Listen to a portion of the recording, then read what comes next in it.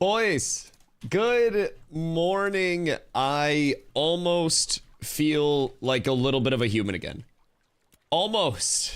We're getting there. We're getting better. I can actually think today. I actually hear myself today. My head's not, my head's still stuffy, but my head's not that stuffy.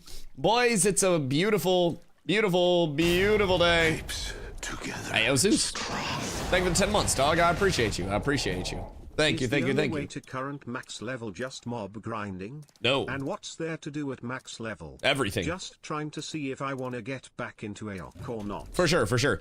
So, basically, 1 to max level can be done. Obviously, mob grinding is going to be your fastest way. Also, Leon first in chat, my boys, my Noti gang. Good morning, everybody. Getting right into it today with the questions. So you have a lot of accessibility from, honestly, gathering, processing, and crafting your way up to level 25. You can mob grind your way up to level 25. You can't quest your way up to 25 through like main story questing right now because that simply isn't in. But in each of the settlements, each of the player-owned towns, there are the commission boards. And you've got different like gathering and kill commissions in every single town. So you are able to level to 25 in a few different ways. It just depends on like, excuse me. It just depends on what you want your pace to be. If you want to level the fastest way, then you're very likely going to be putting in time on the mob grind front. If you want to level and make the most money while you're leveling, you may do a little bit of gathering mixed in. So it really is just a matter of how you want to progress your character. And then once you hit to 25, I mean, you can do anything in the world, dog. Genuinely.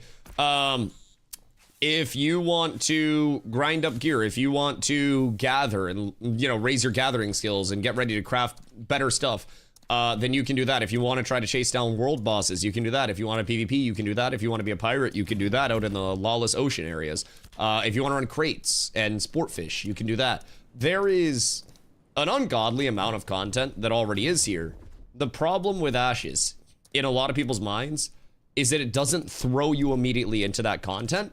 You have to go there yourself. So like, it's the whole you can't, like you can take a horse to water, but you can't make him drink type shit.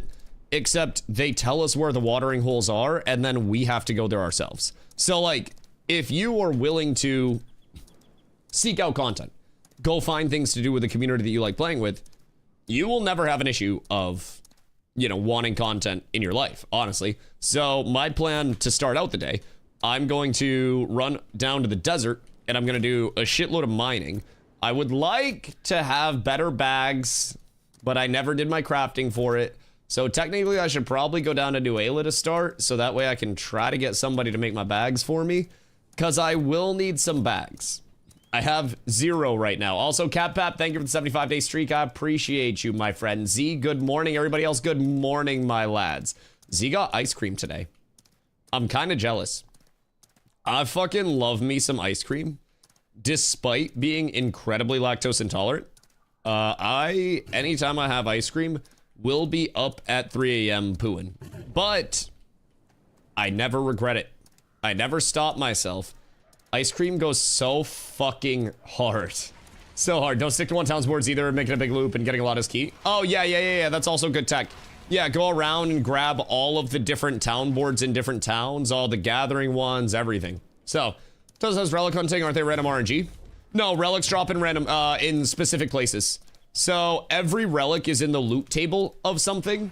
You just have to get the relic to actually drop. So, like, RNG, yes, but you have to hunt it out by going to the proper place to actually get that relic. So Firebrand relic is only available through Firebrand, Tumok only through Tumok, right? And then there are random drop relics throughout the world where you can go and you can find that loot table, and then you can basically just farm that thing over and over and over again until you get the drop that you're looking for.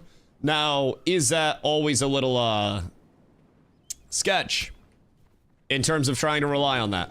Oh yeah, you bet your bippy. Yeah, absolutely. But didn't know I've been playing a year? Oh my god, wait, really? Yeah, so there are a few different relics. Also, Ron, good morning, my boy. There are a few relics that I'd like to try to target for Mira. One of them being Heart of Golgora. So, Heart of Golgora gives accelerated gem crafting according to Wiki. I feel like this is incorrect, though. Either way, This is the big thing. Unleashes an infernal bounty of rare minerals when it's active. So this is a big gathering thing for the zone of influence that it's actually in. Now, I believe that this is fucked up and also gives qual. Let me see if I can find it maybe on wiki, but Heart of Golgora was a very solid relic that a lot of people wanted in the past. Things like Firebrand's Horn and shit like that, those are also incredibly sought after, but like, can't fucking kill Firebrand, so can't get Firebrand's relic, you know what I mean? How do you get it? It's in one of these. I just can't remember which. It's not Kraken's Belly, it's not Webwell, it's not Verdant, it's not Blue Maw. I can't remember which Goondark area it drops, but it's in the Goondark. I'm gonna see if Wiki has it, because Codex didn't have the drop, and I remember that it's Goondark. I just don't remember it's in the pit. Oh, it's Pit of Hell. That makes sense. Yo, Nemby's over on YouTube. Good morning, dude. Want to come ground? I've done nothing before. Yeah, I definitely want to get into a little bit of hitting mobs today as well. I want to go down and I want to, you know, do some mining, get my mining to 20 in the desert, work my way up towards, you know, getting shit for the guild as well. We need zinc, we need copper, we need rubies, we need a lot of it for mass crafting. So I'm feeling better today. I am actually starting to feel a little better. I know, fucking wild. Those who prayed on my downfall, I have bad news. I'm not dead yet. As of right now. As of right now. So, Nin's making 3 Journeyman Epic Mining and 2 Journeyman Epic Lumber Bags. Jesus, Fupo. What do you use on the mats for those? Because you need braidwood for those bad boys, right? Did you use Epic Braidwood on your bags? Please. Please tell me you didn't. Okay. So, this has the stats proper. Yo, Don, thank you for the 75 day. I appreciate you. I appreciate you. So, this is what we're looking for, okay? Heart of Golgora unleashes an infernal bounty of rare minerals. Mining spoils increase by 5%, mining speed increased by 10%, and mining quality increased by 5% as well. And then Heart of Golgora grants accelerated gem crafting, processing speed increased by 10%. So this is the big thing. The mining spoils and shit is fucking massive when we're looking at the impact of having that. Used Lego braid. Wait, what? Wait, what? Why do you use... Can always get more. How much Lego braid have you found? What the fuck? That shit's so expensive. What are your bags? Because that's like... That's a fucking commitment. I have 6 more left. Jesus fucking Christ. What else do you have? Like, what, are you stacked? Are you rich as fuck? Have 10 Lego braid in bank. Like, I know y'all are volunteers, but are you sure Steven's not paying you guys somehow? Cause I feel like y'all getting a little kickback. Yo, Mercy, what up, dog? How are you? If you have gathering gear and bags, you can snowball. Yeah, that is fair. That is fair. I need to get a tailor to make my bags down in Nuela. That's my immediate goal. I need to get my bags made. I have my shit in Nuela. I'm just doing common bags to start. Like, I don't need the epics. I just need common. We're hardcore, get good. I'm trying. I've hit so many braidwood and shit, and it's all common, dude. I have terrible luck. What's the best gear type for cleric? Spell power and healing power. Like, you're probably not gonna run heavy. You're gonna run light or medium depending on the set that you're running. Early on, you go Rosethorn or Bloomwarden. Which one for cleric? I always mix it up. One of them's better for casters. One of them's better for healers. But I want to say Bloomwarden is the cleric one. I might be tripping though. Either way, Rosethorn, Bloomwarden is gonna be like the popular caster 1-2 right now. Both of those sets are very, very, very strong and relatively acquirable. They're item level 26 and they're craftable through Steel Bloom stuff. So, why not 5 heavy and rest light? Because most heavy sets are ass. Like, I personally am a heavy hater anyways, but like, whoops. Rosethorn is a medium set, which is really, really, really just generally good. And then you have Bloomwarden, which is your light set. And honestly, these are going to be like your caster 1-2 in terms of what you're looking for right now. They're honestly really cheap as well. Actually, wait, why are these pieces so cheap? What? Am I tripping? Or are those pieces really fucking cheap? What? Wait. Wait a minute, what? Are these bugged? Wait, what? This seems bugged. Why is that so cheap? And why does that not require anything else that's within the crafting of it? Huh, that's strange. That's strange. How much more do I need to chop? More. You must chop more. You must have more yopping. What, like, have you found anything yet? In terms of your lumbering, or are you just full fucked? A level 29 caster gear? I think I level 29 people still go cognizant. If I'm not tripping, I'm pretty sure everybody's gonna be going cognizant for the most part. Never found a single Lego wood myself. God damn, what the fuck? Bought my Lego braid? Ah, okay, that makes sense. That makes sense. Did you buy them like long ago and then just cash out? Well, not cash out, but like get lucky on it. All the classes pretty well balanced for their broken classes. I mean, everything has its own role. Like, certain things excel in certain scenarios, certain things do worse in certain scenarios. If you're coming into Ashes and your goal is, I'm going to play meta, then you're always going to have a bad time in Ashes, because Ashes is an anti-meta game.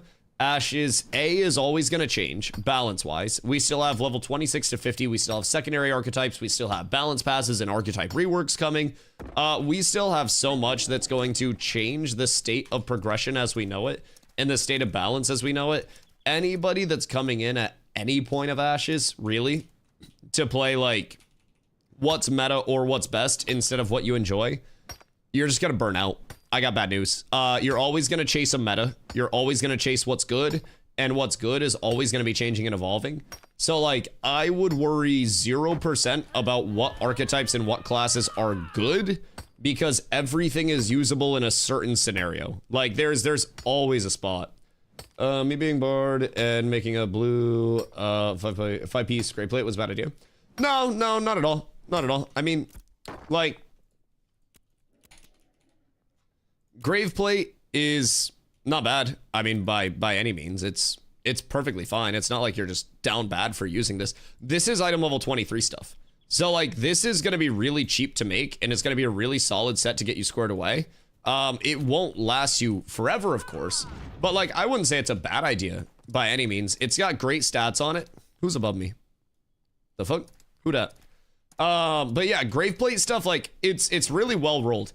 It's going to get outclassed as item level 26 and item level 29 gear does come into play more. But as of right now, like, if you don't have anything, then grave plate's great. Can you explain why people go petal shard necklace over a grizzler neck? More attainable. So like, on the jewel crafting side, whoops, grizzler's teeth is from a named mob. I mean, it's more expensive to craft in the first place, more annoying to craft, and it's also fizz power, fizz crit chance, fizz power. Whereas with petal shard neck is giving you fizz power, crit chance, and max health. So petal shard is easier to craft, easier to acquire, and it's also giving you just generally more HP.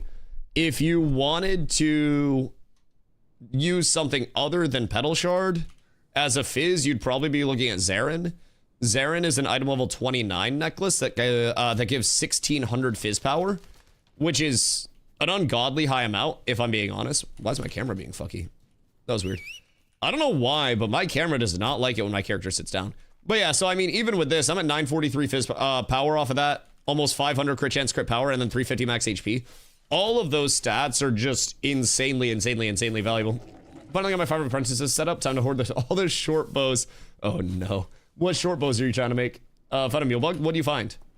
I saw in guild Discord there's an issue with like, if you're putting stuff on a mule and like spamming F and then also desummoning your mule, it can like take the crate and then nuke it, I think was what I saw.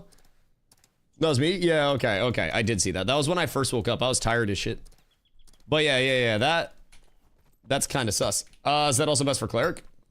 What's that? Petal shard stuff? I mean, Petal Shard stuff is just generally good. In terms of Cleric, you'll either see people going Petal Shard or you'll see people going Junes. Junes is all healing power instead of like the healing power, instead of the power into your magic power, into your, you know, fall off from magic power to healing power. Because roughly 70%, I believe, of your magic power goes into your healing power as a Cleric. So, like, Junes gives you an opportunity to have an ungodly high rolled neck. And honestly, like, Junes is really cheap to craft as well. So, like, it's 9 rubies and 30 copper ingots. And then you just need the Peddler's Metal Frag. But the Peddler's Metal Frag is not hard to get. There's a name mob, so.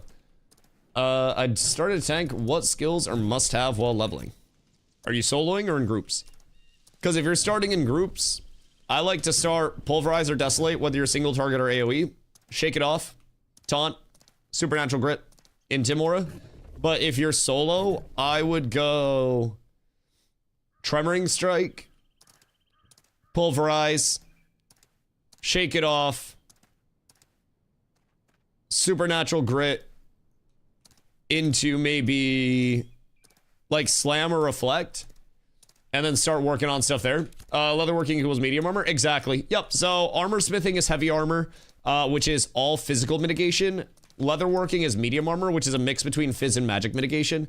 And then tailoring is light armor, which is only magic mitigation through and through. So can tank solo well? Like we can solo, but it's not within my like top 50% of archetypes. I really enjoy Summoner, Cleric, Bard, Rogue is a top 4 for solo levelers. I think Fighter is a better solo leveler. And then I think you have like Tank, Ranger kind of equivalent. Then Mage probably is like the worst, if I'm being honest. If I wanted to make the tank super thick, more PvE focused and not PvP, what gear and items would you go for? Please drop your wisdom on me. Anything max HP, dog. Max HP generates all of the threat for you based on your Intimora and your taunts. So, yo, Spina, thank you for the follow. I appreciate you. You don't really need to worry about too much power scaling. Like, Petal Shard Jewelry is really fucking good. So, you can go Petal Shard Neck, Petal Shard Rings for max HP. I run a general mix of Great Hollow, Grit Mantle, and then Hollow Shade for my armor right now. But, I mean, I'll be shifting that later on into probably maybe Rosarium Guard, maybe something a little different than Rosarium Guard, but I gotta figure out exactly which direction I want to take it, because right now I'm a little up in the air on my 26 stuff. It's not that urgent, because it's not that crazy of an upgrade, but like, it is an upgrade, and I would definitely like to have that. I just gotta figure out which direction I want to go, how many pieces I actually want to craft, what the guild's looking at, like what the demand is, so we'll figure it out. Check out Tomb. I don't like the Tomb Plate stuff that much. I think overall, Tomb Plates rolled like shit. Like, there aren't many good pieces. So if you look at the stats, this is bad. This is okay. This is pretty bad. This is pretty bad. This is pretty bad. This is pretty bad. That's terrible, actually. This is really bad, and that's also really bad. And this is item level 29 stuff. So, like, I personally, I wouldn't go anywhere near this with a 10-foot pole. When, for item level 29 stuff, you just do this. This is the best helm in the game. Fizz power, fizz crit chance, max HP. This chest is mid, but it's got 445 fizz crit chance. Shoulders, mid. Shoulders are always mid. Belts, okay. Bracers, okay. But then gloves are insane, legs are insane, boots are insane. So out of this, you've got helm, gloves, legs, boots that are 4 pieces immediately that are really good. And then you just pick a 5th piece and then throw in 3 pieces elsewhere, you know, depending on where you need to go with your pieces and what you're looking to scale up. But is a medium armor the best choice for all classes defense-wise? Yeah, it depends. Depends on, like, what content you're looking to do. If you're in PvP, I would never recommend running heavy or light. I mean, obviously, there are times where you're kind of forced to. And some archetypes don't really care about the mitigation side as much. But medium is, by large, the most beneficial for anybody to have on, simply because it is going to give you the most total mitigation. The mix between fizz and magic is fucking huge, so medium's also the hardest craft. Yeah, that's very fair. Medium is definitely a very large bottleneck in terms of how much work is required from people to actually output those pieces. It is a little inconvenient.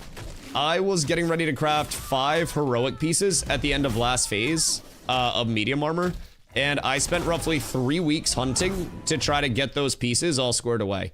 It was fucking insane, and I wasn't even looking for high rarity, so I just mix and match light and heavy.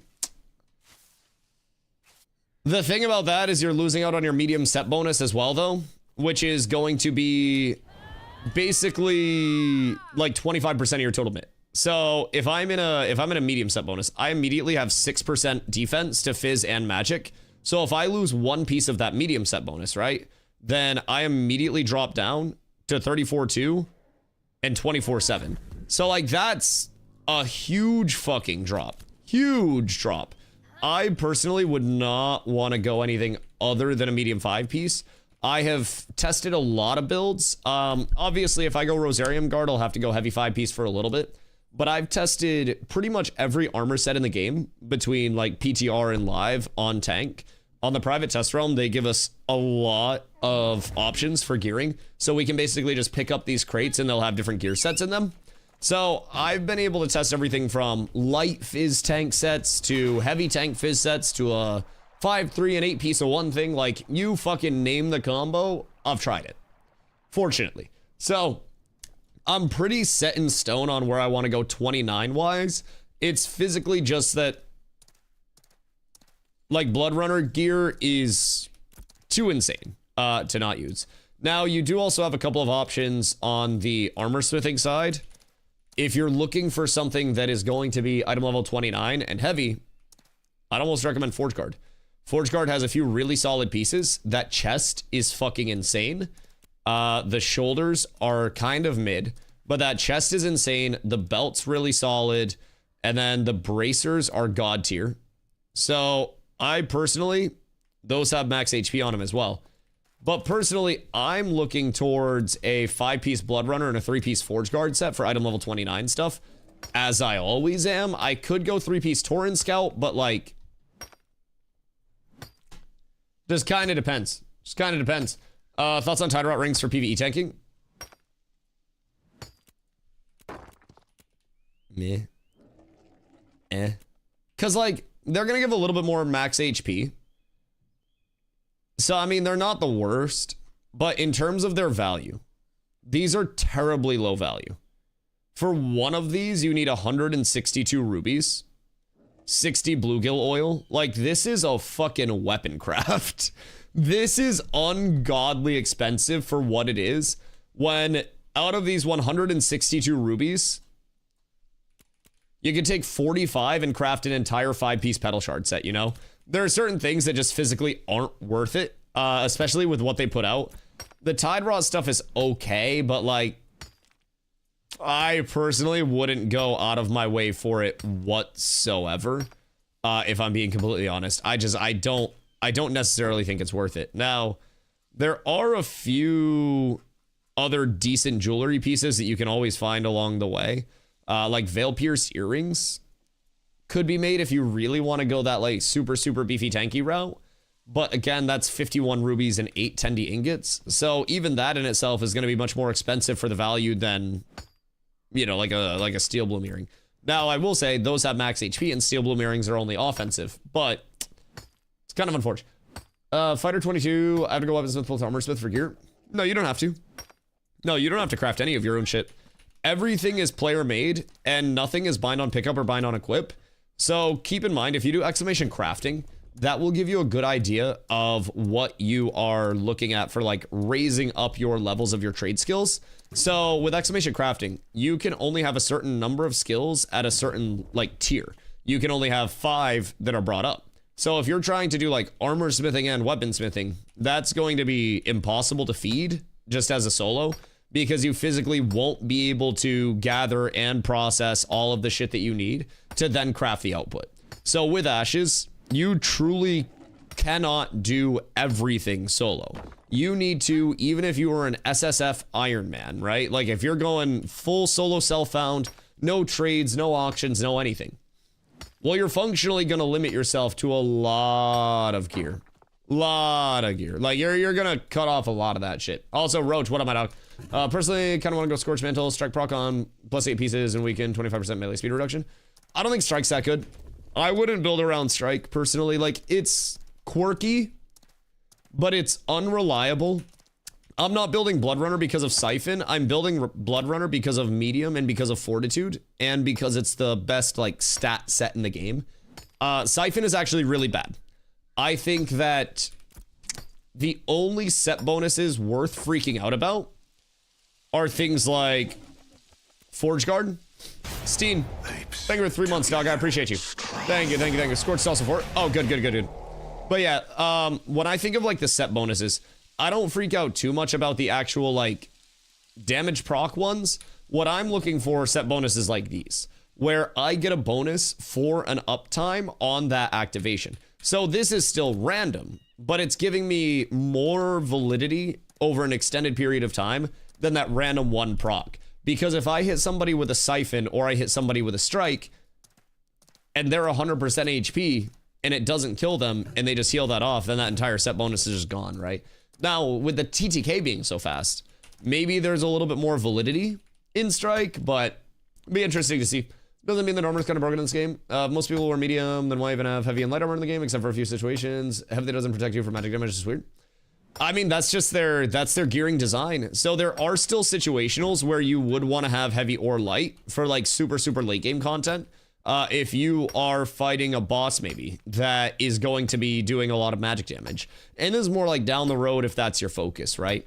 Then that type of damage is going to be worth mitigating against. When tanks are leveling, I'll very frequently tell new tanks especially, make sure you go heavy armor while you level because most mobs early on are going to do fizz damage. But it's that level of like, if I'm PvPing, if I am putting myself at risk of taking a shitload of damage from people from various sources, then medium's going to be better. In 3v3 arenas, if I'm up against a team that's like rogue fighter tank or something, I don't know why I'd ever be against that, but say hypothetically I'm against rogue fighter tank, then I will absolutely want to take that heavy armor over the medium. But heavy armor has like 250 plus men as a secondary stat, so still 500 magic defense def less, but most still give you some. It depends on the slot.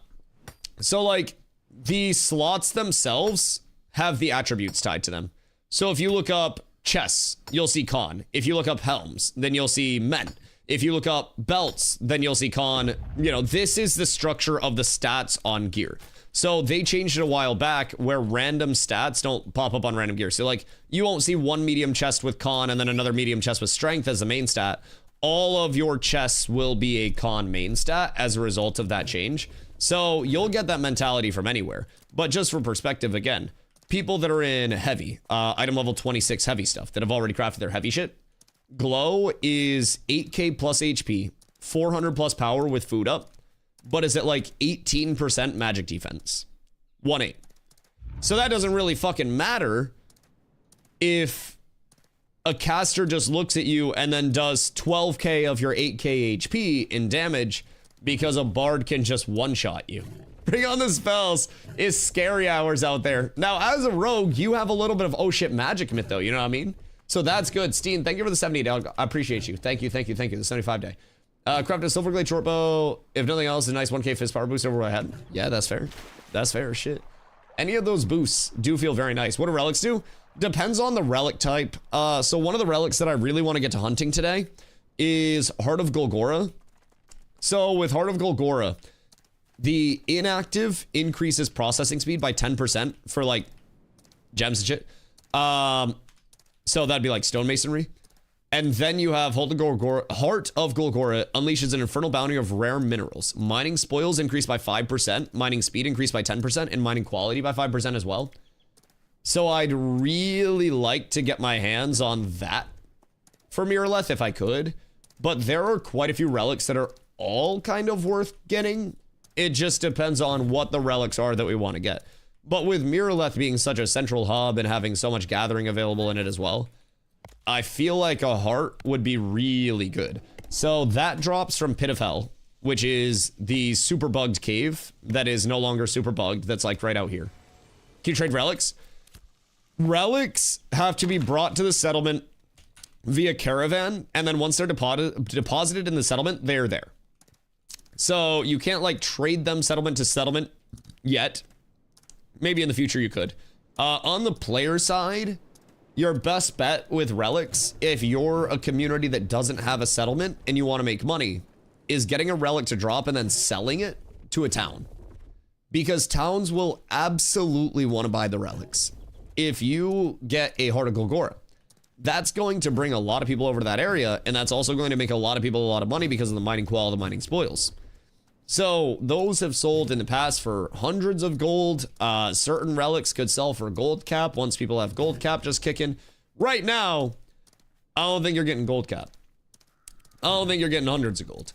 But if you do find a relic, you can basically use that as a negotiating piece for whatever you want. So how do you find the relics? They drop from different areas in the world. So every relic will have a unique place, you know, that it comes from. Whether it is Firebrand's relic that only drops off a Firebrand. Yo, Loaf, thank you for following. I appreciate you. Whether it's Firebrand's relic that drops off Firebrand, whether it's Heart of Golgora that drops in Pit of Hell, there are a lot of relics that have very specific spots that it can drop. And then there are lower tier relics that are more like outward mobs in general. So that's the big thing. I play Cleric. What do you recommend gear sets? Been looking at Blue Morden, but do you think I should wear Heavy Armor instead? No, I think Blue Morden's probably your best option at this point in time. Heavy Armor is a trap. I think Heavy Armor only gives you, like, Vismit. So, Heavy Armor doesn't give more total mitigation, and it leaves you very weak to anything caster, if you're rocking full heavy. You can go, like, 5 heavy, 3 light if you really want to, but I wouldn't recommend it. Blue Morden is very, very solid. Looks like Dusk Hunter, best medium for clerics, but that is that 5 sub bonus. So, with Dusk Hunter, that's gonna be expensive as fuck to craft. Honestly, like expensive as fuck to craft. I would say good luck crafting this in the first place. I don't think that people will be going Dusk Hunter. At least not 5 pieces. I might be tripping though, but I don't remember too many people going too gung-ho about this in a 5 piece. Maybe a 3 piece. But I think most casters just kind of like nut over Cognizant gear, if I'm being honest. Like, Cog is fucking disgustingly good. It's light, it's got force on it, and it's got just a ton of really good general stats. Cog shoulders also give healing power. So, I mean, healing crit chance, magic chance, healing crit chance, magic crit chance, max HP. So, I mean, I personally say maybe a mix of Cog and some other stuff, but Cog's full light though. I feel like gonna get 2-shot.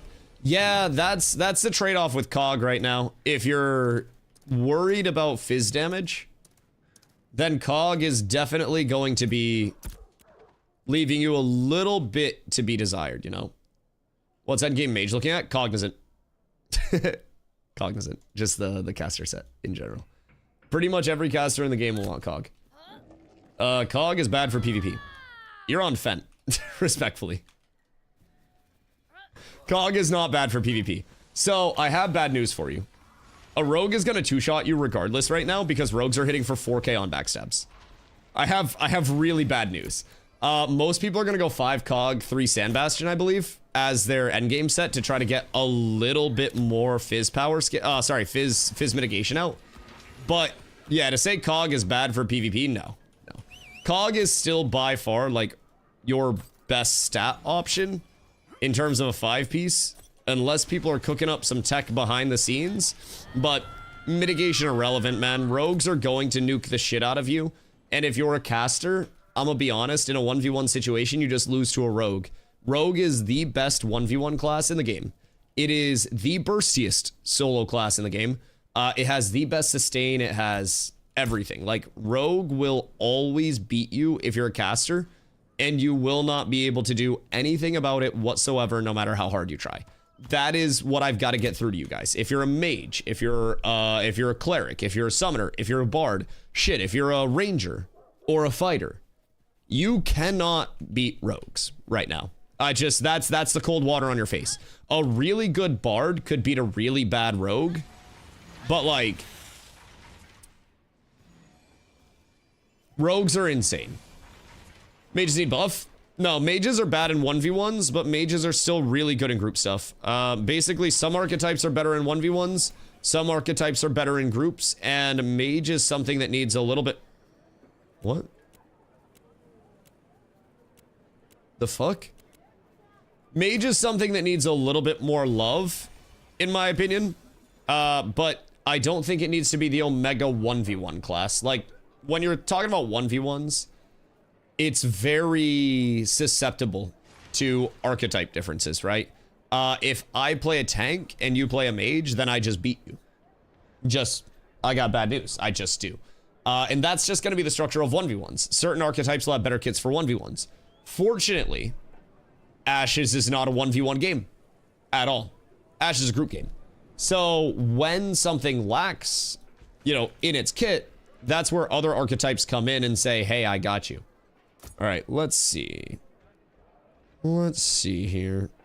Mage needs love in the department of either another escape or a bit of sustain. I think teleport, sorry, Blink is just fucked right now, personally. I agree there that Mage is definitely lacking something. But yeah, I think teleport's just, or Blink, I keep calling it teleport. I think Blink is fucked. Blink is tied to being your CC break. It's tied to an offensive, it's tied to a defensive, it's tied to your movement. It's tied to fucking everything. Everything that you're doing. But yeah, I agree. It needs something. Need a custody of Blink. I think they just need to move your CC break off of Blink. If I'm being honest, I think your CC break should probably be on like barrier or something, or shell, whatever fucking defensive it's called.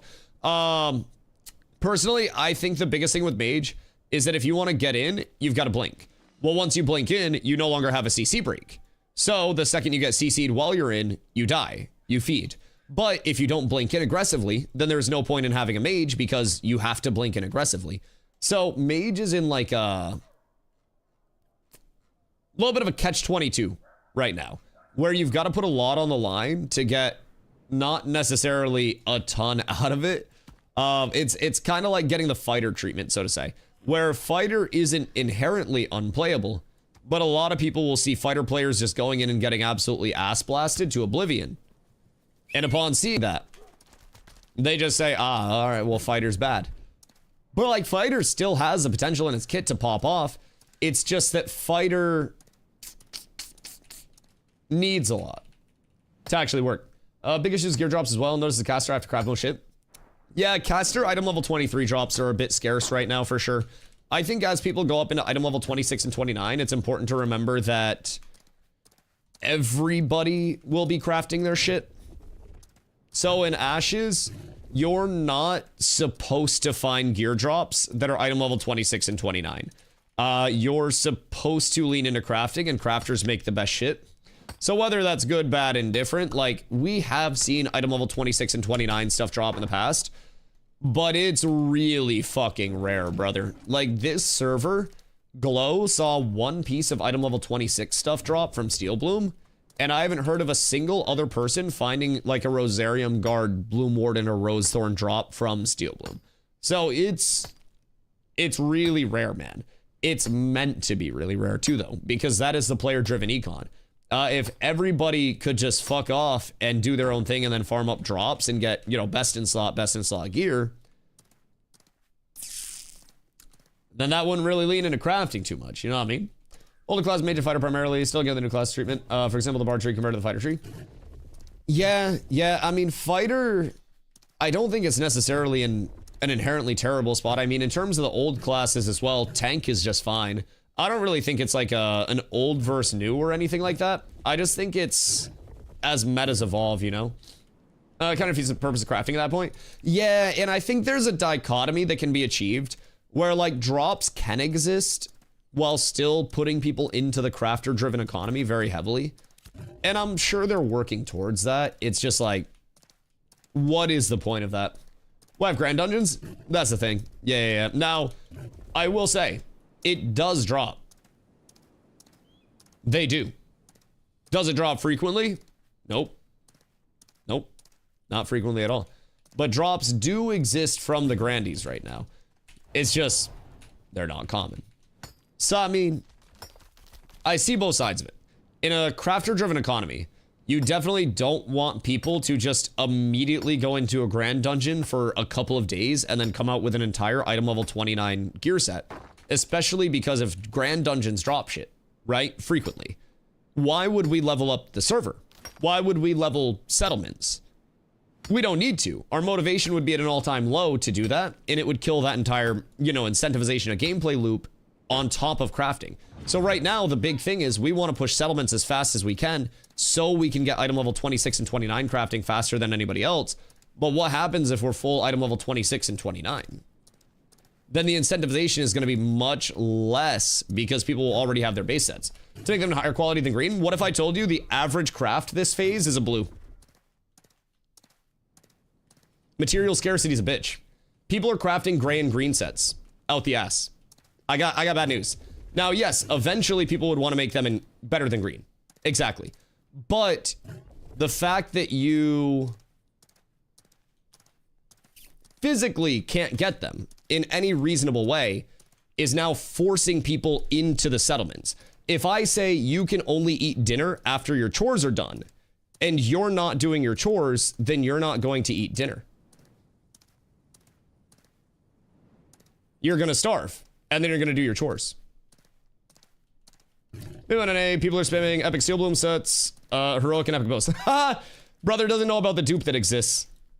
So if people are spamming epic steel bloom sets, I would go through your server and I would see how many epic steel bloom sets still exist, because there was a very substantial dupe that existed and a very low amount of epic steel bloom sets are actually legitimate. I have very bad news for you. So there is a massive ban wave, and they're also in the process of going through and handpicking out every single duped and exploited item because a large majority of that high rarity shit is duped. Terrible news. So people are pumping stuff out and spamming. But what if I told you that people were pumping that out because you could open up a trade window while you were crafting, put the materials in the trade window, craft from the trade window, and it wouldn't consume your materials? That's fixed now. But brother, you gotta educate yourself. We're crafting them legit with upscaling. If you have full qual available now, then maybe, but people are not shitting those out and spamming those. I have very bad news. If you think that people are spamming epic steel bloom sets, I have terrible news for you, brother. And I've got a bridge to sell to you. I got some beautiful bridges. I got a whole lot to sell for you. You thirsty? Because I got some premium H2O right here that I could sell to you. Can't get this shit anywhere else. This is 1 of 1 water. Because brother, you seem gullible as fuck. I'ma be real.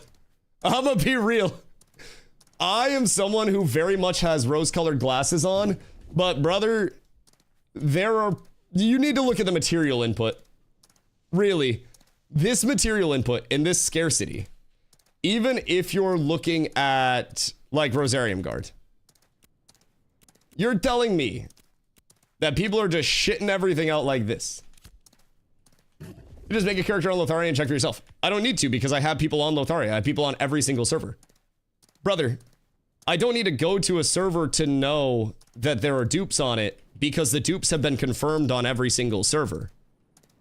I don't know what else to tell you. You can see something in trade chat, but that doesn't mean that it's legit. I have terrible news.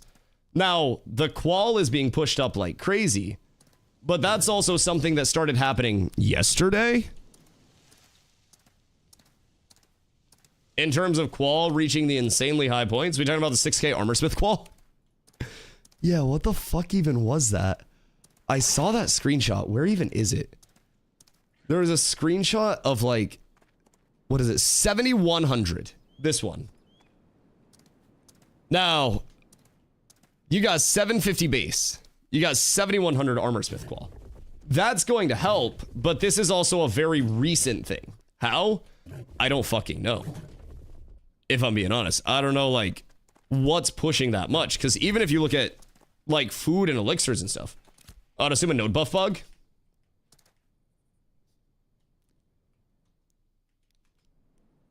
So you're telling me more gear that's probably going to get taken out of the game?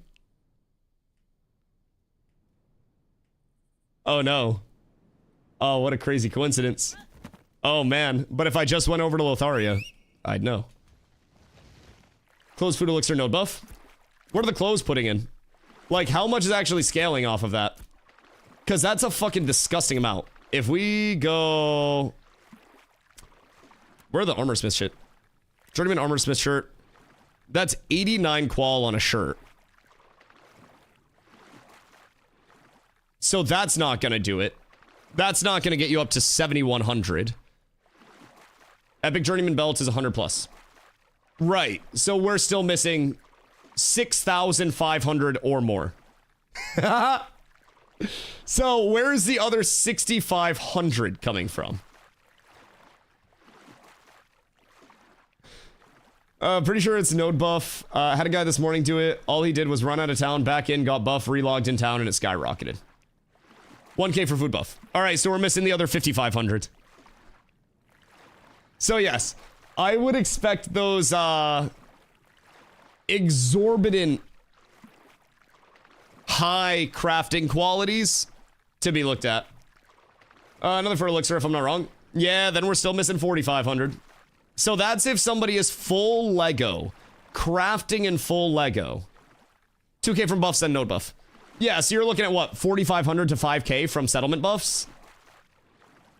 Something's fucked up there. So again, I wouldn't just go in with the element of, wow, look at this set that takes 1,500 zinc to craft.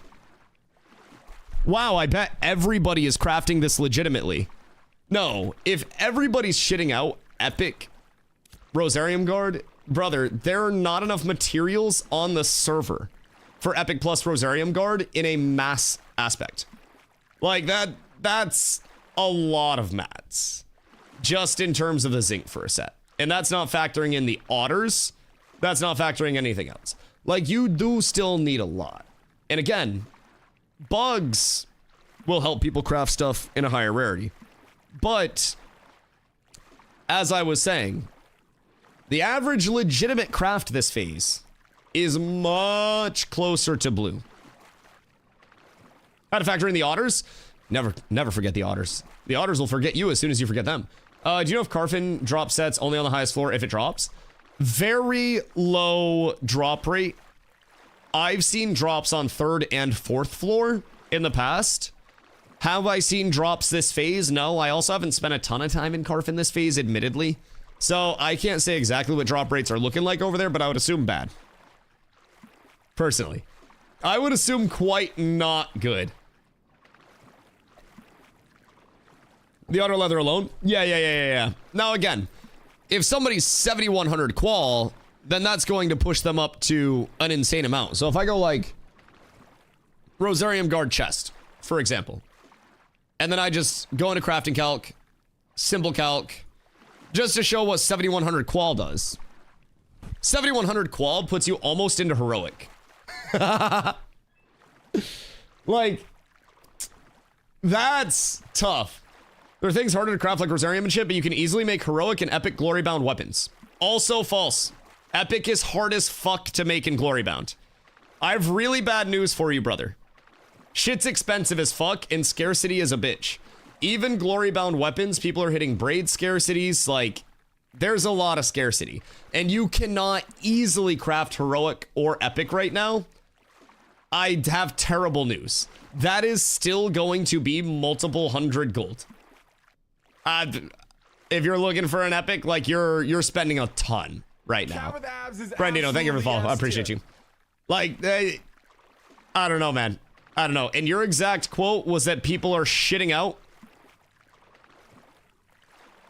No, you said spamming epic steel bloom gear. Cat with abs is absolutely S. Kyle, thank you for the follow as well. I appreciate you. I only crafted 2 epic glory bows for people, and I craft them a lot for the server for tips. Yep. Because it's not fucking common. So, getting epic quality full set should take months of grinding expertise. I agree.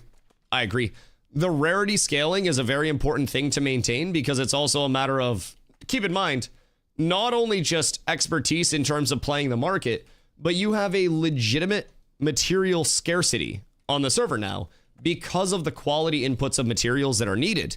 So if you're trying to craft an epic, you would need... Yo, bastard, thank you for the follow. I appreciate you. Feels weird to call somebody a bastard and then thank them, but I appreciate you. you would need a lot of materials that very simply don't exist in the economy. You could have a million jillion gold. You could literally RMT. I could say everybody that gives me epic or legendary zinc, I will give you $5. And there still would not be enough epic and legendary zinc on this server for me to craft a full set right now. I got bad news for you. It simply doesn't exist. Yo, pretty, thank you for the follow. I appreciate you. There is not a lot of liquidity. There is not a lot of material in circulation right now. I listed legendary rubies in Jova, which is a player hub, this morning because rubies in legendary and epic did not exist in those rarities on the market at all. Zero. Zilch. None. So, someone who wants to focus mostly on solo gathering and solo farming, what class would be good for that? Summoner. Summoner is fucking phenomenal for solo. Now, that's not to say that Summoner is going to make your solo experience super smooth, but if you are looking to solo, then a Summoner probably will not be your worst option. If I... Oh. Cat with abs is absolutely S tier. Yep, that guy just died. I couldn't get there in time. That's my bad. Yo, Toro, thank you for the follow as well. I appreciate you. Do you think they'll be able to pull out the dupe stuff? Got banned for duping, but everyone I gave items to, including legendary stuff, is playing fine with the gear, and it's been a few days. Wait, so you actually duped? Personally, I think they'll be able to get a good amount of it out. Do I think they'll be able to get all of it out? But I mean, they've already shown that they're capable of scrubbing items from the econ, scrubbing shit from the econ in general. I mean, honestly, I appreciate that. I appreciate that. Which dupe did you hit? I appreciate you. Was it the crafting in the trade window? The crafting one? Opening up a trade? You fucking rat. You fucking rat. Why? God damn it. Why, Michael? You could have been good. Were you RMTing or were you just duping? Cause like, as long as you're not RMTing, then I'm not quite as mad, but I want you to know I'm still disappointed in you. I found it by accident. I got no discipline when I find stuff like that. God damn it, Michael. I didn't RMT. All right, well, at least that's not as bad, but isn't the point to break the game and then report the issues? Why do people get banned in a testing phase? For abusing the issues. So it's important to break the game and find the issues and report them, like you said, but it's also very important to not take advantage of those things. So like, if he finds a dupe and he's like, oh fuck, look what I did, and reports that, then he would have got a sick beetle mount, like a black and gold beetle mount for reporting it if it were a dupe with reproduction steps, and then he also wouldn't be banned. So like, this is why my community plays the game in such a strict way. This is why we will immediately remove people the second something is not lining up with them. The second they're doing something that doesn't align with our community, we will get people out of there. So like, it's very important to have the differentiation. You get rewarded? Yes. So if you are finding exploits, if you're finding dupes, and you are reproing those, then you can get rewarded. You guys remove people for exploiting? Oh yeah. Yeah, I'll kick a motherfucker out of my guild for playing a way that I don't want them to. Yeah, 1000%. We will kick people for exploiting. We'll kick people for griefing. We'll kick people for any number of things. We've kicked people that are mob trainers. We kicked people for, God, doing a lot. We are very, very, very, very strict. Samurai, thank you for 4 months, dog. I appreciate you. Because he got kicked before joining. Yeah, I mean, not many communities are willing to stand on the business that we stand on, where we will not dupe or exploit to get ahead. We will not do any of that shit that compromises our guild, our community, or our people. And we are one of the few guilds that will immediately remove somebody the second something's in question if they are abusing it.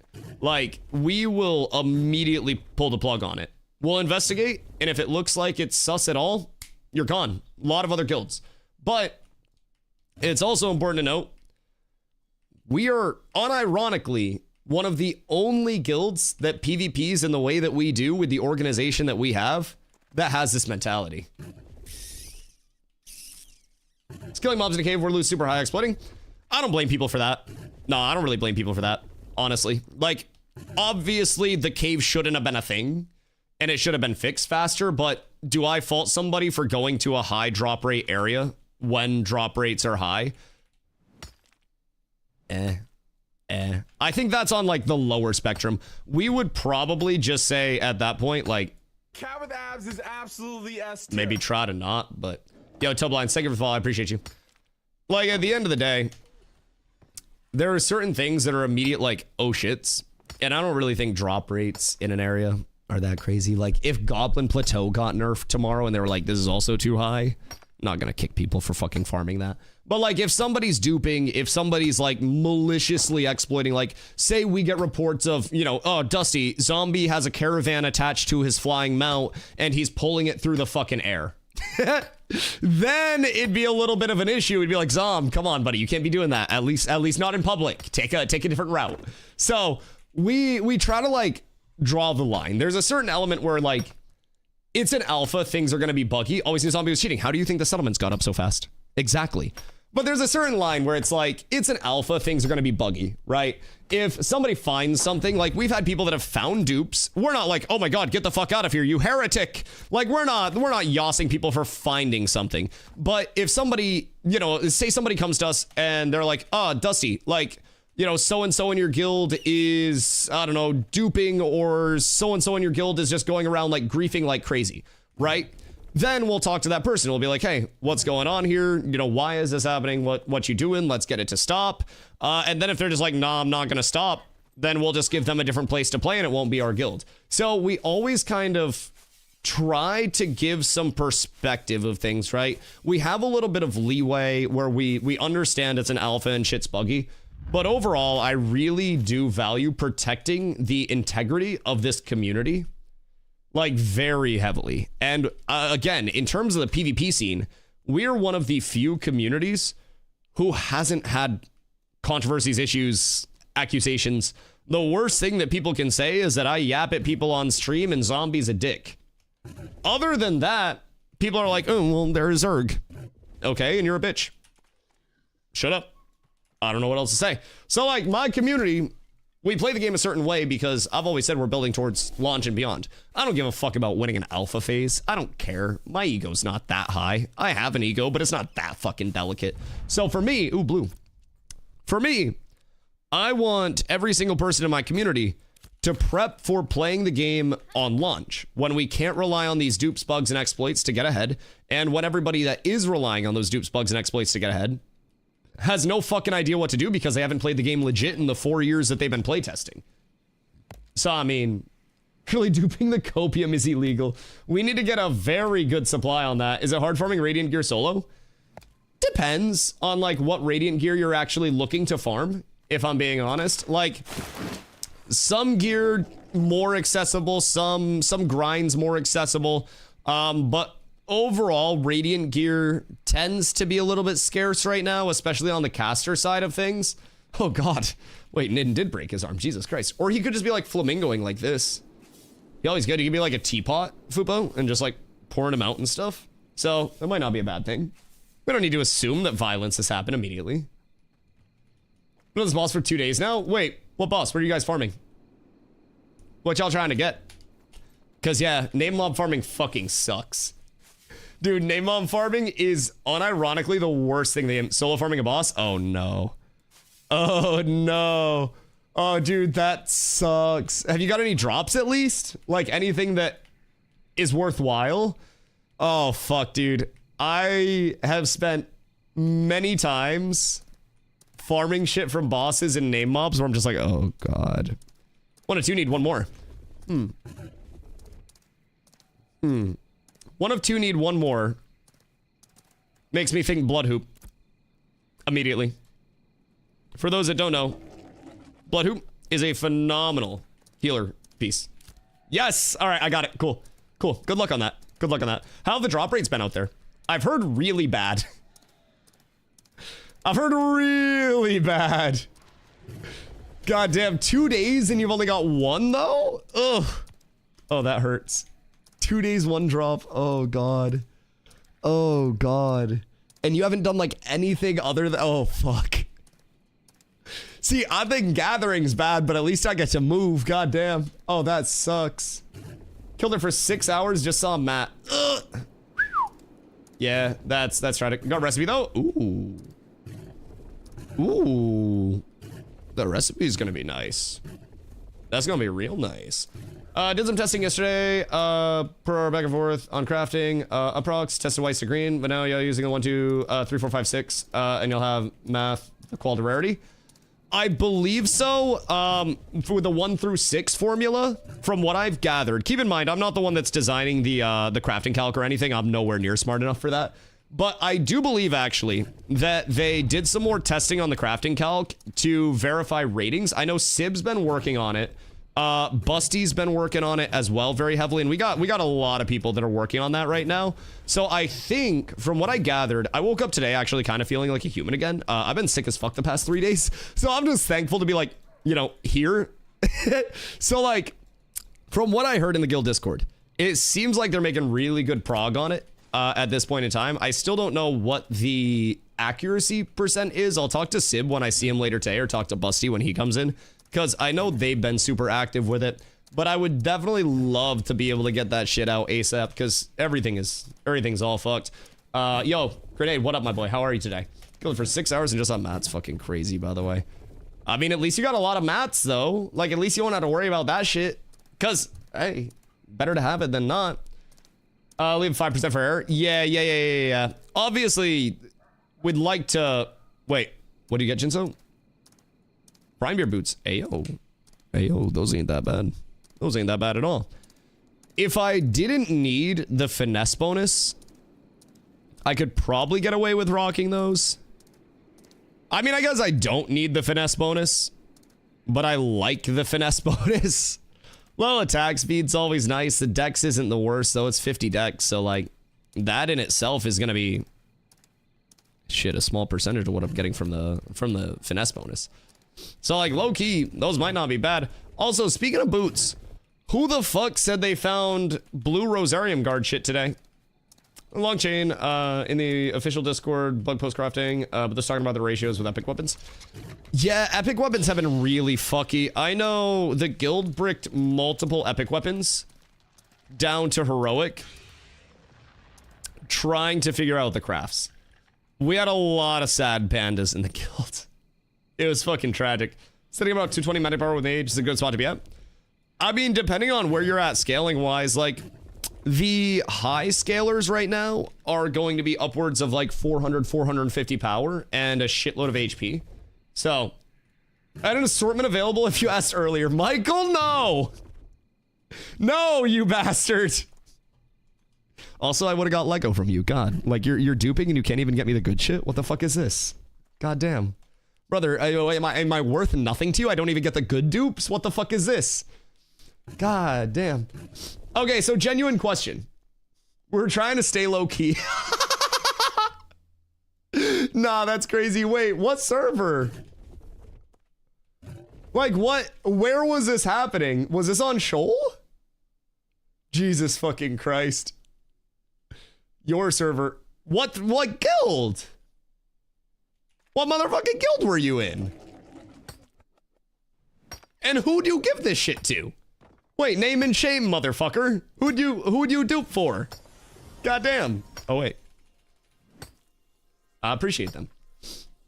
He gave it to me. If I see a cleric with 2 blood hoops and full blue Rosarium Guard, Koos, I know what to do.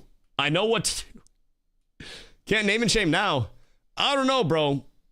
I don't know. Because, like, Finny did on his way out. And that's the best thing that Finny's ever done for this game. Finny was a weaponsmith for EBC who was duping and RMTing and made tens of thousands of dollars off of his RMTing and duping and was selling items and gold to people on Resna since phase 2, by the way, on every server that EBC's been on. The best thing that he did was basically drop some of the Finny files where he named and shamed a few people. Only a few. But it was still enough to give some insight on where this shit was going. Finny pussied out after giving a few names? Oh, yeah, I want to see a full Finny file come out. That's how you get my respect back. If you're somebody that got caught up in dumb shit, then, I mean, at least have the capacity to write it, you know? Everyone that got stuff for me paid legit for it in game or got it as gifts. No one knew it was duped. Oh, no. Oh no, everybody's gear is gonna be gone. Oh no. Oh no, that's not good. There about to be a lot of naked people soon. Oh fuck. Yo, Civ, good morning. Many traders in our server got banned also. Some of them were legit. Yeah, if anybody ever gets a false ban, then you just appeal that shit. Honestly. That's why I can't this is why I craft my own shit. This is why I only go through crafters I trust. Personally, hopefully my 3-piece uncommon pedal shard I bought wasn't duped. Man, if anybody's duping green pedal shard, then I gotta have a fucking conversation with them. Granted, I guess people do be really dumb sometimes, but nobody's duping uncommon? I don't know. Michael was duping blue. Ethically sourced crafting, chain of custody for every material. Yes, exactly. Now, maybe there's a ratio where we could, we could use like 60% real mats and then 40% duped mats. And then upon using the duped mats, maybe we launder it into a real item that they can't take from us. For legal purposes, this is a fucking joke. Please don't yell at me. I'm just kidding. There is no ratio. It will be bad. It will be bad. It's a good flag, but I don't think the wall of shame is a good idea. I kind of like it. I feel like in a game where so many people are very already like fragile ego, that element of having your name up in bad lights could also be somewhat of a deterrent. Knowing this community attaching names to people that aren't allowed in the game anymore could create some very negative issues. What do you mean by that? Attaching names to people that aren't allowed in the game anymore? I don't really think so. I think that the wall of shame will give a lot of transparency into which communities are harboring a lot of the exploiters and which communities are very... Ooh, epic. That's cute. Like which communities are very legit, which communities are not legit. And, you know, what's done in the dark will always find the light or some bullshit like that. Just banning and forgetting them is a much better option, in my opinion. I think history repeats itself if you don't talk about history, though, type shit. And I like that now. The wall of shame will not just be a speculative, like, oh my god, Polar's duping. It's not that. The wall of shame will be able to definitively say, oh, Polar, Aura, Cats, you know, whoever the fuck did this because they have, you know, Dusty got banned for duping 3 armor sets and sold them on stream and said to Steven. Like, then you'll know. Dr. Frankenbob, thank you for the 5, brother. I appreciate you. Thank you, my friend. I hope you're having a beautiful morning. I'm finally getting over my sickness, and I greatly appreciate them. There are positive and negatives to it. Yeah, I agree. Now, I think the largest negative is that there are some fucking demons in any online area. Like, I would not be surprised if motherfuckers got legitimate death threats. Now, granted, that's actual criminal action. But, like, there are some fucking demons out here, bro. Like, if y'all knew some of the DMs I got from people, y'all would be like, damn, what the fuck's going on here? Ash's Discord is wild in terms of the doxing crap. I don't go in the Ash's Discord. I think it's an absolute cesspool of some of the worst people ever assembled. And I also think that they have lost sight of what the mission is by providing feedback on the systems that were given to try to improve the systems. And everybody just wants to play game dev and rewrite the systems from the ground up and just be like, well, Steven, this is how I would rework economy entirely. Ping at Steven at Margaret. Hey, can we maybe get some more drop rates? Like, and the number of people that just have a mild inconvenience in terms of a bug and go at Steven, at Margaret, at moderator. Hey, can you guys fix this for me? I lost an item. Like, sorry, bud. I lost my fucking shield day 2 of this server that I'd worked really hard for. Guess what? Fupo joked about taking my other shield next. Get the fuck over it. Shit happens. I'm very sorry, but put in a bug report. And if your bug report doesn't get dealt with, then go from there. But the number of people that just hop in and maybe send you a DM. Are you telling me something very mean? Wait a second. Do I have a Fupo DM? Wait a minute. Is it a bag shame? God damn it, Fupo. Why are you bag shaming me? I do need bags. I have bags. I have the materials. I just need a tailor and a weaver. But once I get both of those, I'm set. I know I need better bags. I have the mats. We have the same bags and I don't even play. I have a lot of bags. Now, if I combined all my bags, then I'd probably have, you know, journeyman bags. I'd probably have grandmaster bags, but you missed out all the mods in the Discord because you had trouble logging in. I'm stuck in a hole and I don't want to unstuck because I have materials on me. Is there any way Steven can come get me out of this hole, please? At Steven. I've seen that more times than I would like to say. Genuinely. Where it's like, hey, I'm stuck and I don't want to unstuck because I don't want to die. Can a GM come teleport me out? At Steven, at Margaret. Oh, dude, it's so fucking cringe. It's so cringe. Yo, Rizzer, what up, dog? Anyone know a good spot to look for rabbits to hunt? Rabbits? What do you mean rabbits? Are you trying to get one of those, like one of the bunny mounts? Because those are not naturally spawning. Grems or rabbits? Oh, Grems. I was like, the big bunny mount? Yeah, Grems. The little baby rabbits with the chompers. Okay. I like this spot for Grems, Ravens, and Wolves. This is my go-to. If you're here when I get there, I will fucking murder you. But in the meantime, I'm not there. Feel free. Go northwest of the harbor here, and then just run on each side of the road, round up all the mobs, and kill them. So the way that huntable spawns work in Ashes is a lot of, like, some of them are static spawns, but there are also a lot of just general spawns that can either spawn in as a beast mob or a huntable mob. So with those spots, especially if you're looking for Grems, a lot of the time you just kill the Grems over and over and over again, and then you hope that they spawn in as that, you know, as that actual, the huntable that you're looking for. So I spent about, no exaggeration, 3 weeks in that one spot.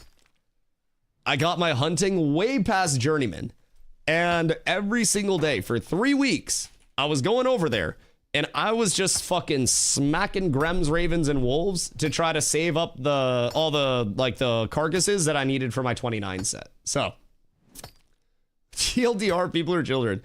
I don't even know that it's that.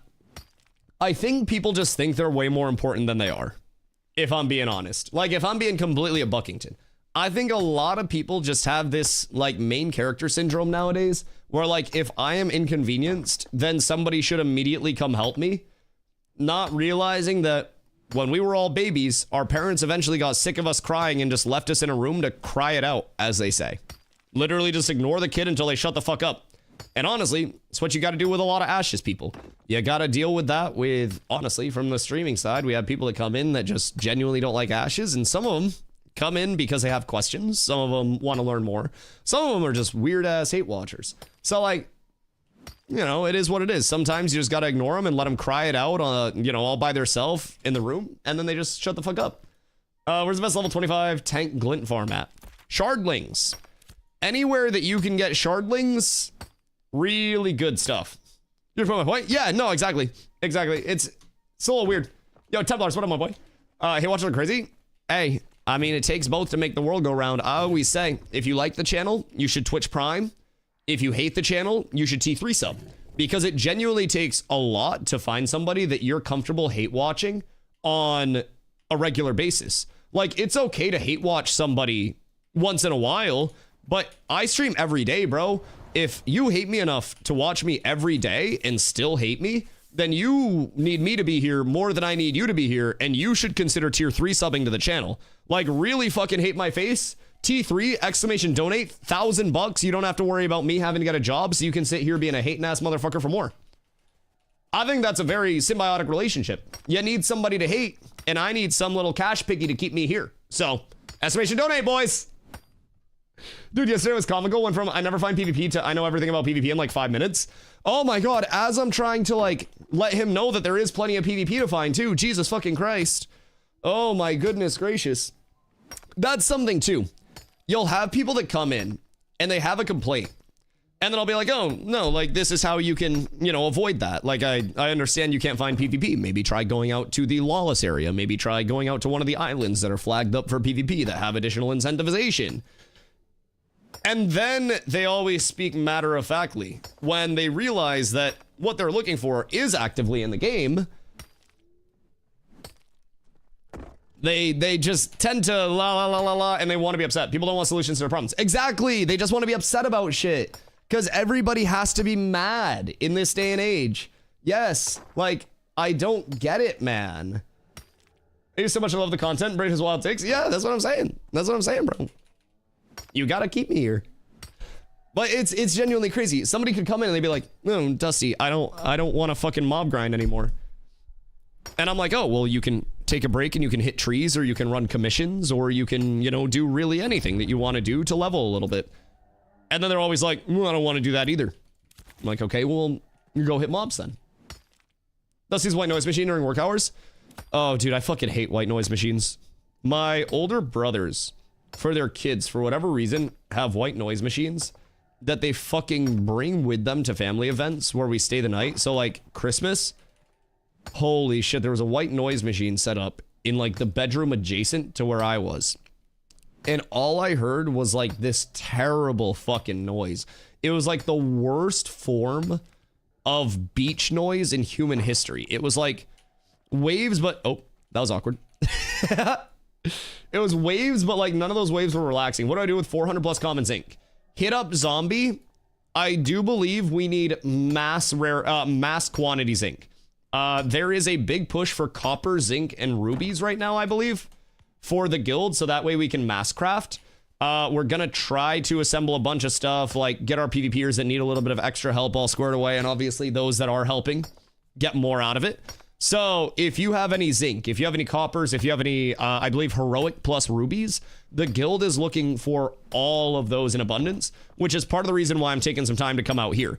I still need better bags, but, give it to me. Nin, what do I need for bags from you? Genuine question. Ash, Bluebell, and Braidwood. Okay, I'm going to give you some shit to make bags for me. Like, where can I meet you for bags? Tailoring bags are better. Well, I can't find a fucking tailor. I'd love tailoring bags because I already have all the mats for tailoring bags, but I can't find a goddamn tailor to make them. And I need to get my stuff refined. So I need a weaver and a tailor. For bard, what's better, one short bow or spellbook? For PvP, longbow. For PvE, doesn't really matter. Just like depends on what you're looking to rock. Wand is satisfying because you bzzz and have a death ray. And then from there, you can run book for a little bit of AoE if you want to, but like I wouldn't run that for PvP. For PvP, part of the reason people like longbow so much, wound, anti-heal in the status effects. Another part of it is simply because it's got the longest range in the game at 30 meters. So tailoring bags are better for mining. I think tailoring bags are just cheaper, right? And they have, I mean, depends on the stats. Bag. So like mining, we have spoils and qual. And then tailoring, mining, we have spoils of speed. And then spoils and qual here. So I mean, if we have this recipe, then that's good. This recipe fucks. But I don't know if we have this one yet. So, yo, Aries, good morning, my friend. That's the Smoochie's a tailor. Who the fuck's Smoochie? And what'd they do wrong? They're better overall. Has quality. Yeah. Quality's great. I just, again, I need to get that shit made. Money bags are OP. They boost all. Wait. What do you mean they boost all? Like, all trades? Instead of just mining? Wait. Look at the stat above in your sheet. What do you mean, what's that? Like qual? Wait, so these give everything, not just mining?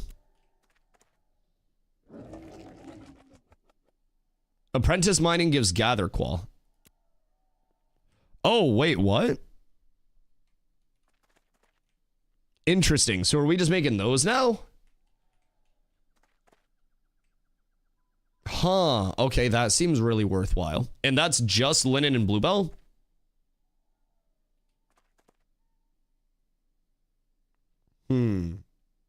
Probably a bug? Probably. If I had to guess. Yeah, that'll probably get fixed relatively quickly. If I had to guess, because that's just gathering qual. That should be mining qual, because that doesn't line up with anything else. So I probably won't invest there, but that's why I mainly see mining compared to others. That makes sense. I didn't even fucking realize that. And the fact that it's apprentice, that's super cheap to fucking make as well, because that's 8 flax. So, Locke, thank you for the hydrate, my boy. I appreciate you.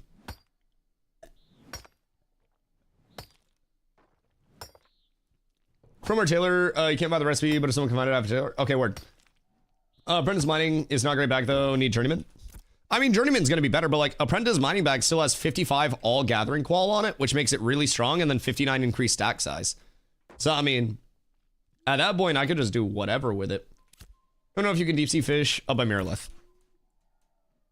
Up here? In terms of sport fishing, there is a spot that is. Where is it? Like right here? I want to say right here. For a sport fishing spot, but got my journeyman bags yesterday. Quality of life increases nuts. 2 spots. Oh, what's the other spot? Is there one more that's like up further? I always run past this one. Where's the other one? One a little north of that same area. Okay, cool. Cool. Good to know. Let's see. You go bye-bye. All right. I think I might need to go get my bags taken care of. I think that might be the play. Because this shit's toxic. This shit's very toxic. Although, I'm gonna be real, all I'm doing is just destroying sandstone anyways. Journeyman mining bag is better than Sanctus bag, make 3. Yeah, I'll probably just make 3 journeyman mining and then just use those bad boys. If I'm being honest. We saw 1 mining bag drop yesterday, but I just greeted on it. I didn't want to steal it from anybody. Because a lot of people probably mine way more than I do. So. Sonny has journeyman bags, just saying, trying to motivate you? Nah, that's fine. That's fine. I have all the mats for journeyman bags. It's incredibly fucking easy. Like, it's not a hard thing at all. So, I have in Nuela all of my linen, my bluebell, and my spindle already. I just need somebody to actually, like, process those. Grinding out zinc copper. Yeah, a little bit. Doing some zinc and copper, and then trying to get some rubies for the guild, anything to gamba. Rocks are pretty scarce in general. Also, just trying to get up to level 20 on my mining. I'm 19 and some change right now, which also reminds me, I should probably pop a scroll. 1 glaring strand for the forge bag. I gave zombie a strand previously. So, oh wait, it's like mining pouch, right? Let's see. Slag breakers. This one.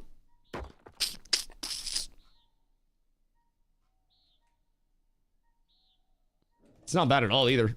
Genuinely. Back from work, what I miss? Not much, dude. I just be chilling, smacking some rocks right now to start the day, getting a little chill grind in, because the guild needs a lot of copper, zinc, and rubies right now, so we can mass craft. That's the biggest thing right now that I can focus on to help the guild. Any copper that I get, any zinc that I get, it's all gonna be used. Do we have that recipe? I actually don't think we have the recipe. Maybe we do though. Kill the bots, you'll get all the copper you need. Where are the bots? Where can I find these bots? All right, hold on. I'll be right back. I'm gonna blow my nose real quick because a motherfucker getting stuffy again.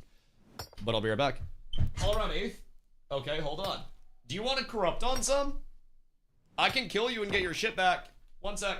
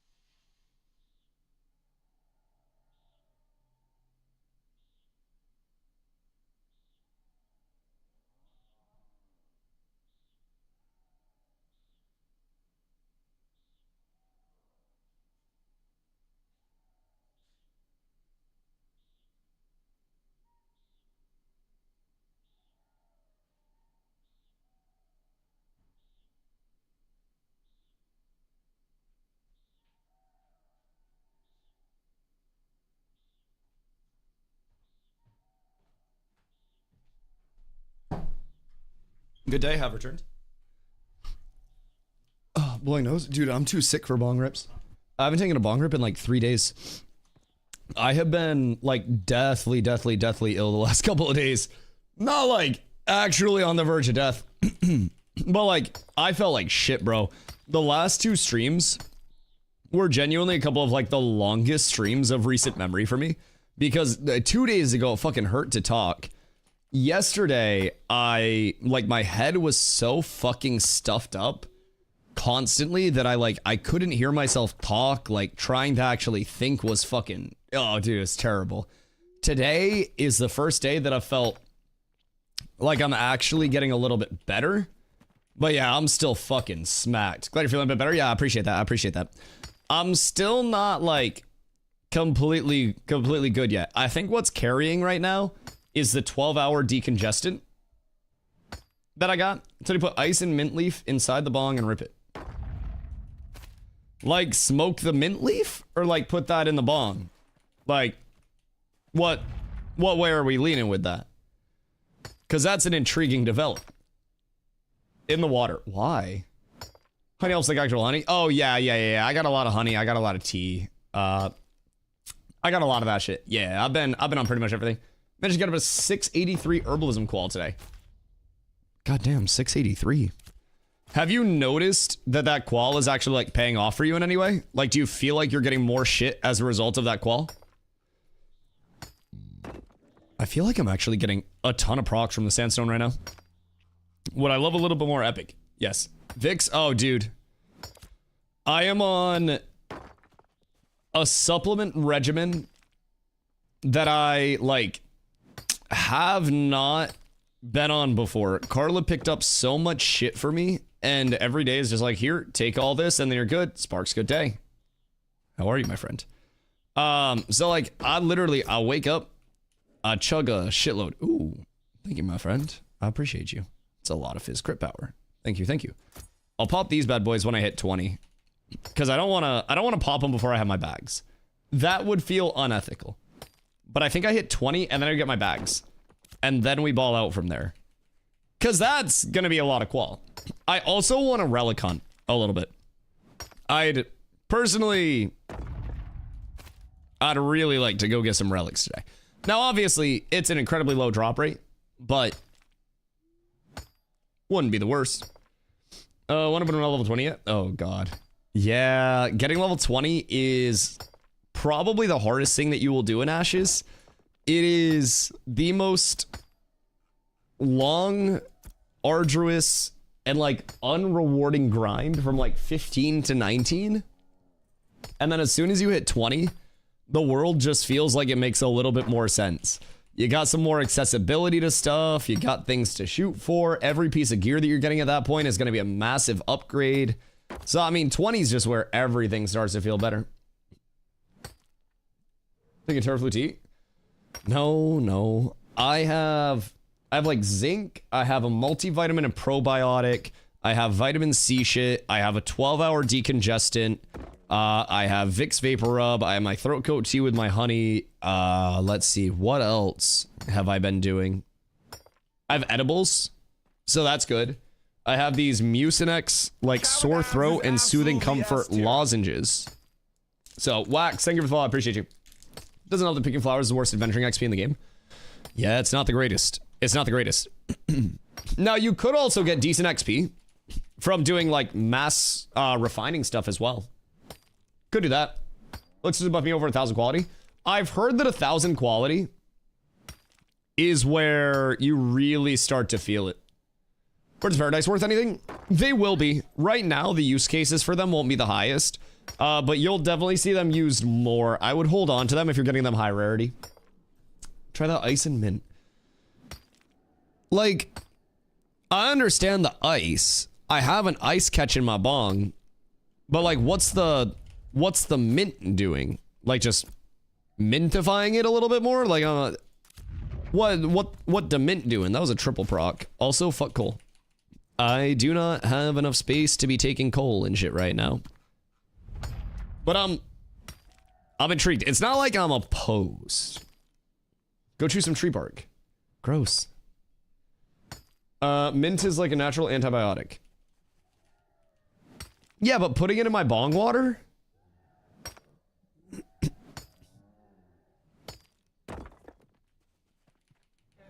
What's Vicks doing for you? The mint will clear you up. Right, but I also don't think immediately putting mint in my bong water is going to help clear me up. I feel like that would be a little... LaFlame, thank you for the follow. I feel like bong water right now in general would be like less than ideal thing for me. I feel like I should not be... Menthol bong water sounds awful. Especially when I'm sick. I feel like that would be worse. Like, I have Eddies. Carlo went to the dispo and got me a pack of Eddies, so that's good. Clean the water. Right, but I don't think a bong rip would be good for me. I don't think when you're sick, the solution should be, let's figure out how to get a better bong rip. Be better off with just some mint and tea. Yeah, probably. Twitch chat doctors. Listen, everybody's got their tech. Everybody's got their tech. But yes, as much as I would love to just be ripping the bong ski, I don't necessarily know that this situation is the most conducive. It's like a quick way to feel better to me. Oh, God. Oh, God. Listen, I got Eddies. That's all I need right now. That's all I need. Fill your bong with NyQuil. Low key? You might be on tech. You might be on tech there, Zop. Because then I could just drink the bong water after. And it would be like a multi-purpose. That would be great. I put a slushie in my bong once. It didn't work. And then I had to thoroughly clean my bong. That was years and years and years ago. But clean living? Yeah, reduce, reuse, recycle, right? And somewhere in the world there's a water crisis. So I drank Everclear bong water once. That sounds terrible. It was not a good idea. Doesn't sound like a good idea. That doesn't sound like it'd be fun at all. I don't know if you could pay me enough for that. Puts honey, NyQuil, and bong, then I hit it upside down. Surely it'll go well. I have honey Dayquil. I don't have honey NyQuil though. I actually think I took the last of my NyQuil yesterday. First coming to throw up, those are pretty close. Everclear bong water? It's just shots. Why drink bong water? Just make jungle juice infused with weed. That also sounds gross. But I'm not a huge drinker. I don't know. I don't fuck with the alky very much. And like, jungle juice seems terrible because sugar. And I feel like anytime you drink something sugary, that's when you're more likely to get hangovers. Vitamin D deficient? No, I go outside a lot, honestly. I probably, unironically, spend more time outside than most people in this chat. So the important thing to remember is like, I stream, and then when I'm off stream, I'm not in this room. I'm not playing video games off stream. I'm not like on my phone off stream unless I'm just bored out of my mind. I personally, I just get the fuck out. Sugar drinks are the worst for hangover. That's what I'm saying. That's what I'm saying. Just sit in a chair and wait for the next day. I just sit here, I end stream, and then I'm just...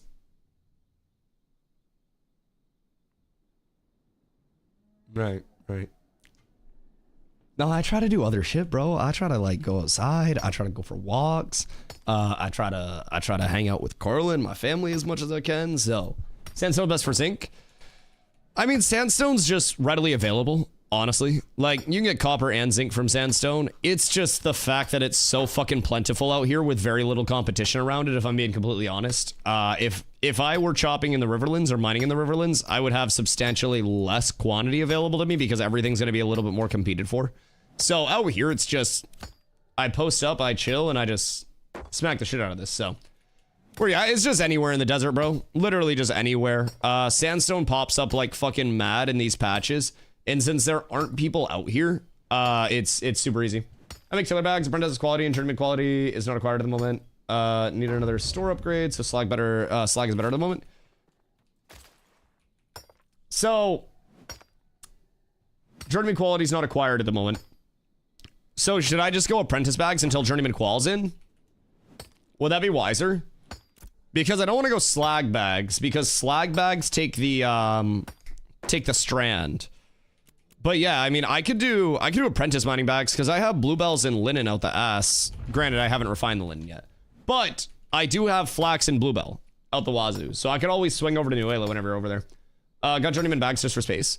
Yeah, that's also not bad. Just the general qual of everything is important.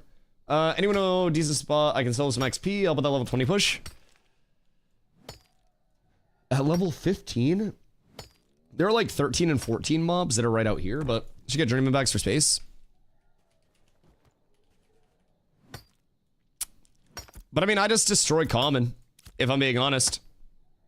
Like, I can just cycle stuff out and then just destroy my common, and then the stack size will be fine. I don't really keep common anything other than copper and zinc, and that's really only when the guild needs that shit, so. I don't know, I'd almost rather have the qual at this point. What is an item that says power plus XXX mean?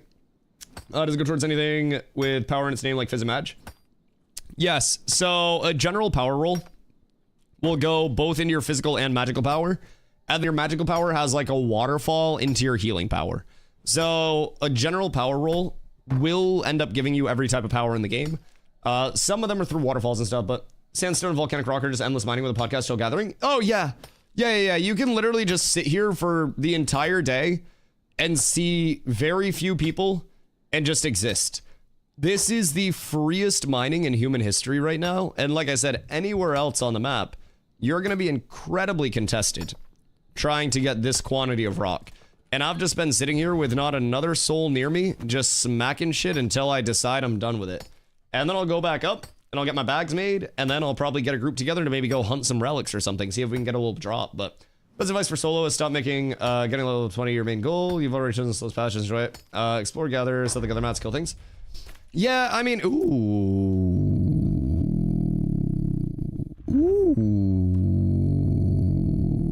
wait. I like that a lot. I like that a lot. That makes me very happy. That makes me very happy. But yeah, genuinely hit 20 on that too. Wait, you're so true. You're so fucking right. That was absolutely massive. We got the pinnacle level. We're so good. All right. But yeah, I mean, obviously don't like just rush to 20 with the only intent being rushed to 20. But like, I'll be real, getting to 20 makes the game so much fucking better. It really does. It's such a substantial game changer. I wouldn't say like get yourself in a mental state where you can't enjoy the game unless it's, you know, unless you're at 20. But there's definitely just so much more to do at 20, so much more to look forward to. Why are health salves so much less common than mana in these chests? Salves are just vendor requirable too. If you ever need salves, you can always just run over to the laboratory and then you can buy them there. I do novice bags. I like my novice bags. What do you mean? I don't think that my bags deserve shame. I haven't felt the need to craft bags yet, and now I'm probably gonna run to Nuela and get my bags crafted. I haven't needed them before. Brother, I got my gatherings up at like 20, but at the end of the day, this shit boring as fuck. All right, I'm gonna go back over to Nuela and actually get some bags crafted so people stop shaming me. Because that's rude as fuck. Novice bags are vintage? Exactly. This is a 1 of 1 Sanctus resource bag. Legitimately 1 of 1. You cannot find this shit anywhere else. I'm gonna do the crafting for you. I shall be there. I'm gonna drop some mats off and then I'll swim over. Do you have weaving as well by chance? Because I do not. But I do have all the mats that I could ever need. So. Okay, cool. Cool. I think I'm probably just gonna do the apprentice for right now. If I'm being real. Whoops. I could get these, but that's spoils and speed. Like, that's not good. I could just get the apprentice for qual at this point in time. But the current state, push 20 or max level, just ends up leaving people. Okay, now what? Because they didn't explore or learn anything, but group grind or solo grind. No understanding what items are worth, so skin and gold. Some would also say, though, that being able to unilaterally focus on the econ or the systems that they're trying to learn at 20 plus would also allow them to learn it in a more meaningful manner, you know? That's my take on it. Like, 20 and 25, endgame in the MMOs is where you really start playing the game. You won't get a sense of econ if you're level 10 or 15 trying to keep up, because you won't be able to econ as much. If you're trying to go out and mine, you won't be able to mine because you'll be killing mobs slower in some areas. They'll be completely inaccessible, right? So, like, there's a trade-off to each. I think it just breaks down to the type of player, you know? The only benefit 20 has is being less likely to get messed with on mules. Less likely to pull mobs from far away, easier time killing mobs, more of the world accessible to you, less chance that you just get got and die out in the world itself. You get buffs as well from different foods. Like, 20 does have a ton of benefits to it that aren't all just intrinsically there. Is it the end of the world? No, but it's definitely good. Also, Birdie, good morning. I hope you're having a beautiful day, my friend. How are you doing today? I feel somewhat like a human again today. So, I'm up tremendous. But yeah, I think 20 genuinely is the point where people hit the element of like, oh, wow, I'm actually into the game now. Server starts, there's no food to worry about. Correct, but server starts, you're also worrying about, again, mobs getting into an area that's off the beaten path that's going to be a higher level area. So if we're talking server start, you weren't able to gather shit in the Riverlands anyways, you know what I mean? So, it's funny there are entire fields of mats near cities that are untouched primarily because there are level 15 plus mobs around. Yeah. The mobs are annoying to deal with if you're trying to gather at a low level, man. That's the biggest reason why I say even if you're gathering, just get leveled. It'll make it so much easier. But also don't worry about it to the extent that like it's gonna ruin your game if you're not 20. Level 15 here, 11 gold, 100-hour noob. Hey, you got more gold than I do, dog. I spend all of my gold on shit shortly after it comes in, and yesterday I made a guild versus guild declaration. So that took up a little over 20 gold. So now I'm broke again. But I am attempting everything I can to try to sell some of my shit. One of my exes was a vet tech. Hooked me up to an IV when I had a hangover one day. Fast I've ever felt better. They have those like traveling IV companies too, right? Like the nurses that'll just come stick you with shit randomly. Cause I've heard that's also legit as fuck. What do you say is best place for tank in the current PvP meta? What do you mean best place?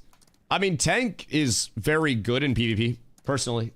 Tank scales up in every single mode very well, whether it's 1s, 3s, 5s, 8s, anything. Tank just does pretty well. The larger the numbers get, the more tank plays like a support than a carry, which is the important thing to keep in mind. We have a lot of different abilities like Protect, like Aegis that are damage redirects. We have Banner, which is, you know, a banner that we throw down. And when that lands, it puts out an AoE and everybody in that AoE gets 15% of my HP as a shield. So we have a lot of very supporty type abilities. Iman, what up, my dude? Hope you're having a beautiful day. Like it's very diverse as an archetype.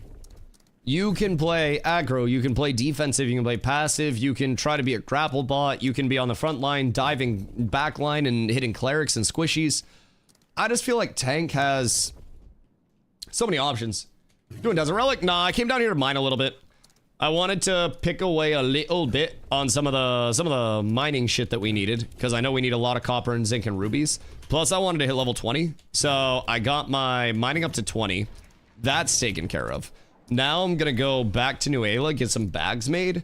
I was thinking Golgora would be really good to try to get from Pit of Hell if we were to get anything, but how much stat damage do you have? Not much, 2.6.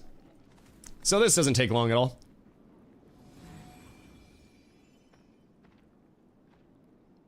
$100% is worth sitting there.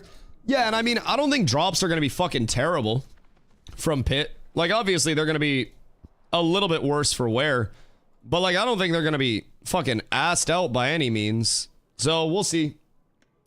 What's your home settlement? Miraleth. The entire guild is based out of Mira, and we spend a shitload of time over there. I gotta bring up some of this higher rarity. Anything common can stay down here, so that way I don't have to worry about it. And then I can bring that up whenever we need it. Beautiful. And I'm gonna go to Nuela. Off we go, my boys. Nuela here? I'm on my way to yours right now. Oh, can I pit? Alright, cool. I'm gonna drop mats off for my bags, and then we can head over to the June Dark, and we can hit pit for a little bit. Because I don't think we're gonna get a relic drop. But if we do, we're gonna want everybody to be ready for it. Because I would assume, actually, like, Jova could con us for it. But realistically, what could Jova do? When they're not just slaughtering our fisher people. Because, I mean, settlement wars, like, you can just kill AFK people. That's what we saw. Relics! You ain't got to. We gotta give it to a troll person, get the fuck away from them. I think it's gotta be Caravan now. I think they fixed it.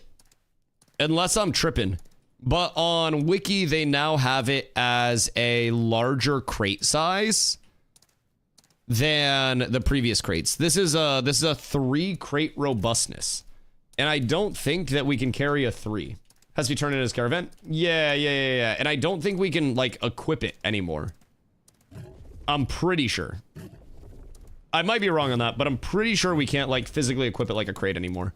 Because the entire intent with them originally was that they had to be brought back by caravans, and then people could fight the caravans and kill the caravan, then get a caravan of their own. So, like, what we'll probably want to do is have a couple bait caravans. Seems dumb because it would despawn unless you just have it on standby. I think it stays.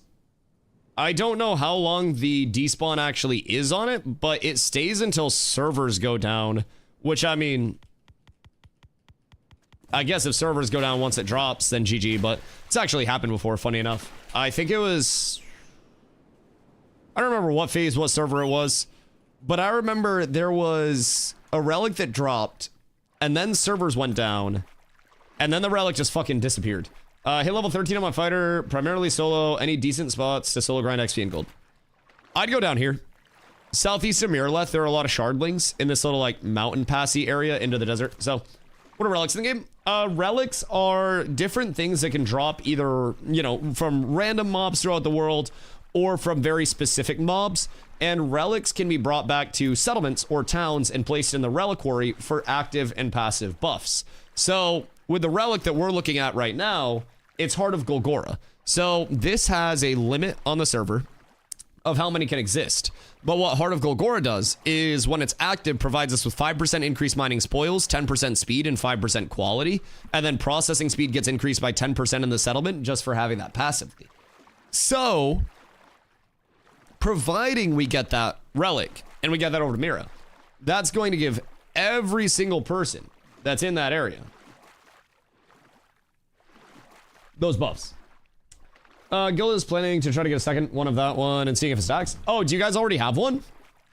What server is that on? I don't think we've had any relics go down on Shoal yet. Is there any way to remove corruption buff? You can kill a shitload of mobs or die. Just be aware the mobs take a very long time. Like a very long time. So, there are a lot of different relics. That's one that drops from Pit of Hell, so it's like a named mob relic. This is Horn of Firebrand. So, Horn of Firebrand gives active 10% damage increase and passive 10% magic mitigation. This is an insanely good relic, and this only drops off of Firebrand, which is obviously very hard content. But that's going to be one of your pinnacle relics to get, because that's going to come from incredibly hard content. It's going to give you insane buffs.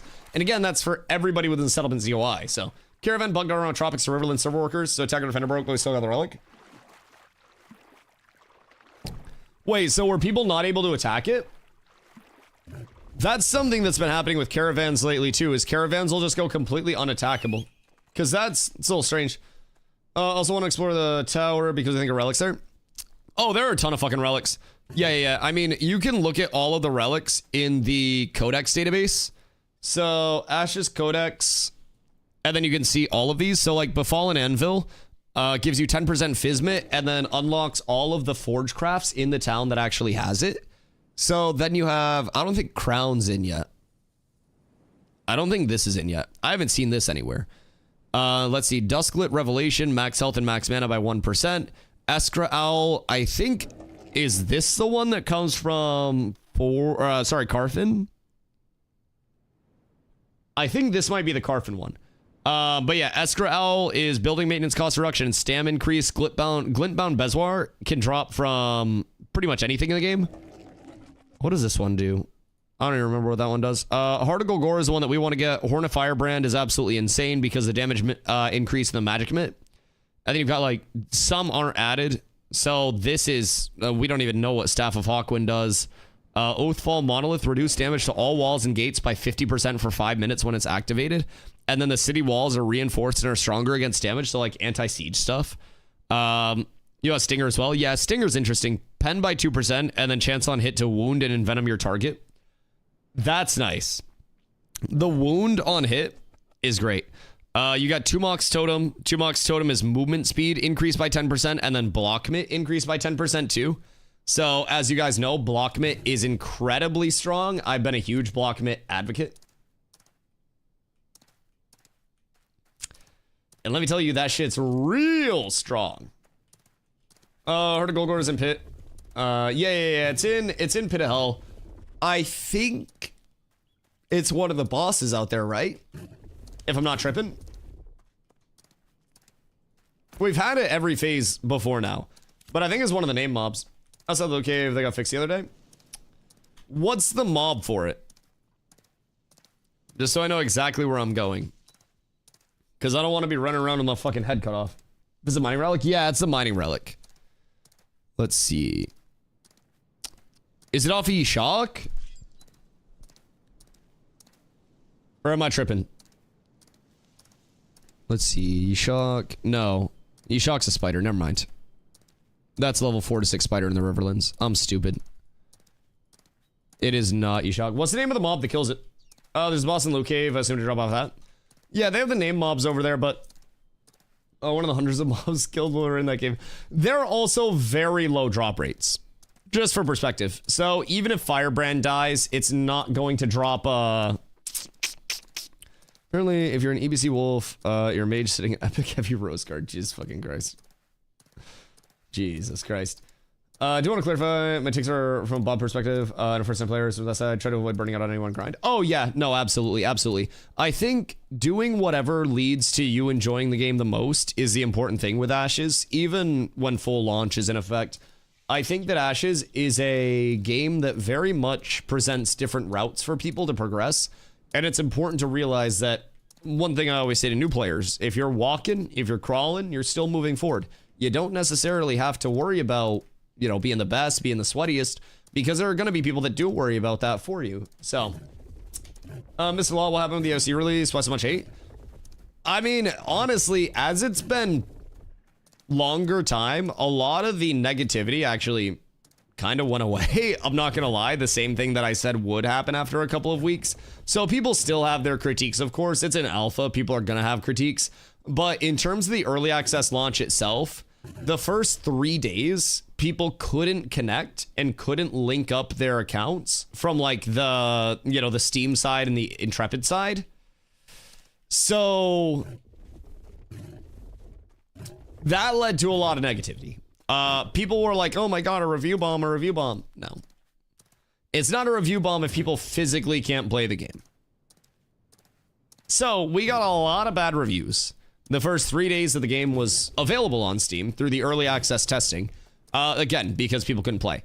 After that, you had periods where game was up and game was down. There were some intermittent server issues over the holiday season as well. So you almost saw this element of anytime there were connectivity issues, reviews go down. Anytime the issues got better, reviews went up. So if we go store page right now, and then we look at the reviews... Wait a minute. Reviews. And then you go playtime. 10 hours to maximum. Just keep in mind, a simple 10-hour playtime. Mostly positive. 73%. Mostly positive. So, as you go up in playtime, continues to increase. 30 hours or more, 76%. 100 hours or more, 74%. And that's from a lot of people that are grinding a lot. So there are still negatives. There are still going to be people that have critiques. But overall, it's really solid. Crashed earlier mid-flight with Rosarium stuff on me.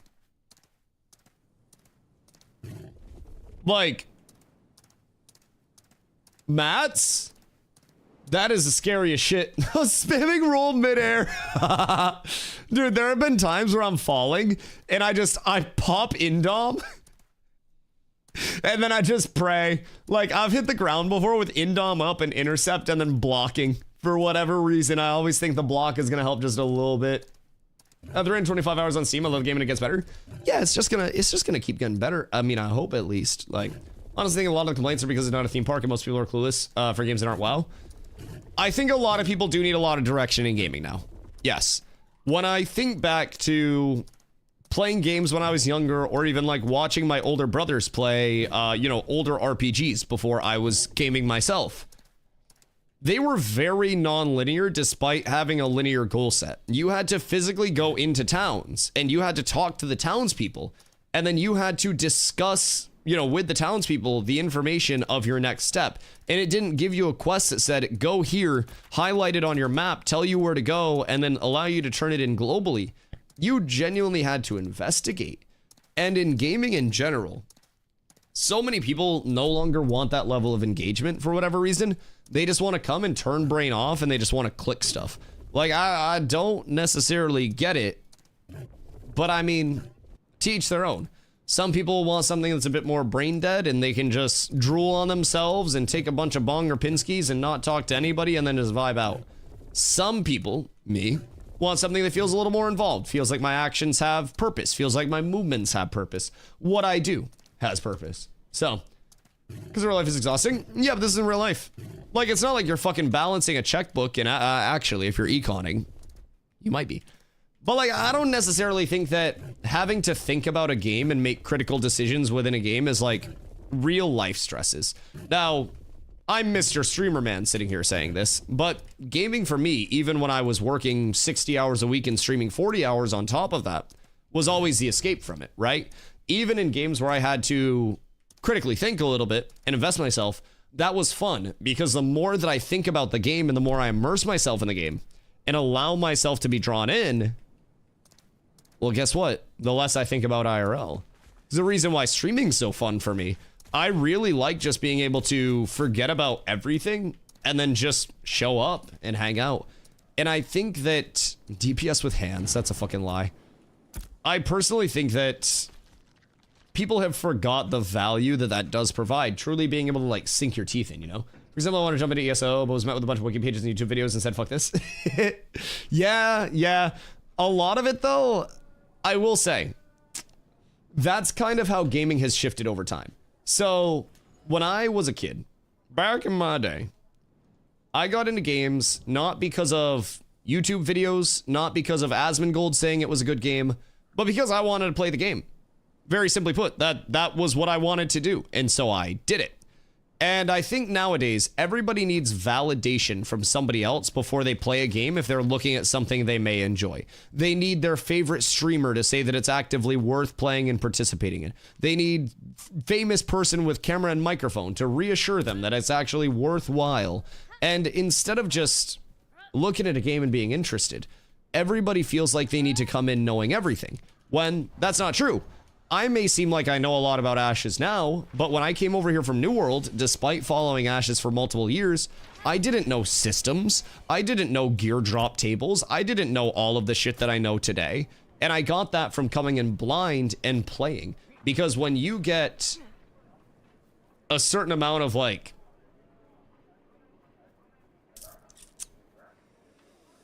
when you get a certain amount of like metification, I call it, where like you see somebody good at a video game and you're like, I immediately need to be on that level. And that life of comparison, right? The analogy that I use, like, I'm a basketball player. Like, I'm old now and I'm not a basketball player anymore, but I can still run if I need to run. Now, I used to play in college. Just because I played in college, that doesn't mean that I'm the best player in the world. So if I compare myself to LeBron James, Victor Wembanyama, fucking Cooper Flag, like all of those people right now that are NBA players making millions and millions, then I'm not gonna have a good time playing basketball. I'm gonna miss a shot and I'm gonna be like, well, LeBron wouldn't have missed that. Why are you comparing yourself to LeBron? Don't do that. Don't compare yourself to the LeBron of the game that you're playing. And somebody out there may be like, fucking LeBron of gaming, that's so nerdy. Well, brother, there's a reason you losing. And it's because you're not the LeBron of gaming. I got bad news. So stop comparing yourself to those people. Stop saying this person has infinite time to play this game. Therefore, I also need to be on that level. And just enjoy shit, dog. I think everyone enjoys shit differently. Some people want to go for a run and run an ultra marathon, and that's their fun. Some people want to just fucking relax, and they want to go for a little jog around the block, and then they want to chill. Is it Moonbell or Bluebell? Wait a minute. Wait a minute. Bag? Bluebell. All right, we're up. I will stuff, reagents for the bags, so just materials. Oh, I appreciate you. Perfect, perfect, perfect. So, Moonbells, I don't need 15 bags. So, we'll do 3 of those bad boys. And then I need... No, where's my flax? Ree! Also, Cole, what up, my boy? Do you see Brian Barrel's mount from air? Is there one? Isn't that why they're called influencers? I hate the term influencer, if I'm being completely honest. I think the term influencer is the dumbest fucking term in human history, and if anybody ever called me an influencer, I would fucking ban them from my channel. I hate that term. Influencer is so fucking stupid, because an influencer just means that people are blindly following what you say and not verifying anything, right? I'm not an influencer. I'm not a celebrity. I'm not famous. Don't trust what I say blindly. If you come in and you go, Dusty, what do you think of Ashes? And I go, oh, I really like Ashes. I've played over 3,000 hours. My experience is great. Well, don't just trust that and then hop in because of it. If you don't like Ashes, ask me more fucking questions about it. Like, there are so many people that will just see a follow count. Keep in mind, brother, I could buy 1 million follows on Twitch right now. Just for perspective. I could buy viewers on Twitch right now. Just for perspective. A lot of your influencers buy follows and buy viewers simply to have more of that credential, right? And influencers and influencing, I think it's so bad for people's mentals, bro. I swear to God, if you follow an influencer and you take what they say as sacrilege, brother, stop. That person doesn't know you. That person doesn't appreciate you. That person isn't flattered by you because you're a zombie following their every move and simping for them. Stop. As a streamer, I can tell you, stop. Nobody likes that shit. Genuinely, all comes back to critical thinking. Yes, and thinking for yourself and being a human for yourself. But people see person that has a following now and they go, and they gotta cling on to that fucking clout in any way that they can, dog. Oh, it's a fucking disgusting cycle. Disgusting cycle. I hate that shit. Genuinely hate it. There are so many just like fiends that will follow something that somebody says indefinitely. And, you know, no matter what they say, even if it's not what they actually believe, it's so bad. Wait, what is this? Is it Tempfly or what's up? Oh, wait, that's cool. What the fuck? Wait a minute. That's neat. It's like another leaf dragon. Huh. I heard that's going like 100% move speed though, right? Get my first player today? Oh no. What did you do and what did they do? Was it consensual? Here for the love of Dusty, not paid by DustyWhy. Your check will be in the mail soon.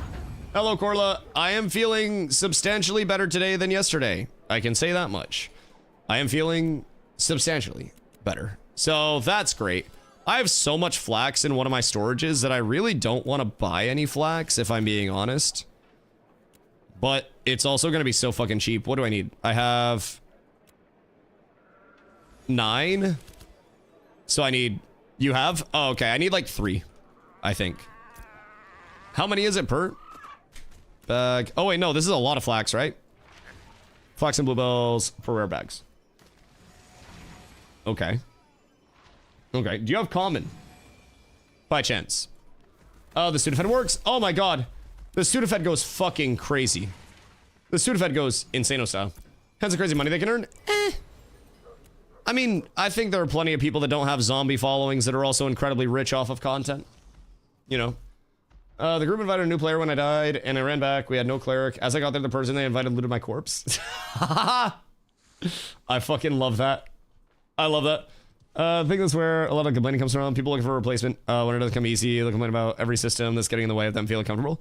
Yeah. No, 1000%. I think it's also the, like you said, the feeling of comfortability.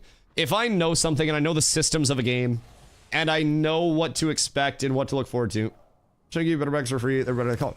Okay, well, I don't want to take your stuff. I don't want to take your shit. But that would be appreciated. I can get you materials for whatever. I get rare all the time. Okay, cool. Well, that would be wonderful. Just let me know what I owe you and I will get that. I have legendary rubies as well. So if you need legendary rubies for anything, you know where to go. I have a lot of good mats. So I can always run over to Jova and grab you something pretty. If you do need anything, I got like, I actually need to go up to Jova anyways. Yeah, I'm gonna swing up to Jova and drop stuff off there real quick. Because I need to get a lot of my rarity done. Someone in the group even attacked me. Do you end up dying after? Or nah? You can place a level at 15?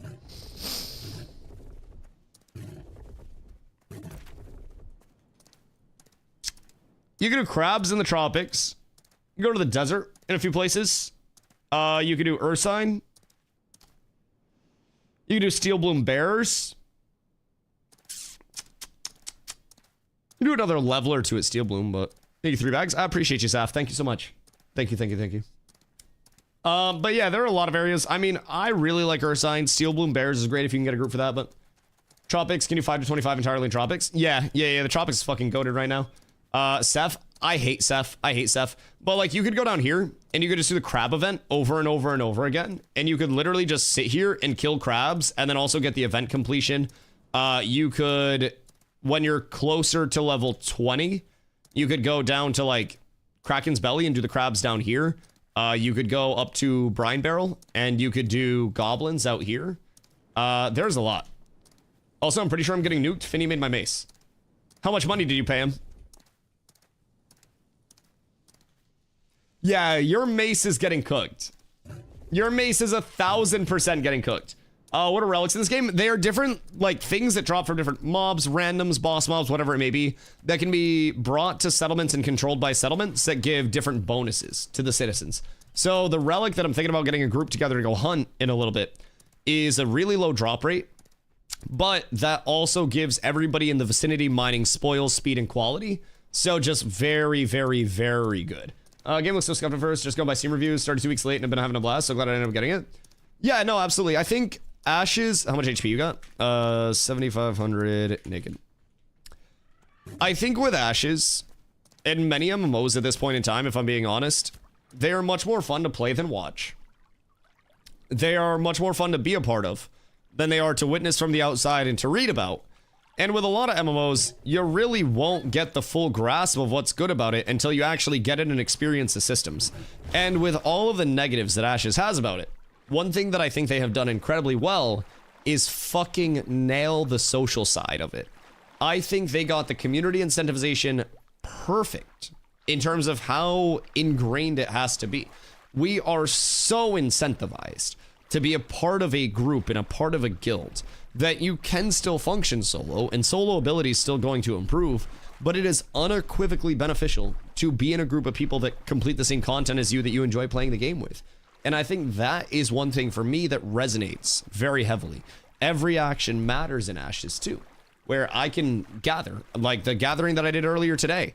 All of that shit just goes to the guild. Now, I dumped a lot of my storage already, but like, we're trying to get zinc, we're trying to get copper, we're trying to get pretty much everything that we can, including rubies, so that way we can craft more shit for our PvPers in the guild.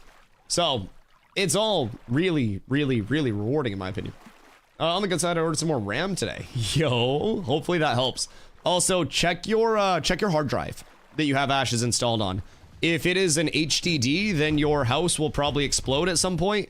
If it is a very slow SSD, like if it's a SATA SSD, then you're also probably gonna have a bad time. Mine is $800 on RAM. Yup. Yeah, that shit expensive as fuck. Say group playing dungeons is very good, assuming you aren't steamrolling it.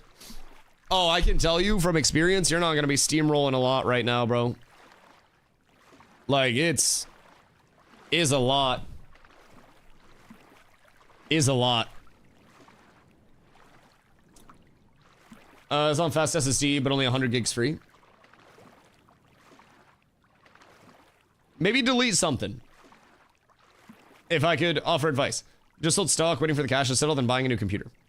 What'd you sell? Not financial advice. Going for 170, now it's 600. Oh my god. It's a fucking solid investment. I need 6 more epic rubies for my last heroic pedal shard. I might have some. Remind me to check in Jova Ultra if I forget. But I have some gambas that I'm gonna throw up as well because I got a little bit of epic sandstone. I don't know where I put that. Might have put that down in Nuela. But I'll give a look. There has not been anything on the markets lately though that I've seen. Like fucking nothing.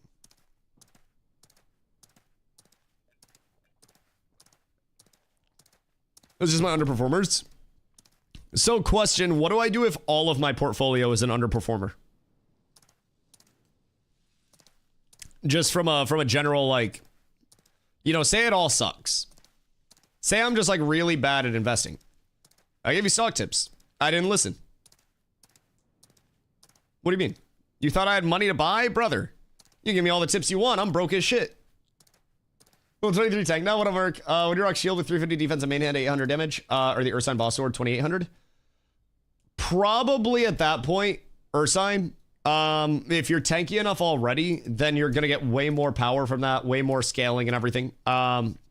If you're able to get a skin stripper and just replace non-skin stripper shit, then, you know, it is what it is. So, pointedly, I'd probably say the two-hander.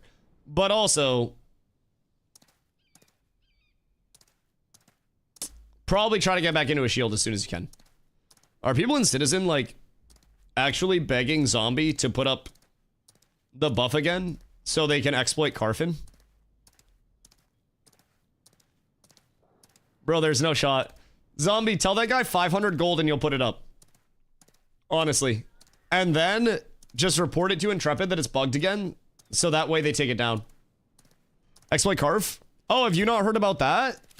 Colt, Jesus, I'm surprised. I thought that'd be a Resna classic at this point.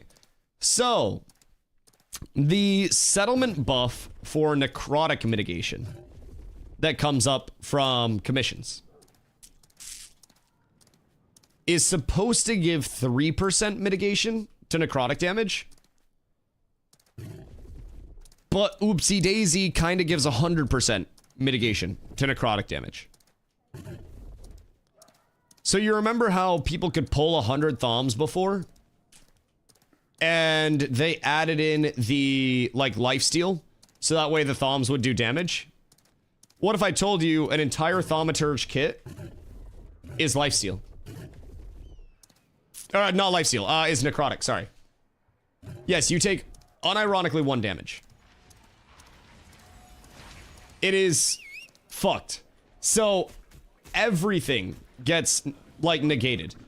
People were leveling their entire guilds on Shoal with it. So, there were a lot of, like, the matcha guys that were over there leveling that way. And go figure, most of them have since disappeared from the game. Isn't that kind of crazy? I think they may have got bored and quit after realizing that they can level as fast as they want, but still kind of bad if you don't actually learn the game. So they basically brought over a ton of people and they were just spam leveling and spam grinding people over there. You got weapon drops, you got a shitload of glint from it, and you could pull, unironically, an infinite amount. As a solo, by the way. So I went over to farm Junes just from the mob that was there, because I can solo the Peddler of Curiosities anyways. Like, that's not a concern. But there are the 2 Thaumaturges that were spawning outside of his little area. 1 damage. You know what's crazy? Each one of those kills is about 10 silver in glint.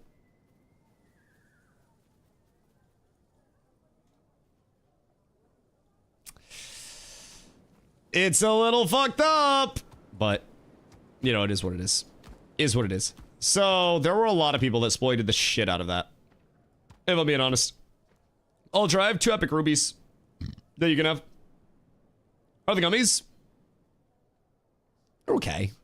They're okay. I don't know. They just, like, Didn't really hit hard.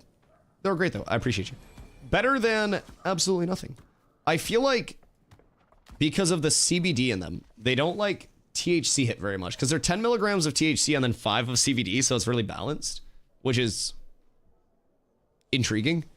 But I feel like I don't get much from them. They're like a nice chill. SP 500, I'd fucking lose on that bitch, bro. That's where we're going. They recommended that one. Yeah, probably good for being sick. They're still good, and I greatly appreciate you and love you. Yes, still delicious and wonderful and a life changer. Yes. You did great for a non-stoner. You had physically no knowledge, so I'm very impressed still. All right, let's see. I'm gonna bring a lot of this shit over to Mira, I think. And then try to clear some space just from stuff that I no longer need over here. And then maybe run a couple Gambas as well with some of my lower rarity stuff. Because we need rubies, we need all of this shit. I'll leave you here, I'll grab the blue. When I get to Mira, I'll run a blue Gamba. Can I grab this granite with me as well? Yeah, I'll just leave those and grab this. And then we're probably fine. Off to Mira I go to bring a load over for Mr. Zombie. On my way. Let's see. Suggested XP area for 15, 18, and 20.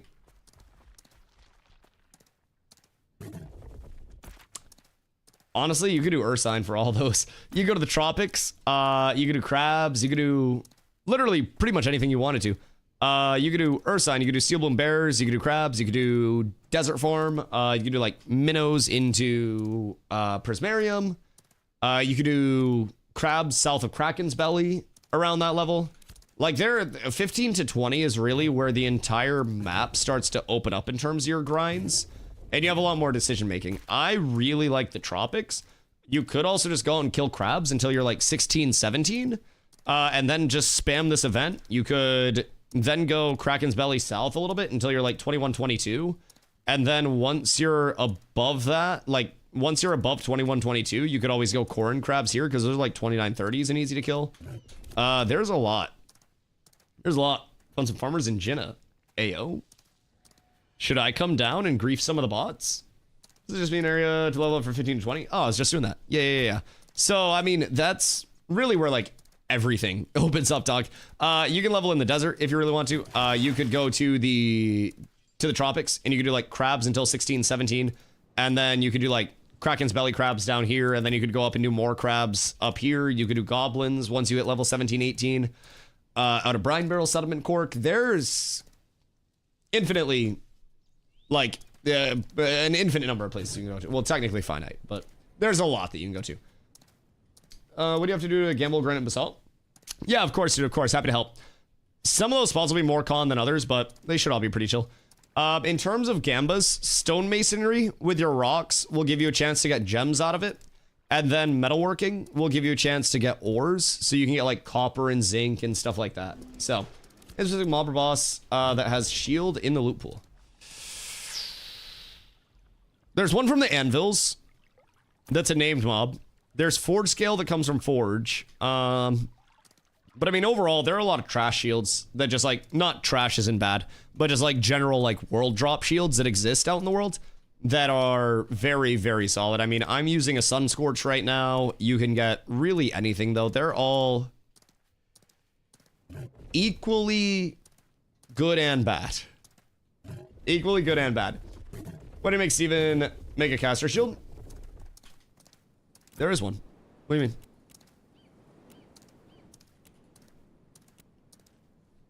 There's a caster shield. There's only one right now.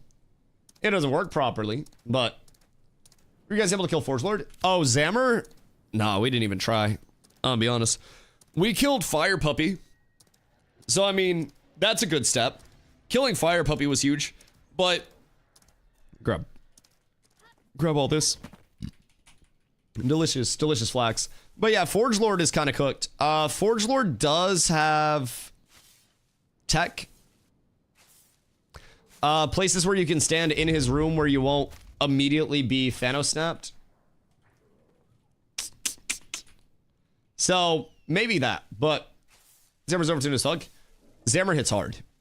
Zammer has always been a very scary boss fight because his anvil slam is no longer grappleable. So previously what would happen is he was a grappleable mob at one point in time. When he would anvil slam into my backline, I would grapple him as soon as he jumped. And then anvil slam doesn't do anything. His smashes and stuff, like his little ground targets, those do a shitload of damage. Like, he's a fucking asshole, to say the very least. He's got a lot of, like, borderline unavoidable AoE too, especially once he gets into his later phases. I believe it's phase 3 when he's whirlwinding and stuff, but he also just does an AoE slam that does, like, 90% of everybody's fucking HP. Dude, it hurts. It hurts. I would say Forgelord Zammer is a slightly easier version of Firebrand without the ad phase. Just in terms of, like, the raid damage that's going out, him and Firebrand will destroy your backline. Like, will absolutely cook that shit. They will punish you. Go to over 4k HP and try again. I feel like 4k HP shouldn't be hard at all. I mean, shit, you can pop a fucking bruschetta and get like 1200. I feel like if people are 4500 base and then we pop bruschetta, then they're good. Carve have a final boss like Zammer? No, not right now. The thought is that the top floors of Carfin, like once you get up here, will have a boss. But that's from the Carfin event, Petition a Challenge. You unlock the teleporter to go up to the higher levels, and then you go up there. So there are a couple name mobs up there, but there are no, like, final bosses. Rare bruschetta for Sale and Jova? That's like, how much HP was that again? Almost 2k, right? Shit's fucking ridiculous. Actually ridiculous how much power scaling is coming from fucking food consumes right now, bro. 2393. What the fuck? So if somebody has 3k HP, you can go get a rare bruschetta, and you can almost double your HP off of a rare bruschetta. Bro, that's ridiculous. That's actually crazy how impactful that is. Jesus fucking Christ. So, can we produce those cheaper by chance? Or like, what's uncommon? What's the price point on those? Because between those and spaghetti, that'd be nice. That'd be very nice. Can you go to Grave Peak and solo the Thom there? Oh god. You're still dying? I kind of feel like I'm dying, yeah. But I'm feeling a little better today than I was the last couple days. So I might be coming out of it. It may also be because I have so much medicine in my system that I can't feel shit at this point. But I'm surviving for this point in time. Let's try Tumok again. Tumok is exponentially harder than Firebrand.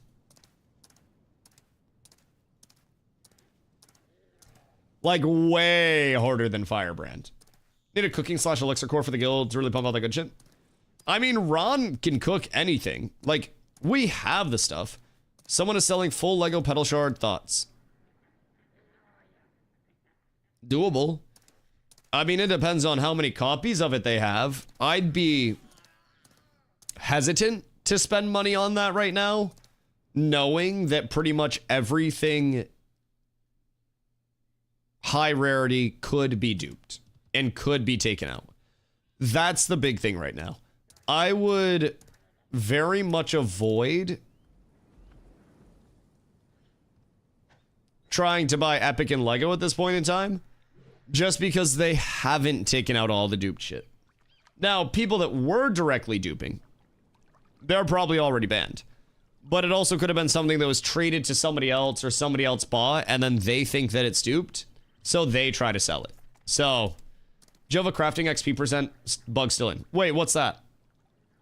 Are people getting a shitload of crafting XP out there, or what's going on? I don't know, there was a bug with it. Should be graphic settings.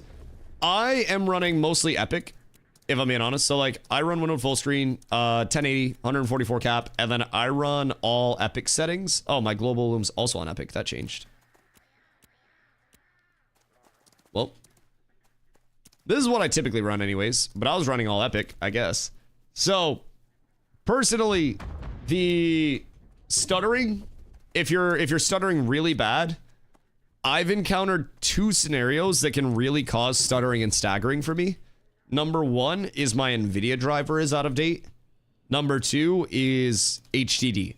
So if you're not downloaded on a fast SSD, like a SATA, not a SATA, an M2 SSD, then you will probably get some stuttering and some hitching, and you'll probably have a relatively bad time. But I would say turn down global illumination if I could provide anything, and then also turn this shit off.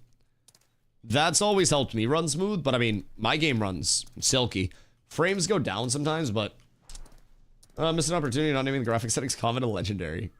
Jesus fucking Christ. And then it just has a really confusing color scheme as well. Wonder if we could have a guild only store on a freehold. That'd be nice. I mean, some guilds have also set up like exterior shops, so to say, like third-party shops, where people are able to make a listing with what they have, and then people in guild can buy that, and you kind of have like your in-guild shop infrastructure off of that.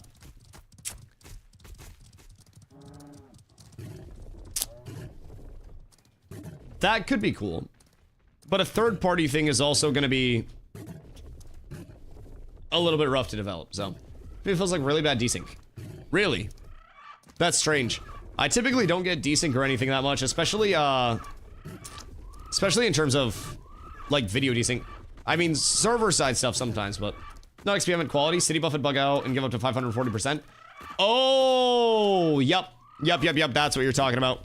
Yeah, so that's how people were getting crazy amounts of qual. Yep. That's an ongoing thing. So there have been a lot of people that have been pumping out very high rarity armor recently, and a lot of very high rarity crafts. And I wouldn't necessarily expect those things to stay in, if I'm being honest. If you see an epic raptor Corcusi, let me know. I need one. I'll keep my eyes peeled. That's an oof? Yes. Yep. It's very bad. It's very unfortunate.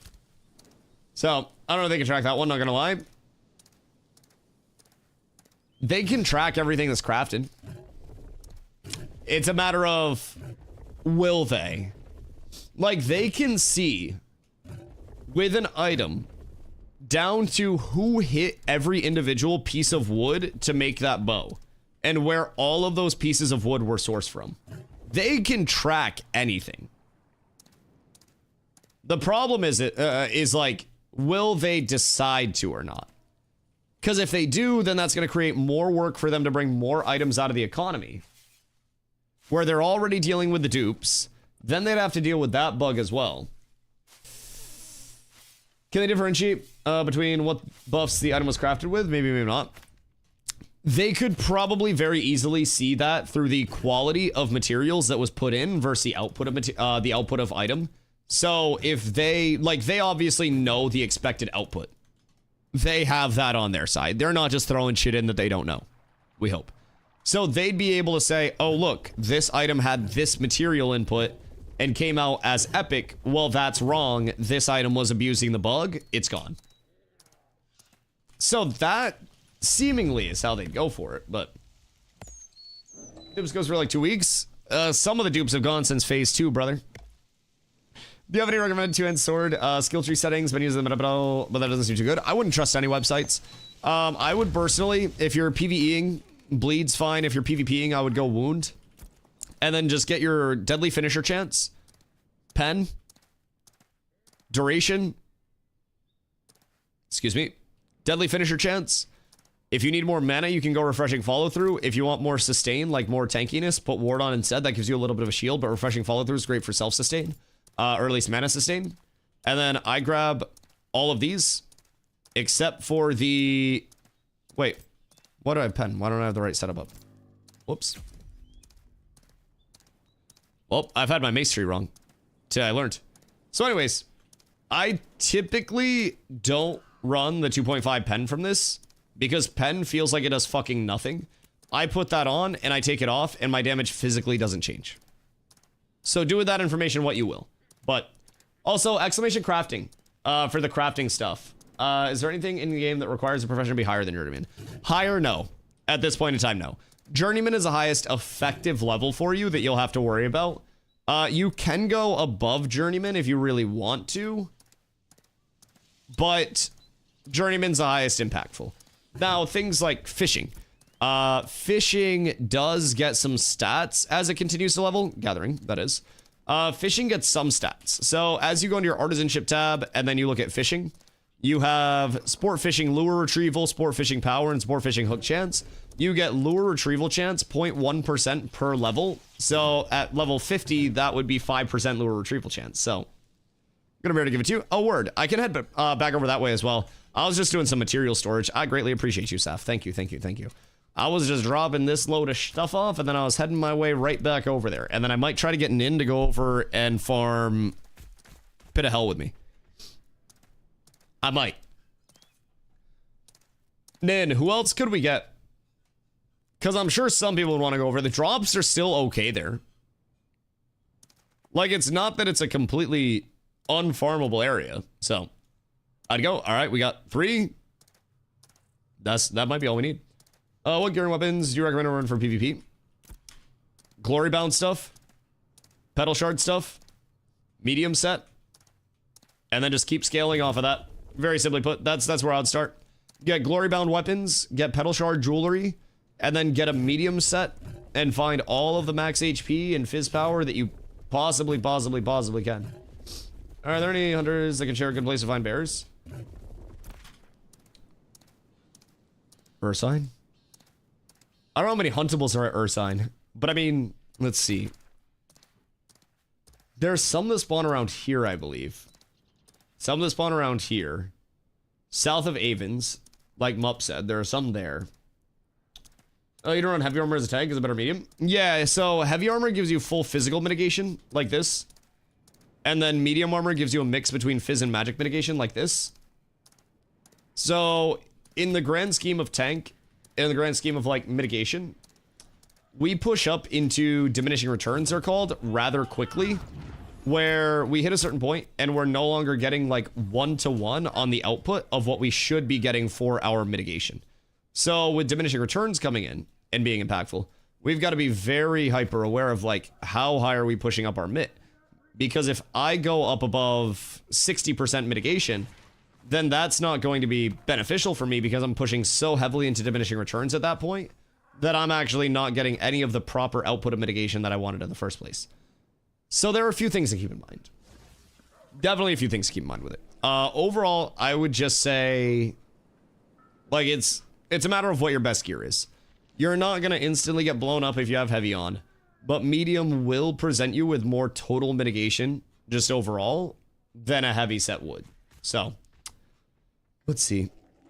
All right, I'll be right back. I'm going to pee and fill up my water, and then I'm going to set some gambas, and then we go farm. I'll be right back.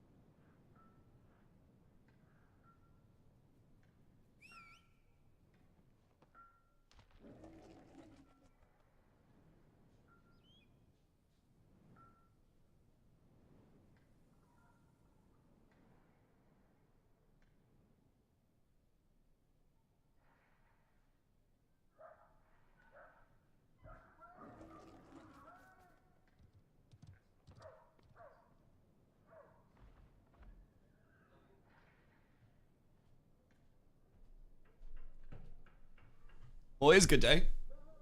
Have returned. New question, what and where is Seth? Right down here. Northeast of Nuela. I would just be very cautious because Seth is a shit show. Seth is violent. Lockshock, thank you for the idea, brother. Seth is not a friendly place, if I'm being completely real. You will very likely die a lot. Your group will very likely die a lot. And a good amount of those deaths will probably be one-shots. Because shit hits fucking hard in Seth. Should I Gamba this granite and basalt at heroic, or should I save for crates? Because part of me wants to just rip it and get it out of my fucking storage. But the intelligent part of me says save for crates. I hate Seth after we farmed it last phase. Oh my god, Seth is fucking awful. I would rather go to just about any grind than go to Seth. It is really fucking annoying. Really fucking annoying. Crates are for people who run crates. You're a crate runner? I can be. I run crates sometimes. Better go Ursine? Yes. Yeah, I'd 1000% rather go like Steel and Bears, Ursine, crabs, goblins, minnows, snakes, shardlings. You fucking name it. I'd rather do that. Gambling's for everyone. Well, I gotta see what the prices are.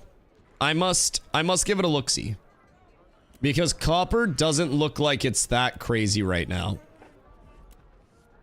But if we look at rubies, that's going to be our tell. Oh god, those are 24 silver apiece.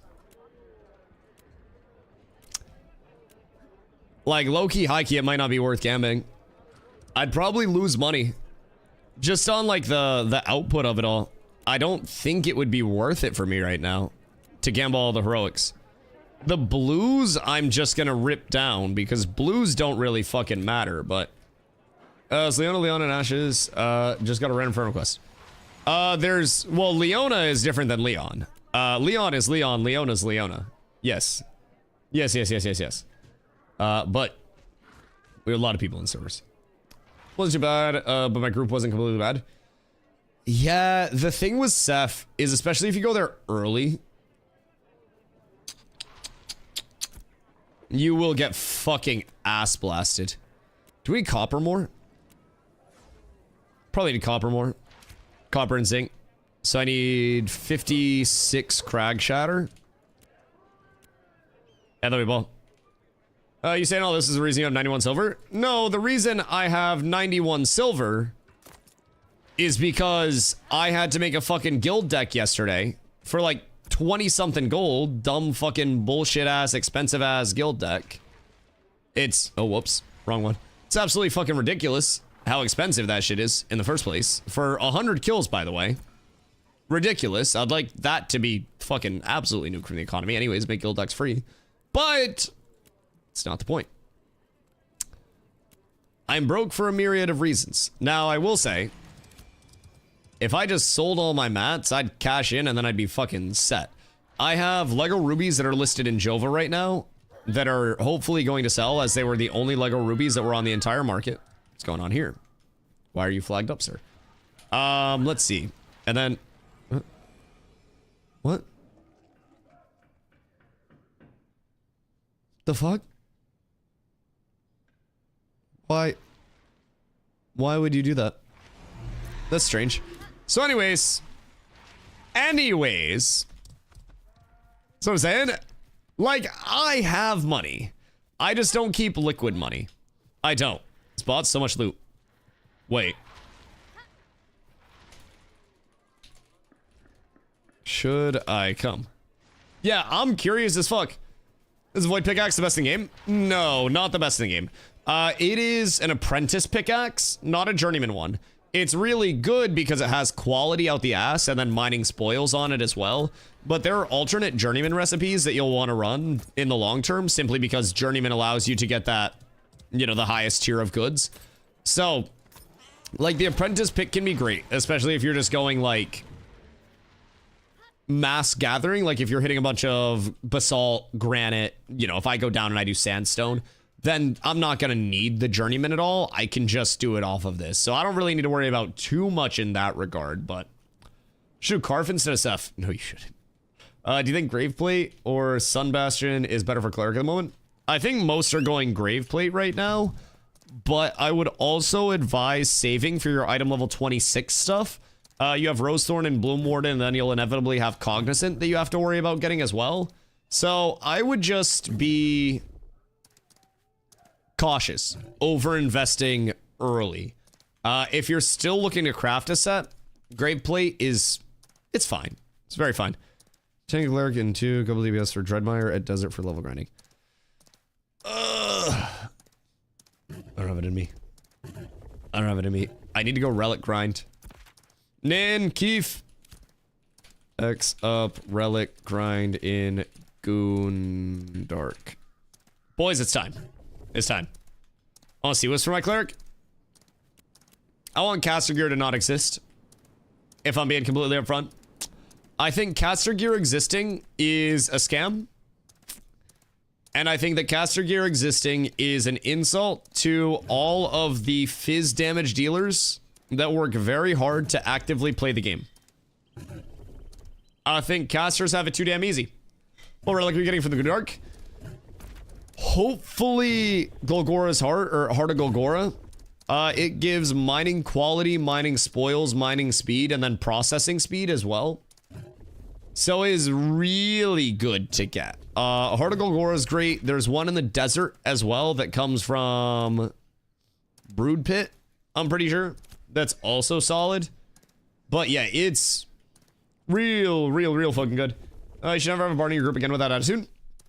No, I can still get mana from a bard if they're using Fizz Gear. All they have to do is press Saga, and then it's based on the damage that I do. I'm not dependent on them for a fucking Saga. Like, they don't need to be scaled up. You give me a naked bard that presses Saga and doesn't die, and then we're good. That's my checklist, bro. Anything other than that, I am not fucking worried. I'm not worried. I gotta meet up with Saf to grab bags real quick. And then once I meet up with Saf and grab those bags, chat will stop making fun of me for not having GG bags. That'll be fucking awesome. I will greatly appreciate that.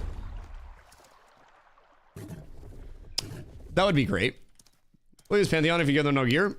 I don't need them to do anything other than just fucking Saga and tell me when they Saga. I don't need that shit. I don't even need Gambits. If you keep my mana up, then that's fine. I'll just bring a Summoner. And then my health never drops, because Summoner Summon OP is shit. Summoner Summon is that motherfucker right now. It's broken good.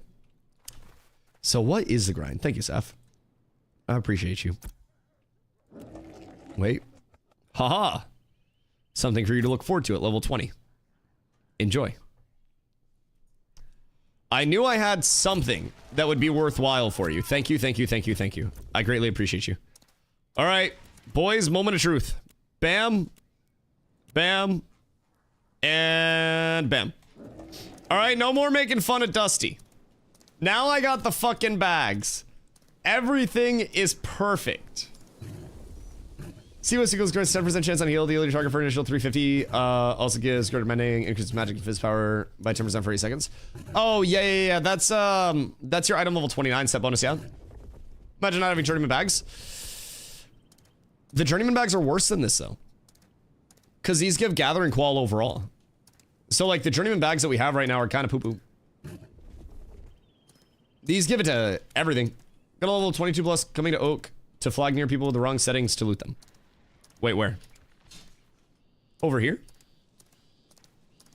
Because I can always swing back real quick. Yo, Red, what up, my dude? My favorite broker streamer on Ashes. Hey, I got auctions listed. The clams will soon be mine once again. And I had over 20 gold until I had to fucking make a guild deck. I think that's the worst part about it. I dropped over 20 gold for a guild deck that's going to last about as long as I do.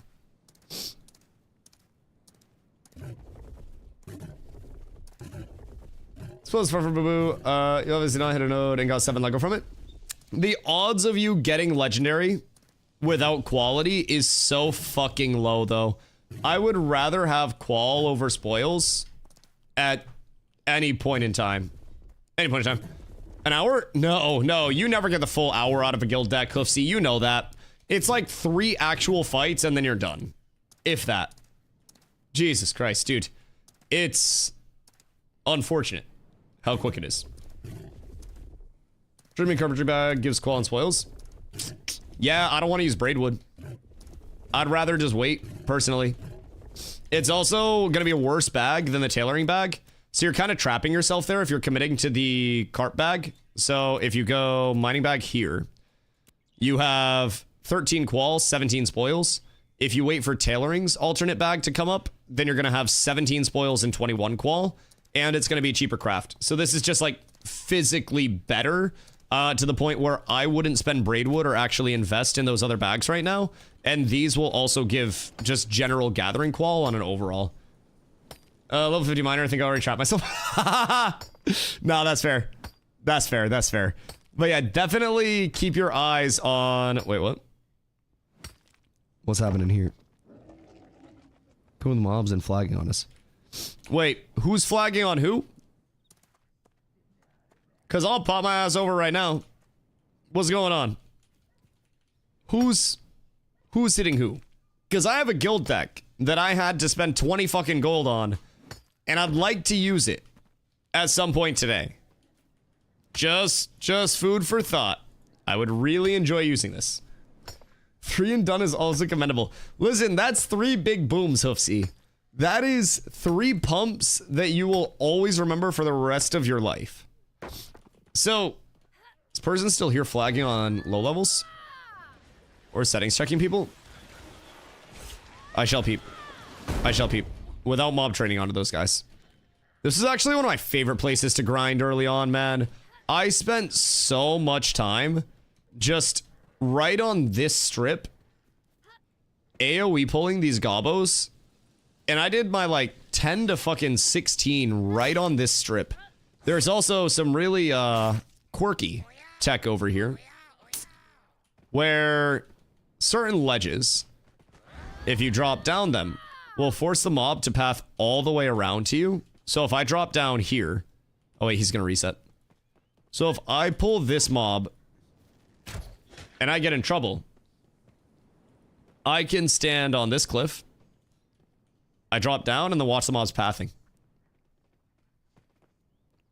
Wait. Brother, you're supposed to path. Path like a normal mob. Weird, they fucked the pathing as a whole. It used to go down here, and then it would walk around this way. That's new. It usually will try to walk around to get to you, and then you can just hop up here, and then there's a way... Did they change this whole fucking cliff? You rats. Oh, never mind, there it is. But yeah, the mob will go, typically, over here. And then we'll have a path to like walk down here, I think it is, like right here. And then the mob will come down. But yesterday, 5 Lego rubies. Yo, wait, you got 10 Lego rubies and 2 snores? Somebody steal my mount? Oh, it's Birdie. It's like, what the fuck is going on here? I thought my mount got Grand Theft Auto, bro. I was scared as shit. You got 10 Lego rubies in 2 days. That's good money. That's good money. What you been hitting for those? Like just everything generic? Just smacking shit? The snore sounds are so accurate. Give me that Rubidium. What if I told you? I can't. What if I told you I literally can't? I can try. But I didn't promote to Journeyman yet. And I also don't have a Journeyman pick yet. I know. I know. I need to get my Journeyman pick. That's the next step. I got my bags. Oh, hey, we got 69 stack size. That's beautiful. That's beautiful. But yeah, I'll get a Journeyman pickup next. That should be easy. I do a boat. What, me? How do I have anything crafted? And you have poo bags and no Journeyman mining. Because I don't invest in gathering stuff. Lag also, yeah, Lag and Glow and a couple other people went in on the bow because I power leveled them. But same thing with my jewelry stuff. I just don't fucking like gathering. It's boring as shit. I would rather be finding any way to progress than doing this dumb shit.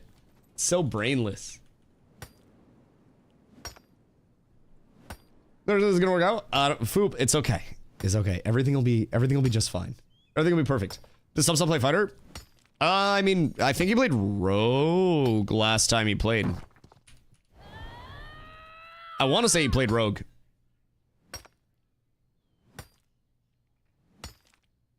But correct me if I'm wrong.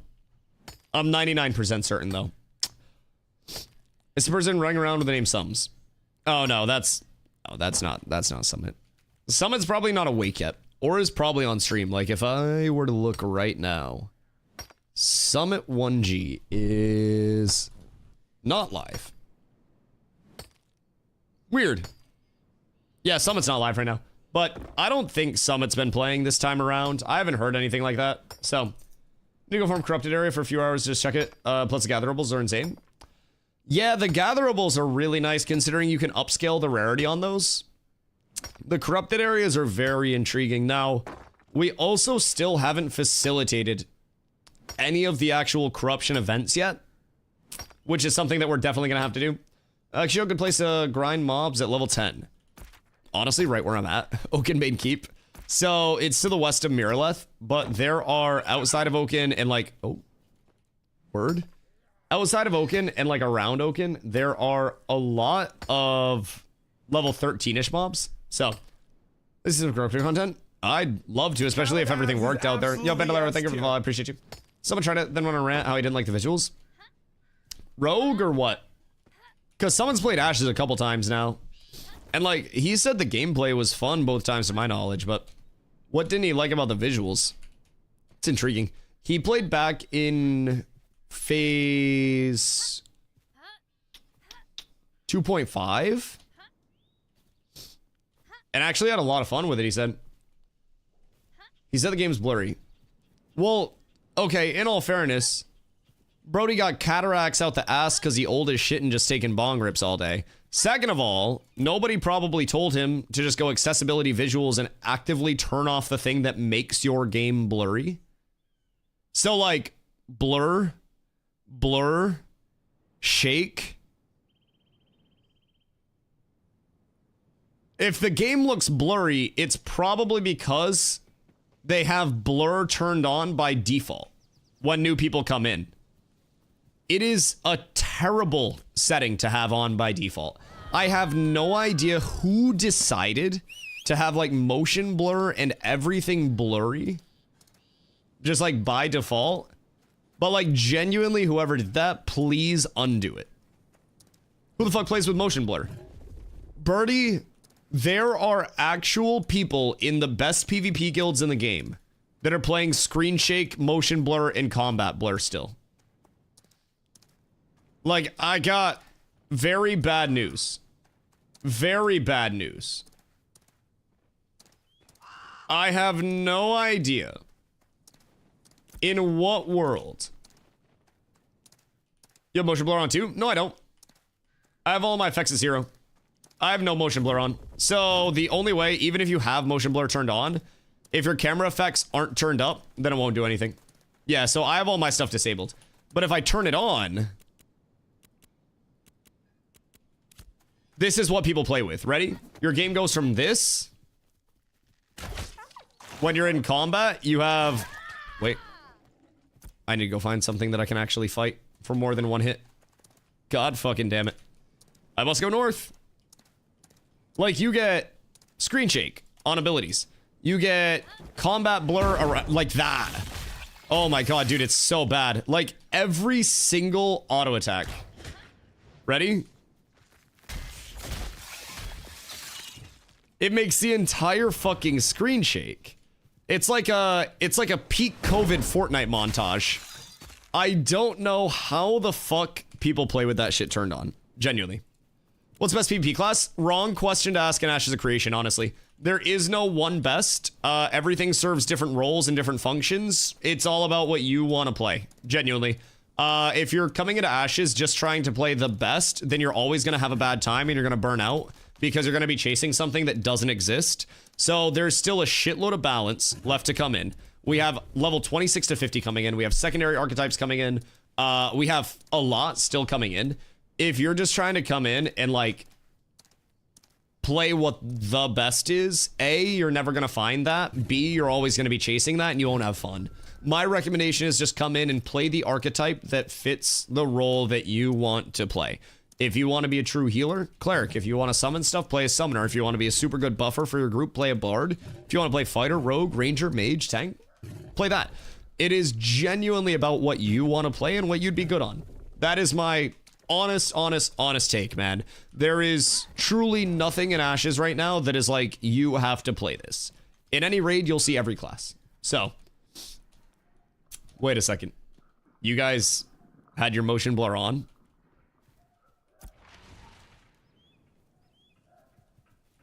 Sacrilege.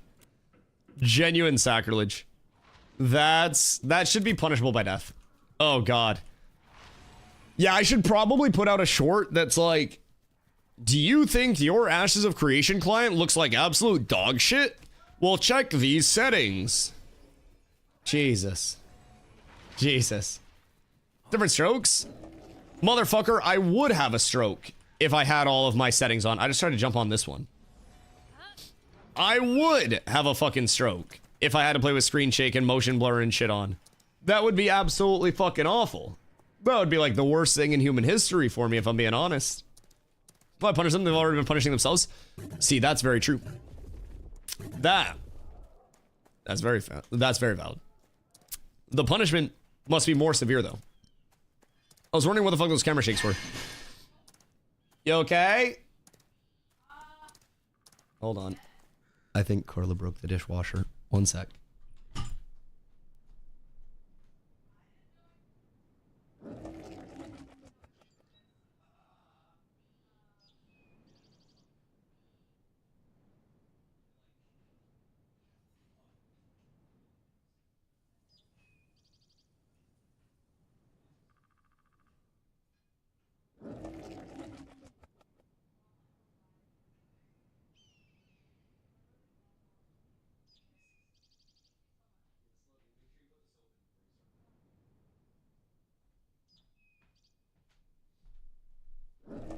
All right, Carla almost died to the dishwasher.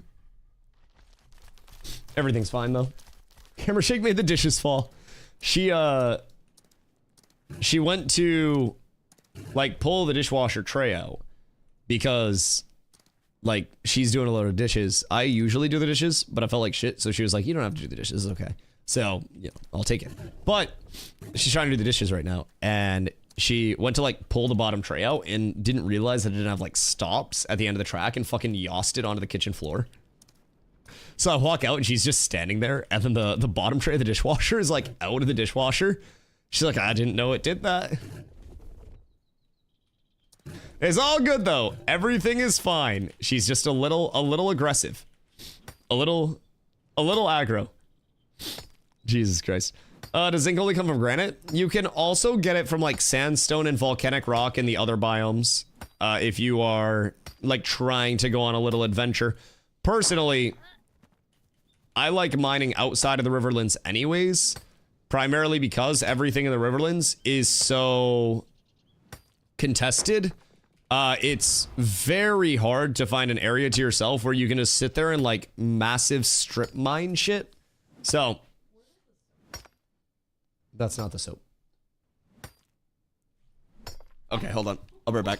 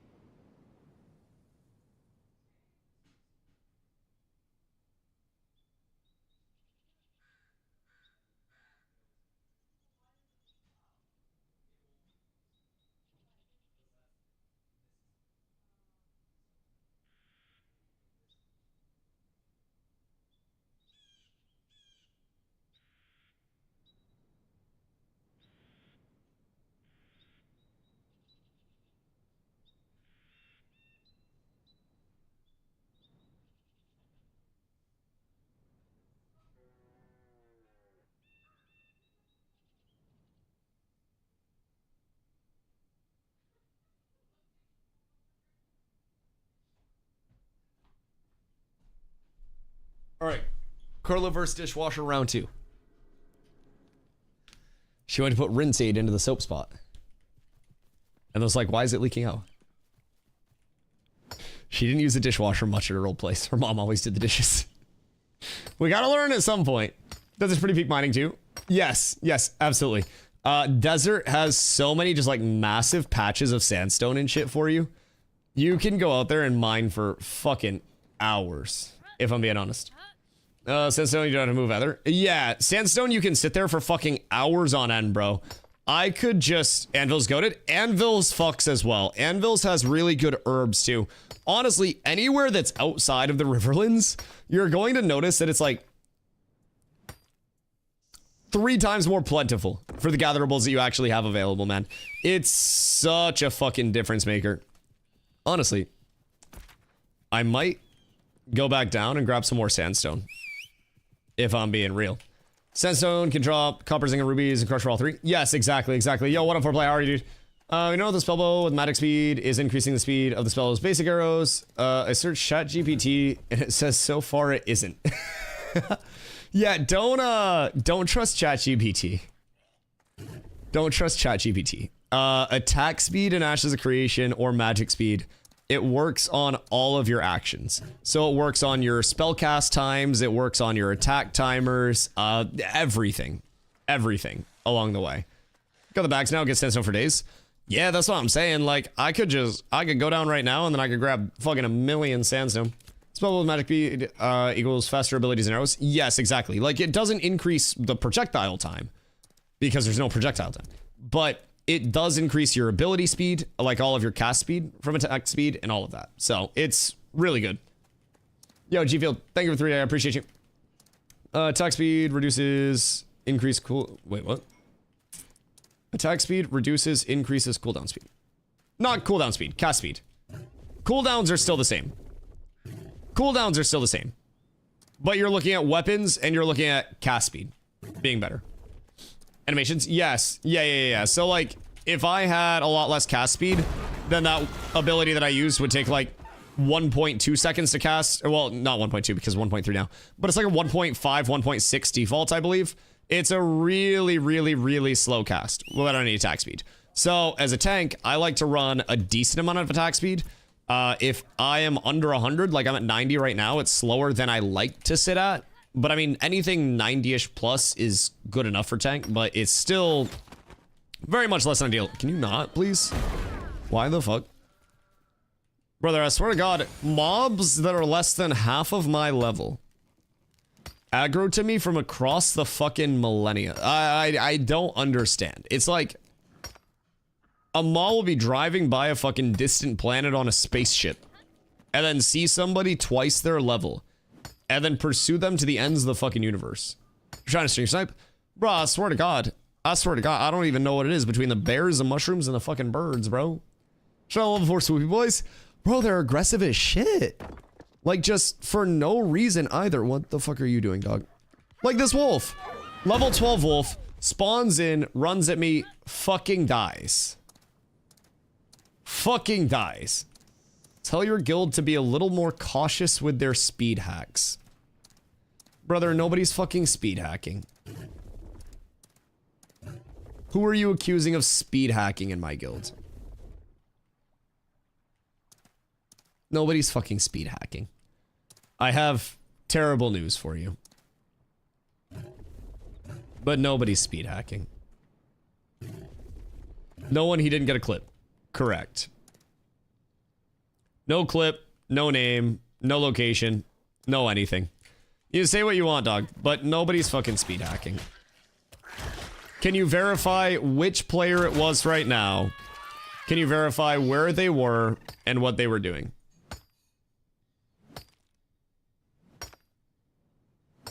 It was me, the speed bard. So, I'm not witch hunting without a clip. You're literally coming in and trying to start a witch hunt without a clip by being a goober. Yes. So, you're trying to spread a false narrative by saying someone in your guild is speed hacking, but you won't even stand on the business of trying to say that somebody's speed hacking. And you won't name it. because it didn't happen. You're trying to start a witch hunt right now, but you can't. It was Vic outside the harbor at NA. Speed hacking what? Here? Like at this harbor? Because I can ask Vic what they were doing right now. Yo, what you doing right now? I'll literally ask Vic. It was last night. What were they doing?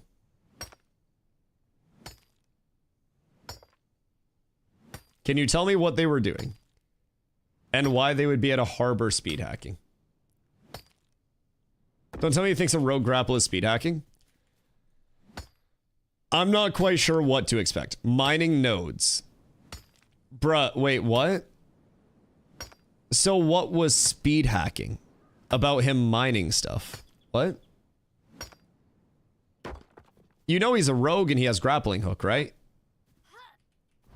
And can like move around node to node really fast?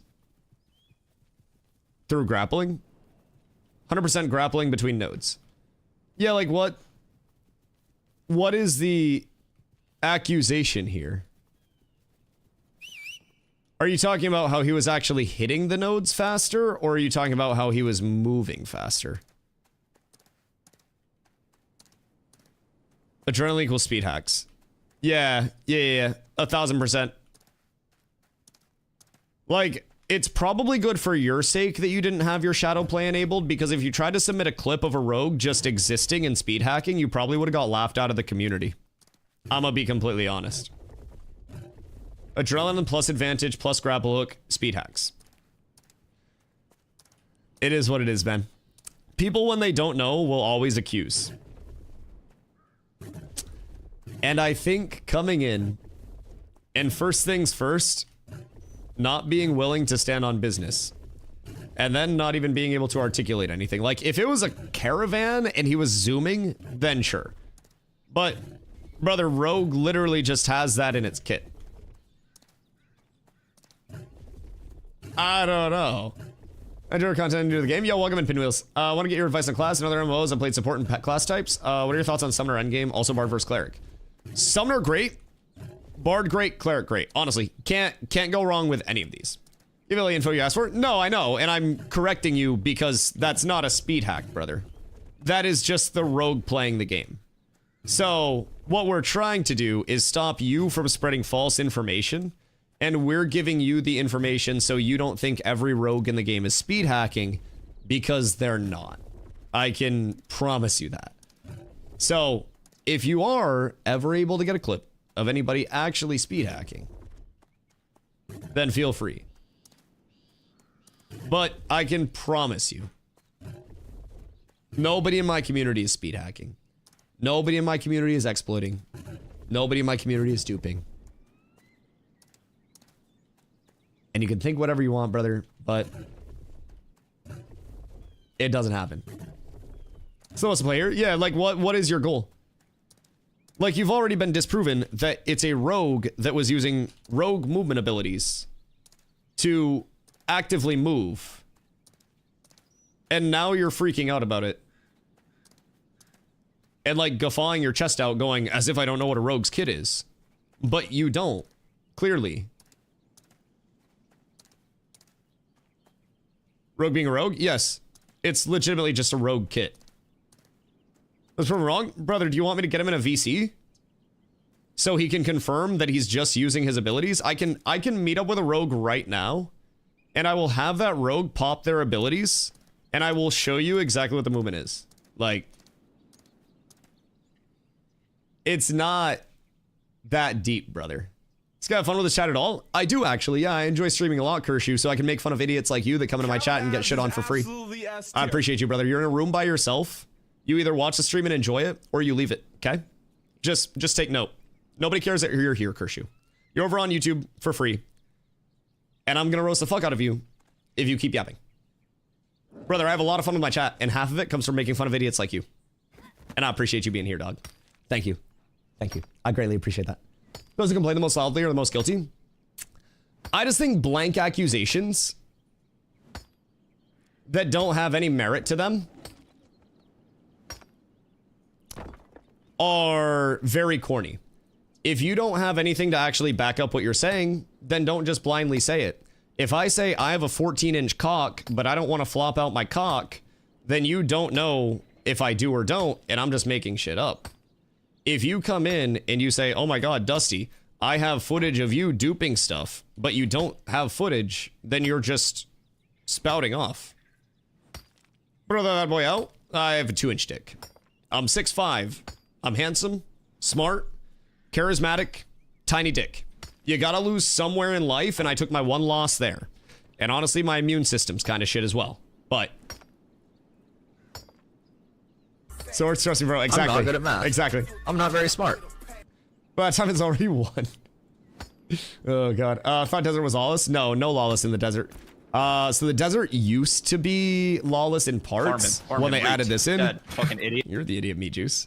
The desert used to be lawless when they added these two parts in, but when they actually settled as towns, they took away the lawless aspects of it. So when new areas come in, there's basically like a potential cycle. So same thing with the Junedark. Before the Junedark was like ownable, incorporatable towns, the Junedark was also a lawless area. So then they took away the lawless spots in the Junedark. So sort of what is so far for lower levels. Oh, dude, the desert's fucking great. I like coming out here. There's a lot that you can do. Also, Deadeye, how are you, my boy? Hope you're having a beautiful day. Whoever was about speed mining, ate one of the foods the other day, found it myself. Big rocks went from 10 hits to 8 to crack. Solid.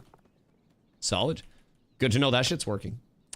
I always thought it was like a threshold, like a breakpoint thing, kind of like Diablo 2 faster cast rate. And like the, you know, the frames in Diablo 2. But I haven't tested it enough to actually confirm or deny that theory. But it seems breakpointy because it'll just reduce a hit, right? Looks for mining an herb, go hard for the speed. Seems like it'd be valid as shit. But is it worth going speed over qual? Ooh. Oh, hello. Hello. Happy to see you there, Mr. Heroic. I need some gamma rocks. Personally. Yes? Looks for speed, food, or qual? Fair. Fair. Speculation question. Do you think Ranger's camo will be allowed to be allocated multiple skill points when that's implemented? Like the Ranger for running around, which the camo was better? Probably. Now, I don't necessarily think it will get up to the level that Rogue Stealth is at. So with Ashes, you have different levels of stealth. And like the lower level the stealth is, the easier it is to see you through that stealth, whether you're, you know, looking at you or not, or whether I'm looking at you or not. So in terms of like a Ranger camo, that's going to be one of the lowest level stealths that there actively is, which is essentially just, you know, if I'm near you at all or looking in your vicinity, then I'm guaranteed going to be able to see you. With a rogue, there are times because their stealth is a high level where I'm like right next to a rogue and I can hear them, but unless they're in my frontal cone of vision, then I can't actually see them. So, there's a nice tattoo. Well, are you talking about like reducing the noise itself? No, I mean, noise-wise, there's like a re-stealth noise and shit, and some sounds that stealth makes that you can kind of like gauge where somebody's at. But overall, like, rogue stealth is just the highest level of stealth currently in the game. Now, will they be adding in more levels of stealth once rogues and those secondaries come in? I don't know. Because or once ranks and those secondaries come in, because it's like, if I already have high level stealth, and then I put more points into that, like more ranks into that, then what am I looking at? Like God stealth, or where are we at? When I sprint, a noise countdown shows up in stealth. Interesting. Interesting. When you sprint, a noise countdown shows up.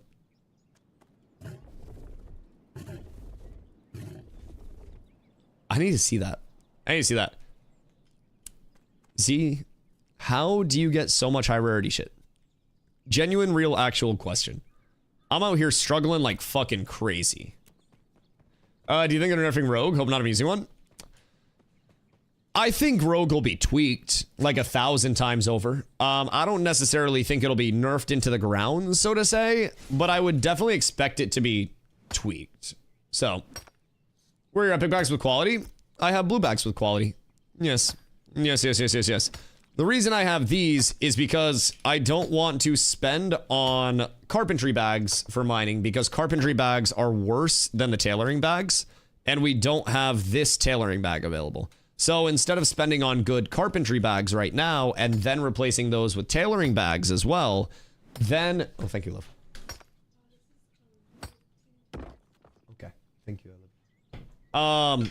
In terms of, like, the tailoring bags, I'm just going to save up and make those, so... Make it epic, it'll give almost 2 times the quality that you have. Correct, but I'm just going to not make it epic and save my mats and then make something better with the tailoring bag when the tailoring bag's available, instead of spending money to make an epic now and then replace that in the future. Because I spend money on things that make me money, and as much as I like coming out and brute force gathering, I would much rather make money to buy and flip stuff, which doesn't require a bag at all. I made all of this without coming out and gathering, simply off of econ. So if I could choose between spending epic, you know, materials to actually make that bag versus just econing, made my lumber bag 66 qual, and I got braidwood legendary and 16 weeping willow legendary and ash in one day. Yeah, that's a good day. That's a good day. Now, I wouldn't necessarily say that's going to be your everyday output, but quality definitely does help.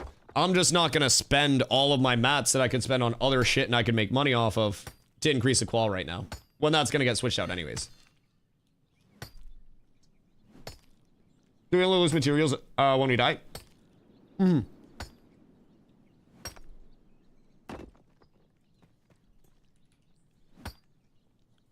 On death, or like when you craft stuff, if you are corrupt, that is when you'll lose items. But like any normal death, whether it's mobs, whether it's mobs, whether it's consensual player versus player, you don't have to worry about much. Hey, stay the fuck away from my sandstone. The fuck is this bullshit? Why? Bro, you could have gone anywhere in the motherfucking desert. What the fuck is this bullshit? Why are you here? That's fucked up. Nothing but common for 2 days. Game hates me. Probably does. Probably does. Listen, I have had a lot of time in Ashes, and I've been able to, over the course of that, discern what was worth spending money on and what, you know, didn't make me money and was kind of a trap for me overall, right? And bags, especially before this phase, were a huge trap. Partially because they were so fucking expensive. This is the cheapest that bags have ever been. Especially Journeyman. Largest setback so far was spending the first 3 days of Steam launch rolling on Pious Cat. You were trying to get a cat, huh? I mean, it is drippy, I will say. It's not expensive. No. But in order to make epic, I still would have to, if I want to go Journeyman, still have to have a decent amount of high rarity mats, which I could just sell or use for anything else. So, personally, Alright, they're not a bot. Can confirm. Now, I don't know why they just came up and grabbed a few. But, what? Oh, hold on. I'm gonna open a door for Carla.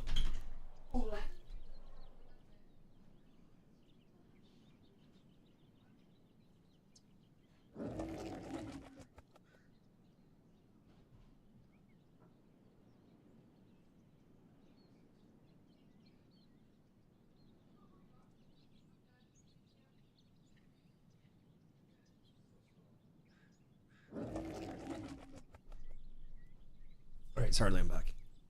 I have returned. My largest big brain was being too broke to buy Ashes until the link account issue where the website was fixed. Yo, that's the actual tech. That probably saved you so much grief when you first hopped in as well. Probably a really, really smooth hop in at that point. Mirrorless is home to cats. Yeah. Mirrorless is where both of our communities are. Oh, take the big ones. Probably 2 legendary sucks. Yeah. I mean, it's probably less efficient overall to not just pick out the large ones, but like, I'd rather reduce my runtime and just sit here and smack shit the entire time until it is gone. And I'd rather get 2 legendaries than no legendaries, you know? So, overall, I still feel like it's probably worthwhile to grab these bad boys. Oh, we really gotta hate you. Bro, most of the bad reviews, honestly, most of the bad reviews came from people that were physically unable to play the game the first few days. And it makes sense why there would be bad reviews with people physically being unable to play the game. It's absurd. You'll never be able to delete that field of sandstone you're on? Oh, yes, I will. Oh, yes, I will. I will absolutely cook this field of sandstone. I will take all of the sandstone out of this, and then I will move on to the next, and I will de-sandstone this. 90% couldn't even link accounts? Oh, dude. It was bad.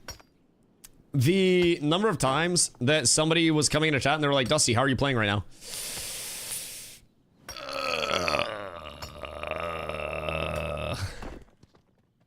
Well, it's because I had the game before. They'll start respawning before you finish.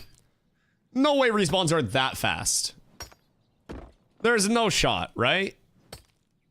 Because if they are, then that's fucked. I'm cool with their yes. Weird.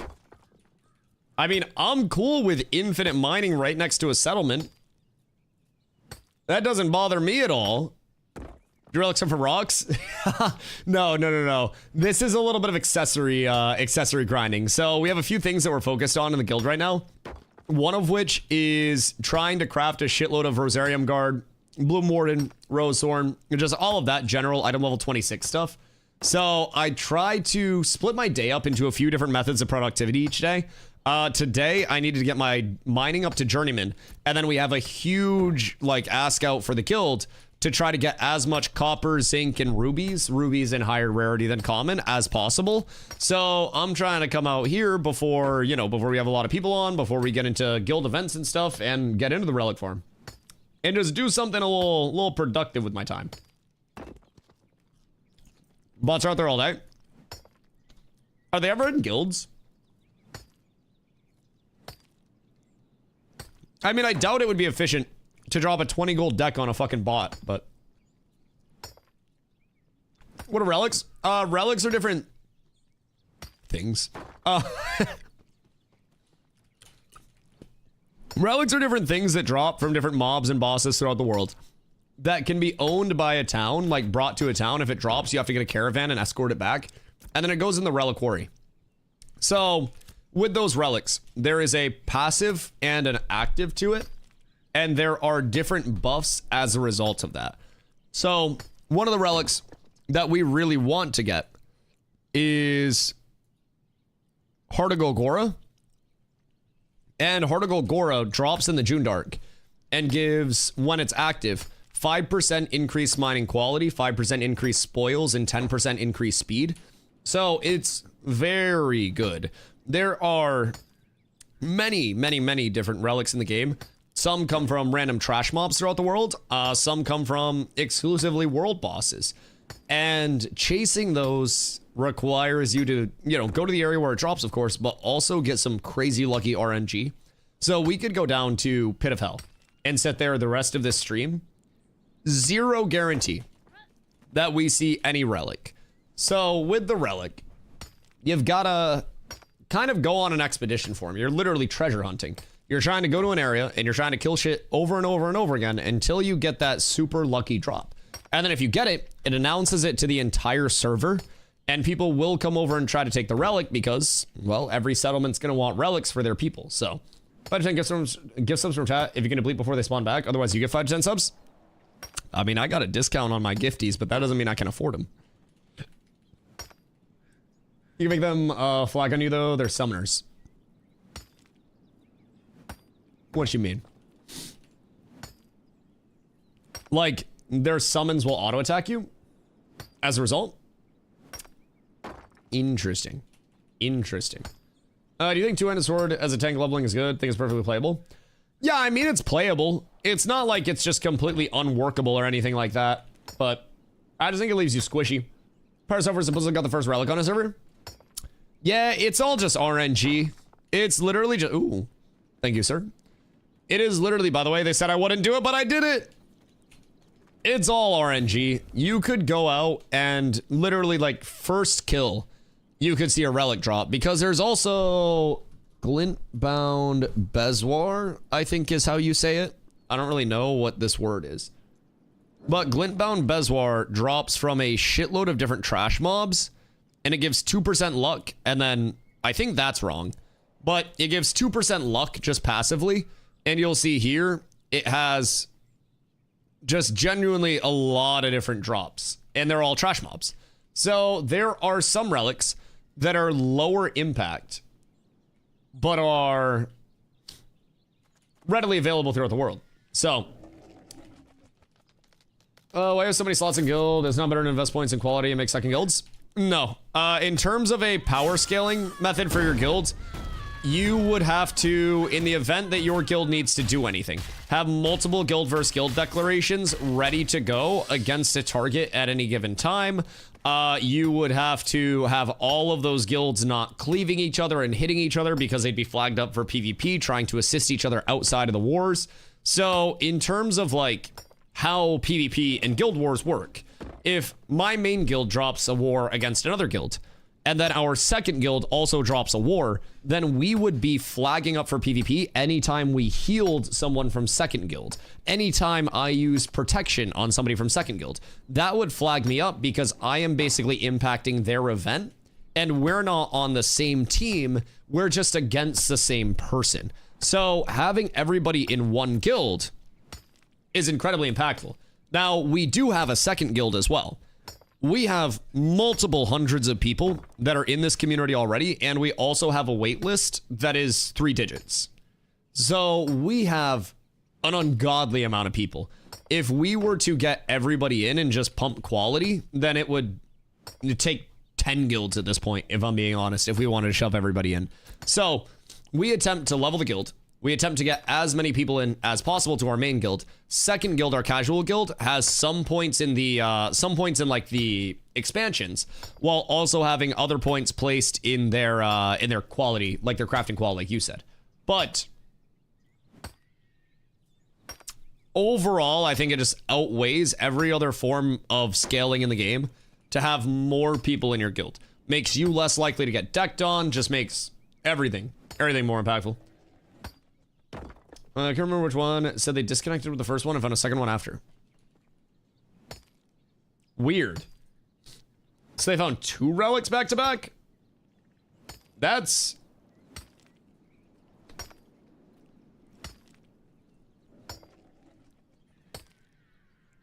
improbable.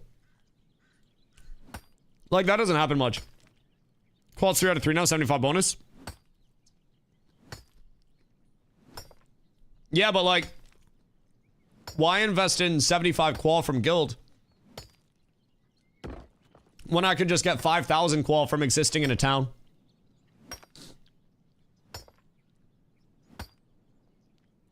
Why not? Yo, Cody, what up, dog? Happy birthday, brother. Rocketing stream? Hey, gotta do it. Somebody gotta do it, bro. We need zinc. We need copper. We need all that shit. So I'm over here trying to put on for my city, trying to help the cats as much as possible, and just trying to do what I can. Oh, 3x 75. Oh, that makes sense. Qual is 225 in Set Guild. Yeah, but then we still need the other 5,000. You guys saw that, right?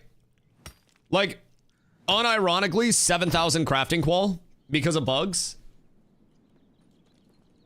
And people are abusing that and just dumping out crafts. Because that shit, this 7,000 quality, which is pushing up crafts insanely high. Insanely high. Do they not learn? Well, the people that are abusing this aren't the people that are banned. So it's going to be a little bit of change. Level 18 just from hitting rocks, hit level 50 mining at 14 player level. Jesus Christ. Is this phase cooked or are they fixing it? I hope they fix it. Because if they don't, then this phase is cooked. I'll be honest. I really hope that they fix that. But just to show like how impactful this is. Let me go to Ash's Codex. So we'll do a Glory Bound Longbow.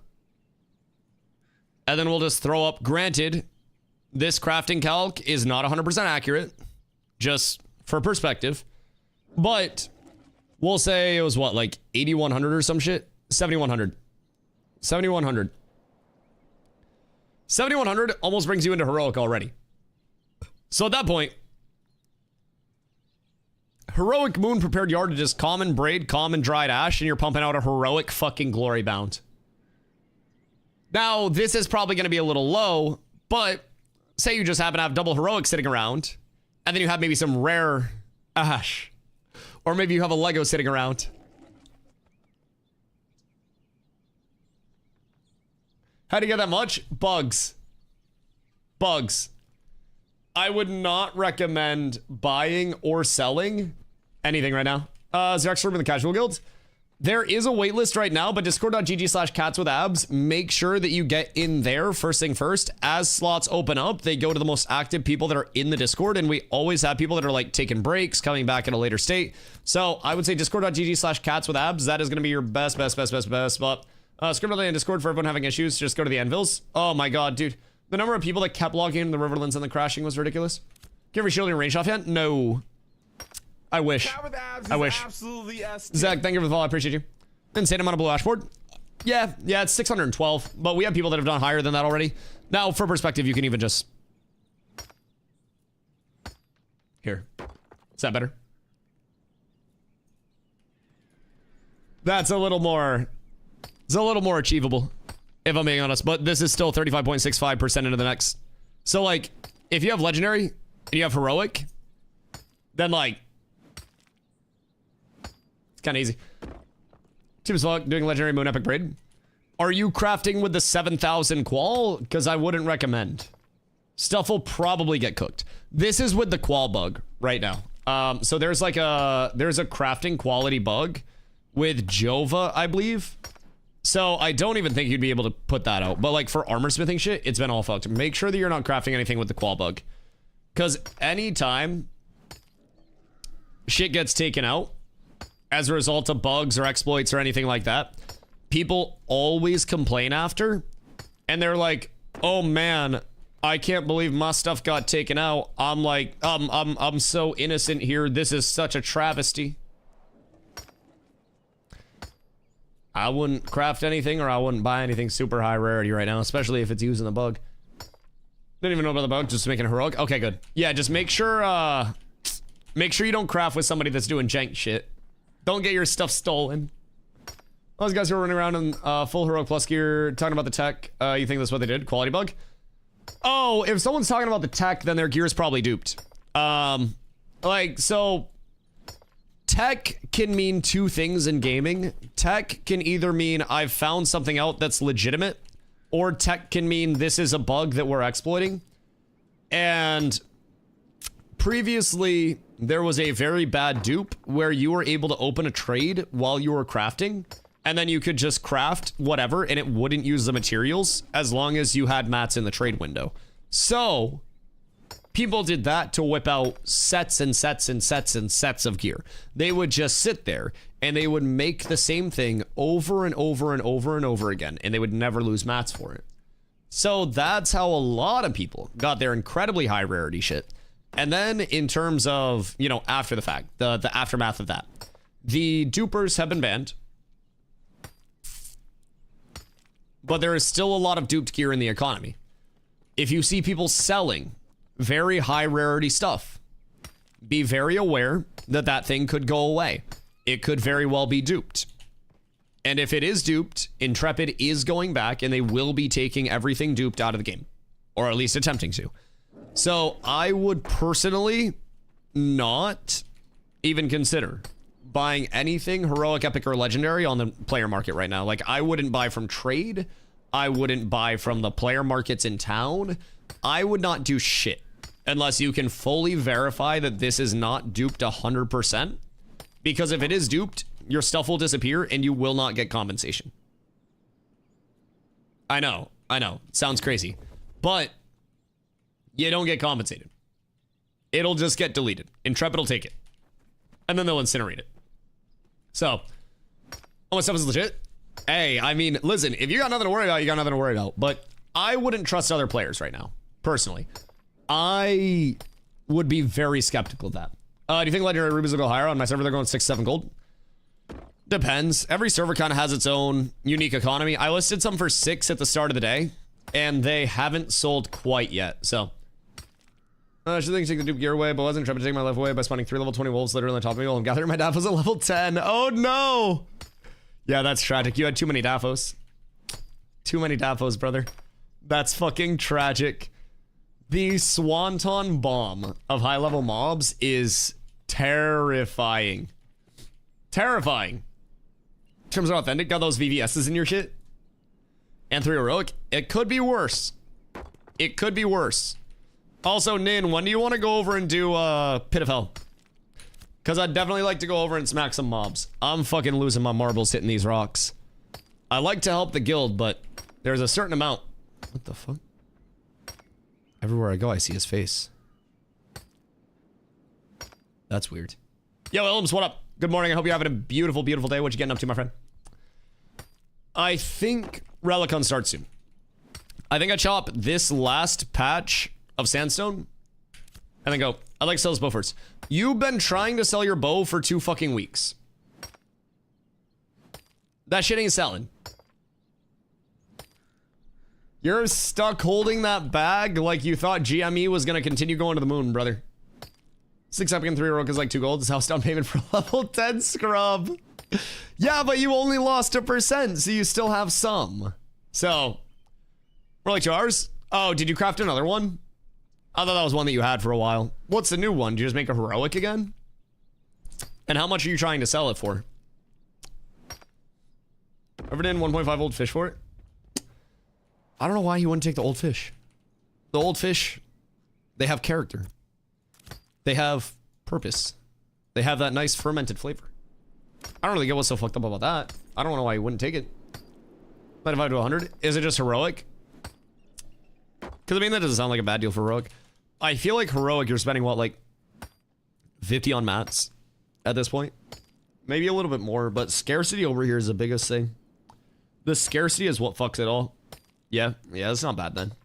I mean, time investment, everything else considered with it. Yeah, that's not the worst. The question is, will people have 100 gold to just drop on that shit right now? Sport fishers probably. But I think crates have kind of slowed down a bit with DRs being so hard, but I'll be right back. I gotta blow my nose real quick. Un momento, chat. I'm a stuffy boy.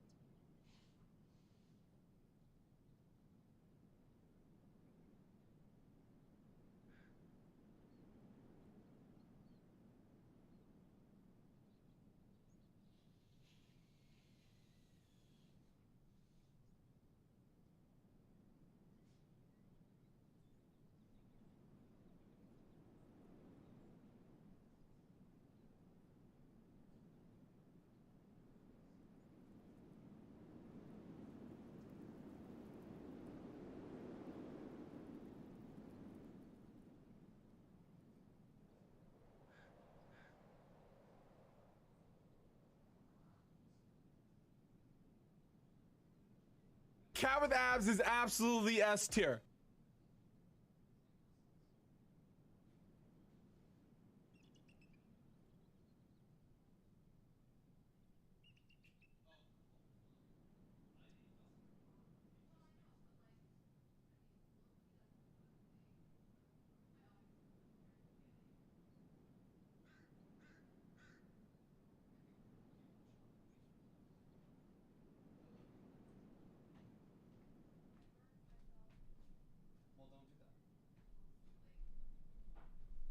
Good day. Ugh. Want to on my boat? They probably think you exploited it. Yo, Pop. Hope you're having a good day, dude. Oh, Pope of Dope. Wait, banger name. Banger name. Throw the motherfucker in there while I grind. Hey, Dubba. Do you want to do that? Do you want to pay those fees? Because, like... Logic side, game feels unplayable right now. At least on my server, basically the entire Jova region has been running like a shawarma kebab. If you go inside the city, there's 50-50 chance you'll never get out because your character position gets desynced from your on-screen position. Really? That hasn't been happening to me, like, no matter where I go. Like, I've been in Mira, I've been in Jova, even, like, the settlement versus settlement wars, like, those were laggy, but even then it wasn't, like, crazy desync, except for a couple times. Huh. Is it server side, or do you think that could be, like, you-sided? Happens to me a lot. Do you guys have poor people setups, or, like, what are your setups? What are your specs? Are you guys rich or poor? Do you have a 401k? What are your benefits at your work job? At your job? Poor people setups? Yes. Yeah, listen. Sometimes you just gotta ask the glaring questions. Basically become a desynced ghost. Weird.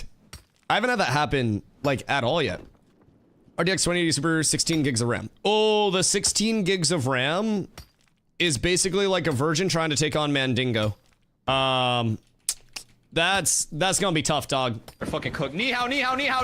Kin. Ni hao. How the hell are you, my boy? Rich people set up. Desync only lasts like a second for me. I don't even have a rich person setup. I got a 4080 Super and a 7800X 3D, and like I don't even get a lot of rubber banding or like desync or anything like that. I would say like maybe RAM would be an issue. I think they recommend at least 32, but that's something that's a roast virginity. No, that wasn't you. That was your PC. That was your PC doing it to you. In Jova by the storage. Ah, that might also make sense. May also make sense. I've avoided... Fubo! How are you, friend? I've avoided the storage areas like crazy. Like crazy. So there's nothing to do with it. Game runs on 200 FPS. I'm just curious, like, how you get it incredibly bad. But, like, I'm not noticing it at all. Obviously, like... could be differences, but I was in Jova earlier today, ran smooth as fuck, went into my storages, listed on the player market, literally nothing wrong. Network? I mean, yes, but Fubo, I'm killing it all. I'm killing it all. Jova and Mirror are all gonna be worse than anywhere else on the map, storage area especially. Yes. Where's my server? Correct. What server are you on? Cause like, if it's unplayable, then that's typically something that we'd hear a lot about. VRAM's the biggest constraint IMO. Lotharia, the big EU server. Right, but the large EU server is still less pop than a peak NA server. So, I mean, that wouldn't be a thing. Like, that it's not like they're pumping out way more than we are. Like, the pops are going to be similar. I don't know. It's intriguing, though. I'll try to keep my eyes peeled and see if anybody else is getting it on Lotharia, but this server might be as busy or more. I don't know if they're peaking at what the NAs are. Now, the peak for the entire game comes earlier in the day, but that's also when Lotharia is high, and then every NA server is also medium to high. Basically, off-peak, NA servers can hit medium to high, and then Lotharia goes medium to low off-peak. So, 16 gigs DDR5, and no issues, of course. Only with loading storage in Mira, 5060 Ti Super, and 9600X. Yeah, that's intriguing. We're started on the NA side, where EU is mostly on Lotharia. Right. No issues on mine, but my rig's loaded. Who's playing on the Lotharia server? Because, like, if, like... Machines are different. Probably machine div. Well, so this is kind of the thing, though.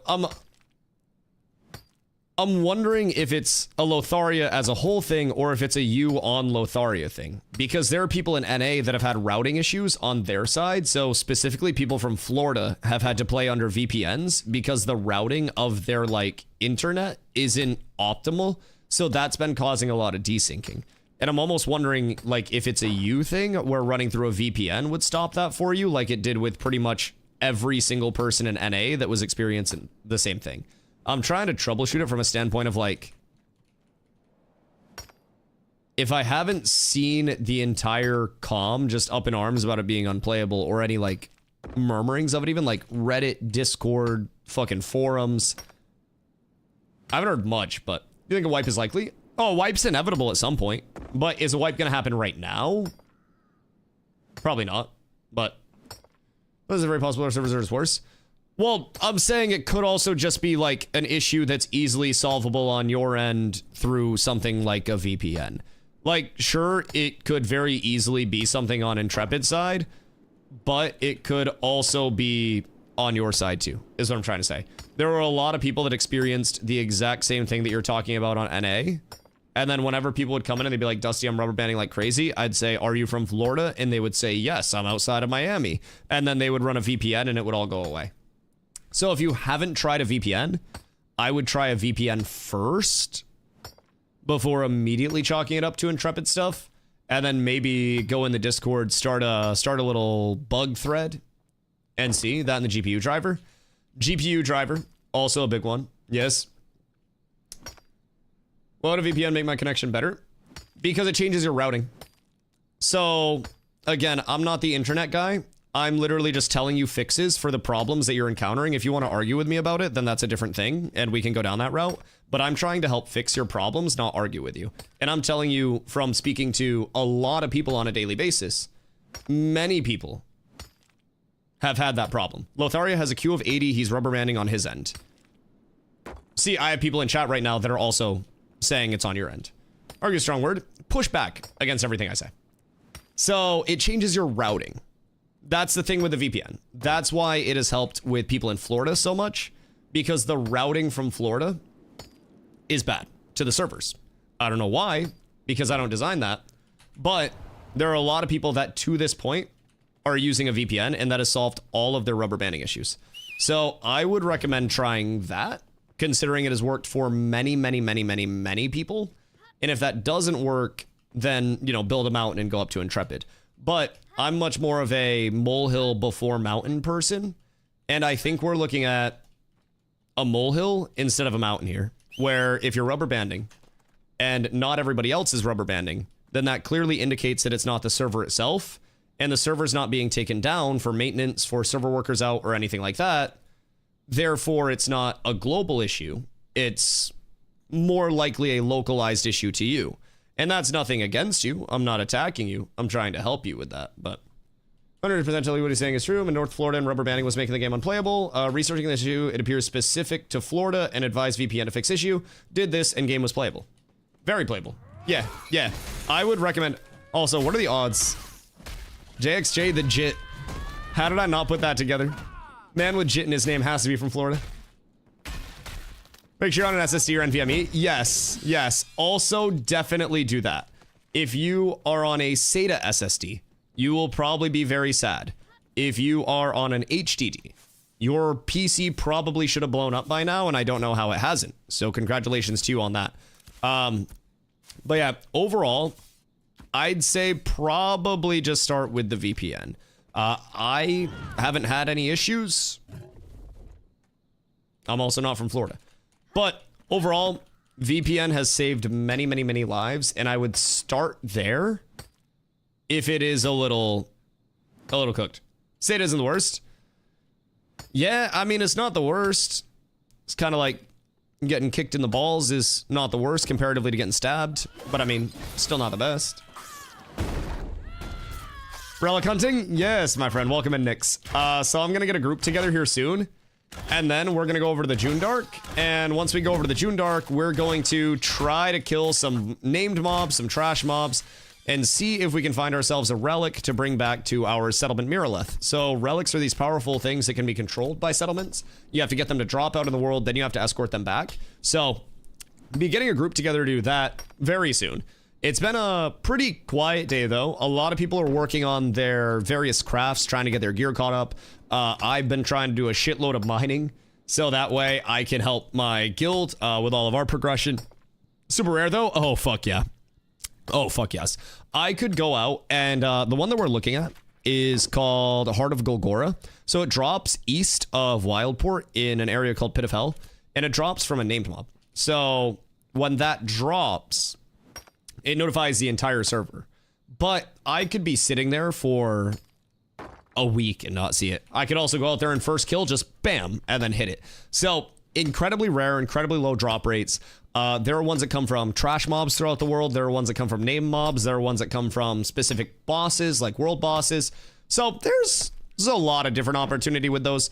The one that we're really looking at, Heart of Golgora, we want that so badly because it gives mining quality, mining yield, and also mining speed.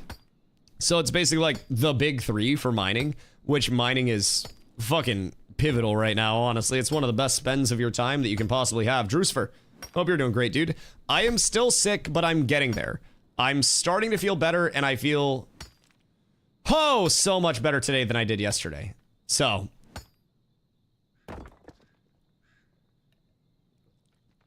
what's your gear looking like? Armor-wise, still the same poo-poo. I haven't upgraded anything in a little bit. Like, I have my Heroic Petal Shard set, Heroic Glorybound Bow, I have Royal Cloak of Nuela, and then other than that, I've got my just general intro, Great Hollow, Grip Mantle, Hollow Shade set. All of that is pretty just reasonably found, honestly. My gear is nothing crazy. That's used for your Heroic Petal Shard. I used 13 blue ingots. I used 9 green ingots. I used epic rubies, and then I had a crafter that had 830 quality. So you need to have at least 800 quality to make that craft actually work. Otherwise, it will go into blue. So just make sure that you have that exact split. I wouldn't change out another ingot unless you were like 1,000 plus qual. Nin's fucking broke. Nin just spent all his money listing that shit. Had a raid boss idea. Sandworm underground in a large tunnel that's constantly collapsing, so you have to have groups of miners mining to clear so you're not crushed as you fight the boss.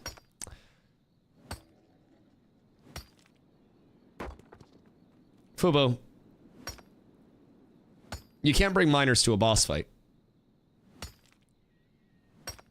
I don't know what Diddy Cat you're on, but there are no miners that can come to the boss fight, Fubo. It's an 18 plus boss fight. We're not bringing the miners to the worm. I got bad news. With 800 qual, can I get a heroic weapon to epic?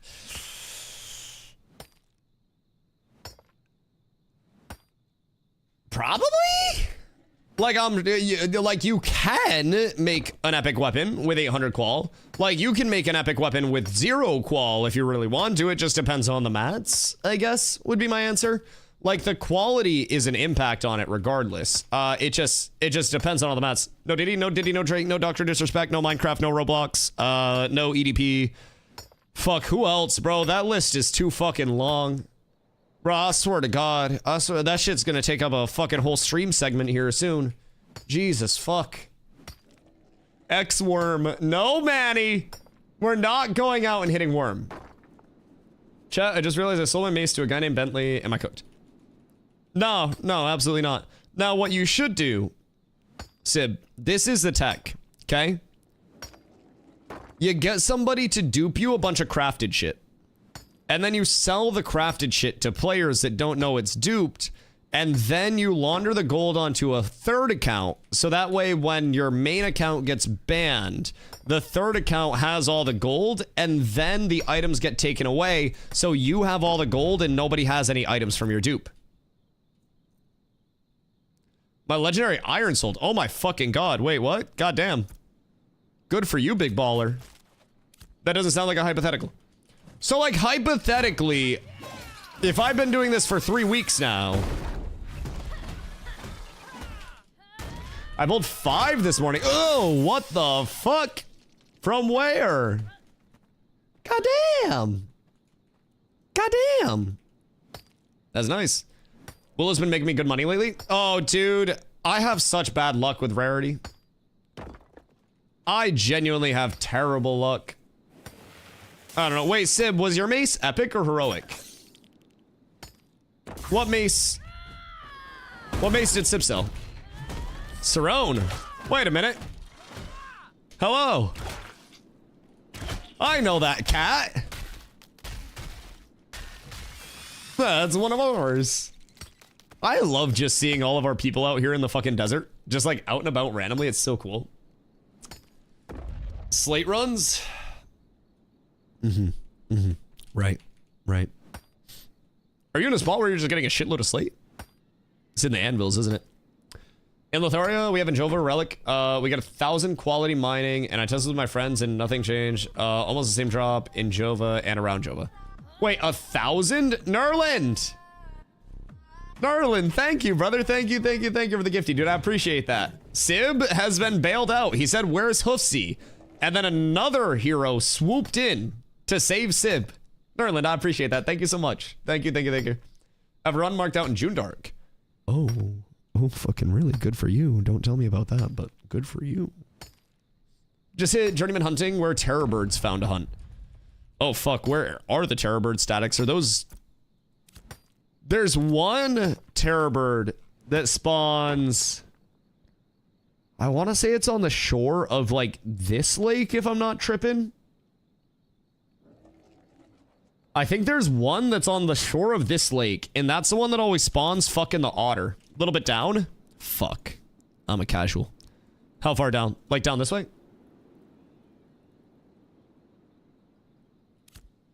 Uh-oh. I'm washed. I'm washed! Exactly. Oh, okay. That makes sense. I knew it was somewhere around here. But yeah, just like it spawns there and there's an otter that spawns underneath it. And then it just kind of sits there like mounting the otter. It's a little interesting. All I need to do before New York is clean the bathroom and clean the car. I can't clean the bathroom, but I'll definitely put it through some hell later tonight after stream for you. I can help out there. They're love, don't judge. Hey, as long as they're happy, that is what matters. As long as they're truly finding joy in life. Just hit a big on 2 Samsung Odyssey monitors for $180 each. Wait, yo, where? Is this like an online thing? What are you looking for right now? A miracle? So basically, my guild is in the process of prepping to craft a lot of item level 26 gear. So we're working on like Rosethorn, Bloom Warden, Rosarium Guard, just, you know, general sets, including the, like the set that Glow's using, whatever fucking one that is. I don't even remember what the fucking set is. Glow's using some weird heavy armor bullshit though. What is it? I don't know, but he's using something. I can probably tell you. Hold on. Hold on. Briarhold. Briarhold. That's what he's using. So we can also make Briarhold, because that's slate armor molds, zinc armor plating, and rubidium fragments. So like that's super easy to make. Wait.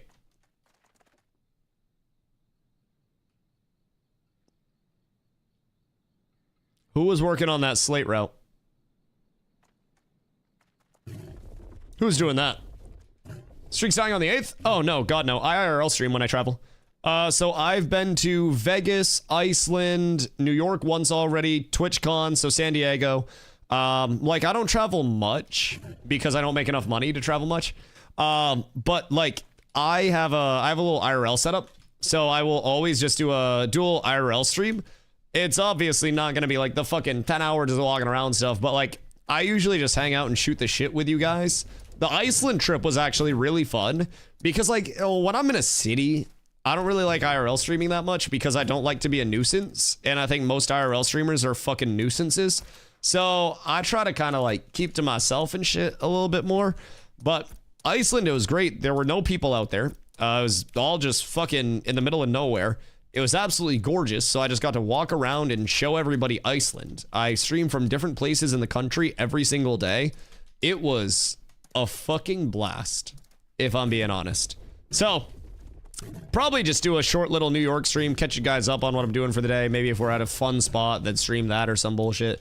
But usually it's like, bro, just like a short hour stream, if I'm being honest. Just something to keep the streak going. Whenever I travel, I try to enjoy it. But this streak always continues. I have gone out to like my fucking family's houses before, and I like bring the IRL stuff, so Is there a journeyman equivalent to the Voidberg pickaxe? Super close to journeyman, but I don't really want to give it that qual. So you do have... Where is it? Is it slag breakers or is it breaching? Oh, it's breaching. Breaching pickaxe is a really good pickaxe. Excuse me. Takes a glittering steel ingot, binding nail, which this drops from Sir Genry the Strong. Sir Genry the Strong is a named mob in Verdant's Ruins. So you go in and then he's in like one of the back rooms. So slide on the northeast side and the west side of Star Island and South June Dark. I like that. I like that. Good day. But yeah, slag breakers is fucking disgusting. And then let's see. Slag breakers is disgusting. Breaching is good. Oh yeah, slag breakers is better. Yep. So slag breakers, dried ash boards, copper ingots, and then one steel ingot. So honestly, yeah. Probably a little bit easier. It just depends on like what you have and where you want to actually go to craft. Because slag breaker needs to be crafted in Forge, right? Or can we craft this outside of Forge? Also, can we craft this outside of Forge? And interestingly enough, this is 1 copper to craft. So that's fucking easy. That's dope as shit. I do love that. Can I list on my Intel i7 16 gig RAM laptop? Probably not. If I had to guess. Like, what are the full specs? Are you running like onboard GPU? Like, because I'm gonna go out on a limb and say probably not. And if it does run, I would not set it anywhere near something flammable. Laptops just run hot and thermal throttle. Right. Like, I've run Ashes on a laptop before, but not for an incredibly long time. And like, there are laptops that can run it, but you gotta have a fucking beefcake of a laptop to actually run this shit and run it smooth. Especially if you're on any high settings. It will be on fire. Yeah, Ashes is pretty tough to run as of right now. I mean, you could always drop settings on like super omega low, but if you don't have the hardware, they throttle bad unless they're really enthusiast model. Yeah. Unless you have a super expensive laptop. Like, Carla has a good gaming laptop, and her laptop can run Ashes relatively smooth. I say relatively. Relatively smooth. But overall, it's not recommended. I mean, shit, there are a lot of builds, like PC builds, that aren't running that shit smooth. Laptop's i9 14900 5070 with 32 gigs of RAM, and it doesn't push past 60 FPS. Yeah, I mean, so like if you're trying to PvP, then you'll obviously want more frames. But if you're just fucking off doing nothing, okay, fine. I can come out for a little bit. I can come for a bit, then we'll do relic hunting after.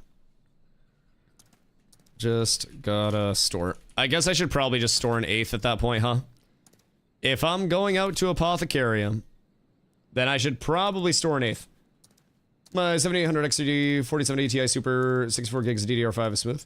Yeah, I mean, builds will be smooth. Also, why did they call it a Ti Super? That confuses me very much. I don't...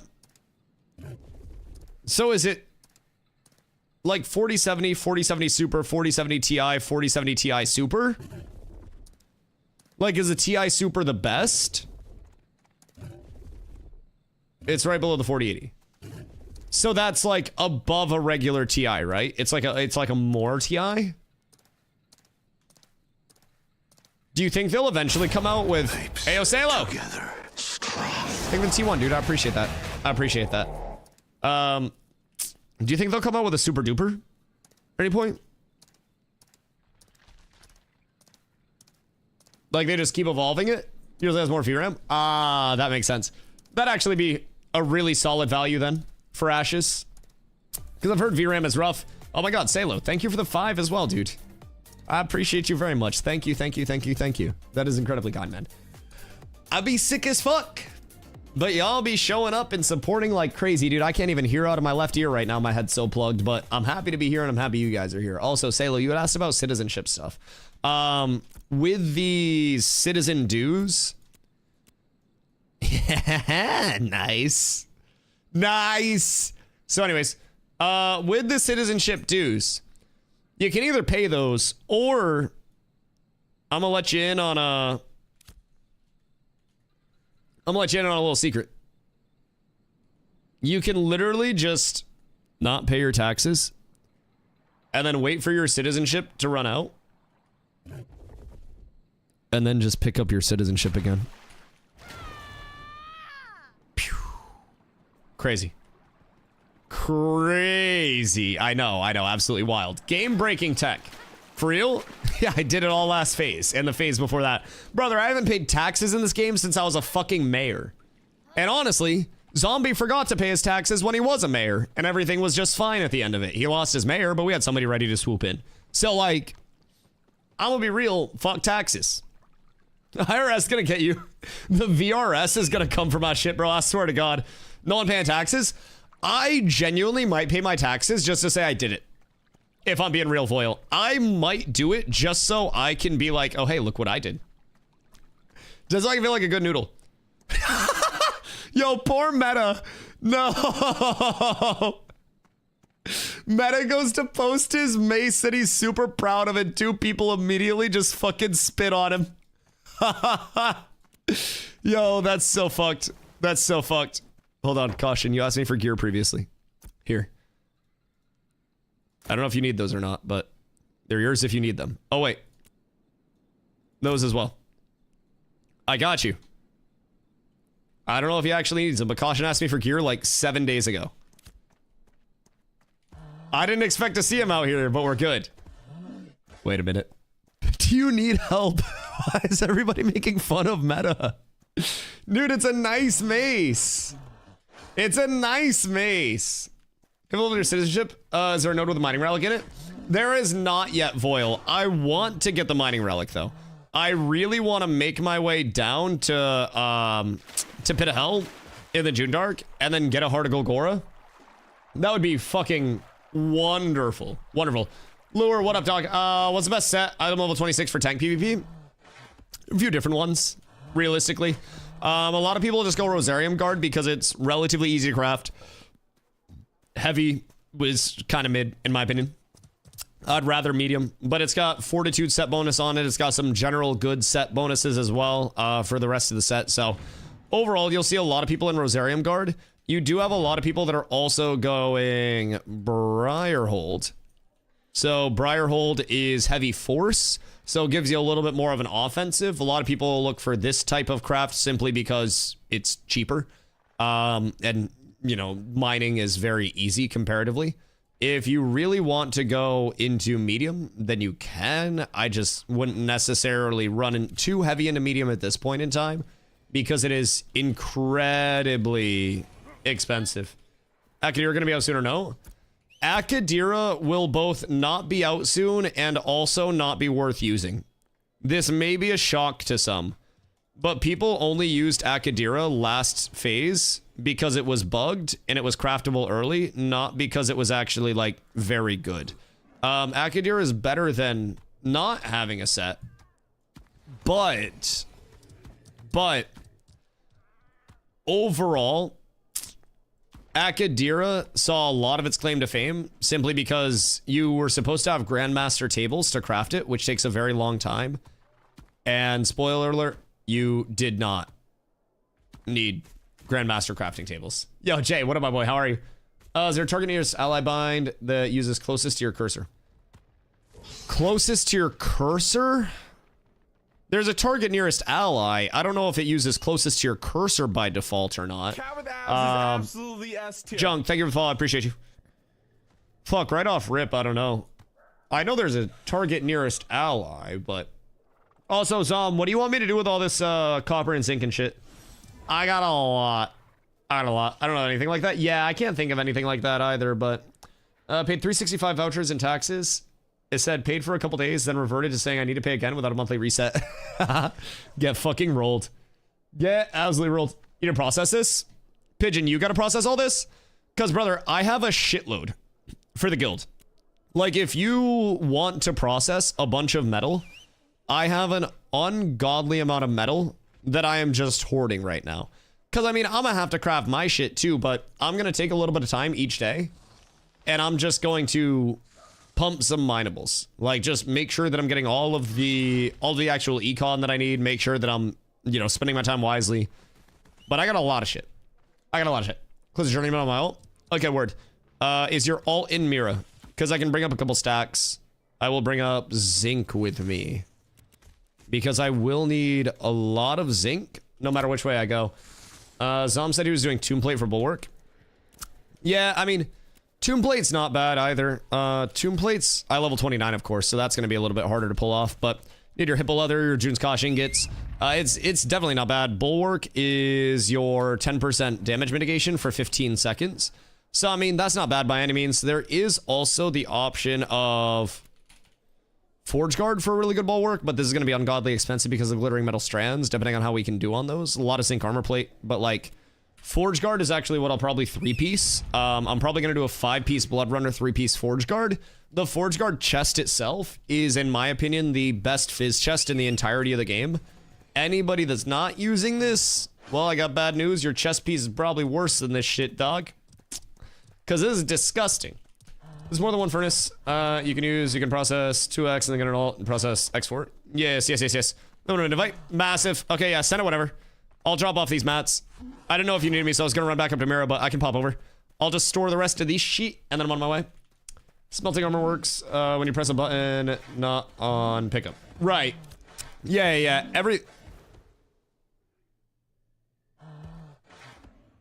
Hello? What the hell? All right, well, got some crates going there. So anyways, Forge Guard Deflector, wrong one. That's not a bad one though. That's not bad at all. That is a very, very nice name mob drop. But the Forge Guard chest that you're looking for is the, funny enough. Wait. Zombie is no longer mayor of Miraleth. Oh, lame. He got reelected. 498 votes. He did it. He did it. I thought Zombie was getting cooked. I thought he was fucked. I was hoping. That would have been so funny if he lost. Obviously, it would not have actually been good if he lost. It would have been kind of funny. Just in hindsight, just kind of a little funny. Like, what if Zop upset him or something? They're short of 500. I know, there are probably a couple of people that didn't vote that could have swung it for us. But, you know, lazy people. Lazy people. Check the other towns and see if someone lost it. Let's see. Mira is still Zombie. Bardash is Winstead.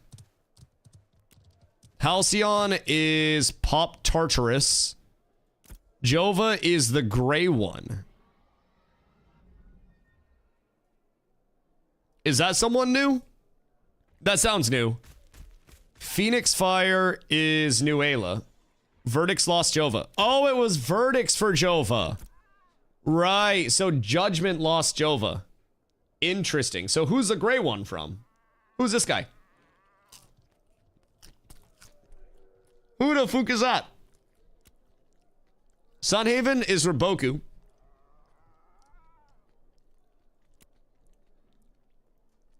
Eighth is Dio. So that's all fine. I think Jova, the gray one, was endorsed. That makes sense.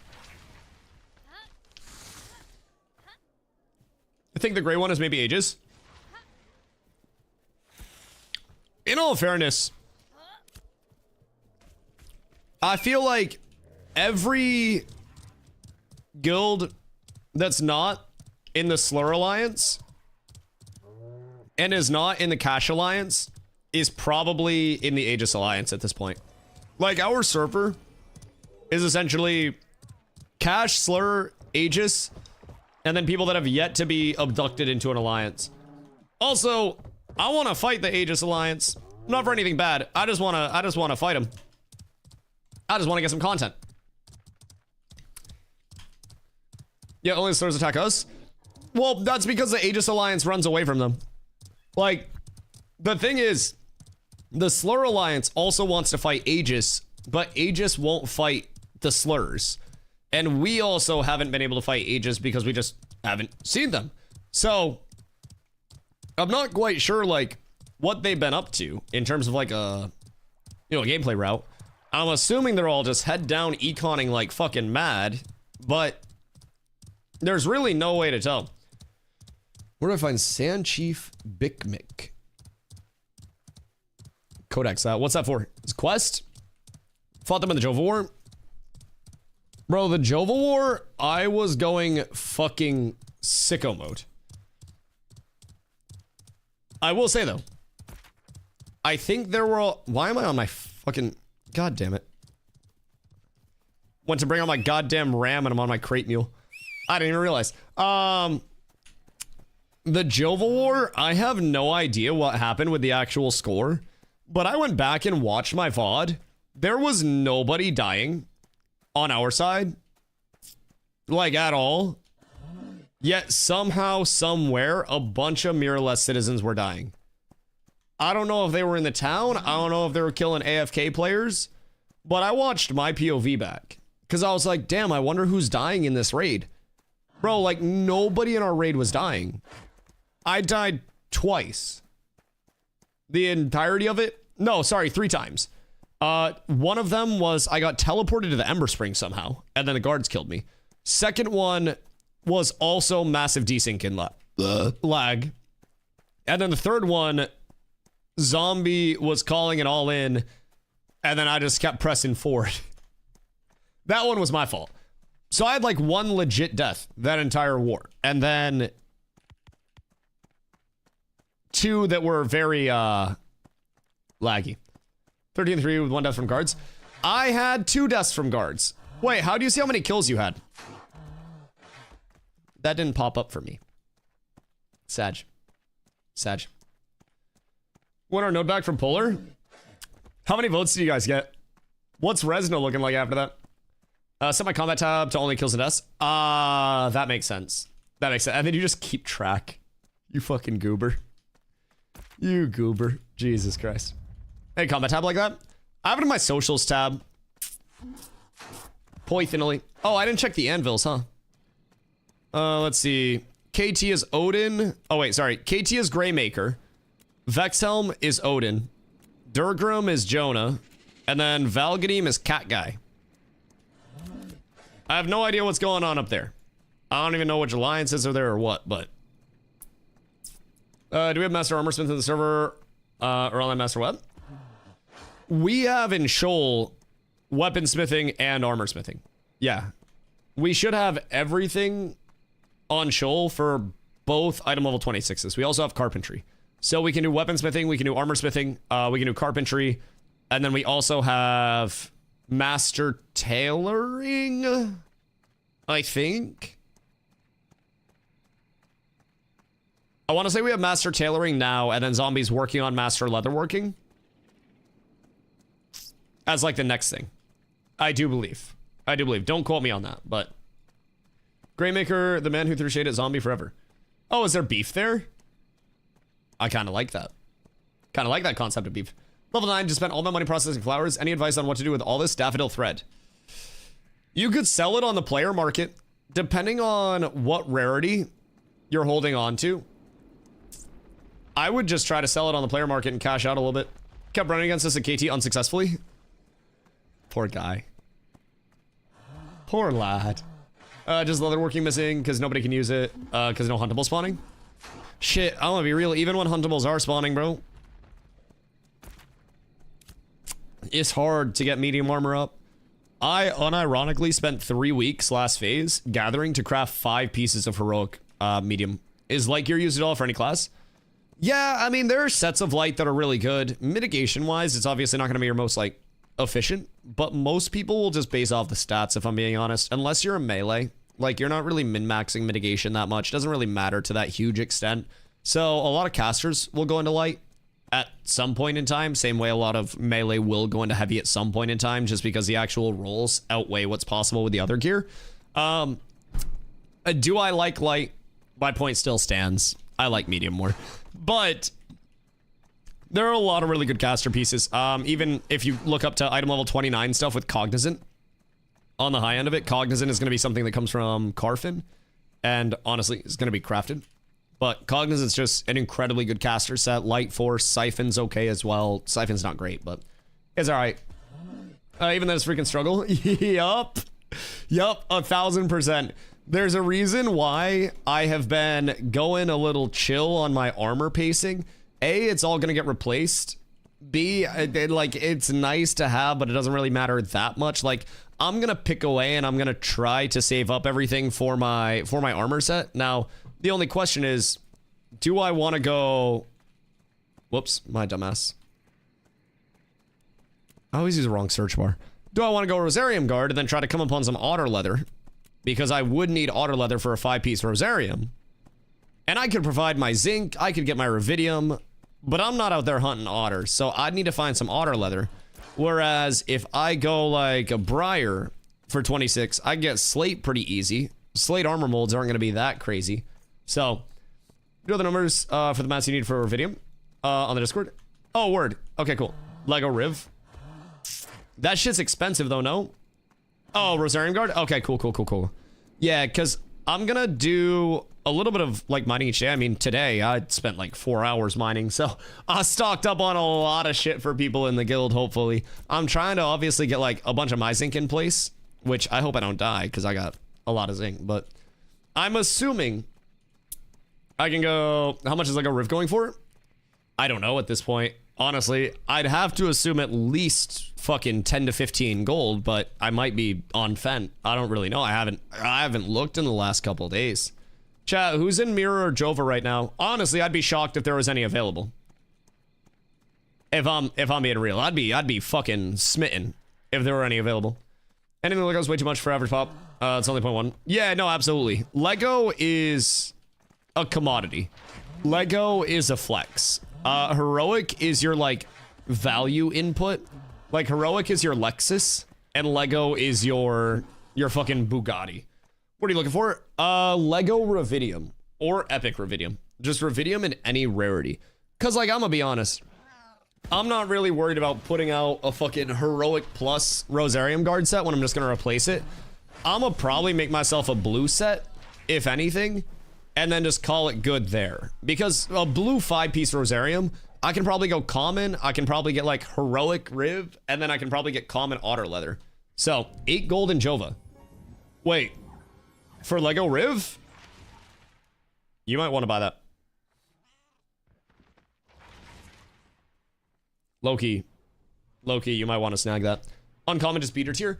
Yeah, basically, like, uncommon is really just, it's budget. You can go all common materials, and then you can go a little bit of quality and push up to uncommon very easily, so. Care about the Lego Journeyman Rocks? Why, you think they'll go down? What do you think about that? Market's collapsing, everyone's scared to buy anything today? To a certain extent, I mean, the dupes aren't going to collapse the entirety of the market, but we'll be a little bit weird. All right, hold on. I'll be right back. I'm going to fill up my water before we start grinding. Un momento.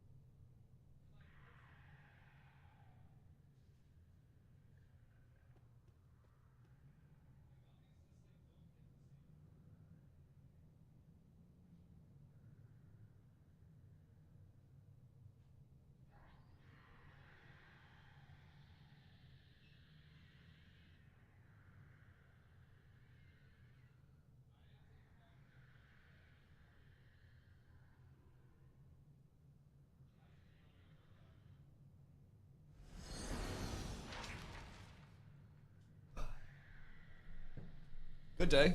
Oh, why is it so dark? What the hell? What the hell?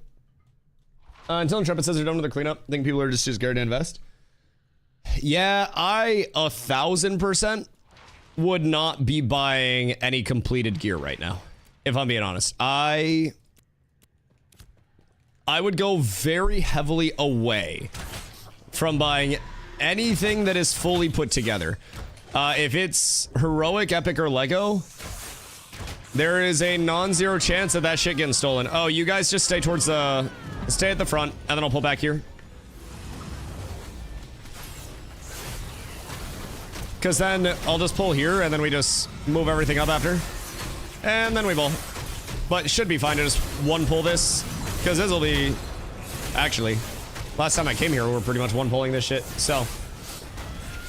Buy my bow, 100% vegan and ethically sourced. Free range, non-GMO, handcrafted, small business, independently owned bow. Man, that's that tech. That's that tech. How many sets of pedal shard are gonna disappear? Yes. Yes. So, there's somebody in chat that was banned for duping. I don't know if they're still in here or not, but they were banned for duping on Shoal and made a bunch of blue Rosarium Guard sets to try to, like, sit under the radar. And then got banned after moving a bunch of those blue Rosarium Guard sets to people that didn't know that there was a dupe. So, there are going to be a lot of people that have stuff that disappears. There are going to be a lot of people that spent their gold on something that disappears, and then they're not going to get anything in compensation for it.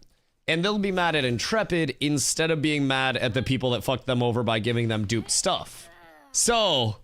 I can't wait for the tears of all of the players that are like, oh my god, I lost all of my stuff. What am I going to do? Well, only trust their crafted sources, my boy. Sponge boy me Bob. Yo, Borum, what up, dog? Level 16 fighter full adept. I think we're gonna go 16 to 18 Seth and then 18 to 20 Steel Bloom. Where should I go? Level up for 20 plus. Did anybody buy radiant gear or can I farm it somehow easily? I wouldn't worry about buying radiant gear at this point. I mean, there are probably going to be some cheap radiant pieces that you can acquire if you really want to. I would honestly, I don't really like Seth that much. I like Ursine a little bit more than Seth, and Steel Bloom can also take you all the way up to 20, but you do also have options in the desert, in the June Dark, like really wherever. Also, why is this group comp actually clearing so smooth? Dusty, why? Why? Do you want to come grab some mats for me at some point? What you need? Also, give me your chess piece. I'm gonna promote someone to council since Carla busy. Yeah.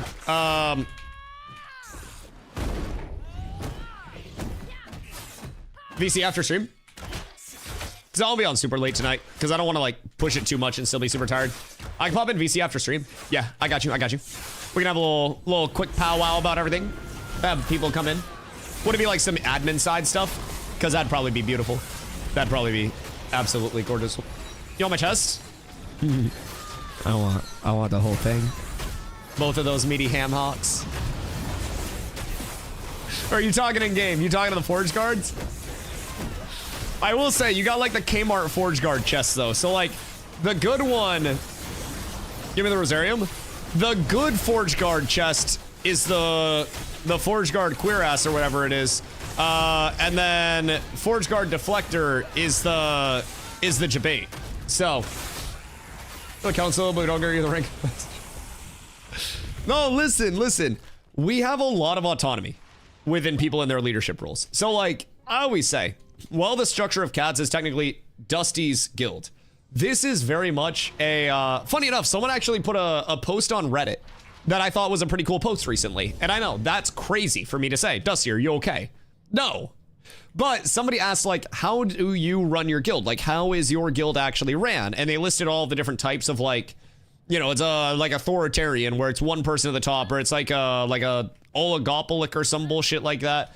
And we basically have, like, this leadership council that all has equivalent power and equivalent say, where all of us can weigh in on shit. Now, are there scenarios where I've definitely been like, executive decision, I'm vouching this? Yes, absolutely.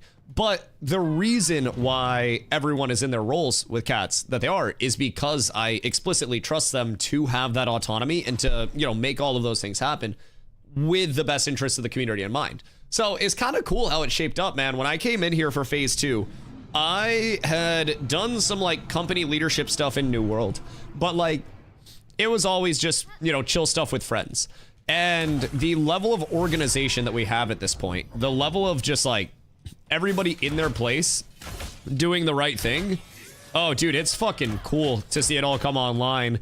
And we're getting to the point now where we're becoming a very well-oiled machine with all of our guild stuff. It's a lot less growing pains like we had in phase 2, phase 2.5, even phase 3.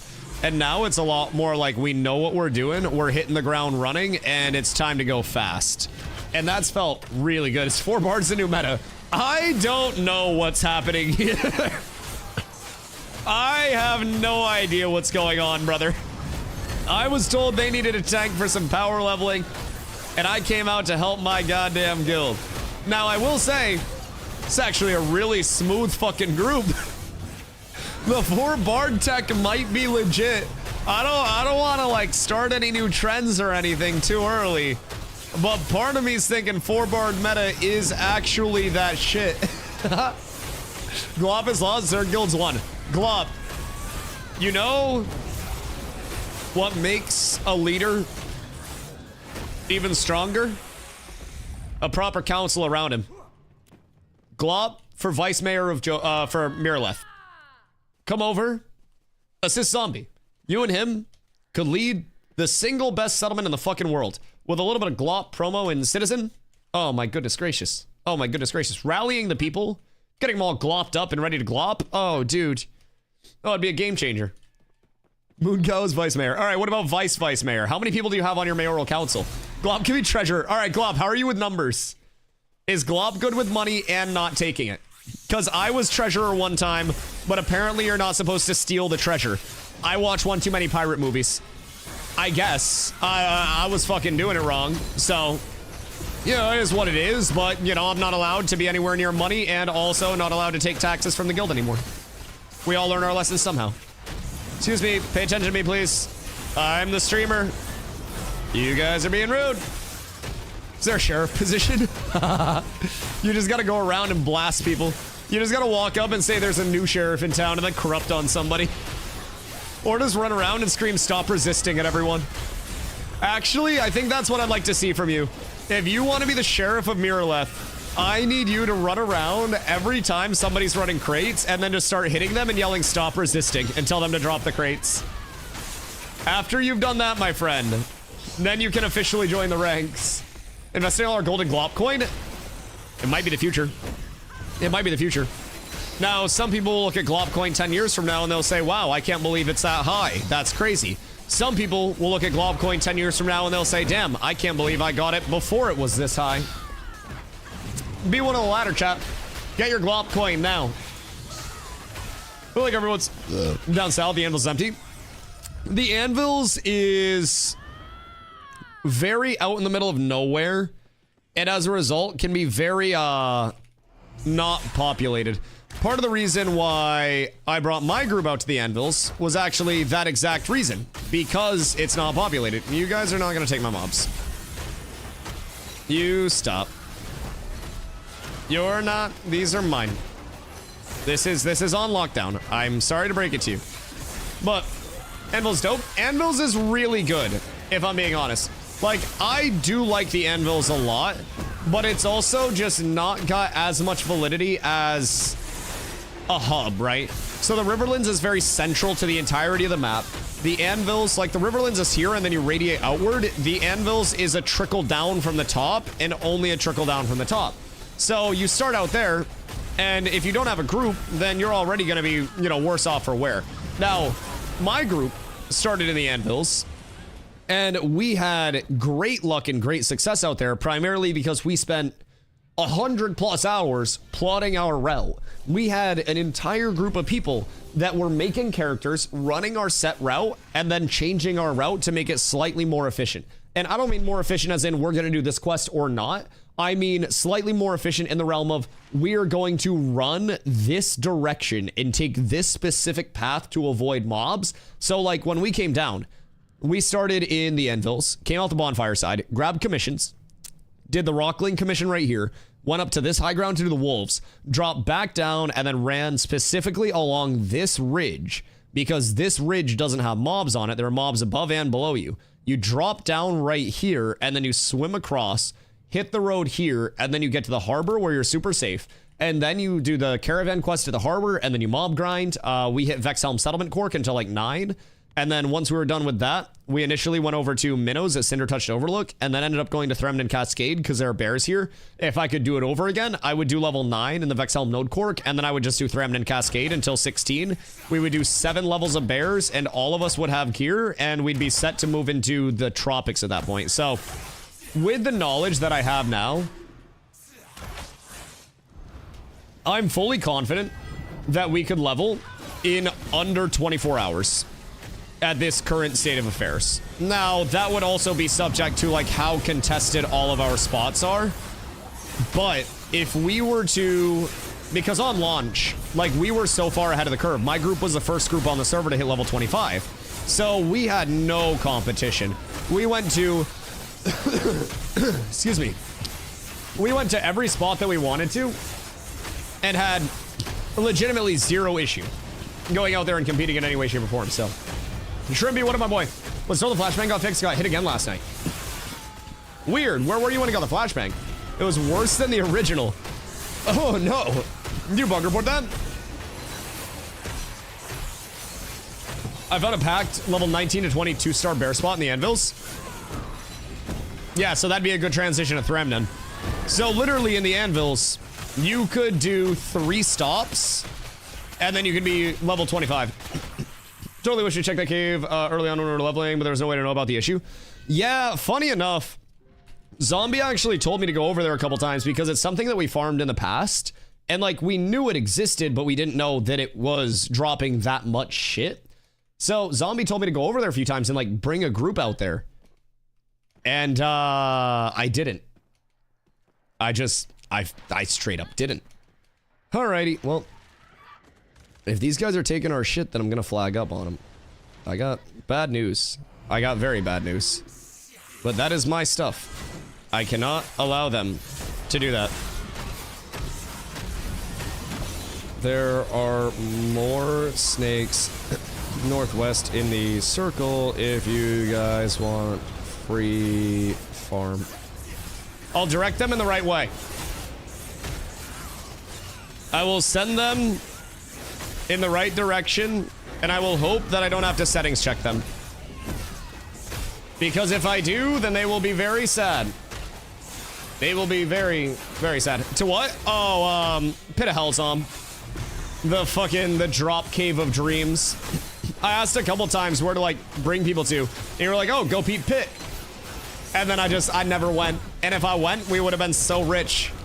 Granted, I would have felt really bad about our come up. But like discovering that and just having the initial like, oh fuck, what's going on here? Before knowing it was broken. Dude, that would have been like striking gold in your backyard. Jesus Christ. Just saw 2 meteors fly across the sky going east from Winstead. Oh, really? That's a little intriguing. I don't know if I've seen meteors before. Oh, look at that, very heavy. This morning at 8 a.m., my Forge raid provoked a guild of RMTers to zerg up and start corrupting on people. Wait, no fucking way. How? Just like calling them RMTers? And like, what were they doing? Blue meteors side by side. Like in the sky itself? Like, pew. Or like in the actual, like, the air, I guess, would be the way to say it. Like, was it sky or lower than the sky? You get the reverse flashbang. Fubu eats all the light in the desert when it transitions to night. Bro, I love Ashes, and I like a lot of the visuals of Ashes. But let me tell you, there are some screenshots that people post on like Reddit and shit where it is dark as fuck. And if I didn't know like what Ashes was, then I would not understand what was going on there. Can I settings check these goofies? I would really like to settings check them. Because all of them will die to me immediately. They only have one cleric.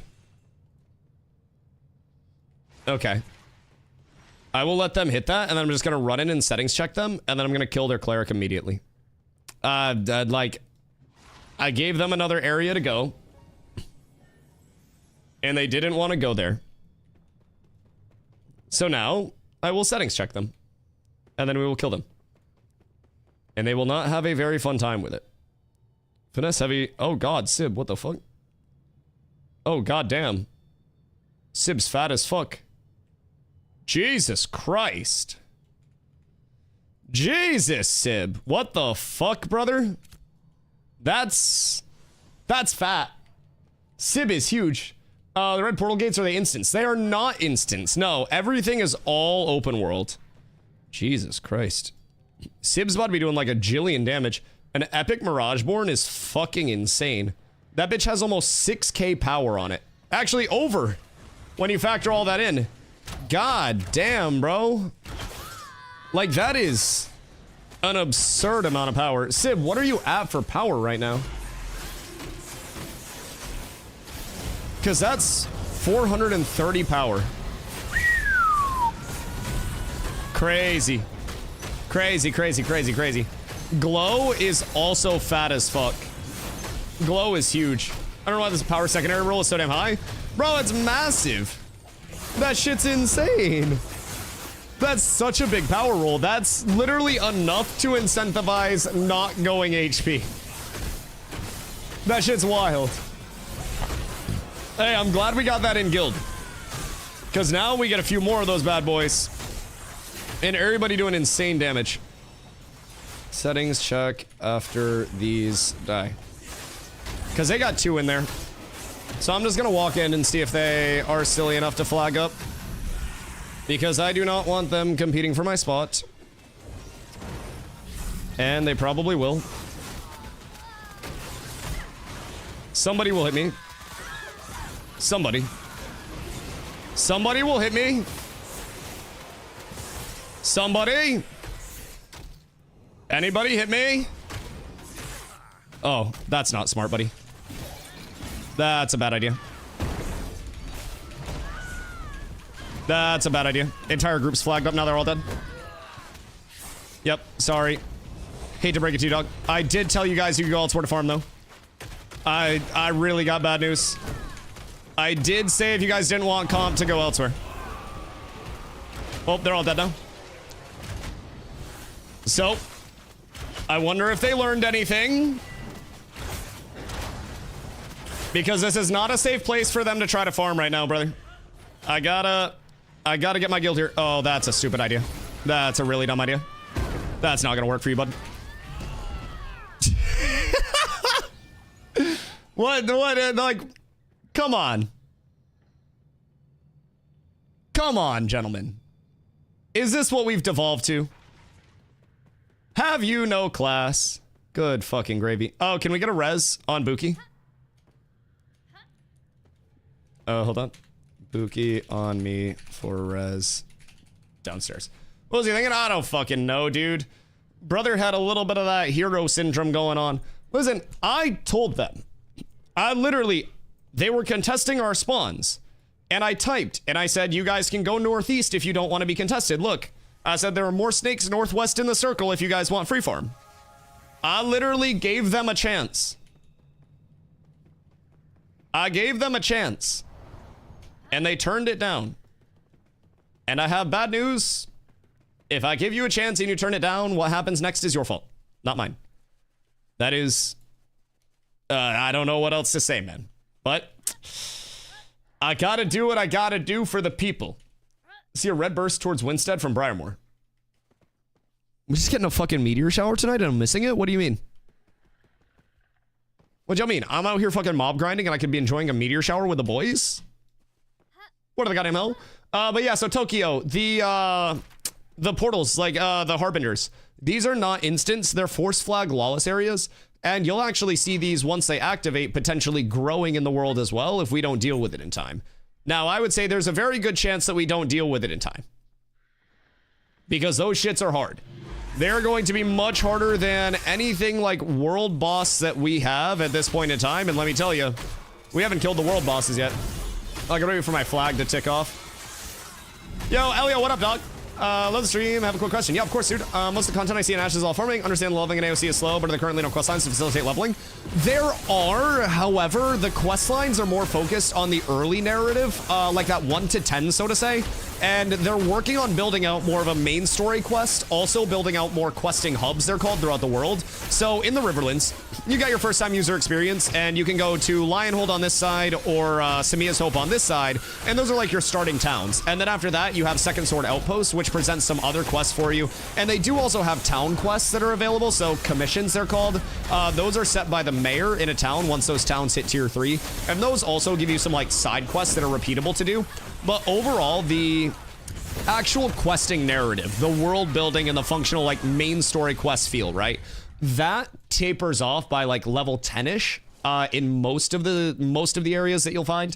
Again, commissions are there. There are some other things that are in place to help that, but after level 10, you'll find yourself mob grinding pretty heavily. Now, Intrepid talks about this frequently, and Steven said the solo ability of this game is far worse than he wants it to be right now. So at this current state in time, like, you know, mob grinding is the most efficient. It's super fast. It's super controlled. So like, I would expect it to get a lot better.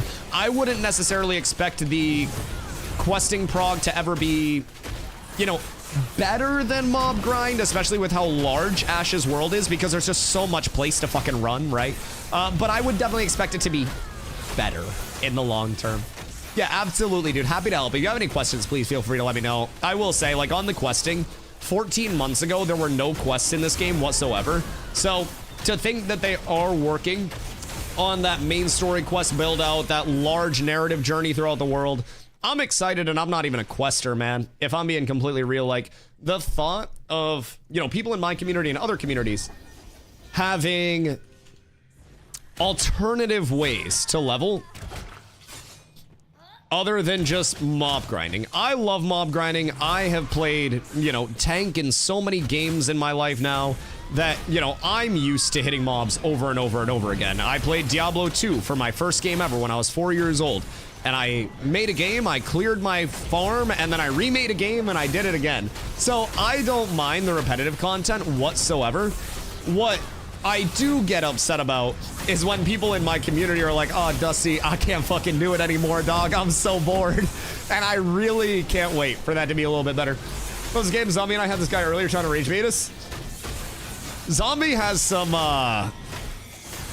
slash yell PvP that always comes this way. I don't know what it is, but he falls into it more than I do. Like a grind, but definitely more options. Grind can't hurt. 1000% agree. Just something for those players that don't want to come in and mindlessly grind, and even for those that do. Say, I'm coming in and grinding, and I don't have a group with me that day. I can then go find a questing hub that's an appropriate level, and then I could go chill at that questing hub. Now, right now, I physically can't do that. If I want to get XP, then it's either going to be hitting mobs or hitting mobs. Now, I could gather to level, but like, that's just way less efficient. So I feel that, man. That's honestly one of the biggest things that, like, my top 3 in terms of things that I really want Ashes to have to feel more complete. A main story quest experience that will take someone through the entirety of leveling, even though that may be slower. Arenas and housing. I cannot fucking wait for those 3 things to be in Ashes, and then people to truly see, you know, what this MMO can feel like progression-wise. Because it is really fun once you get into the community side of it. Once you get into the building your community, once you get into the, you know, everybody's in their roles. Oh, dude, everything starts to click into place, and it's so fucking good. Wouldn't mind if there were quest breaks where you need to level up a couple times before the next quest to encourage people to explore other systems. Questing all the way to 25 feels too easy. That's valid, too. That's valid, too. I also think quests can be difficult on the way. I don't think there's anything that, you know, immediately says this needs to be a super cushy MSQ or anything like that. I definitely think that they could do a mix of, you know, you have a quest where you have to go into Befallen Forge and kill Forge Lord Zammer. And if you do that, then you get a super big reward for it. Maybe not something that's going to completely, you know, de-incentivize crafting or shit, but like, say right now, for example, we have a level 25 quest to go kill Forge Lord Zammer, and it gives us a blue item level 29 weapon or something. That would be something that could be replaced by crafting, but for people that don't have that, would be really, really, really solid. What are the knocks in there, drop? These guys have kind of a bad loot table. Like, I'm not gonna say a bad loot table, but their loot table's not the best. Primarily we come out here to kill the mobs for a bunch of XP and just run this little loop. So this is Apothecarium Dreadmire. It's called Daytona. Snake Circle is another name for it. But right now, a lot of the mobs out here actually aren't spawning in the way that they're supposed to. So the entire area where we go underneath and we're like downstairs, that is supposed to have a lot of mobs there in the build out, and you can run around that entire circle just chain pulling the mobs. But this doesn't open up until this is actually leveled. So we actually, oh wait, because it's vassaled, we're not gonna be able to, are we? We're never gonna get Apothecarium Dreadmire opened up. Oh shit, I just realized that. So on this server, we will actually never see this open up fully. We will not have the snake spawn in on the bottom area. That will keep, that'll keep pumping. So, like, it's substantially different every single server. But these guys have just general desert drops. You can get some item level 23 armor, jewelry, weapons. But the biggest thing, more or less, since these are item level, since these are level 27 and 28 mobs, we can bring level 19 and 20 out here, and we can pump them very quickly up to 22, and then at 22 we can bring them over to Hekriba and we can level them in Hekriba. But overall, you'll see us killing a lot of snakes to power level. Snakes are great, crabs are great, shardlings are great, and they're all just really easy mobs. Big thing with the snakes here, they just more or less do single target damage. They have a dash that's annoying, and then they have paralytic poison. Paralytic poison is the worst part of it because it's just a random mini stun, but these are so easy. Yo, Tovsky, how are you, my friend? I hope you're having a beautiful day as well. I am starting to feel better, yes. Oh, damn. Well, as I was saying, wait. That would actually be better than my current one, because they give me more max HP. If nobody else needs it, I'll grab it. That'll give me another 100 or so max HP, I think. Okay, hold on. Because then I could also, I could switch on another piece since that one has finesse now too. So I'm 8578 or I'm 8457. Oh yeah, I get another 120 HP. Oh god, that's great. And then all I lose is what, 2 power? If that. 1.9 power for 150 HP. I'll take that. Listen, I didn't know that I was gonna get upgrades here.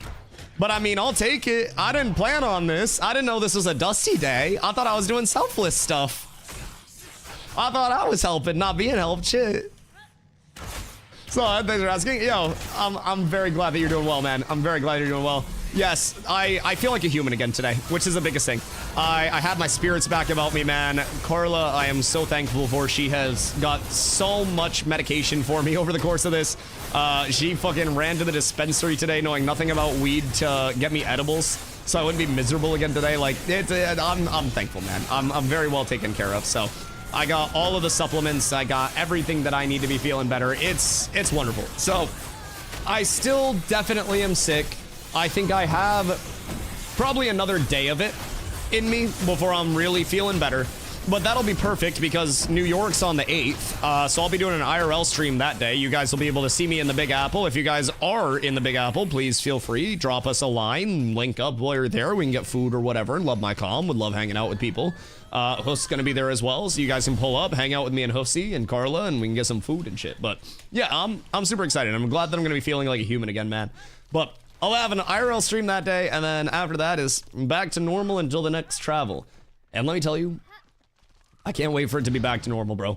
These last 2 streams were so fucking grindy. Like, streaming is so fun until you're sick and until talking is hard. And then it's way less fun. But dude, I still got the best job in the world. Unless you're for vacation or something else. Yeah, just a little one-day trip. So, like, I live in Maine. So, Carla and I like to take just small trips. Boston, New York, whatever it may be. where we can just drive down somewhere and then do a very budget-friendly trip. So we'll go down there. We have a few restaurants that we want to eat at. Carla wants to go to the Jellycat Cafe as well and get plushies. So we always try to like just take some time and do something fun every once in a while. Carla loves traveling. I'm poor as shit. So we try to balance the two, you know? But yeah, we'll be doing a little one-day little mini vacation. Nothing too crazy, nothing too exciting, but also literally just what I need, man. Like, it's so great for me to just get out of the house every now and then because I stream so much. I love streaming, but I also, if it were up to me, I would sit here every single day and just stream. I would Amazon my groceries so I didn't have to go. I'd build a home gym and then I would just sit here all day every day. But Carla likes to get me out of the house. Mav, what up, dude? Enjoying the game so far, but I'm stuck in this early mission called Got Goblin Goods. Oh, is that the repeatable one? Is that the one where you have to get the refuse and then turn that in? Chat, where are my early questers at? Who can help Mr. Mavo?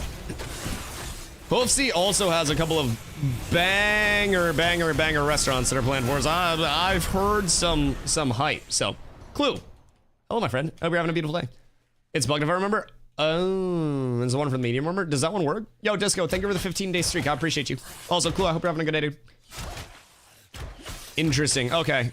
That would make sense. Yeah, slash bug it. I'm sure a lot of people already have, but...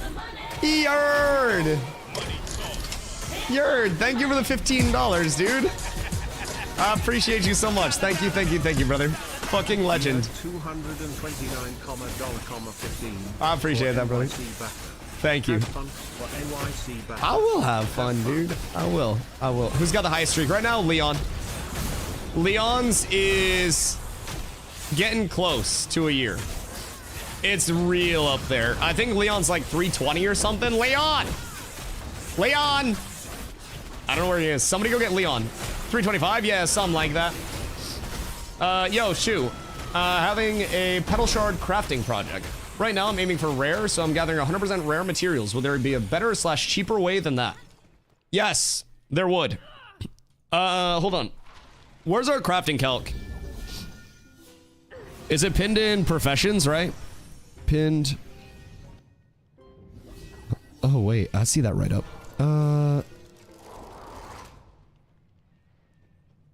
Show a streamer hide link.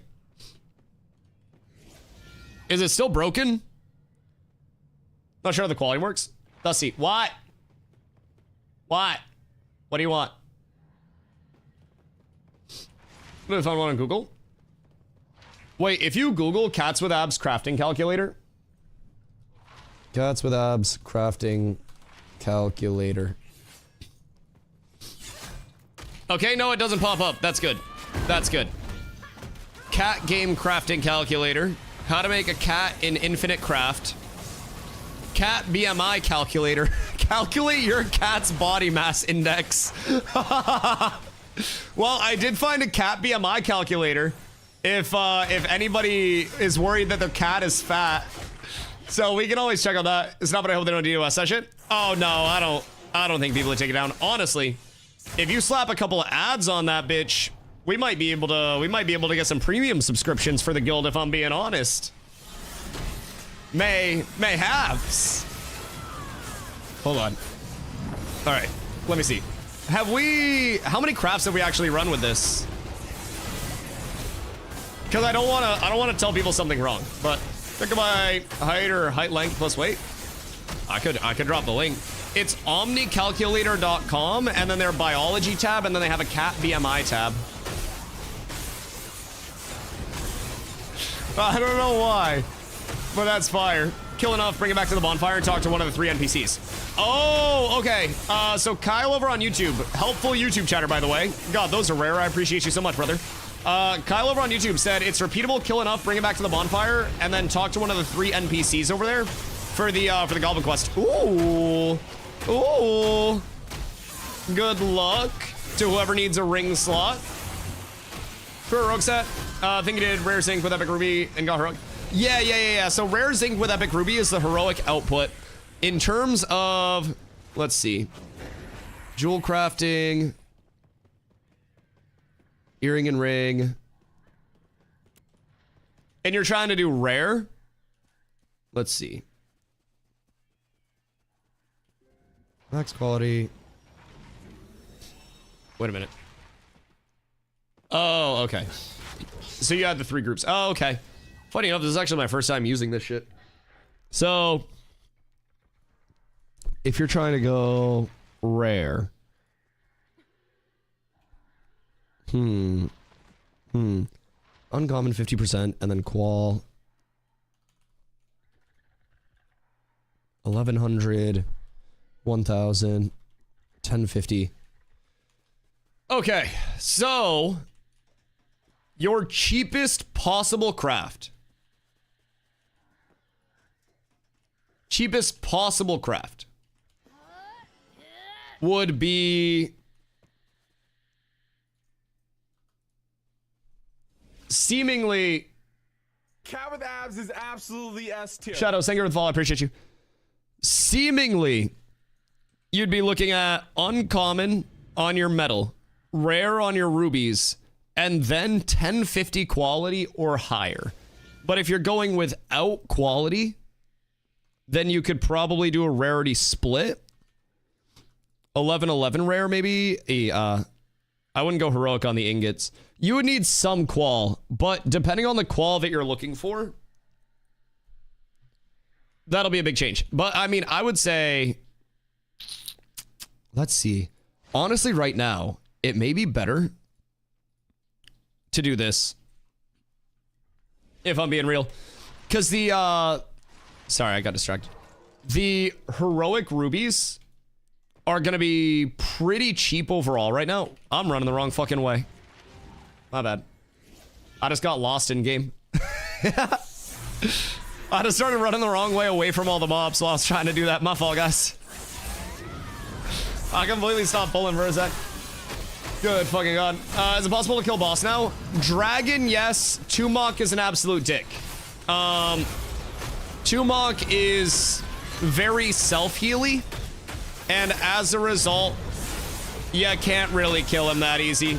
He's got huge AoE damage. He's got self-heal out the wazoo. And if you're not going through nuking everything, like, you know, you just go Tumok adds totem back and forth, then you're gonna have a really bad time overall. But I think, honestly, too, Tumok's hard as shit. I think Firebrand, we need to see the ad phase, if I'm being real. I've heard that Firebrand ad phase is the harder part of it. Now, the thing about Firebrand, why I think Firebrand's killable. I think Firebrand can die. Do I think Firebrand can die without any one player side dying? Fuck no. But, much like the pyramids, we could throw human pain and suffering at this over and over and over again. And many generations of lives can be lost. But since Firebrand can spawn right here, and there's an Ember Spring right here, we just keep running. We just keep putting it back at Firebrand more and more until that motherfucker's dead. So, I'm kind of thinking that we could probably throw enough life at him. I don't know if Firebrand dies before people's gear breaks. Ooh, that's a good question. The little, I was wondering what would break first, your body or your spirit. And then you like fucking suplex Batman on your knee. That shit was a fucking firefight scene though. They're level grind for 17 plus. Go to Kraken's belly. Underneath this, do the crabs here. If you can get a power level group for it, that's even better, but what a fucking amazing trilogy. Oh, dude. Oh my god, fucking goosebumps from that entire shit. Just fucking phenomenal. No one killed any boss this phase. Not in a legitimate way quite yet. New arcane engineering item idea, mobile repair stations. So they will actually be doing repair kits in the game at some point. And the way that we are going to be repairing our gear is through these repair kits. And if you buy a repair kit and do that, then it'll be the cheaper way to repair from a player. But if you're trying to repair in town, I believe they're going to change it at some point. So you need materials, you know, like materials from the thing that you crafted to actually repair the thing, which is going to be intriguing because then everybody that has their big shiny epic weapon. Oh my God, Salo. Thank you for the 10, Salo. I appreciate that. Coming in just in time for the New York trip as well. Salo, thank you, thank you, thank you. You got a 5 earlier today too, dude. I appreciate that so much. Genuinely, thank you. God, what the fuck was I even talking about? My goodness gracious. So slightly like normal repair kits. Oh, repairs. Yes. Yes, yes, yes, yes, yes. These snakes are being assholes. So in terms of the repairs, if you're trying to repair from a vendor or like in the town, it's going to be way more expensive to repair in the town, I think, from what we've heard. And they're going to try to incentivize those player-made repair kits. 1,000%. Further buying a ship just isn't worth it at the moment. It's 18 or 25 gold, and if people destroy the ship, it's gone. Correct, correct, yeah. Once that ship is dead, it's dead. The same way that like if you have a caravan, it dies. By the way, calculator's too safe right now. It's pushing people from a bit lower qual up to the next rarity, but never miss the mark, so that's good. Yeah, I mean, I'd rather have it that way than any other way. Shit. That's great. Do we have, like, a traffic counter on the website so we can tell how many people are there? Because that'd be kind of cool. I did keep the URL not there, which is good. Only available to lines? Okay, cool. Cool. I feel like if Codex doesn't upgrade, we make it public just for the comm. If I'm being honest. If Codex were working, I wouldn't care as much. But Calculator public.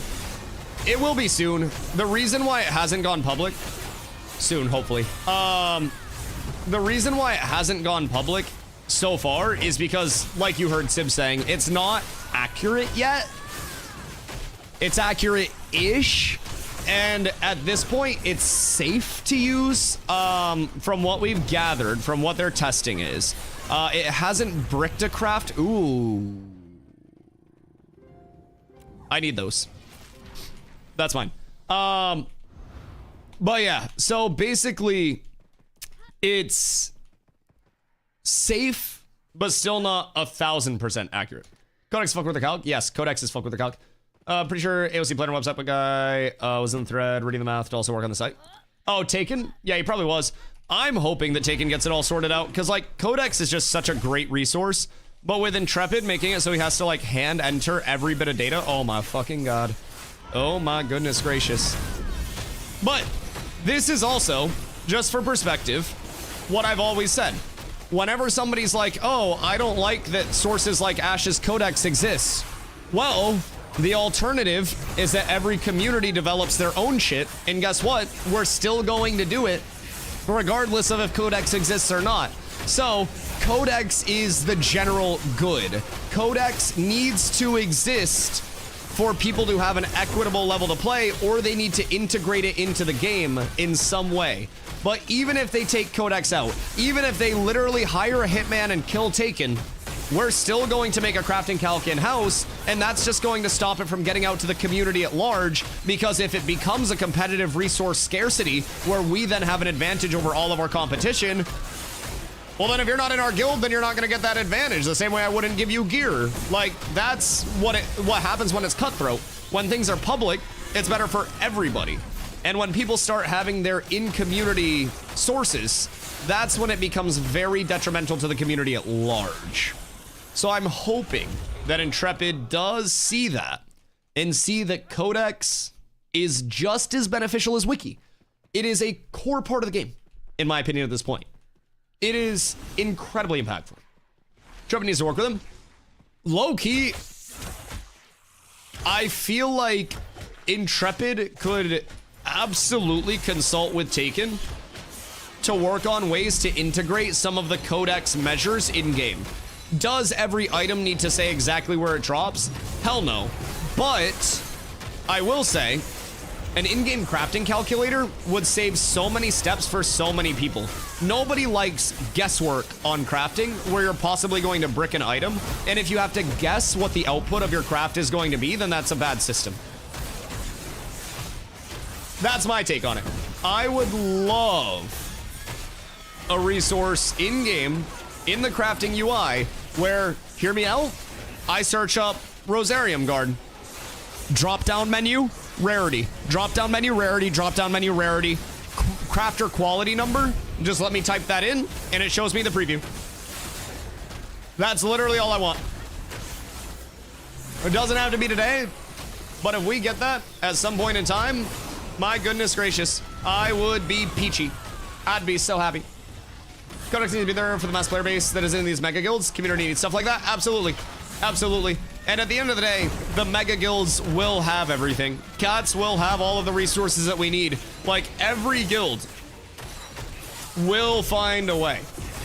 AOC Armory. Oh, another website? Wait, I'm not familiar with AOC Armory. What's that? Who's this? Wait.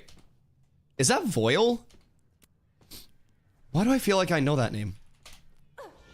Wait, we do have room for one.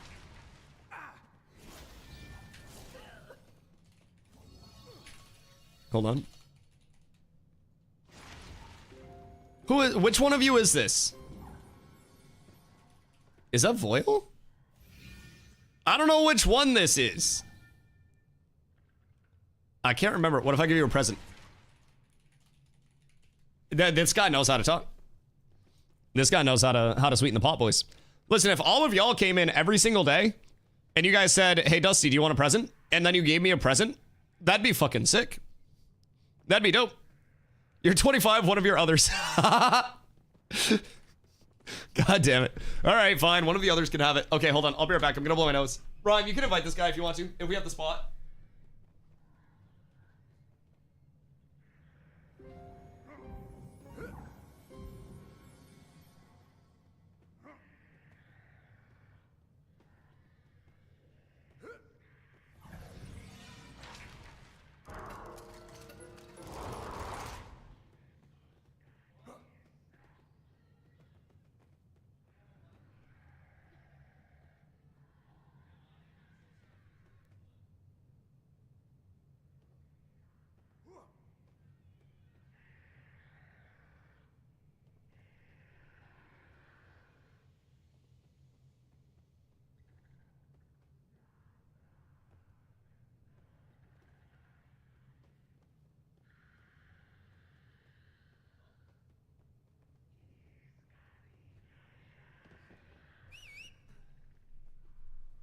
Oh, I just blew my nose like I haven't seen it in 6 months. Jesus Christ. Oh, goodness gracious. I have returned though. Oh. Like, y'all ever blow your nose like crazy and then your ears get all like plugged as a result and then you gotta like unplug your ears? Now I feel like I gotta blow my fucking ears. I don't really know how to do that. Knowledge is power in MMOs, killing community resources, incredibly anti-casual. I think it's like, bro, I think it's like anti everybody, if I'm being honest, because like I said, we're gonna get these resources anyways.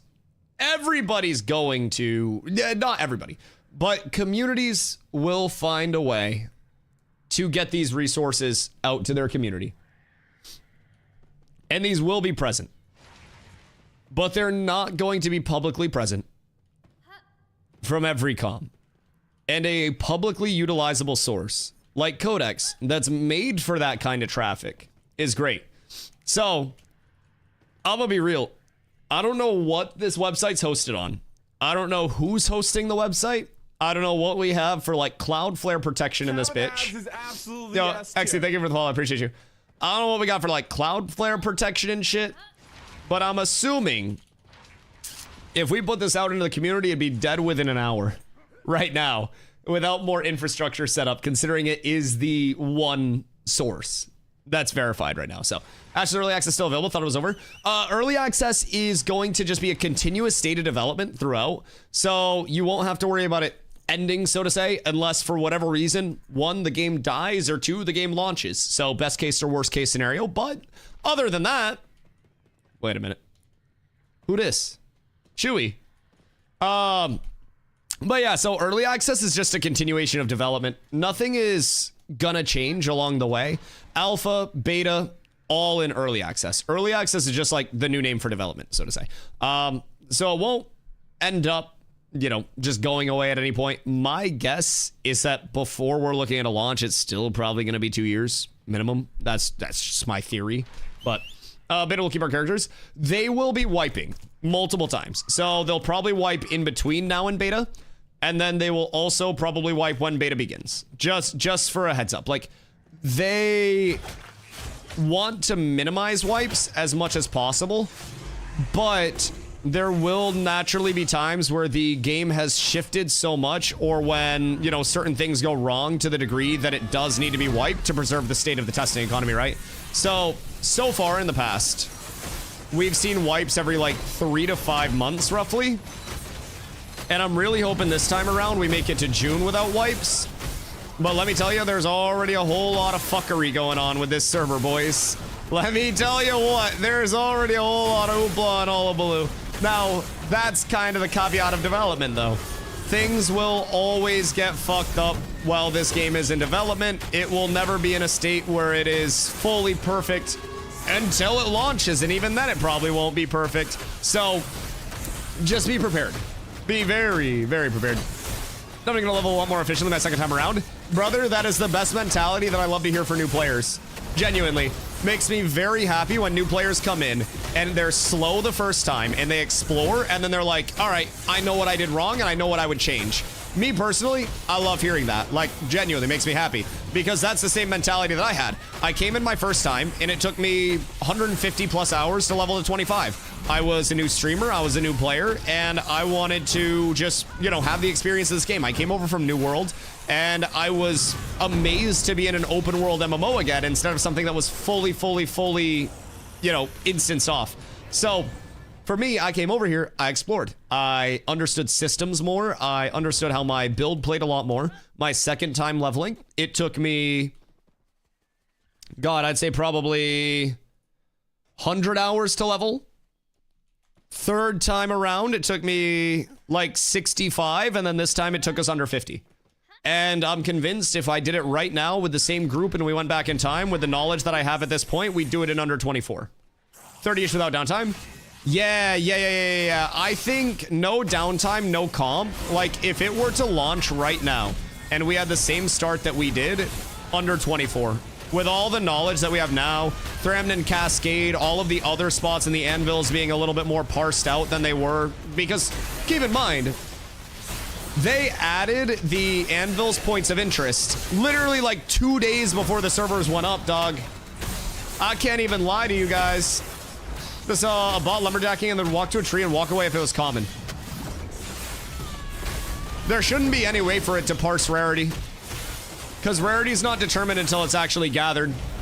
So, like, that tree for you might not have been common for them if they hit it at a different time, because it's now multiple dice rolls for the rarity rolls. So, like, the first dice roll is when a tree spawns in or when a gatherable spawns in the first place. And then the second dice roll is going to be... Yo, ni hao, Wrath, how are you, my boy? The second dice roll is going to be when it's actually gathered, so... Want to walk away? I don't fucking know. Probably just because it's a dumbass fucking clanker. I don't know, but it shouldn't be able to parse any rarity. There's nothing in the game right now that can parse rarity, so. Amount of bots I've killed, I know they aren't filtering normal. Yeah. There's no way for it to happen unless pylons were added into the game on the back end and they mysteriously got a pylon somehow, and then that pylon revealed how many of each rarity were in the area and like snapshotted it, so to say, but they actually added several of the Eastern POIs within the Steam patch. Awesome!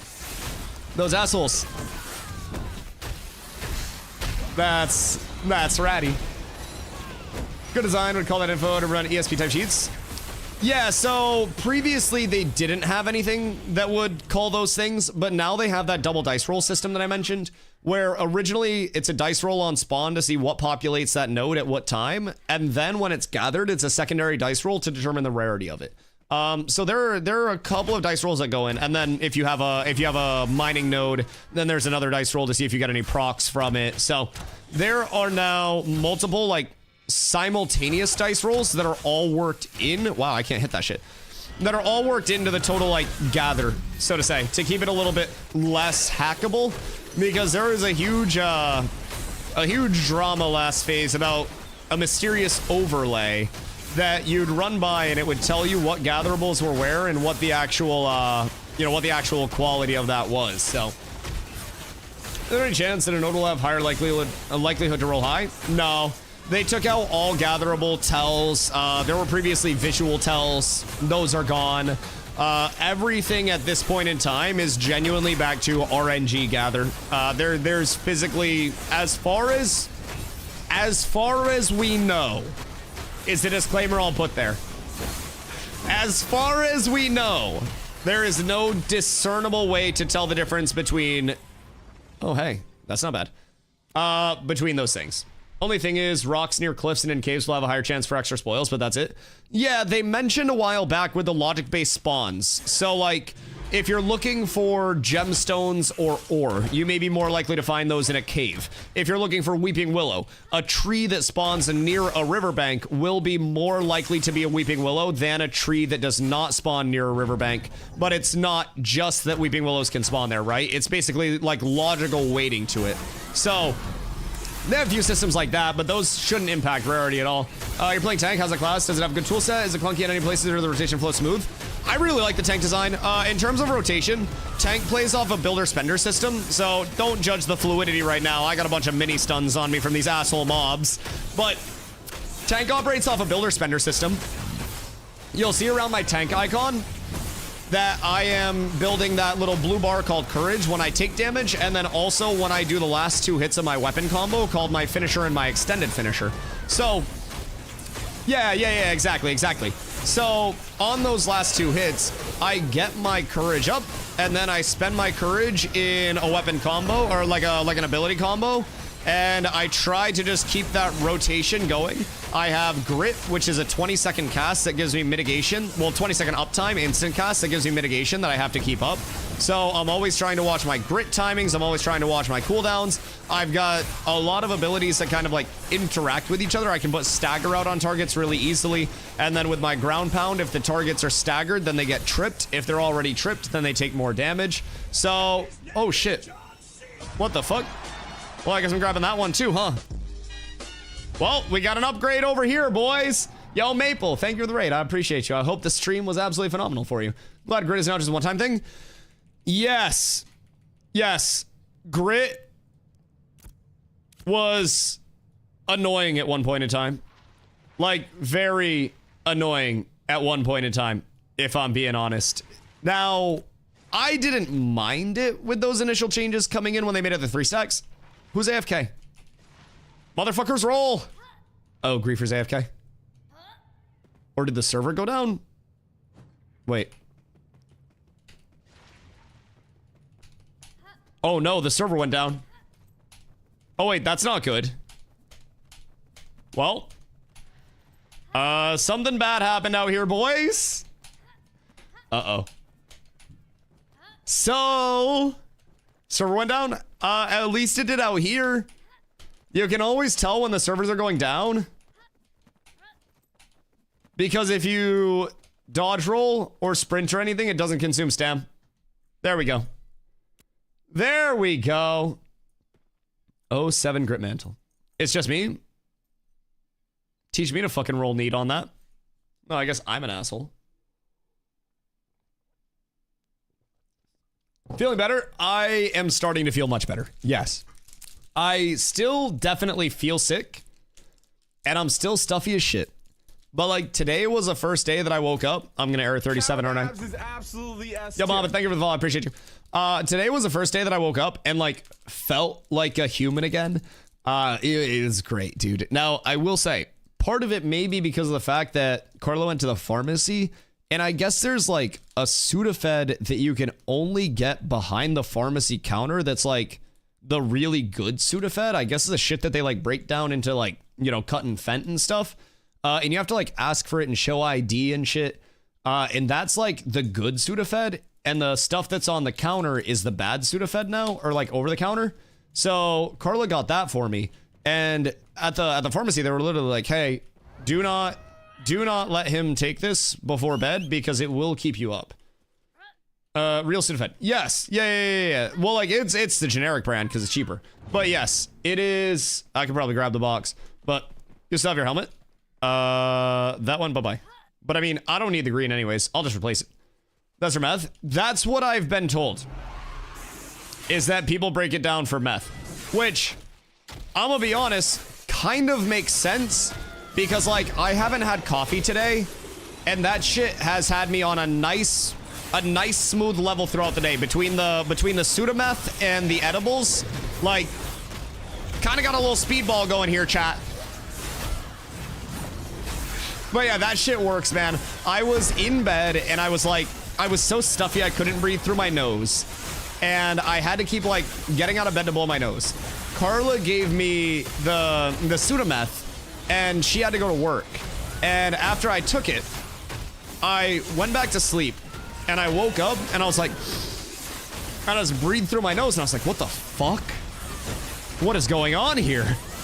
This shit actually works. Dude, it was wild. Wild. So yeah, I can vouch. If you guys get really sick, fuck Dayquil.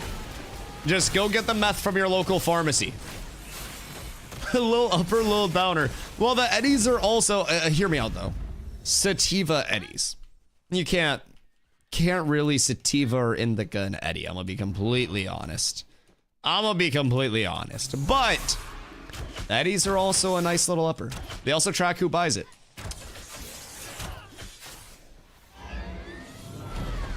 So like, for what though? Like, if I buy a lot of Sudafed because I'm sick a lot, like, what are they gonna do? Is like CVS gonna kick my fucking door down? Like, what are they about to do? So what? You can only buy so much of it? That's why I have to have runners. Right. Conspiracy to distribute Sudafed. So like, probably shouldn't go into this, but how do you make meth out of Sudafed? Maybe like no specifics, but like what's the translation to that? Like, is the active ingredient just like meth or like what? I don't understand that. Like, watch Breaking Bad.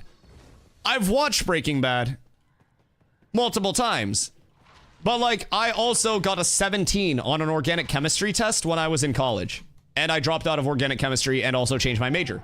So like, go play Schedule 1. I played Schedule 1. I have clips from Schedule 1. So like, what the I just bake it?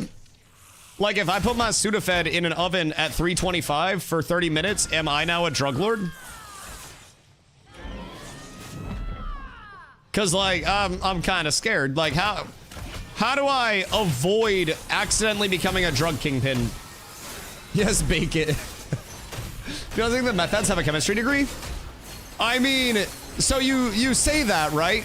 But I live in Maine, and there are a lot of really fucking stupid people in Maine that are really fucking smart. And I mean, they couldn't tell you what 3 times 3 was, but they could tell you entirely how a hydraulic lift in a Caterpillar excavator works, and they could break that apart, they could put it back together, they could take an engine apart and put it back together, they could build a house with their bare hands, but they physically couldn't tell you a simple math problem.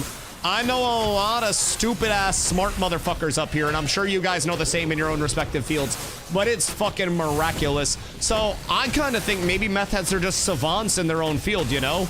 Like, there's always been a theory that, like, autism is the next, like, evolution of humans, because you get, like, hyper-focused in one thing, right?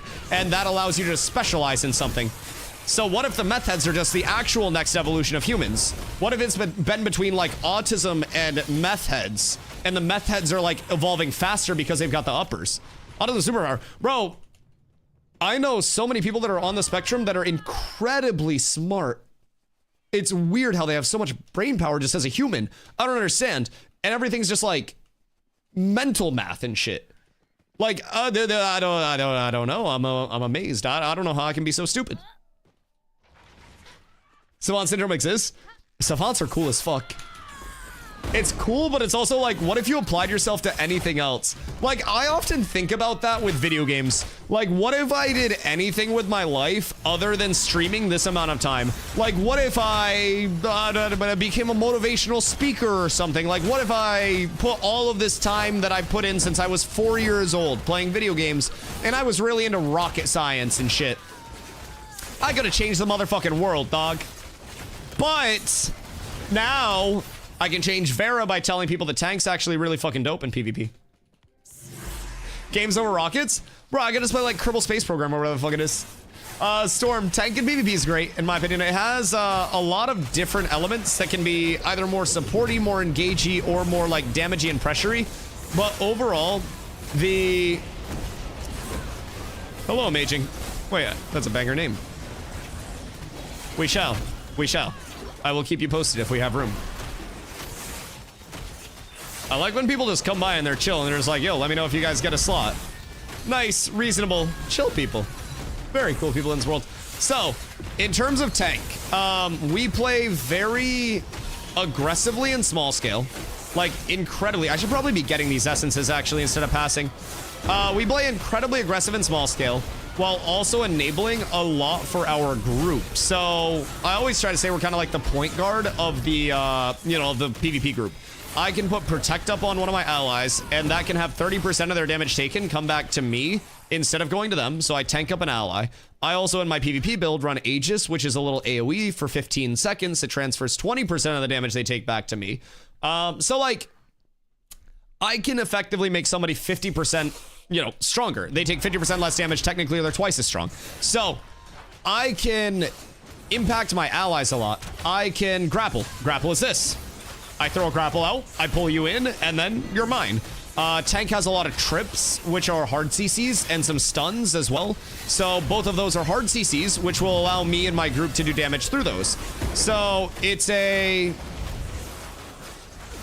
big level of just overall tank's a quarterback. Yeah, like the quarterback, the point guard. Yeah, exactly. That orchestrator of things. We're not like the one that's getting all of the kills, but we are absolutely setting up a ton of kills. Our weakness comes in doing sustained AoE and honestly a bunch of damage in general. If you compare tank's damage to even fighter's damage, a fighter is going to do exponentially more damage than a tank will in an ideal scenario, right?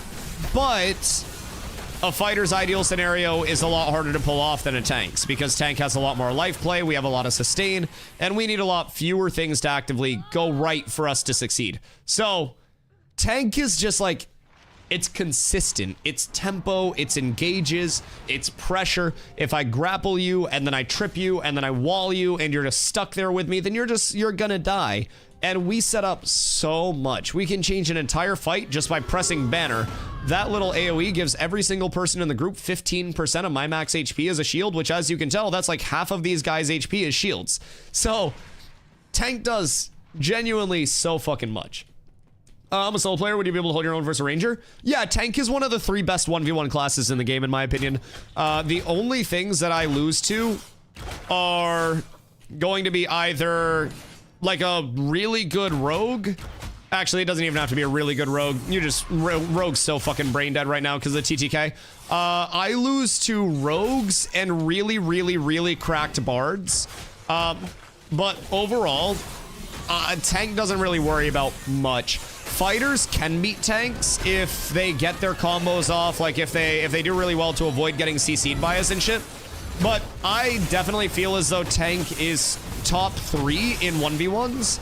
I also feel like tank is a near necessity in every PvP group, simply because of how much it provides. If I am in a 3v3 situation and I have a tank, a bard, and a rogue, and you have a cleric, a fighter, and a ranger, then we're just gonna win that because my bard or my rogue are 50%, you know, taking 50% less damage. We have trips, we have single target isolations, I have grapple for everything. Like, tank just brings so much to the table. And I feel like our one weakness is that we don't excel in AoE damage right now. We have to get in the middle of a clump to, like, truly be what a tank is supposed to provide. But once we're in the middle of the clump, it's like, well, I can damage you in a frontal cone and a frontal cone only. But, sorry, Griefer. But yeah, overall, that's my beat. Overall, I love the tank design, man. We've got upkeep, we've got sustain, we've got a builder spender system, we've got hard CCs, a lot of single target stuff, and it still feels like there's more that could come to tank, which I really enjoy. Have any of those dropped the Sandy Bulwark Shield or the Stinking Carapace map? I don't think so. Do you think tank DPS is overtuned? Depends. I think if they lower our DPS, they need to up our tankiness, because if our DPS was brought down, then, like, right now, the problem with it is that all of the waterfall attributes are the same for every single archetype. So all that matters is how much power you have and the percent modifier on your ability. Now, the big differentiator between tank and a lot of other classes like fighter, mage, ranger, like anything, is that we don't do as much burst or sustained damage as those other archetypes. Like, we're somewhere in the middle. Most of what a tank is doing in PvP is autoing to get buffs out on the allies, debuffs out on the enemies, and then popping a couple abilities in a trip and then going into more autos to pressure. So, our, like, power scaling is equivalent to literally every single other archetype in the game, as is our HP scaling, because the stats that we're getting from our main stats, these waterfall attributes as they're called, are the exact same for tank, for fighter, for ranger, for rogue, you fucking name it. So I think that's one of the primary reasons some people feel that way. But I personally don't think tank DPS is, like, if we're talking just group-based damage, I don't really think that it's too high, because if you watch a tank number versus watching a fucking fighter number even, fighter gets so much shit. But if you watch a tank go into an AoE fight, and then you watch a fighter go into an AoE fight, the only thing that's popping around me in an AoE is my 41 damage Intim aura proc, and that's not really gonna make a highlight play. So our biggest thing is that we do combo damage to a single target. That's where tank feels really oppressive. If you're one target, I can trip you, and then I can also do damage while you're fully cooked. So, don't ever stand Bastion Emblems. I'm power leveling right now. So we have a few people in the group that are not 25, and they needed a tank out here, and it was either power level or relic hunt. So I'm probably gonna do some relic hunting here in a little bit. A little late night relic hunt and see if we can get something going, but coming out and helping power level people is just something that serves a whole shitload of purpose in Ashes. It makes it easier for every single person, and if I have a little bit of downtime in my day, then, you know, I just take some time, come out, and everybody has an easier experience because of it. So, whatever we farm out here, I actually got a helm upgrade. Oh, the Grit Mantle did go to me. Cool. Wonderful, wonderful. I didn't even know that one went to me. So, I do have the other Grit Mantle helm as well, whoever might need it. I have an extra one of those, but I got a green Grit Mantle now. So that actually allows me to switch out, if I wanted to, I could switch out my boots for the boots that come from Brine Daddy's area. Those that give a little bit more fizz power. And that would actually be a really solid thing. Do you remember how beefy you were on PTR with that 1v1 tournament? Is that still possible without using Finny?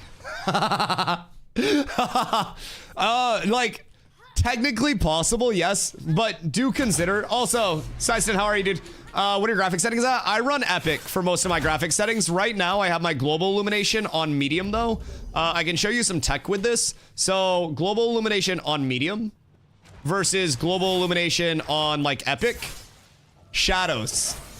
Shadows, shadows, shadows. So, when I'm in caves, I want to be able to see everything. So, Springs, thank you for the follow. I appreciate you.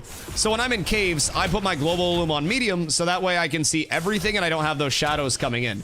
Do you have a rig posted anywhere? Exclamation specs. I do indeed, yes. Keep in mind, I am also dual PC, so this is running exclusively Ashes, and I guess, like, Steam in the background now.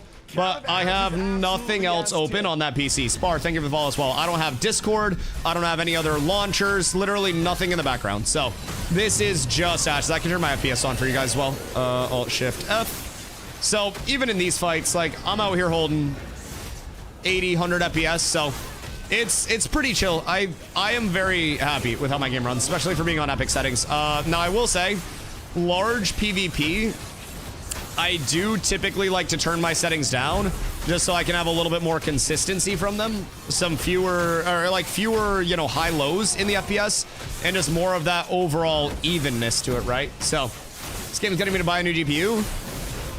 The number of people that bought RAM before the RAM went up. My goodness gracious, turn frame gen on? No. Frame gen causes input delay. And input delay makes me actually want to take my balls and wrap them around my neck. Like, fuck that shit. I would actually rather put a toenail, put a toothpick under my toenail, and then I would rather take the final kick in a Ravens Steelers game than run anything that gives me input delay. I'm an X3, you don't really feel it. I'm gonna be honest, I would feel it, not because I'm some savant, but because I'm such a little placebo bitch, I would convince myself that I'm feeling input delay. Older games that I played that had frame gen, like different games, and in previous versions of frame gen, always gave me mad input delay, and I fucking hate it now. It's like if I had, you know, 5 different restaurants worth of a dish, and they all sucked, and then someone was like, "Oh, Dusty, come get this dish." I'm gonna be like, no, I don't think that dish is for me. I don't know in this game. I turned it on before when they first added it, and I immediately said, "Nope, I'm turning this shit off." But that's not to say it's all bad. That's not to say it's all bad. Is Cuts with Abs from pre-stream alpha? We are from phase 2. Sorry. Not pre-stream. Pre-steam. Wait. Oh, pre-steam. I thought he meant NDA. So, yeah. We've been here for a year now.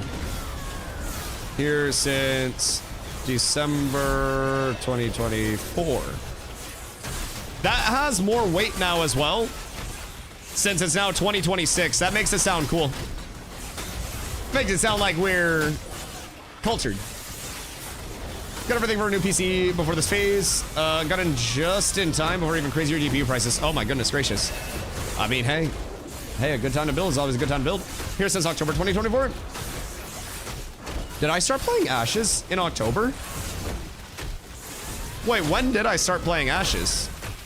It was December, wasn't it? December 2024 for you? Oh, you've been playing Ashes since October.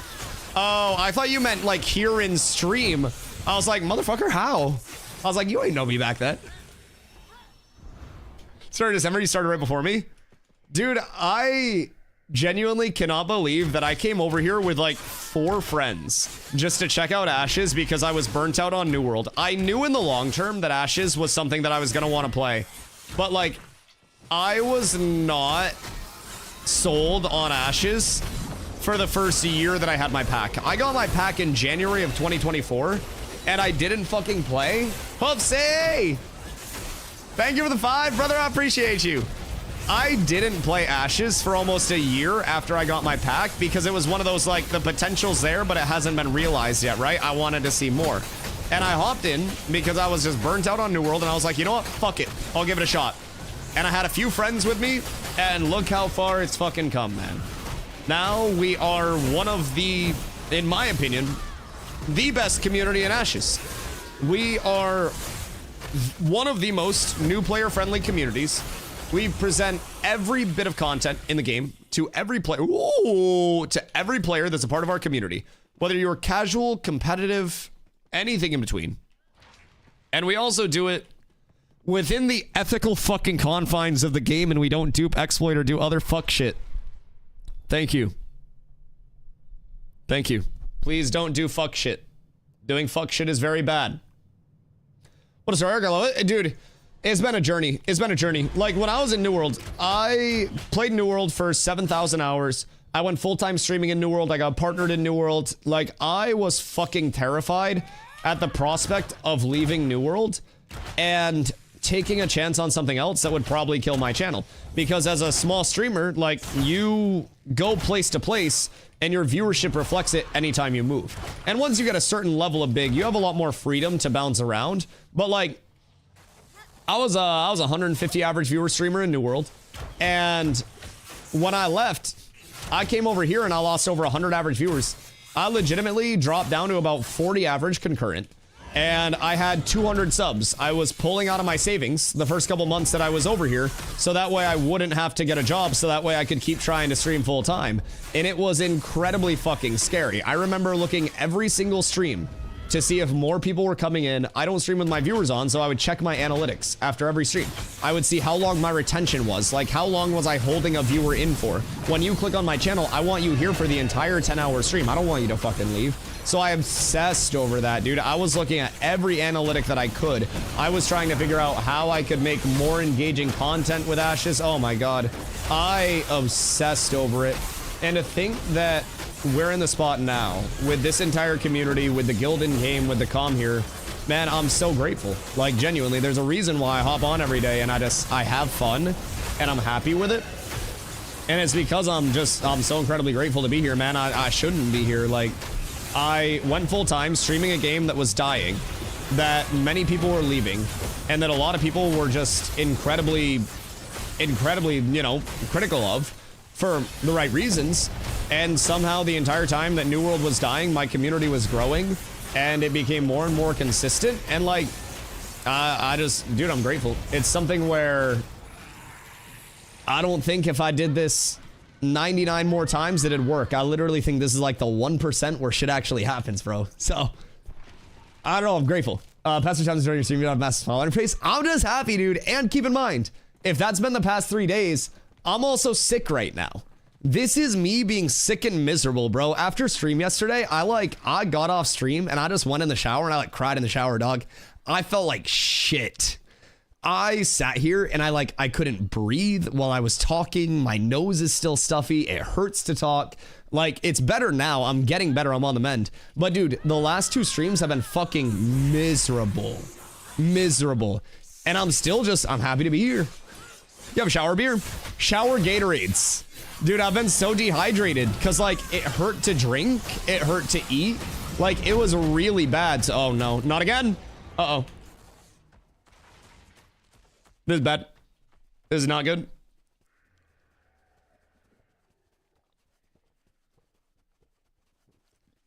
Mara, thank you for the hydrate. Dead? Very likely. Ah! I love healers and healers love me. Thank you all. Okay, everything's fine. That was a close one. A very close one. Gnostic, where do you think is the best XP spot for level 16? You could do Steel Bloom Bears, or you could come here, Kraken's Belly, and then go south of Kraken's Belly. There are crabs there that you can do with a group really easily, but there are a lot of good ones. Where is it in the desert? This is Apothecarium Dreadmire, northwest of Jinnah. The only bad part about it is that it's very small, and there are not many extra mobs at all. So we're over here and we have all of these mobs on respawn. So we're just walking through and cycling all of these mobs easy peasy and not worrying. The second another group comes to contest this, it's fucked. Doing the shitty Najash, there's better ones. No, there are 3 stars, but the 3 stars aren't better XP per hour. There are more, wow. That's not bad to find, my boys. That's beautiful. But yeah, so there are 3 stars that are up here, but the 3 stars are worse XP per hour because they have so much more HP. And then once you hit people, once you get everybody in your group to like level 21, that's when you can transition over to Hacriba snakes. And Hacriba snakes, I really, really, really like. That's the best part. You get 10 to 15k from the hunters. Correct, but hunters are going to be a way slower TTK. So when people hit 22, we go out to Hacriba, and then out here we do the Najash hunters that are out there. Those are level 29 and level 30s, and that's where you really start to get into the XP per hour pump. But this is really good because you can bring people out here at like level 19. This is good for like 18, 19 because it's that plus minus 9 level range. So really just overall solid spot. This was also where I hit 25 this patch. So it's a real good spot. Only bad part is that because of vassling, Jinnah is locked in encampment. So Jinnah will never be able to hit tier 3. All of the snakes that are supposed to be through the rest of this entire build out, this is an entire circle that you can run. And I have a clip where I used to one pull every single snake in this circle. All like 40 of them. And then we would kill them all. And I have clips of me doing that. Only problem is, these ain't gonna spawn. You have the ones that spawn in this little lobby area, but that's it. So, that's the shitty part of vassling right now. Hacriba snakes, almost level 22 cleric. Where's the ideal spot for me to look for a group? Like, in terms of finding an organic group, desert grinds can be really good. You could do, like, Steel Bloom's not going to be peak XP for you, but it'll probably be safe at that point at 22.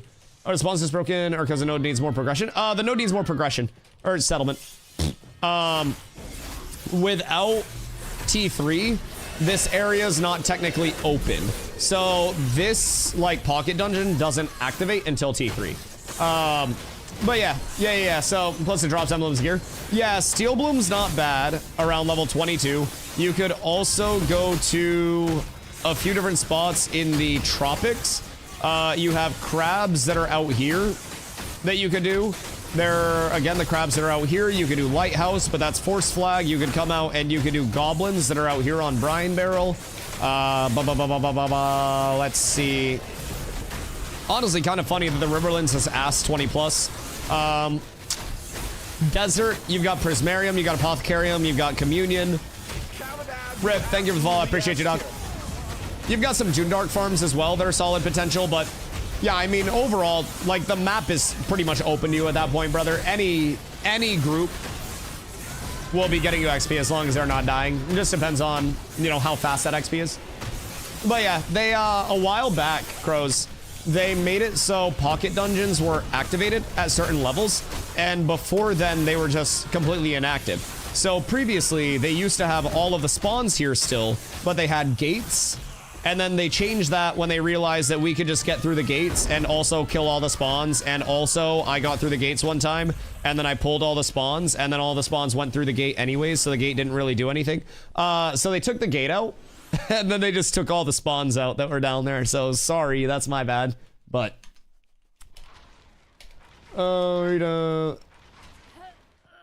accessories. Oh, where do you get the recipes? The recipes for the accessories for Petal Shard stuff comes from Steel Bloom. I was like, what the fuck is a dinf? But yeah. Steel Bloom is where you're getting Petal Shard recipes. It's also really good for, like, what's the word? Elixir recipes, food recipes, all of that shit. Grinding mobs like this is the intended way to level in the future. To a certain extent, like, grinding mobs is always going to be really efficient and probably the most efficient in terms of XP per hour, but they're going to have main story questing. They're going to have different, you know, questing areas and build outs in the world in ways that aren't just mindless mob grinding to level for people that don't want to do that. You can also right now level off of gathering entirely. You could gather your way to 25. Now, is that going to be slower? Yeah, absolutely. But there are a few different ways that you can currently progress, and they're trying to bring a lot of solo ability into it as well.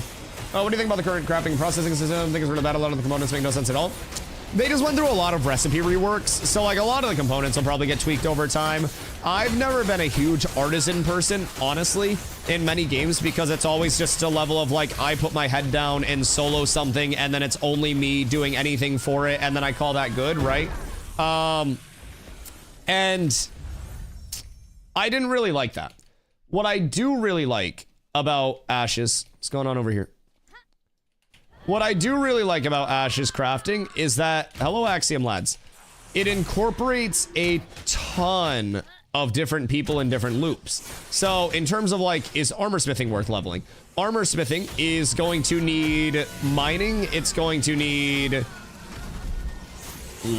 do you need wood for armor? I don't think you need wood for armor. But you'll need a shitload of mining. You'll need stonemasonry. You'll need metalworking. You'll probably need weaving at some point. Something like that. Something like that. But there are a lot of inputs that go into one, like, crafting output, so to say. So, overall, I think the largest enjoyment for me has been the concept of I've actually got to work with other people for this craft. To some, that's really annoying, but it's been refreshing for me. Something to do yours just worked. Nin, you have peasant PC too. Yeah, I heard your PC fucking sucks. Forgive me, what got answered. Oh, yo, Blotto, what up, dude? How's the new calculator coming along? Good from what I've heard from the nerds. I haven't crafted anything with it yet because I'm waiting for all of those idiots to brick their stuff with it instead of me. I mean, all of those fine souls. But no, it's coming along really, really well overall. It's functioning. It is, at this point in time, from what we've heard, even being a little bit too generous while they try to tweak the numbers on it. So I can show screen real quick, but you're not getting the URL.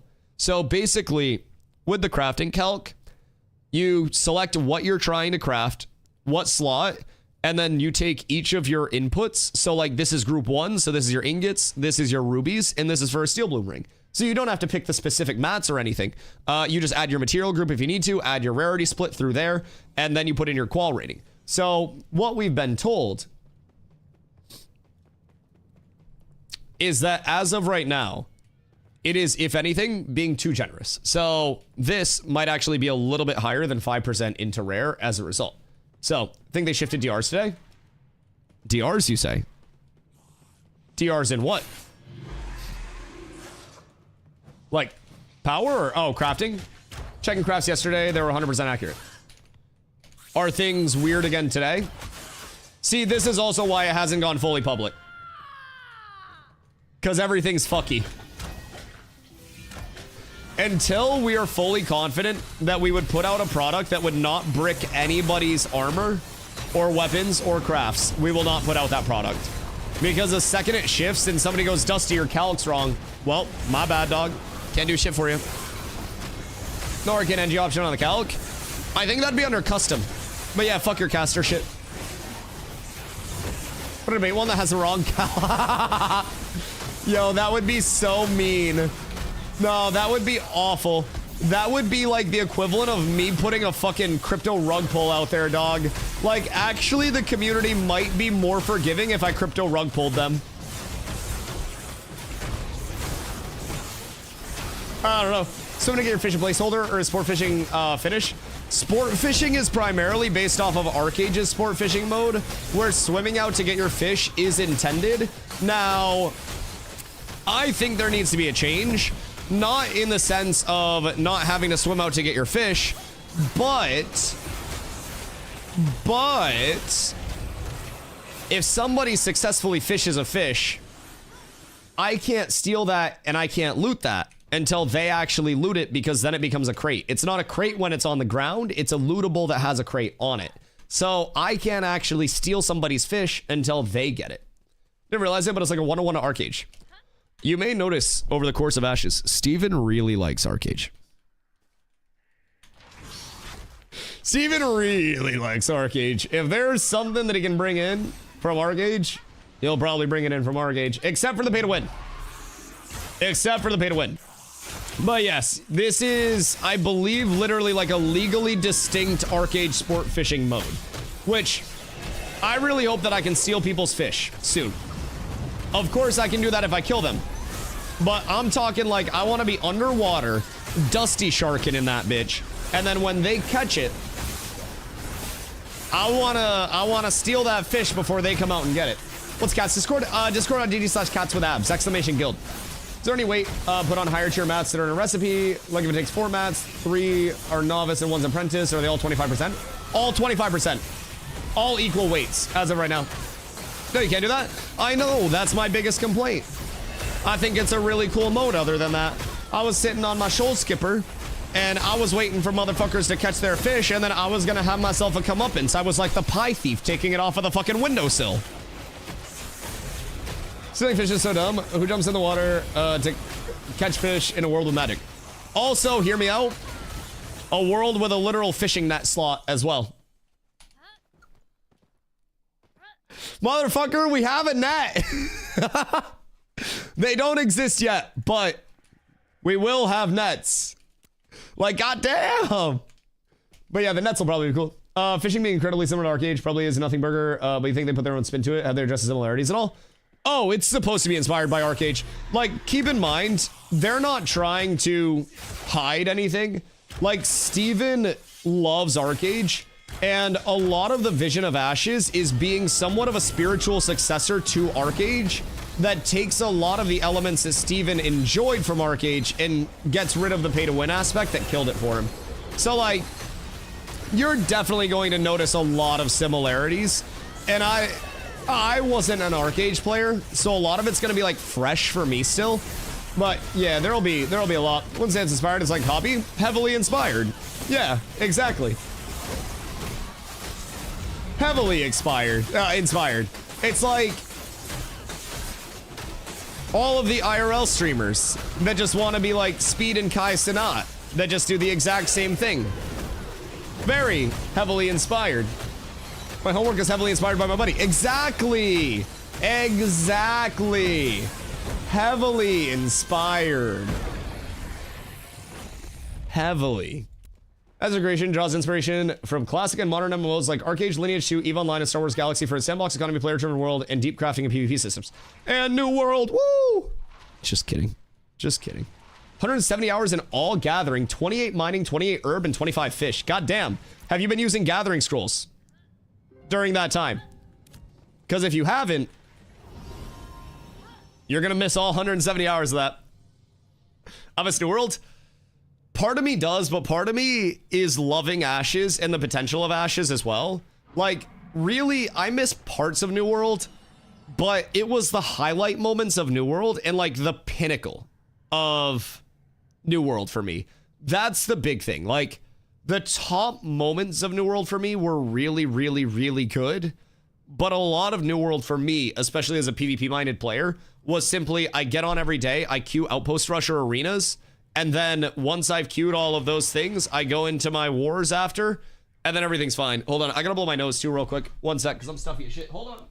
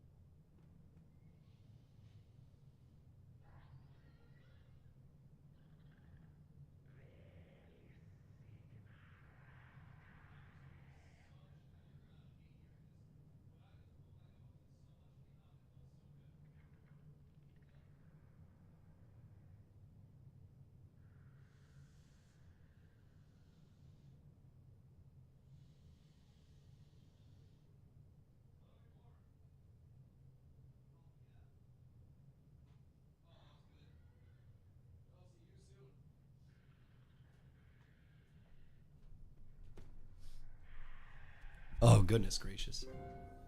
I feel great. What was your favorite New World zone? Ebb scale. Ebb scale, 1000%.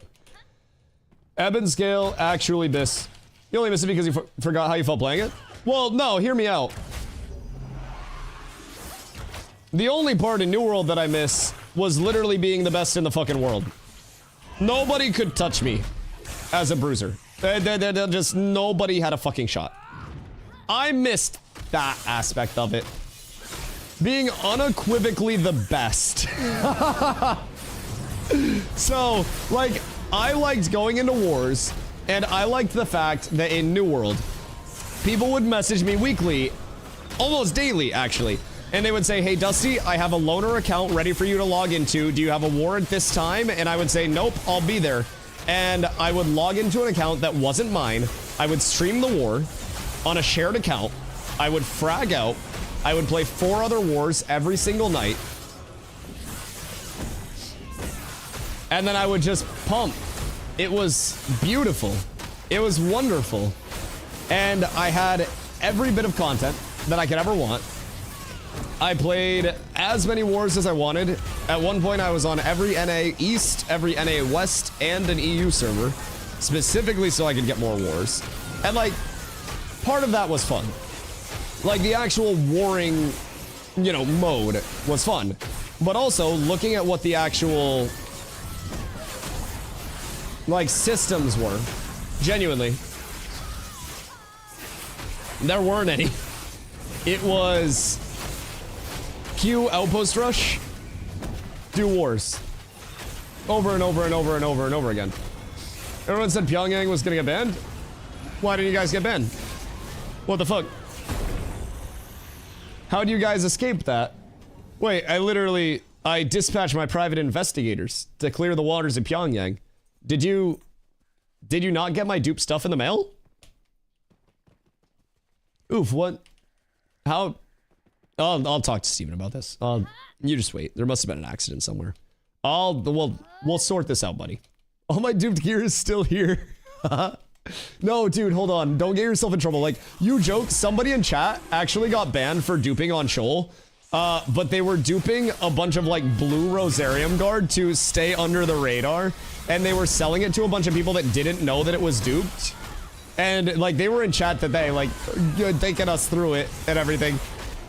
And I do not want to know how many people are just gonna log in one day fully naked, like just stripped down to nothing and be like, Oh, my dude, stuff's still here? Oh my goodness gracious. Brother, if you think that's duped, wait till you see Sib's dupes. Holy shit. Sib was duping like crazy today. Sib has the double epic weapon and everything. Oh my fucking god, that brother is scary right now. I would not want to see his ass in PvP. I logged in fully naked. Hey, Plan and Duper. What up, dude? At least it's not a flashbang this time. That makes it crazy. Why does it have 6k total power? Actual fucking question. Oh, dude, my ears need to pop. I blew my nose way too hard, and now I think I'm deaf. If I'm being completely honest. I don't really know what happened, but I think I'm cooked. Pretty sure fully naked is still a flashbang. Conger had a nice tan to him. Can't really vouch under the hood, but I'd assume everything was relatively tan down there. Any good farm spots? 23 to 25s in the anvils. Lag, where was that bear spot that you found? I was just told of a bear spot today in the anvils that I'm kind of curious about. Oh, fuck, I need to pop my ears. God dang it. I think my favorite thing right now is people freaking out about the fishing exploit when you can make money running crates. Infinite money running crates. Yeah. The only thing with the fishing exploit is that it's enabling people to guaranteed get the max payout for things, which is kind of tragic, but more money I meant to say. Oh, yeah. Especially since you can store crates up and then just wait for a settlement to pop. Bro, you can just make gold cap. Literally just make heroic crates, store them in a settlement. As soon as the settlement pops, sell all of your crates and you're at gold cap. Everyone here make an epic weapon. Sib has 2 epic weapons, yes. Yes. But yeah, crates are fucking whack-a-mole right now. Also, Donger, I hope you had a good holiday too, dude. I got sick as fuck to start the new year. I haven't been sick in like 2 years almost. And let me tell you, it's not fun. Because when I get sick, I usually get fucking rocked in the first place. And I think like the flu, whatever's going around. But like 2 days ago, my throat was fucking dead, bro. I feel like I had like a date with Mandingo. And then yesterday I woke up and it had like moved from my throat, but it was basically like somebody was just like plugging my nose and then also putting their fingers in my ears and then also punching me in the forehead repeatedly. So that wasn't very fun. Obviously streamed both of those days. Those were fucking miserable streams, but still grateful people came and hung out. It was wonderful. I was grumpy as shit. I did not have patience. The normal people that were coming in that were like, oh, this is dog shit, that I'd normally like entertain and have fun with, I was literally just like, brother, go fuck yourself. So today's the first day I've been feeling like a little bit of a human again, which is great. I'm still stuffy as shit, man. I've been blowing my nose like I owe it money, but at the end of the day, I'm here and I'm starting to feel on the up and up. So a couple more days of this and then all is well. Also, I hope your holiday was great, brother. I hope everything is nice and chill for you guys coming back into the stew. I know it's not, but also, fortunately, you ain't got to work in the dupe department. So, I mean, shout out you, probably dodged that bullet. Seeing the Slack channel and you're like, please don't be a flashbang, please don't be a flashbang, please don't be a flashbang. Fuck yes, dupes! Probably the best news you've heard in a fucking month, huh? I'm not sure to say, oh, dude, it sucked. It sucked. 2 days ago, it hurt to talk. Yesterday, I couldn't hear myself talk. Now, the biggest problem is that whenever I go blow my nose, I'm like going ham on that shit. And then my ears need to pop after, so I can't really hear out of my left ear right now. And I think I might have ruptured my eardrum, but there's no blood at this point. So like, no blood, no foul type shit. I'm gonna just keep going. And then if I need to see an ENT, then we're good. But we'll fix that. Patch number release schedule for this year. Patch has gotten random.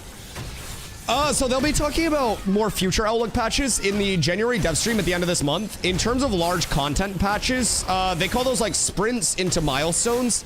And the next milestone, shit, those are usually a couple months apart.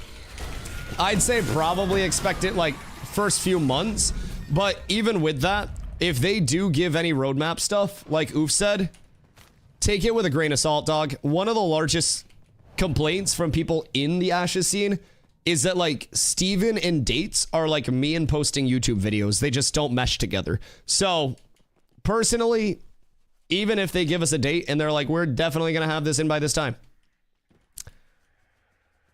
I'd take it hesitantly.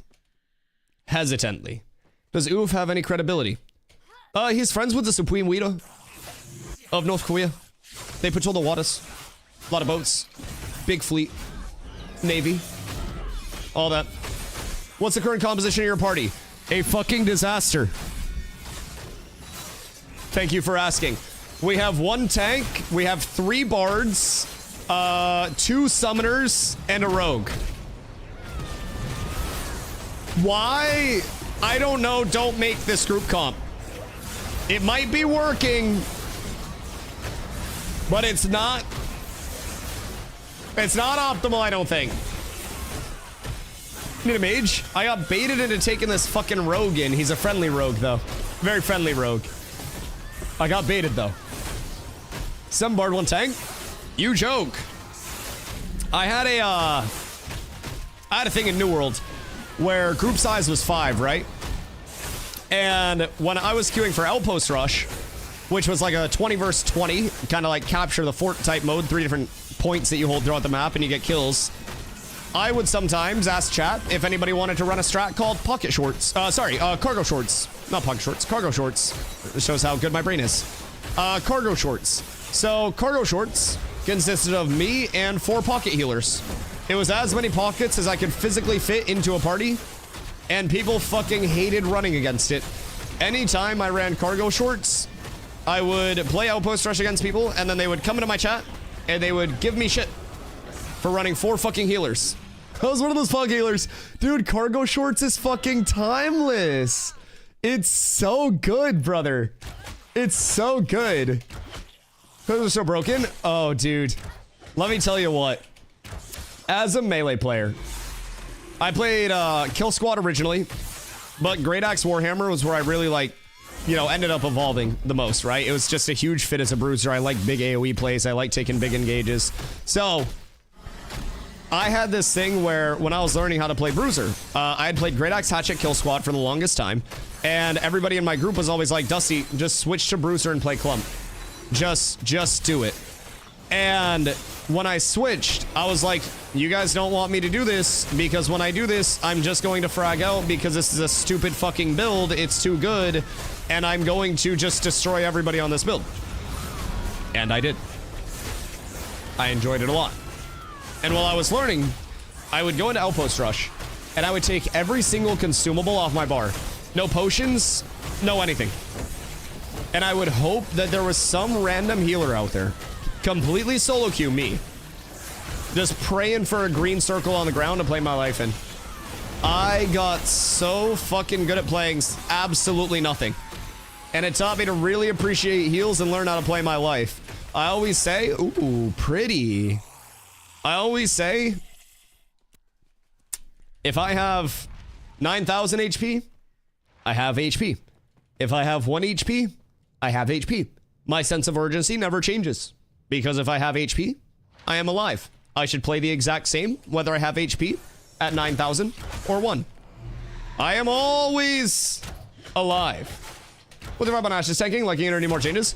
I love tanking in Ashes. The one thing that tank really lacks is a lot of just like massive full circle AoE damage, which it's probably healthy that tank lacks massive full circle AoE damage because we would actually be too strong if we did in PvP, like if we had that.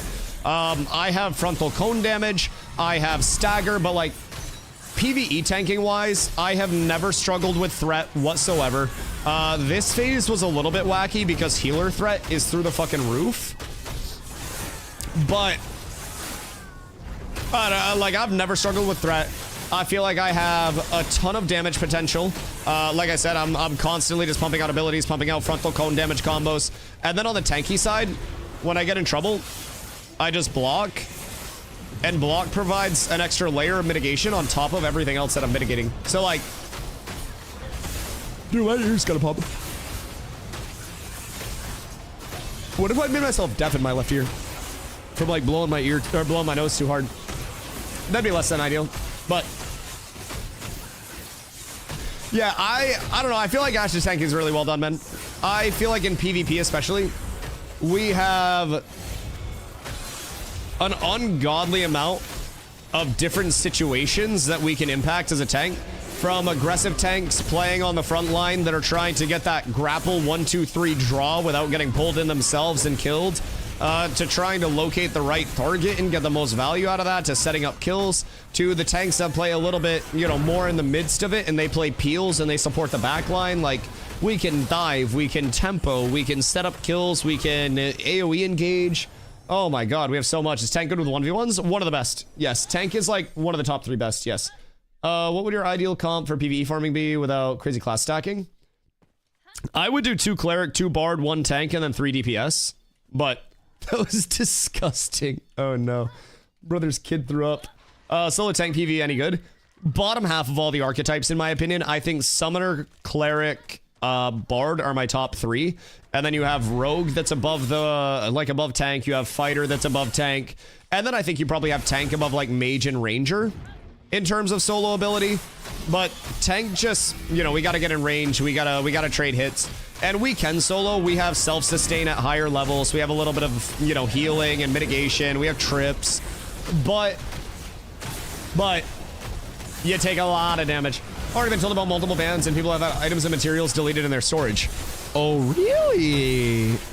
Oh really? Are people having equipped items deleted? Because I love the fact that they're already picking stuff out of the econ. That's fucking beautiful. I have had confirmations, by the way, in chat of people that are banned. Granted, that's confirmations because someone could always come in and be like, yo, Dusty, it's me, Barack Obama. But like, I don't think anybody would come in and make up a story about how they got banned from Shoal for crafting stuff, and then just like fucking stolen valor somebody that's banned. I have no reason to doubt that, so. I'm a legendary fisher gun. Get fucked. Fupo ate him. Get fucked. But yeah, Voil, you asked about ships. They added the Corsair. I don't know if you've seen the Corsair yet, but Corsair is slightly smaller than a Caravel. Also has some like ladders on it. So, yo, it's me, LeBron James. LeBron James. I appreciate you, dog. I appreciate you. So, what are your plans for golf after this year, Mr. LeBron James on YouTube?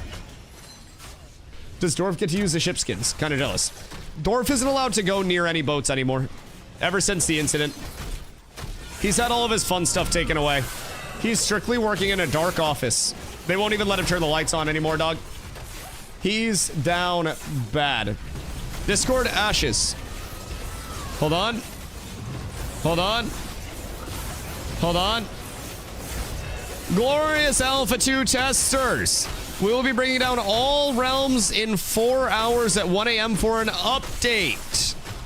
Estimated downtime is expected to be up to 3 hours. When the realms are back online, we'll provide update notes. Thank you again for your help on Vera. We're working diligently to resolve the issues you're reporting. Boys, how many lines are these patch notes going to be? More or less than 5? That is the question. 2. No, it's going to be a banger. It'll be a banger. We'll get a lot of notes. Because I'm sure they could probably get 5 lines of patch notes just from talking about the multiple dupes that they fixed and then putting in more safeguards to stop people from, you know, having that shit. So, I mean, they'll get some more. We're gonna level the band characters. Oh, that would be crazy too. If they did the name and shame. Ooh. Oh, citizen stuff going away. Mirrorleth necrotic mitigation buff being 100% instead of 3% is probably a problem as well. Let's see. Caravans becoming unattackable, but we haven't found repro steps on that yet. At least that I've seen. Lots of people on Shoal Discord are posting their banned client screenshot. How would people be banned on Shoal, though? Everyone on Shoal was dog shit. Except for, like, 3 guilds. Not, like, in a mean way, but, like, How are you duping and still that bad? That was us who were trolling. Oh, so it is the dog shit ones. Okay, that makes sense. I never said which 3 guilds, baby. Okay, that makes sense. That makes sense. I can confirm. Don't talk shit about the Slur Alliance. Oh, speak my piece and you're gonna fucking listen to it, buddy. Also, Voil, I thought this rogue was you. Is this rogue you? No, this rogue isn't you. Who the fuck is Griefer? Like, I know I've seen this name before, but I can't remember who this rogue is. Like, I know that I know a rogue named Griefer. But I'm like, I'm not putting 2 and 2 together. Think about other cause. Says I'm a sit in 8th, but I get the board updates from Mira, so I think the game has me stuck in a mix of both. Maybe cooldown related stuff. Supposed to be competitive servers that probably want to diff people, but they can't. I just don't understand how motherfuckers have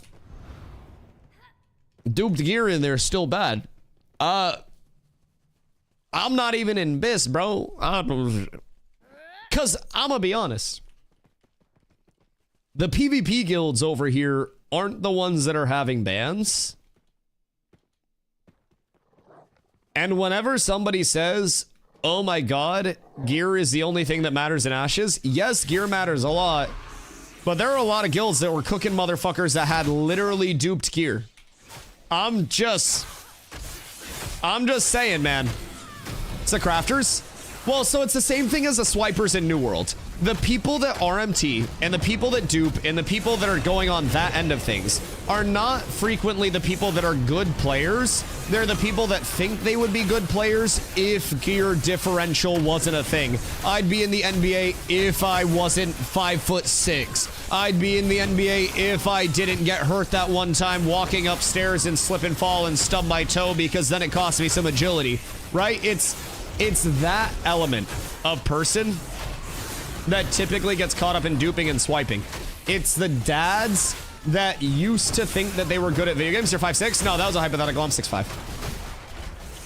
I never made a 6'1". Listen, there's never an excuse, brother. There's never an excuse. And they got like G League in China and shit, bro. Learn how to say ni hao, buddy, because you got opportunities. Would have been in the NFL, but my parents passed me on bad genes. Yeah, I would have done something with my life, but I took an arrow to the knee. It's, bro, it's just all of that shit, you know? And I swear to God, the number of people in gaming, bro. Shit, I used to be one of them, bro. Part of the reason I went dual PC. I was a 5 average viewer streamer when I went dual PC because I was convinced that dual PC would make me the most cracked Fortnite player in the world. Let me tell you what, it helped, but I wasn't the most cracked in the world. I wasn't out there winning millions in tournaments. Guess what? I was still good enough to pub stomp and bad enough to get shit on in tourneys. I learned my lesson. Worst player in the NBA is close to LeBron than you are? Oh, yeah. Oh, absolutely. And keep in mind, I'm also a very good basketball player.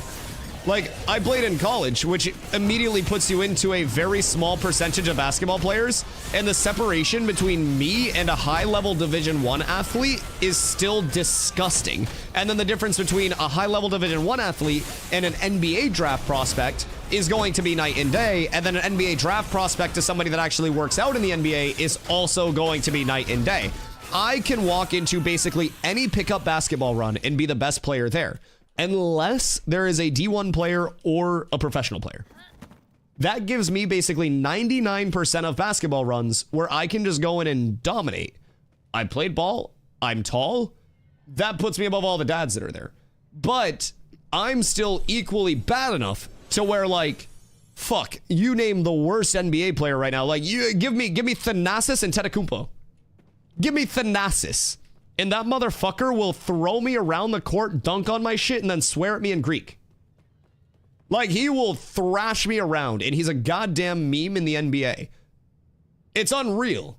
It's unreal. Made a show about the worst NBA player going up against people that thought were good. Oh, yeah, Scal. Yeah. Yeah, absolutely.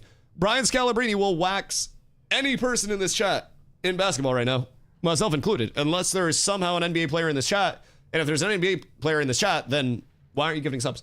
What, do you want to play against a bunch of dads? Well, because I'm fucking old now. I don't play in college anymore. I go to YMCA runs. I'm young. I'm older than most of the dads there, dog. I'm fucking 29. Like, I go to runs, and I'm playing against these, like, 22-year-old whippersnappers with 3 kids and a ciggy habit, and I'm dunking all over their shit. I'm old enough to be one of the dads. I just fucking hate kids. My brother's got kids, bro. That's enough. I can go uncle, and then when I want those little shits to stop bugging me, I'm like, all right, go hang out with your dad again. Like, fuck, bro. 649 in a shoe hoop solo in front of my house while my neighbor watched smoking his cigarettes. That's how my dad was. My dad was your neighbor. Straight up, I'd be shooting hoops outside my house, and anytime I missed a shot, my dad would make fun of me. If I lost my handle, my dad would make fun of me. He'd literally give me shit. I'd miss a shot and he'd be like, what the fuck did I even buy you this hoop for? But he did it lovingly, dude. It was a fucking blast. I used to play 1v1 against my dog growing up. We'd go out and he'd play defense on me. Best defense that was ever played on me. RIP Zeus, my boy. But dude, it was a blast. Basketball is so fun. Never kept telling me to join the Trailblazers. No, bro, growing up in a small town is so crazy. I grew up in a 5,000 person town. And if you are the best at anything in a small town, people think you are like the second coming of Christ and LeBron James combined. I had so many people that were like, oh my God, Dusty, I can't wait to see your name up in lights with basketball someday. And I'm like, oh, well, I don't want to let you down, but I'm not really that good. I'm beating farmers in Maine, but like, yo, Blue, thank you for the follow. I appreciate you. I was like, I'm not really like name up in lights type good guys. And they're like, no, you got it. I believe in you. And bro, like, look at Cooper Flagg in the NBA right now. Dude's from Maine. It took him his freshman year of high school, dominating every single high school player in the state, and winning Gatorade Player of the Year, and being on a national AAU circuit and going viral on that AAU circuit for anyone to notice him. And now he's a generational prospect, #1 overall pick, and quite possibly one of the best players in the NBA already. And it took that much for him to get noticed up here, bro. You looking at your stream now? I have business cards. Yeah, exactly. I gotta direct him where it matters. I'll put in Nico's plan. Oh God, dude. Like, I like the Bucks. Part of me wants to just fully rescind that and just follow Cooper wherever he goes and be a Cooper Flagg fan for the rest of my career, like the LeBronites, you know? Like the bronze sexuals. But also, I can't do my boy Giannis like that. So I'm torn. Cause like, Dirk was my favorite player when I was, like, actually, it used to be T-Mac. I love T-Mac. My all-time favorite player, Tracy McGrady. Then it was Dirk. I love Dirk. I got my mid-range game from Dirk. Started to tune my shot from Dirk's shot. Used to watch all of his shit with his old German physicist where he worked on his jumper. And, like, after that, bro, it's Giannis. Giannis came into the league, and I was immediately like, oh, shit. Oh, shit. I like this. I like this guy a lot. But I might be a bandwagon fan now. I might be popping around, dude. I'm soulless at this point, genuinely. Looking at your stream now is crazy logic, by the way. The number of people that I talk to, I don't know why, but just in conversation a lot, like everyone at my dispensary that I go to, that I speak to regularly knows that I stream. Because it's just popped up, because I do stuff at weird times throughout the day for somebody my age. I operate on like retiree hours, you know what I mean? I'm either going out before 2 p.m. EST when I start stream, or I'm going out so late that it's weird. So anytime I go out to like buy my weed or anything, like I'm always on geriatric hours. And so it always comes up like what you do for work. And I'm like, I'm a content creator, not OnlyFans though. And they're like, oh, wait, what content do you make? And I'm like, I stream video games on Twitch. I know it's crazy. I don't IRL stream or anything like that. I just play video games and shit. And then they end up following the channel. It's free promo, dude. I was in Target one day, and I think I was like wearing my TwitchCon hoodie or something. And one of the target employees came up to me and he was like, oh wait, like you went to TwitchCon? And he was like, do you stream?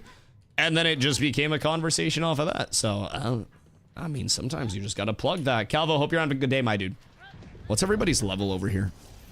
And who did we lose? Wait, we unironically have room for a mage. Ares, how far away from Jinna are you? Oh wait, a maging is here too. There's another mage that could fill. Should carry the business cards with you. I do keep some on me. I think we're gonna redo the business cards soon and make them a little bit more professional looking. Also, we didn't put the Discord, like my Discord on the business cards. We were doing them really quick before TwitchCon as like, oh shit, we should probably bring these. We have room for one, been asking in guild, but nobody's answered. Word. There was that amazing person that was outside, but make Discord invite a QR code. QR codes are weird. I don't know, like, I feel like a QR code just looks so impersonal. I like the actual, like, text-based interaction. I like a good old classic business card, you know? Granted, we put some fun spins on the business card and stuff, but I like just having the general, like, links. We could do a QR code that brings you to a link tree, maybe? Because I don't have a link tree, but that's what all the OnlyFans people use for their stuff. So I could make a link tree, and then that could have, like, all of my links there, and then they could just go to the different channels off of that, off a QR code. But I would probably still list out the links and then do a QR code at the bottom. Does you have confirmed? Nah, stream's going too good for that. That's like, that's a last case scenario, dog. Cause like I ain't got much in that department, bro. Like I don't understand what y'all expecting to see, but like, bro, if I whipped out my donger right now, it wouldn't even be worth a 3-day suspension. Like Twitch would probably just make fun of me. So, I'm just saying. Skiff, I have fun with a dog. I'm over 3,000 hours in. I always feel like there's a lot to do. Sometimes it's boring, sometimes it's more fun, and it's more like exciting content.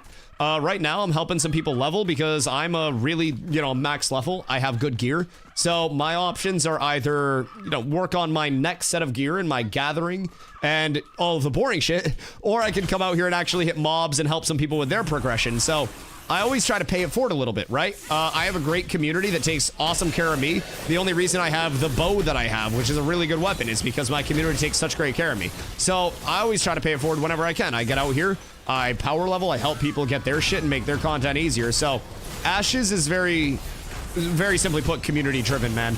There's no way around it, and you're always going to have the best experience if you are a part of that overall community that you enjoy playing with. At times, you know, it's all open world. There's no instancing. So you got to look for your content. You got to seek it out, and you got to try to find content that you're going to enjoy, whether that's gathering, processing, and crafting and trying to sell stuff to other players or make stuff for other players, whether that is, you know, being a PvE warlord that's going out and always just pumping PvE no matter what you're doing, whether that's trying to PvP and hold down parts of the world. So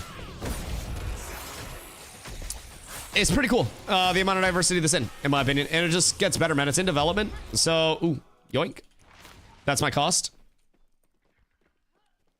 Or we can always pull those somewhere. I don't know what we're doing for the guild or not, but, RELIC down in 3 hours and 40 minutes. I know, what are we gonna do, Fupo? It's all going to shit. It's all falling apart. Now the question is, how many new dupes coming off of this? Because we're getting an update tonight. I'm scared.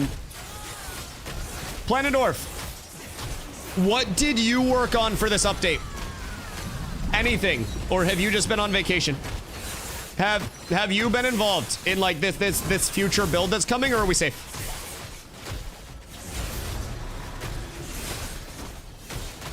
I'm just trying to double check, trying to gauge my expectations. Oh god. Kind of weird, this game could be PvP, roleplay, econ driven, crafting, literally anything you want. Yeah, it's almost like it's a sandbox.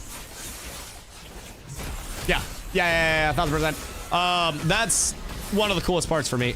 And even if it's a PvP loop that you're targeting, you do still have to PvE a lot. You can have your end goal be to PvP, But you got to do shit on the way to PvPing to actually be able to do that on the highest level. So, don't think any of my team fixes are in this patch. Okay, cool. Cool. I look forward to them. I'm always prepared. How the player's gonna log in naked with no gold? Bro. I am waiting with open arms for all of the players that get stuff yoinked because they got it from somebody that duped, but they didn't know. Do I feel bad? Yes. But is it also fucking hilarious to me? Yes. Someone's gonna log on and their jewelry set's gonna be gone, their weapons will be gone, and their armor will be gone. And they'll have no idea that the person they were working with was even abusing anything. And then they'll just be broke, naked, and angry. And there will be Reddit posts. There will be Discord posts and rants. There will be Steven pings asking for gear back. Oh my God, I can't wait. I love tears. See how this kind of how it goes right now? I mean, hey, just don't craft through people you don't trust. Another reason to have the community, dog. Another reason to have the comm. Gonna be what it is. Oh yeah, I mean, people are definitely going to quit over it. Don't get me wrong. People will 1000% quit over their gear getting yoinked. But also, good riddance. I don't really care. Maybe they quit and we have less people standing at storage. Maybe. I think people that are coming in that are playing this simply from a progression mindset and are not actually here to test and provide feedback and like are not understanding that this is testing, therefore everything will change, everything is susceptible to being wiped, taken away. Like if there is a dupe and your stuff gets taken away, instead of being mad about that, literally just say, all right, bet, cool, well that sucks, but I start over, I go again. Like everything's gonna get wiped anyways at some point in time. Probably just didn't expect it to be right now. How about the server worker lag was coming from the trade window crafting? I don't know. I mean, I genuinely don't know like how stressful the trade window crafting would actually be or how many people were actively doing it. Cause like it was known, but it wasn't like known until it actually came out. You know what I mean? Like a few people knew it, but it stayed under wraps for longer than any other exploit has, which was kind of intriguing, to say the very least. I don't really know how that stayed under wraps for so long, but yeah, it was interesting. But static already providing a smoke screen. That's very true. It's the old it's a streamer adage of I'm not view botting, I'm embedding. Yep. I'm not duping, I'm just farming statics. Yep. So then you had a lot of people that were just saying, oh, I'm farming all these statics. I got all of these static nodes that are farmable and I've got them on lock. And they got gold cap plus, not mentioning that they farmed one single gatherable node and then they duped that like crazy. It puts some things into perspective. And I think once that ban list comes out, and the public naming and shaming happens, oh goodness gracious, I'm going to have a field day with that shit, dude. I am actually probably going to come with excitement. I will be so giddy. Oh my God, I can't wait. Like my balls are already quivering. First time in Jova this phase, low craft is worse than Mira. Jova's been smooth for me when I go over there. You think Jova's worse? Let's Stone, hello my friend. I'm curious to see the list. Public guild naming shaming is gonna be fun. I really can't wait to see what guilds are aiding and abetting the most fugitives. Yup. Ban list for what? For duping and exploiting. Very bad things. Very bad things. There were a couple of dupes that were figured out that people were taking advantage of and basically generating a shitload of things into the economy that were not meant to be generated into the economy, more or less. So as a result, once this was found out, Intrepid, very angry, rightfully. So people will be banned. A lot of people are already banned as a result of it. There are many people who will have their items taken away that did not dupe because they got their items from somebody that did dupe. Now, someone out there may say, Dusty, that's not fair, but receiving stolen property still means that that stolen property will get confiscated as evidence. I hate to break it to you. If I steal the Mona Lisa and I give that to you, that's not your Mona Lisa. So, duped goods are not your goods. And as a result, if you got something from somebody that was duping, it'll be gone. What's relic hunting? Relic hunting is trying to find what are called relics. So different mobs in the world, different areas can drop relics, which can be taken over to a settlement, one of the towns, and then put in the relic quarry and can be controlled for different bonuses. So there are relics from world bosses, there are relics from trash mobs. Genuinely, like, every form of, mob in the game. Now, not necessarily every mob can drop a relic, but there are certain ones that can. So, can someone steal a town's relic? Not right now. In the long term, their goal with the scope, again, this is always goal with the scope, and this is not anything that's in right now. They want to have different types of settlement wars, one of which would be targeting relics. And then I believe after sieges, if the defending settlement loses, because the defending settlement would be de-leveled anyways, after sieges, you would see the reliquary also become lootable. I do believe. Which would make... Oh, no, it would become destroyed. Everything gets shattered on no destruction. So it wouldn't be like lootable relics. But some of the relics will shatter into different, like, fragments. And then those fragments can be consumed by players for different, like, buffs. So it's kind of cool. Bank Heist War. Listen, a settlement war where we actually got to get to the reliquary with a caravan would probably go hard as shit. Like, I would enjoy that way more than just, oh, well, let's sit near an Ember Spring and kill each other, haha. Open world PvP without objectives is boring as fuck. I know that's going to be controversial with some people out there, but open world PvP without anything to play for is just rat shit behavior where everybody only takes opportunistic ganks, and true PvP over an objective where both people are dicks out mashing them together just trying to dock over that objective is the single best form of PvP that there is. Whether that is a simple, you and I are in an arena and we have to kill each other, whether I have to capture a point and control that point, whatever it may be. Something that forces the PvP with a common goal is always, in my opinion, best. And with open world PvP, you never know if the common goal is truly that PvP. Oh, Power Quest in the tropics. I want population in the water. Like mobs in the water and shit. Fish mobs, little mer mobs.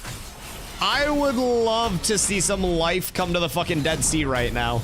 I want our tropics world bosses. I want a lot with the map. Questing hubs out in the middle of the water. Oh my god. Oh my god, that'd be cool as shit. Some sharks. Sharks would go crazy.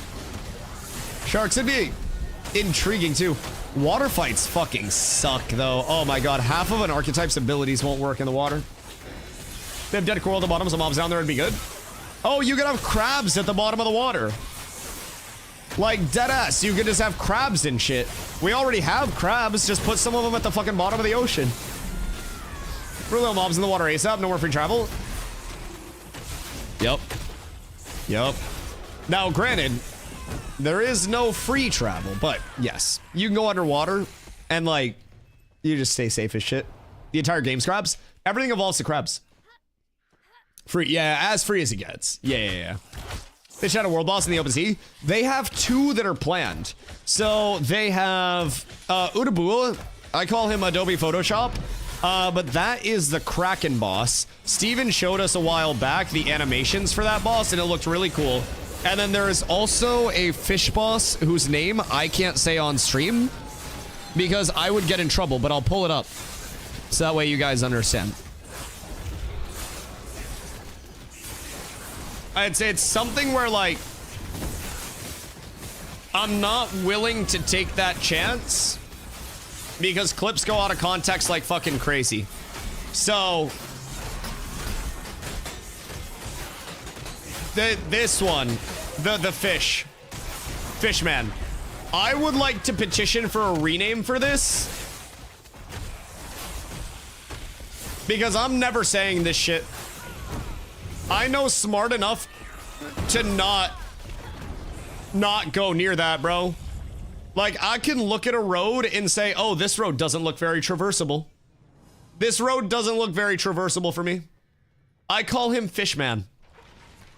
So, there will be the Fishman out there as well. But that is...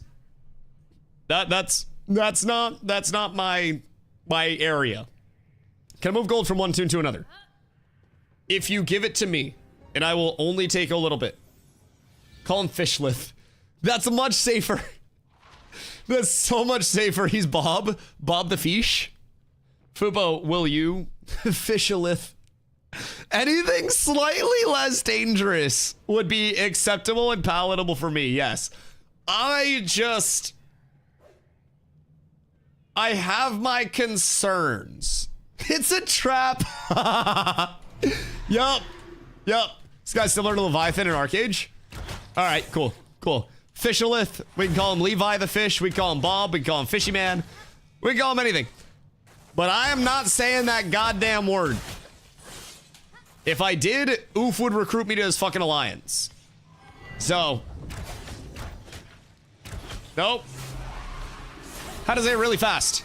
No, that makes it worse because somebody can always clip it out of context. Like,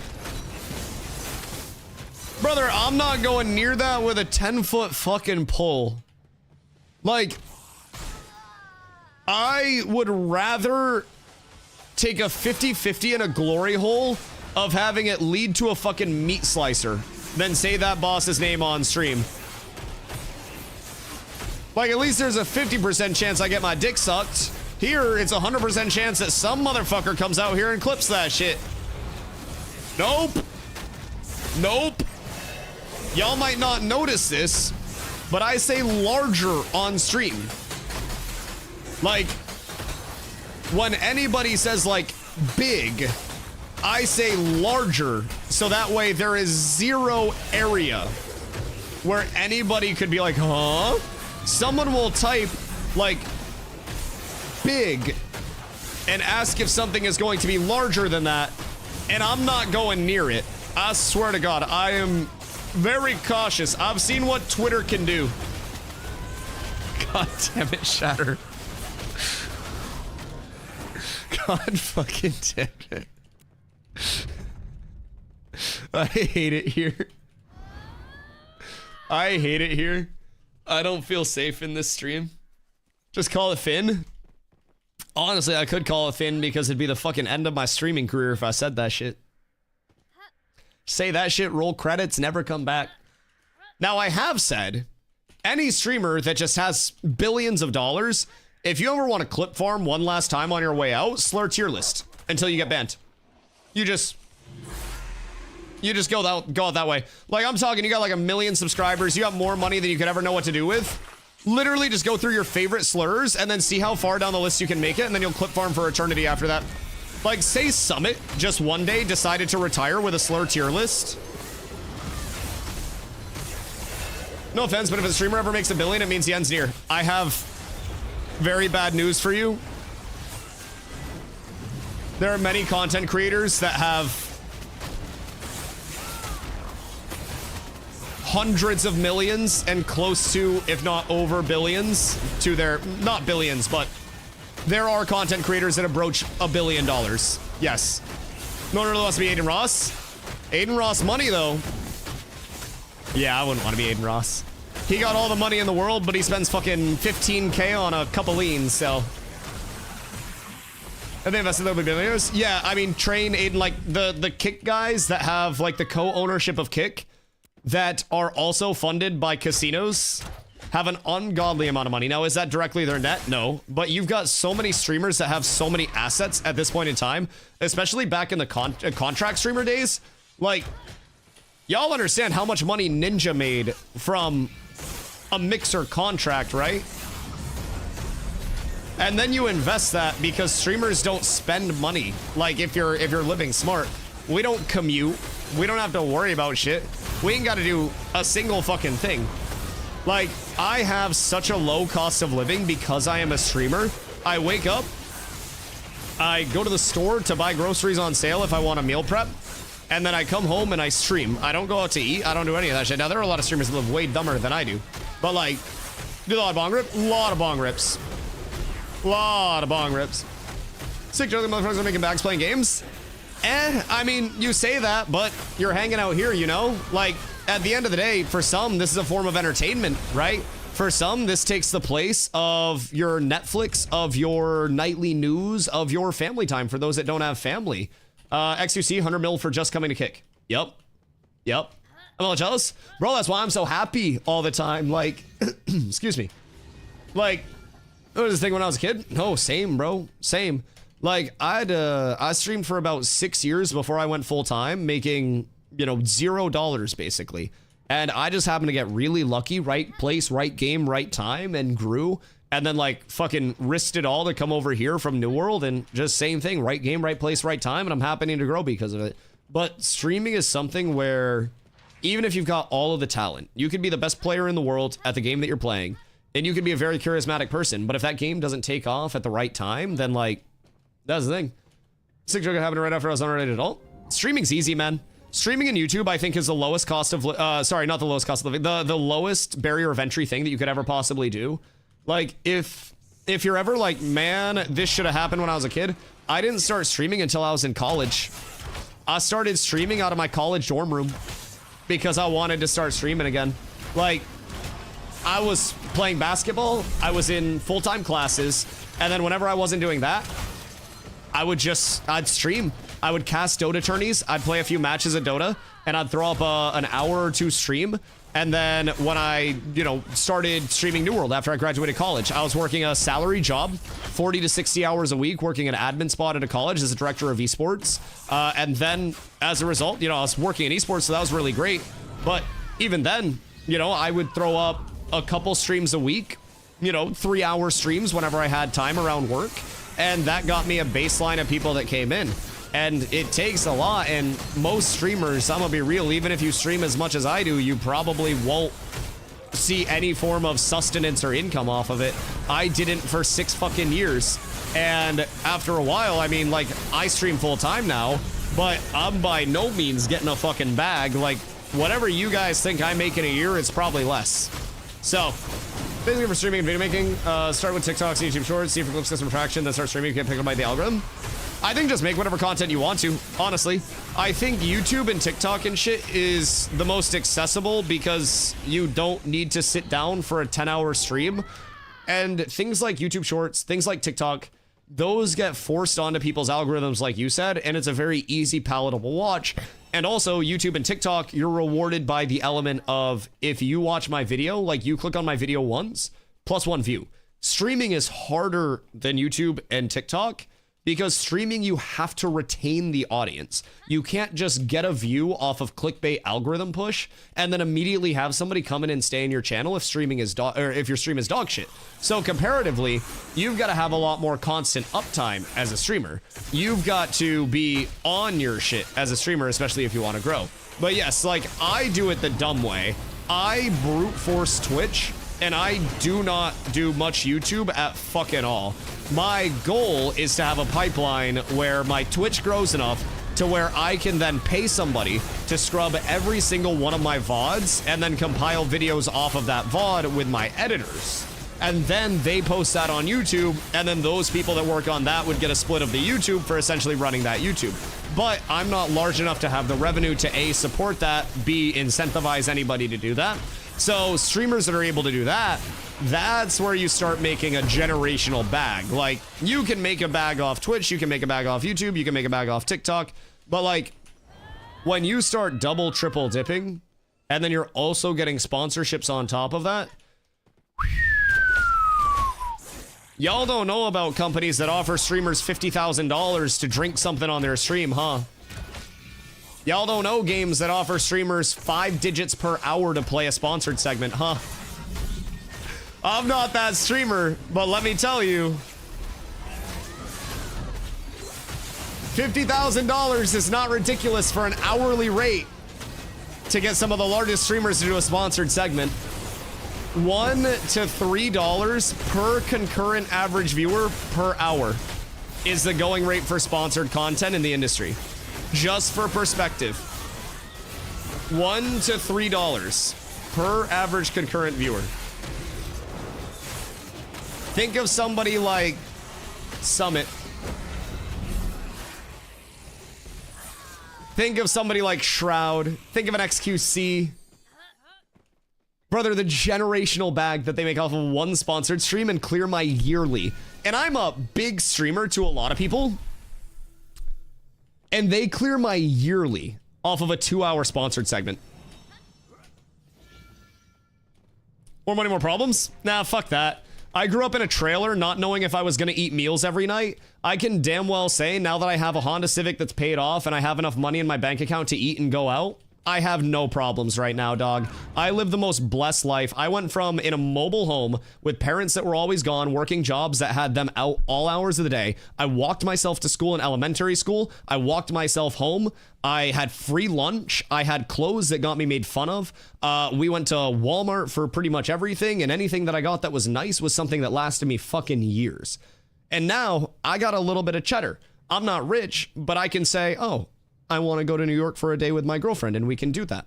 Now, there are certainly problems that come in everybody's life, and I don't think money can necessarily solve all of your problems. But I can damn well tell you, as somebody that grew up like on the brink of poverty, food cupboard nights, not knowing if we were going to eat at all if we didn't get to the food cupboard because parents were at work. My life's a whole hell of a lot better now, man. I ain't got to worry about shit. I ain't got to stress. And again, I'm not even a millionaire. I'm nowhere near that, bro. I applied for a home loan pre-approval, and I got approved, but they were like, you got to make more money next year. So I'm waiting until this upcoming year to try to buy a house because I didn't make enough money to get an approval that puts me in range for a house. Like, let me tell you, my problems now are not the problems that I had as a kid. My biggest problem now is that I got to make, like, more money than I did the previous year, and I got to keep scaling that up so I can get a fucking home. I went from not being able to eat most nights, dog. Like, come on. That's night and day. So, I don't know. I've never... I feel like the people that say more money, more problems, and, like, money doesn't buy happiness and shit, y'all probably ain't been through the trenches, and if you have, you damn well appreciate that dollar bill a whole hell of a lot more. And all it is, hey, made me humble, and it made me appreciate everything, man. To this day, like, I've never been a huge brand fiend. I've never been someone that lives a life of luxury or lives a life of, you know, lavish goods or anything. I have a paid-off Honda Civic, and that's gonna last me until it fucking dies. If I become a millionaire in the next 3 years, I'm not buying a Lamborghini Urus. I'm gonna keep my goddamn Honda Civic, and I'm gonna just keep that thing going, and I'm gonna invest, and I'm gonna try to live wisely. So, the point where money doesn't matter that much? Well, yeah, when you got a shitload of money already. I think there is a rate of diminishing returns on money. And I think if you're in the poverty to barely scraping by up to being a millionaire, then you get exponential happiness from that scaling. Me not being able to eat versus, you know, potentially if I was a millionaire and never having to worry about shit, that would be a night and day level of happiness. But if I were a millionaire and then I became a 3 millionaire, well, I mean, maybe I'll find millionaire stuff to buy. Maybe I'll get another yacht. Maybe I'll get like a helicopter for my yacht or something. But, you know, me being poor Dusty, poor dumb Dusty, I don't know what the fuck I'd buy from like $1 million to $3 million. I don't know what I'd buy at $1 million. I'd probably not buy anything. I'd probably save it all and go, wow, look at all that money. Rich people's happiness is climbing the Forbes list. Listen, you gotta parse. Poor people like parsing in video games. Rich people like parsing in Forbes lists. I'm trying to get a 30 under 30 in the next 6 months, or I'm fucking cooked. So, you know, we gotta make a push, boys. I got 1 year left, and then I'm past my prime.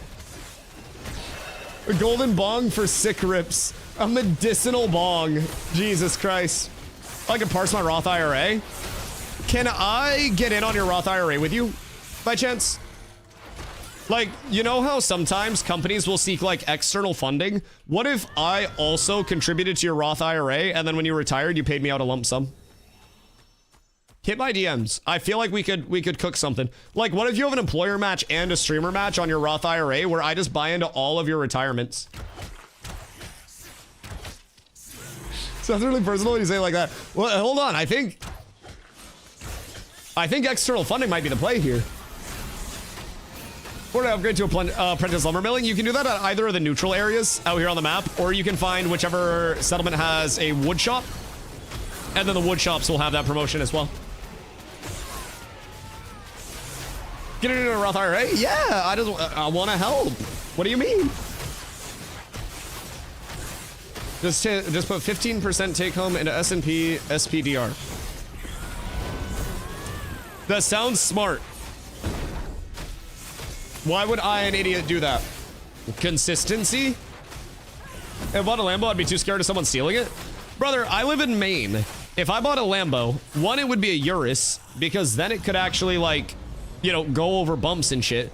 But, like, if I bought a Lambo or a Bugatti or anything like that, if I bought a fucking Corvette, shit, my Honda Civic bottoms out sometimes on potholes, and it's a fucking hatchback. That thing sits off the ground a good amount. Like, I'd be fucked up here with a Lambo. I wouldn't want a goddamn Lambo up here. Can a vassal declare war on its sovereign to break free? No, you are that sovereign's bitch. That sovereign literally lil bro'd you. Then start contributing to a 401k until age 35, which to start sooner. Time machine. Yes. Yes. Yes. Luckily, my dream car costs a lot less. What did you like before Teslas existed, Hoofsy? Like, before Teslas were something that you could acquire for a car, what was your car? Because I always really liked hatchbacks. I always thought hatchbacks looked so fucking zippy. I was a Mazda guy. Nice. Nice.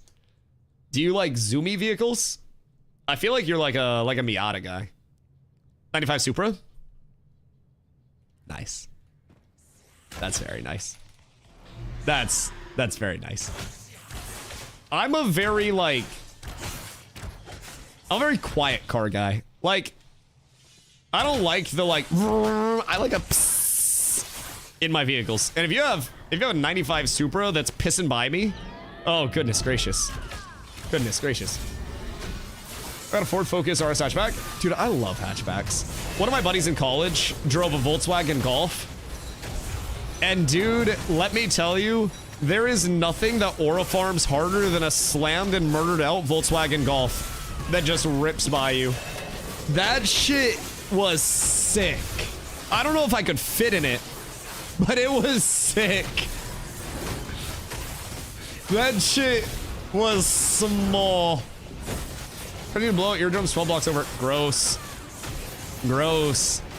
Dude, we have so many, like, brappy trucks up here from, like, people that want to jack up their trucks and put the biggest tires on it, and then they never even go in the woods, and, like, I know how to operate more heavy machinery than they do, and they always want to, like, roll coal, buddy, and they see me in my Civic, and then they fucking, like, rev their shit up at me, and I was like, brother, please fucking don't.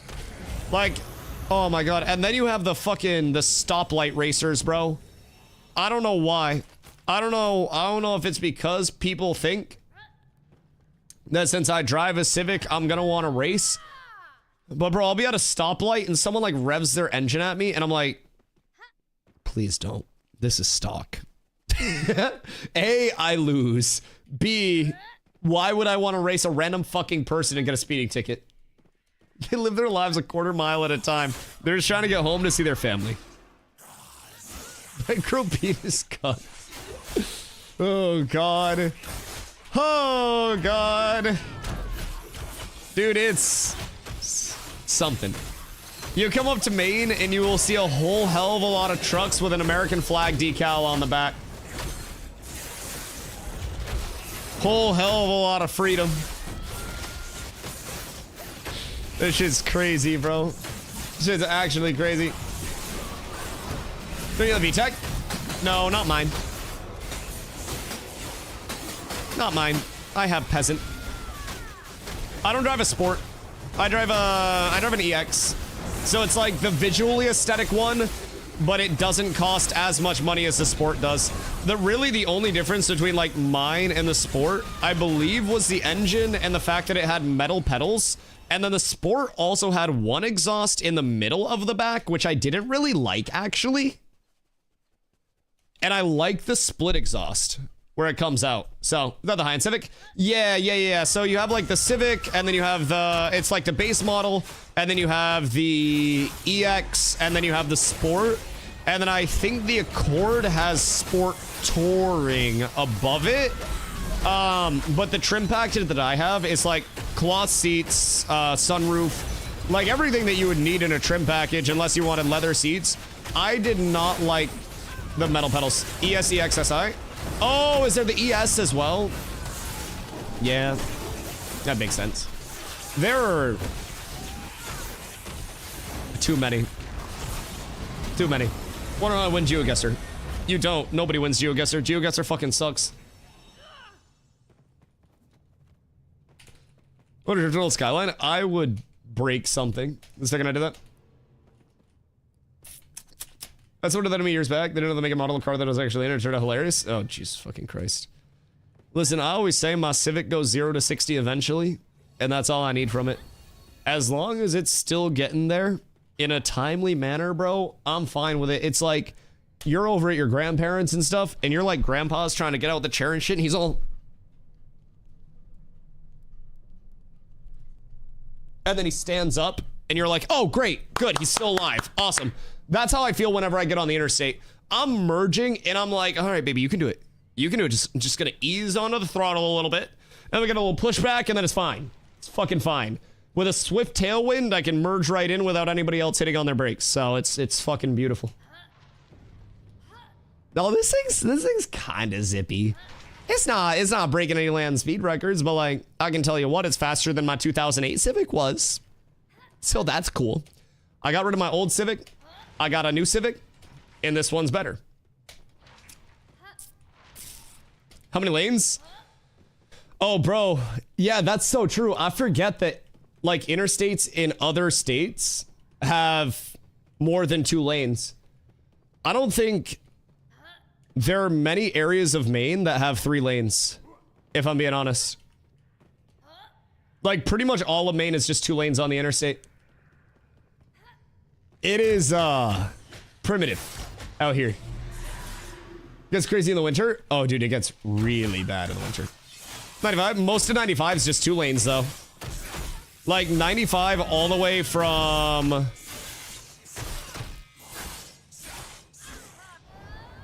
Where does 95 actually hit 3 lanes? Like, Kennebunky area, maybe? More south. Yeah. York? Yeah. York area. Yup. Yeah, that's where you hit the 3 lanes. Anything like north, though, like above York, going through like... Yo, Nicholas, wait. Is that the Venezuela guy? The one that looks like Dr. Disrespect? Wait a minute. Aren't you busy right now? Aren't you supposed to be like doing something? Like you have an important date or something that you're trying to get scored away with? Anyways, thank you for the follow. Good to see you. Good to see you. What's up, comrades? What is the account age on this? Jesus, he's got the picture and everything. Fucking fire commitment. I love that. At what point did you change the name? Because it's a 2023 account, but that shit hit the name change like mad. He's got the fucking picture and everything, the full commitment. Brother stayed immediately up to date on the happenings. That's fucking crazy. Jose! The Venezuelan drug lord now is a T1 Dusty sub. Goodness gracious me, oh my. Listen, I still think that was Dr. Disrespect. I still think they got the 2-time. I think if you put Dr. Disrespect and Maduro beside each other, same person. Exact same person. Only one of them allegedly did their business in DMs. One of them did it with narcotics. Still both bad. Allegedly. Allegedly. He's getting locked up here in NYC. Jesus fucking Christ. Say hi to Luigi for me, dog. Into the profile picture. I know, bro. That's commitment. That's actual commitment. I respect that shit. It's like, sometimes people just want to half-ass stuff in today's society. And I'm grateful that we're full-assing it here. It's just the entire moon out. Carapace stinger. What? What is that and why is it bound? What? Is this used for something? Wait. It's for a quest that you don't even have. She doesn't even go here.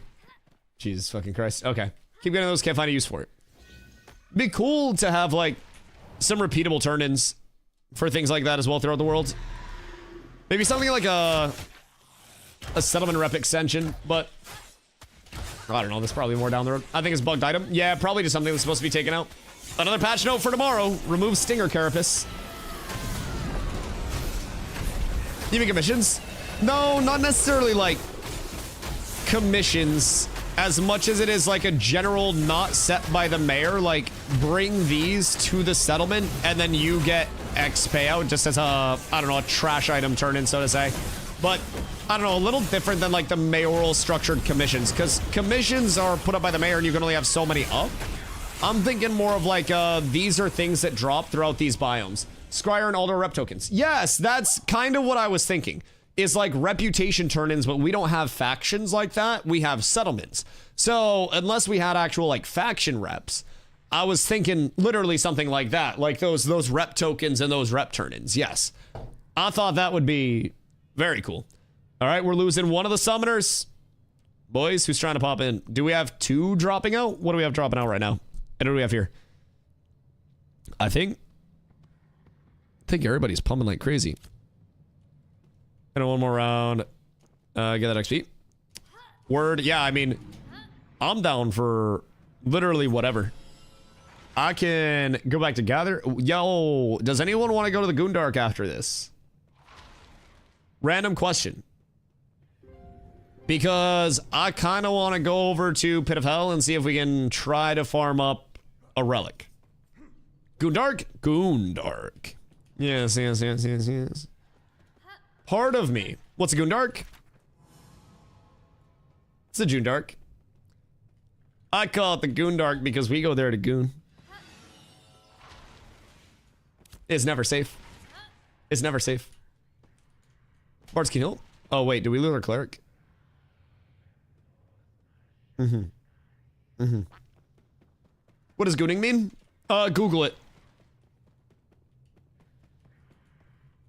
Definitely Google it. Not on incognito either. Google how to goon. It's a new dance craze. So like, you remember when the Dougie was coming out and like the Cat Daddy and shit? Cat Daddy. So anyways, when all of that shit was coming out, you had to learn the trends. It's the next viral trend. The trap like lemon party or meat spin. No, I wouldn't lie to you. Oh, Chang, why would I do that? I would never lead you astray, Chang. I don't know you. You don't know me. Why would you have any reason to believe that I would lead you, a complete stranger, astray for clicks and for memes? I would never do that. Shown this been about for centuries. It's evolved over time, though. It has evolved. Like, I feel like ever since the internet, we've really found ourselves in much more of a hyperbaric goon chamber than before. Like, back in the olden days, If you were trying to goon, you had to go to the ye old mental spank bank. And back before like ye old Tinder and stuff, you had to find a maiden that was within your local vicinity. And back in the olden days, that was about 4 maidens.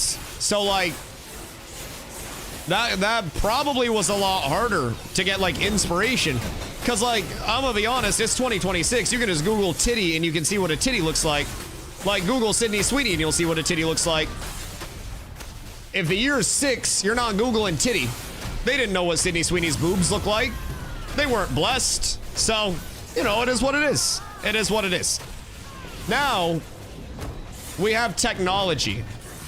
We have everything that we need as a society to ascend to another level. Go to the store and buy that magazine as a 16-year-old. Y'all remember the old, like, the fucking movie galleries and Blockbusters and shit where you'd go to rent games and movies and then they always had like the curtained off area in the back where you'd be like peeking around and you'd be like, is there a titty? Just me or nah? Cause I definitely remember that shit. Oh god. Wait a minute. Best part is one of the best OF moneymakers is a guy's account who makes AI content. Wait, AI OnlyFans content is dominating too?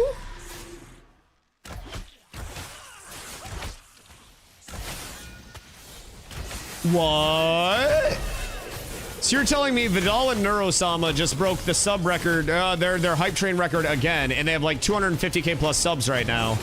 You're telling me AI is dominating OnlyFans. AI just dominated fucking Grok as well. We all know how that went. Jesus fucking Christ. Huh. So like what is like the AI OnlyFans account that's like the largest account? Is it just some dude that puts out like AI titties? Makes sense. The guy who makes AI content, he knows what other guys want. Right. So is it like, is it a dude making AI content that's like booba content? Or is it a dude that's like making peen content that's like, here's my peen in AI? I'm intrigued. Because, like, I could just AI myself with a giant, massive donger, and then if I could make, like, $10 zillion off of that, then that's fine. I don't have to live that life of disappointment showing you all my shit. Oh, there are opportunities. Interesting. Interesting. The world does evolve. Try. Niche porn is where the money is. Live action tanking? While naked. You know what, Zob? I think you might be cooking. So, like, we have a Let's Play where chat gets to vote on the next actions, but it's at a naked Ren fair. And it's also all AI. Somebody do it. Somebody do it. Probably has already been done. If it hasn't, then it shall be soon, Fupo. Rule 34? And isn't it like Rule 35, where if porn doesn't exist of it, then it will? You can't forget about Rule 35 either.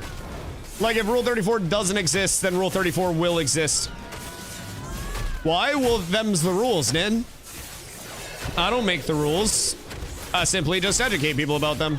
Rule 34 and Rule 35. If it exists, there's porn of it. And if there's not porn of it, then there probably will be at some point. Listen, if I keep popping off, somebody will probably AI Dusty in a bikini. I don't know. Hard saying. Hard saying. I feel like I'd look great in a bikini, though, if anybody did go down that route. I don't think it'd be much of a smear campaign. So, you know, feel free. Do what you must. Do what you must.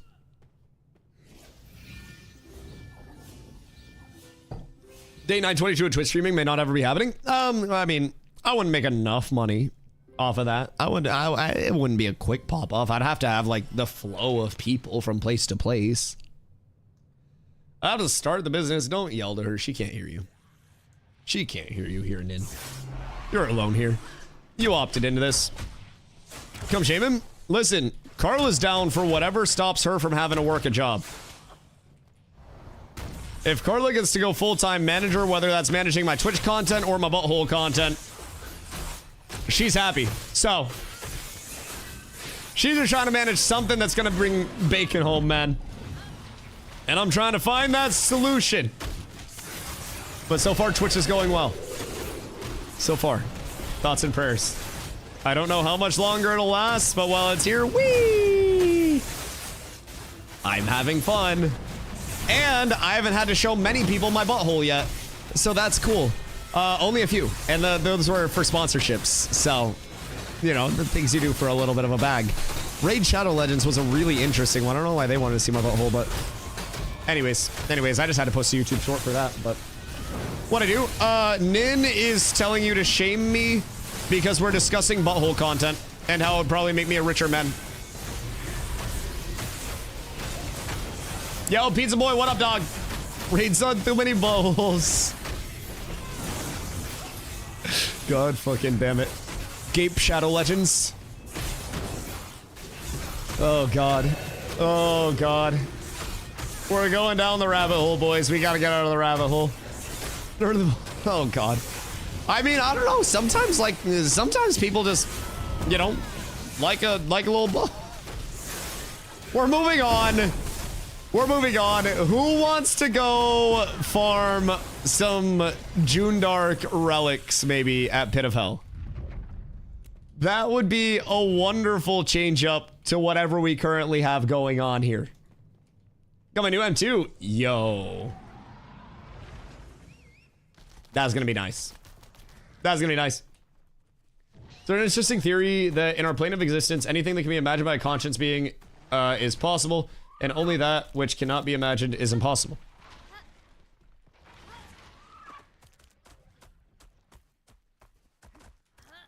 Right, but if you can just imagine something else, you just have to, like...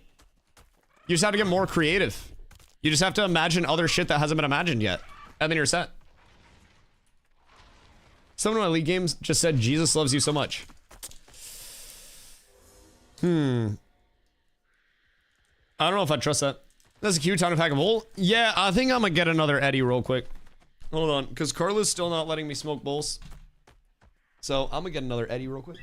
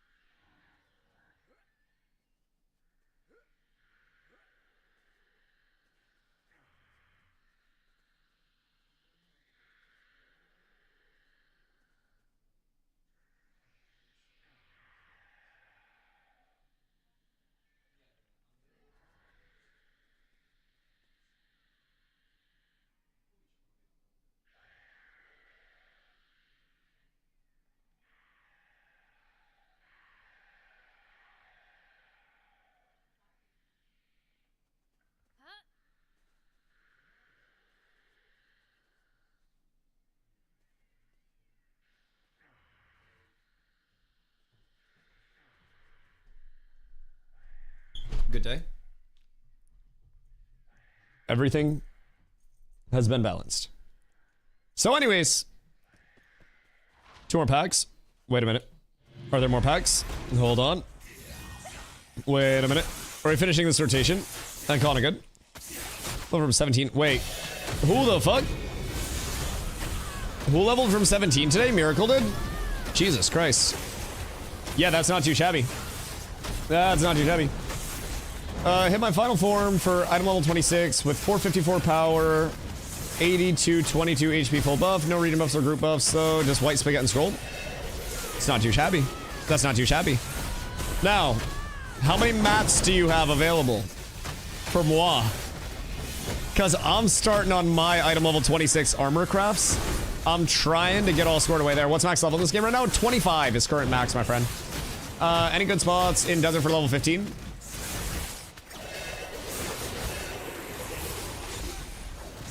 You go to minnows here for another level or two. Let's see. Level 15-ish.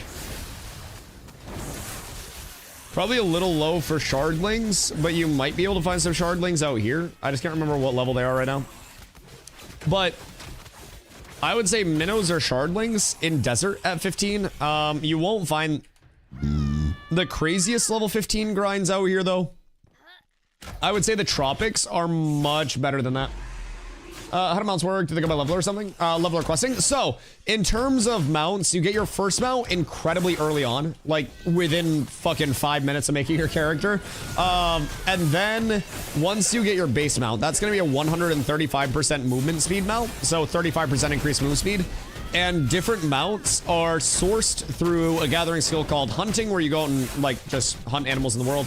And then you give them to an animal husbandress. The animal husbandress can train the different types of mounts, and it can either come out as a mount, a beast of burden, well, a mount or a beast of burden. So beasts of burdens pull caravans and cannot be used as mounts. Caravans, you make crates and put them on a caravan and drive the caravan place to place. Mounts, of course, are mounts. So there are different tiers of mounts. There are different speeds of mounts, different visual aesthetics of mounts, HPs. There are a lot of different types. Now, you do kind of have like your meta mounts, so to say, that are a bit faster. For example, the Scorpion Broodling is a novice mount. So this is trainable at, you know, level 1. You don't have to be ascended in your trade skills or anything like that. So with the Broodling, this moves at 165% ground speed, which is going to be way faster than your 135% base move speed mount. So I have as my daily driver, it's called the Snorse. So the Snorse is the finest in snail and horse technology, all being combined into one beautiful shell. It's got a 4-wheel drive, and it's got the horsepower mode. And this is a 165%, 165 or 160? I think 165. 160. I inflated it. 160 move speed mount. So technically this is slower than the Broodling that you could get. But then you have, this is a mule. So the mule is used for crates. So this guy, you can put a bunch of crates, the things that you can also put on caravans. Wow, person, thank you for the follow. You can take those crates and you can slap them on your mule as well. And then that'll give you a little bit more capacity for that. So, okay, if we're losing everybody, then we can just like pick up on this tomorrow. I'm fine to help power level people tomorrow as well. Because we can get Wookiee and Miracle both to 25. So I can do snakes tomorrow. I can do Akriba. I can do more of this. I'm down for literally whatever. Yeah, of course, of course. Happy to help. So I gotta go get some mats. Fortunately, I didn't die. So I brought over a shitload of zinc with me because I didn't have storage for it. And I was really concerned that I was gonna die and lose some of this, because I need a lot of common zinc for my crafts. Like a lot of common zinc. I almost got 2 gold out of that too. Shit, that ain't too bad, if I do say so myself. That's not too shabby at all. Give one hunting. Cooked a legendary turbird, won a bob, got him out. Oh no. Then cooked a basilisk, won him out, and got a bob. That's so fucking sad. Oh no. Dude, that's cooked. That's cooked. Apes. Yo, Scott. Thank you, T1 dog. I appreciate that. Thank you, thank you, thank you. Welcome in, brother. That's so tragic. Ooh, what if I pop Lego iron out of the slate real quick? What if, chat? Mayhaps I just get a little quick quirky lovin' from this slate? Oh. Okay. Well, that's unfortunate. Then we bug report it? No, no, no. I always want broken things up. I want it very bad. Why doesn't it just give me things that aren't in the loot table? I feel like that would be absolutely beautiful. You have me unbroken as fuck? Okay, fair. Fair. I guess I don't need to break loot tables too. I guess I'll just ask for things that actually exist. What about Lego iron from the sandstone though? I want Lego iron. Actually, if I'm being real, I need to get myself a journeyman pick, and then I need to go hit Riv. Because I'm going to need some Riv fragments. I'm torn. I'm torn. Cause like, the otter leather is gonna be the hardest thing for me to get, I think. I could get rib fragments. Could I get them in rarity? That's gonna be the problem. I can get zinc in any rarity, like just low rarity, that's super easy. With qual, we'll be able to craft in good rarity. The otter will be a little bit of a problem. A little bit of a problem. This is a game from the chat. Ridiculous ability to understand League for hours on end. Deserves more than just turbo ad rev. I appreciate that, dude. I appreciate that. I also do appreciate the turbo ad rev. Listen, if everybody in this channel was subbed or had Twitch Turbo, I could run 22 minutes an hour of ads and then wouldn't have to worry about shit. Have you seen the Bis Mage guide from Zop? If so, is that a decent gear guide? Zop is stupid.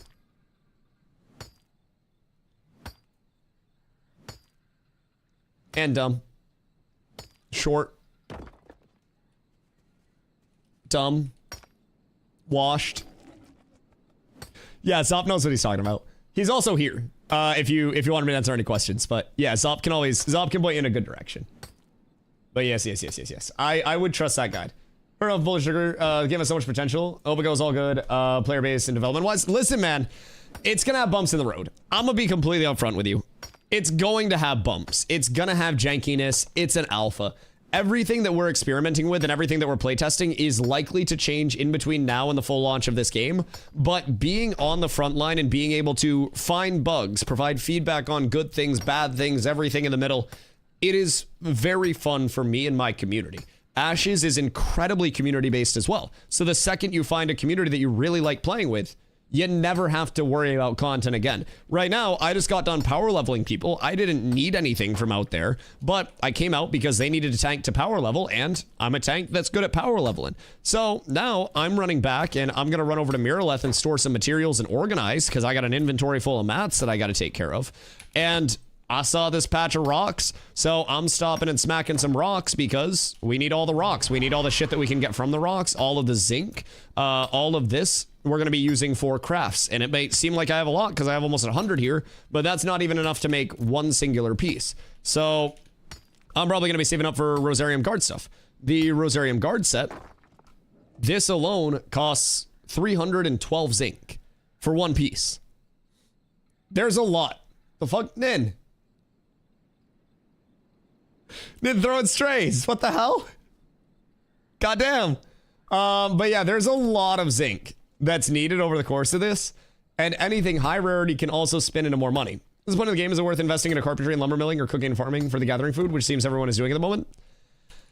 At this point, my personal recommendation is if you're already behind the curve from like getting off to a hot start, right? If you're behind the curve, just gather, sell stuff to other players, and then buy stuff. Reminds me a little bit like New World in terms of mining and gathering. Yeah, 1000%, 1000%. I was a New World streamer before I came over to Ashes. So I came over to Ashes in December of 2024 from New World before the whole like New World death happened.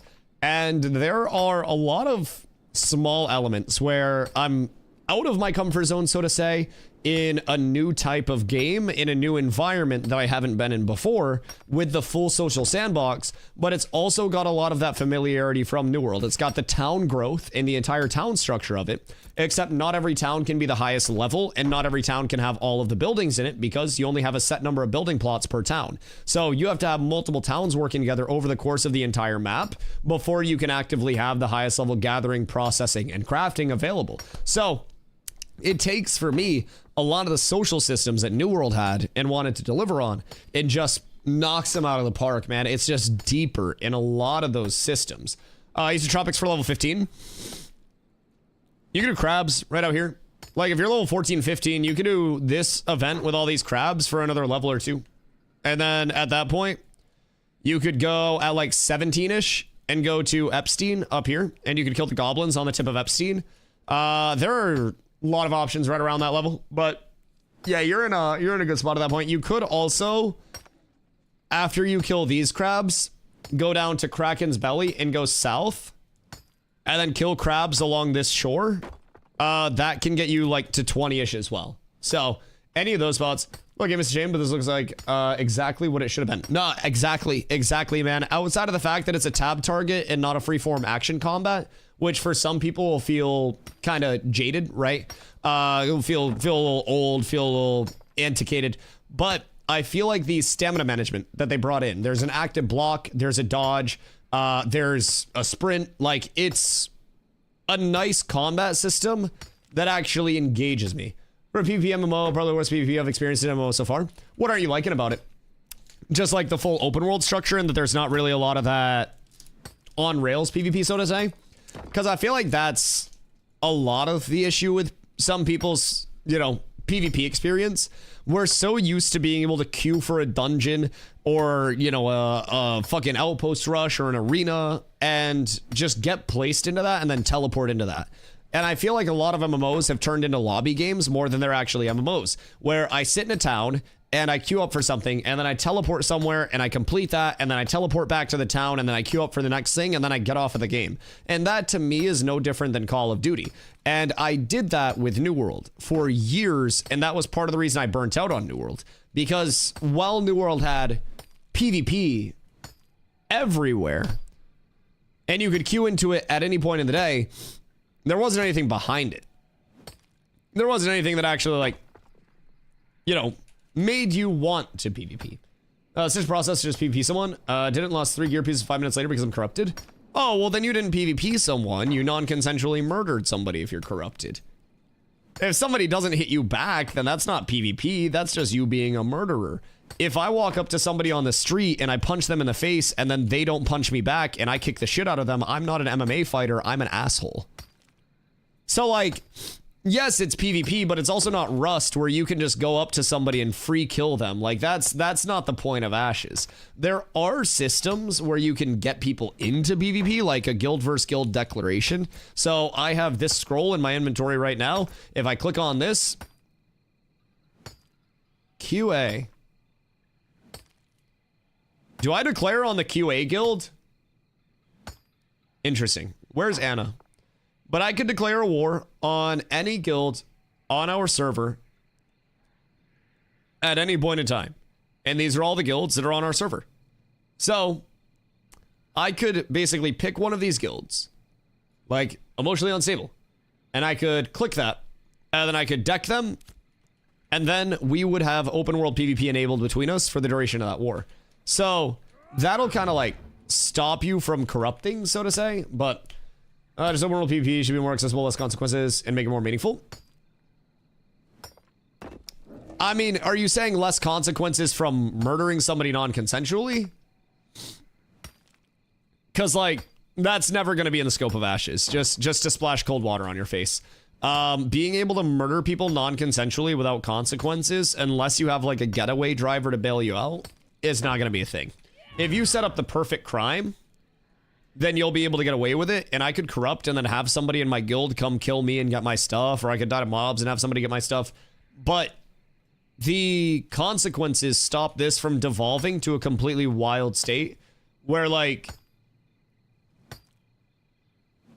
if the entire open world was PvP with no consequences, why wouldn't I just go around and kill a bunch of low levels and grief them?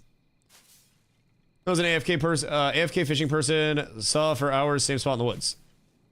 So you ganked a crafter that wasn't PvPing at all. That was just sitting there gathering that probably wasn't even at their PC. So, like, that's not PvPing. You killed an AFK person and then had consequences for killing the AFK person. Like, that's not PvP, that's just ganking somebody. And that's, like, that's Rust. But that's not within what Ashes wants the PvP to be. So, I mean, I always say, if your goal is to just come in and gank and non-consensually PK, you're going to have a bad time in Ashes. You won't like it. It's always going to be punished. You're always going to corrupt, and you will drop pieces of your gear. And your only option is to have somebody directly with you that's willing to kill you, bail you out, and then give you your stuff back. But that's going to require a lot of organization and making sure that nobody else gets to your shit first. So if your goal is just, I want to find somebody in the open world and kill them no matter what, whether they hit me back or not, I would just like to be the one to splash the cold water and say that's not going to be the game for you here. And I say that not as like a, oh, fuck off, but like more of a adjust the expectations or you will have a bad time and you will burn out on Ashes because you won't like it. It's like raiding someone's base while they're offline. That's not PvP. Yeah. It's opportunistic gameplay and it's not PvP, in my opinion. I think PvP is when I want to fight you and you want to fight me and we actually fight and there's combat. If I punch this wall and put a hole in it, I'm not a boxer, I'm Mizkif. There are differences. When things fight back, you earn your credentials as a PvPer. Guy that was sitting there for hours fishing? Yeah. Brody probably wasn't even at his fucking setup. Like, guy was probably working remote or some shit. Like, AFK fishing is literally there for people to just do it while it's chill. Like, again, maybe different strokes for different folks, but I can't necessarily see myself getting joy from just going up to somebody and immediately obliterating them if they're AFK. I'd rather clip farm somebody that can actually hit back. But again, to each their own. It's all personal preference. But yes, I definitely like to remind people, open world PvX game does not mean Rust. Does not mean always on PvP. Now, if you do really want that experience, let me introduce you to the Tropics. This is all force flag lawless PvP. Anytime that you are out of one of the controlled areas, all of these islands and all of this ocean, it's all force flag PvP. You go down here off this coast, force flag PvP. You're sailing in any of these waters, force flag PvP. So if you really do want to have that always on PvP, I would recommend going to the Tropics, as that's going to be where you can actually kill people without consent and without punishment. And it's all just what you want your loop to be. But corruption is meant to be very, very, very punishing. There'll be ways around it, but plenty of people there also. Oh yeah, all of North Korea's there. Shit, if you want PvP, I got a whole group of people that'll be ready to greet you out in those waters. I'll be right back, chat. I gotta blow my nose. I got a fucking, like, I don't know, a log jam of gunk. 1 sec.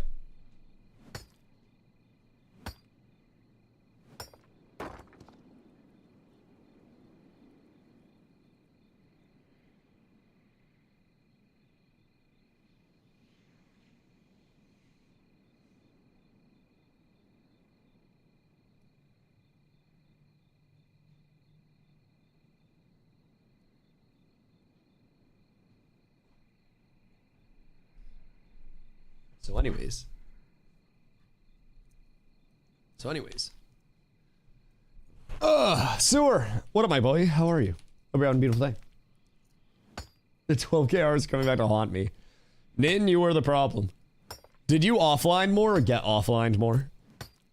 I played Rust once in my life. And it was the Saturday before Easter Sunday.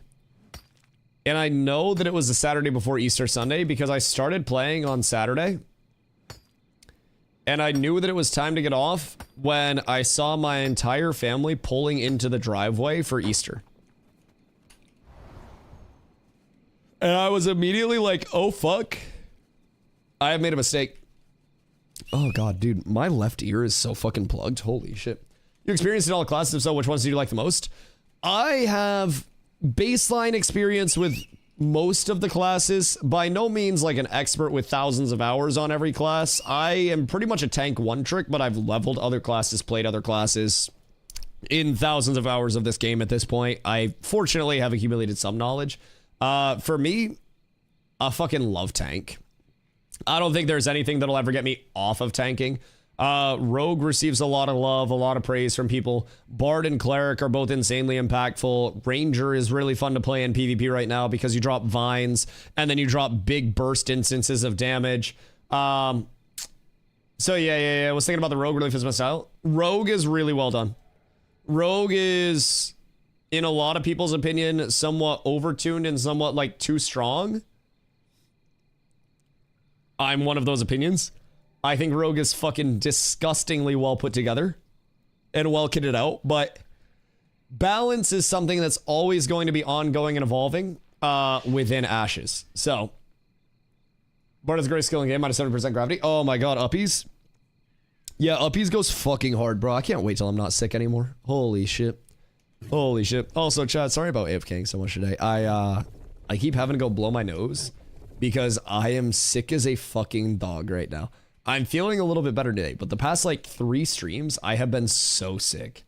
Is Rogue strong in PvE or just PvP? Both. Does a lot of damage. A lot of damage.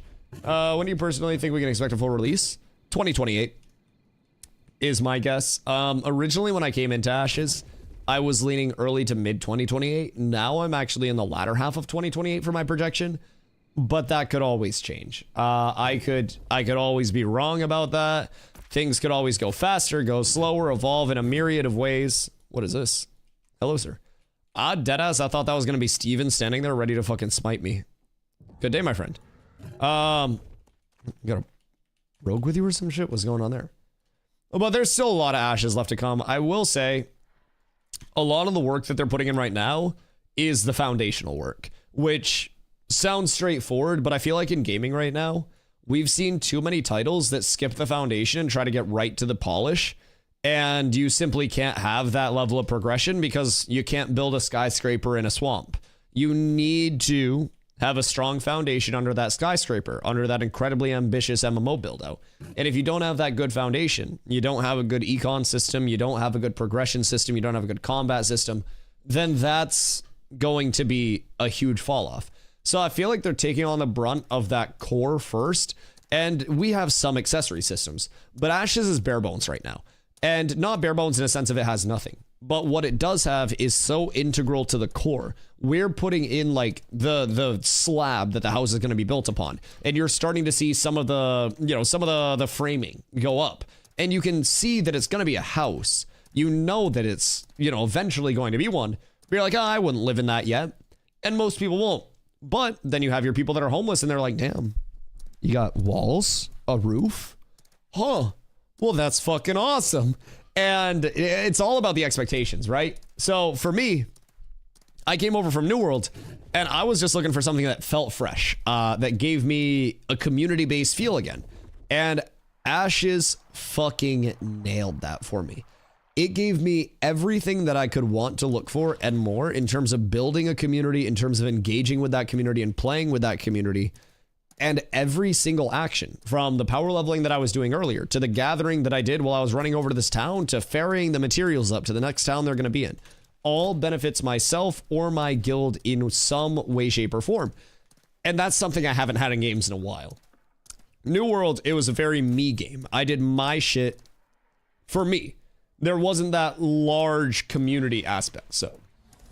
Played about here and there, then went to New World because I wanted something new and absolutely loved it. This looks like New World on steroids. Yeah.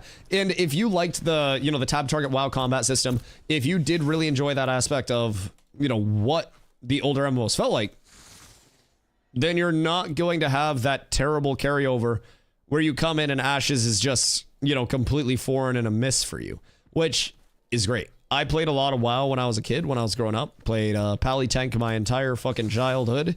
And I was tanking and raid leading before I was 11 years old. And coming over here, it's literally given me everything that I looked for in WoW and in New World. It's giving me a combat system that I really fucking enjoy. It's fluid, it's rewarding, it's got a lot of small tidbits of information as well that make a huge difference if you know them.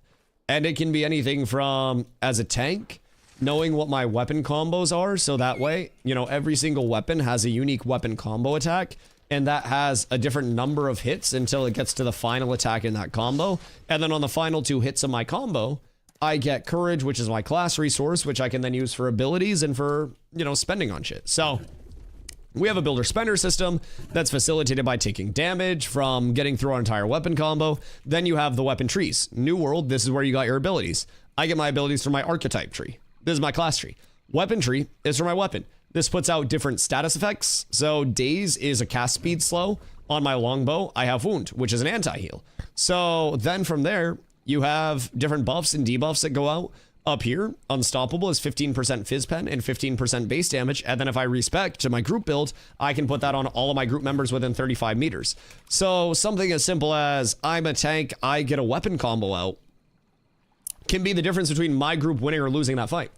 Might have figured out a way to craft epic gear for piss cheap prices. Is it abusing the Jova quality stuff?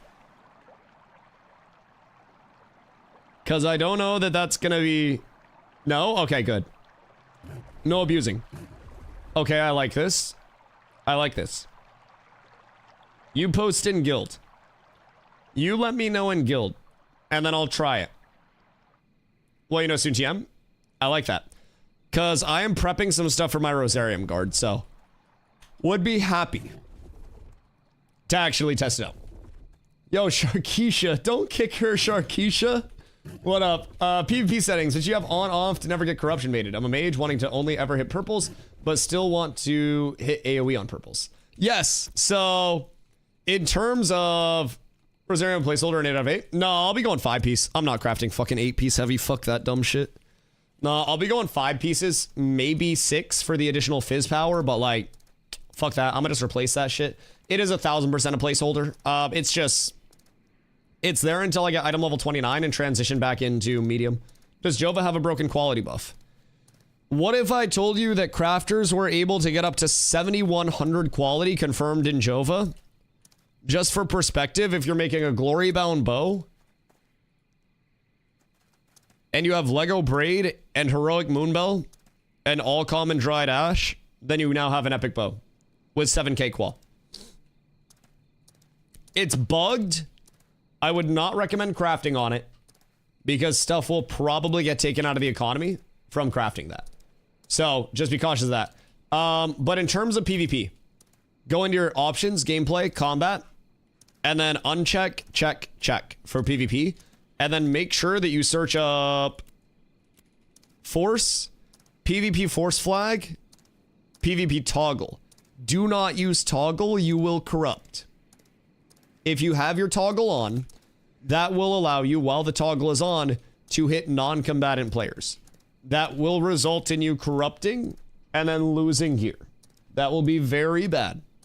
I would not recommend it. You will have a bad time if you end up doing that. So, I have 12 Lego carcasses. Am I cooked? Yeah, I already reported you. Should probably give them to me. So, is sandstone worth mining to crack for possibly better mats? Yeah, so sandstone can drop zinc and copper and also rubies. So, like, very good general mineable to get. In addition to that, out in the desert, you'll notice there are way fewer people. So you can just find these, like, fucking expansive fields of sandstone all free. You ain't got to worry about jack shit. So, turn them into an elixir. No, no, no. I'm using those for item level 29 medium crafts. Excuse you, sir. Plan on buying this tomorrow. What do you recommend starting out as in terms of gathering? Do you get gathering tools when you start out or something you get later on? Should I just gather everything I see? You'll start out with a base set of gatherable tools, and then through weaponsmithing and carpentry, you can make better tools. So, like, carpentry will make, like, your... Well, I should say hunting. Like, your hunting bow and shit. And then over on weaponsmithing, you've got your lumberjacking axe. You've got your mining pickaxe. And then you've got your herb sickle. So, in terms of what I would recommend, there are people on the server that already have crafting in place. Don't try to catch that up. You'll start with baseline tools, and as Aries said, you get a green set of tools to start out. That'll carry you. You don't need to worry about crafting your baseline set. You'll notice all of my crafting, level 1. You'll notice all of my processing, except for metalworking and stonemasonry, because these are for gambling. Level 1. Gathering, 20, 23, 23.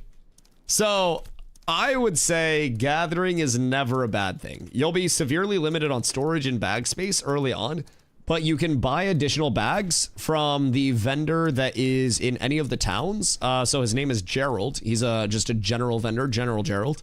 And he'll have novice bags, which are very small bags that cost a few copper. So you can get those, and those will give you increased stack size. And then as you level your bags, you get even more stack size. So default stacks are 20. But since I have a mining bag, any minables stack up to 69 now, which is quite nice. Petition for Siege to rob Gerald? I'd be down. Brody got too much money, bro. Start with gray and you do starting quest. Yeah. Just do your first time user experience and then you'll get your green. As long as you don't physically just ignore the questing. What the fuck? Are these guys supposed to be like going somewhere? Is this like a jail caravan thing? Should I be pulling it somewhere? What's happening? I feel like that's a perp walk. Huh. Huh. Very intriguing. But yeah, I would say just follow questing, explore, gather some shit. It's a big world, a lot of playtime. So I'd just say embrace it, explore. Don't be overwhelmingly in a rush because you'll have a bad time. Can't they just chill in a cart?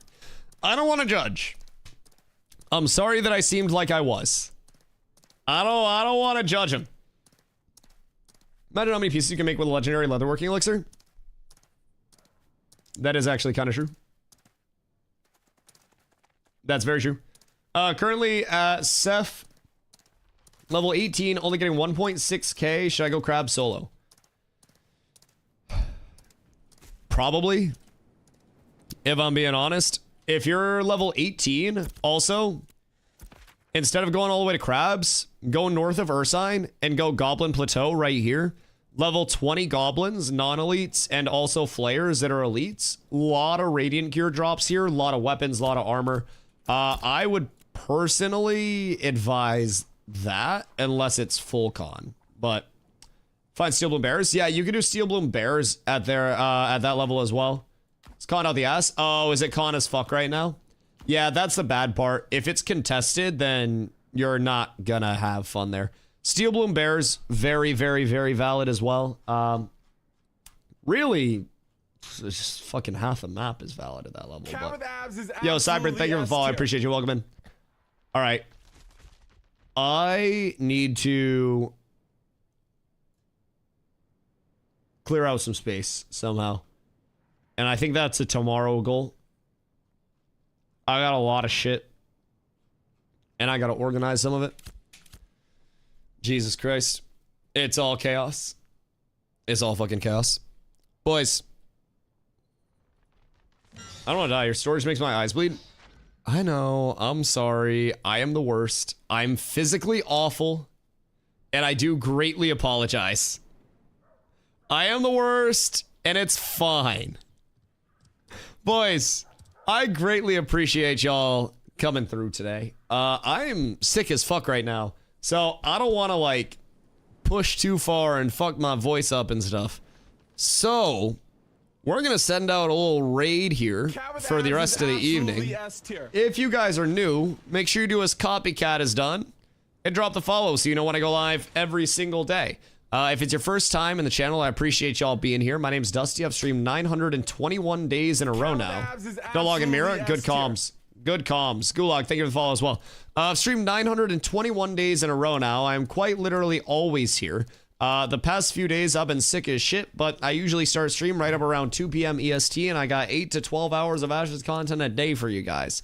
So if you ever have any questions, please feel free to ask. Let me know. More than happy to help answer quite literally anything that I can about this game. I also help run one of the largest communities in Ashes of Creation, in my opinion, the single best community in Ashes. !Guild discord.gg/catswithabs to hop into the guild Discord and join us. Do we get a subathon at 1K? No, subathons wouldn't change anything. Brother, I already stream 10 hours a day. The only thing that would change with a subathon is you guys would see me AFK to take a shit. I would eat on stream and then I would sleep. Nothing would change if I did a subathon. You guys can just give me a shitload of subs. I'm fine with that. I'll let everybody gift 1,000 subs that day if y'all really want to celebrate. But like, dude, my subathon would be lame as fuck. I stream every day already. And I stream an average of like 9 hours. You just getting downtime at that point, I'd be ripping y'all off. But 24-hour relic hunt, oh god. Just across the world getting every single relic. Fuck me. That would be something. I'm trying to get off a 6-7, right? We need something for 1K. Maybe I do a sub goal. I don't know. Maybe I do a 35% off gifted sub bundles of 5 or more. LO 13 for Cleric, where would be a good non-oak place to farm. 13 for Cleric, non-Oakenbane. Darrigal Estates could be a really good sleeper place. If Oaken is too con. Let's see. You could do Minotaurs down here towards this river. You do a lot. Fishing spots here safe? Okay, cool. We're safe here. Good, good, good. Is there a good time to join a guild? Or does it not matter? Honestly, whenever you're looking for more people to play with, in my opinion. Never a bad time to be in a group of people that you actively enjoy playing with. Boys, I greatly appreciate y'all being here. I am going to go take a shitload of medicine, chill out for a little bit, and then fucking sleep and hope that I feel better in the morning. Because my God, I can tell my meds are wearing off and I feel like ass. What artisan skills are the most useful? Gathering. Gather. 1000%. I would highly recommend gathering. Boys, I greatly appreciate y'all being here today and every day. Day 921 in a row was a fucking blast, and I'm sure tomorrow is going to be even better. Again, if it's your guys' first day here, make sure you drop the follow over on Twitch, the sub over on YouTube. And I'm always happy to have you here. Yo, Milix, thank you for the follow as well. I appreciate you. What about Zombler's new console meeting? I'm gonna have Carla get in a call, and then I'm probably gonna hop in it on my phone muted while I take a vociferous shit. If I'm being honest. I feel like ass. I degraded over the course of the day, probably because I'm just talking so much and just so active. But yeah, I'll hit Zom up. I don't know what he's doing, but tell him to message me, Carla. But boys, I will catch y'all tomorrow, bright and squirrely. Hopefully I'll be feeling a little better. 1 Twitch Prime equals 1 Prey. I love y'all. I appreciate y'all.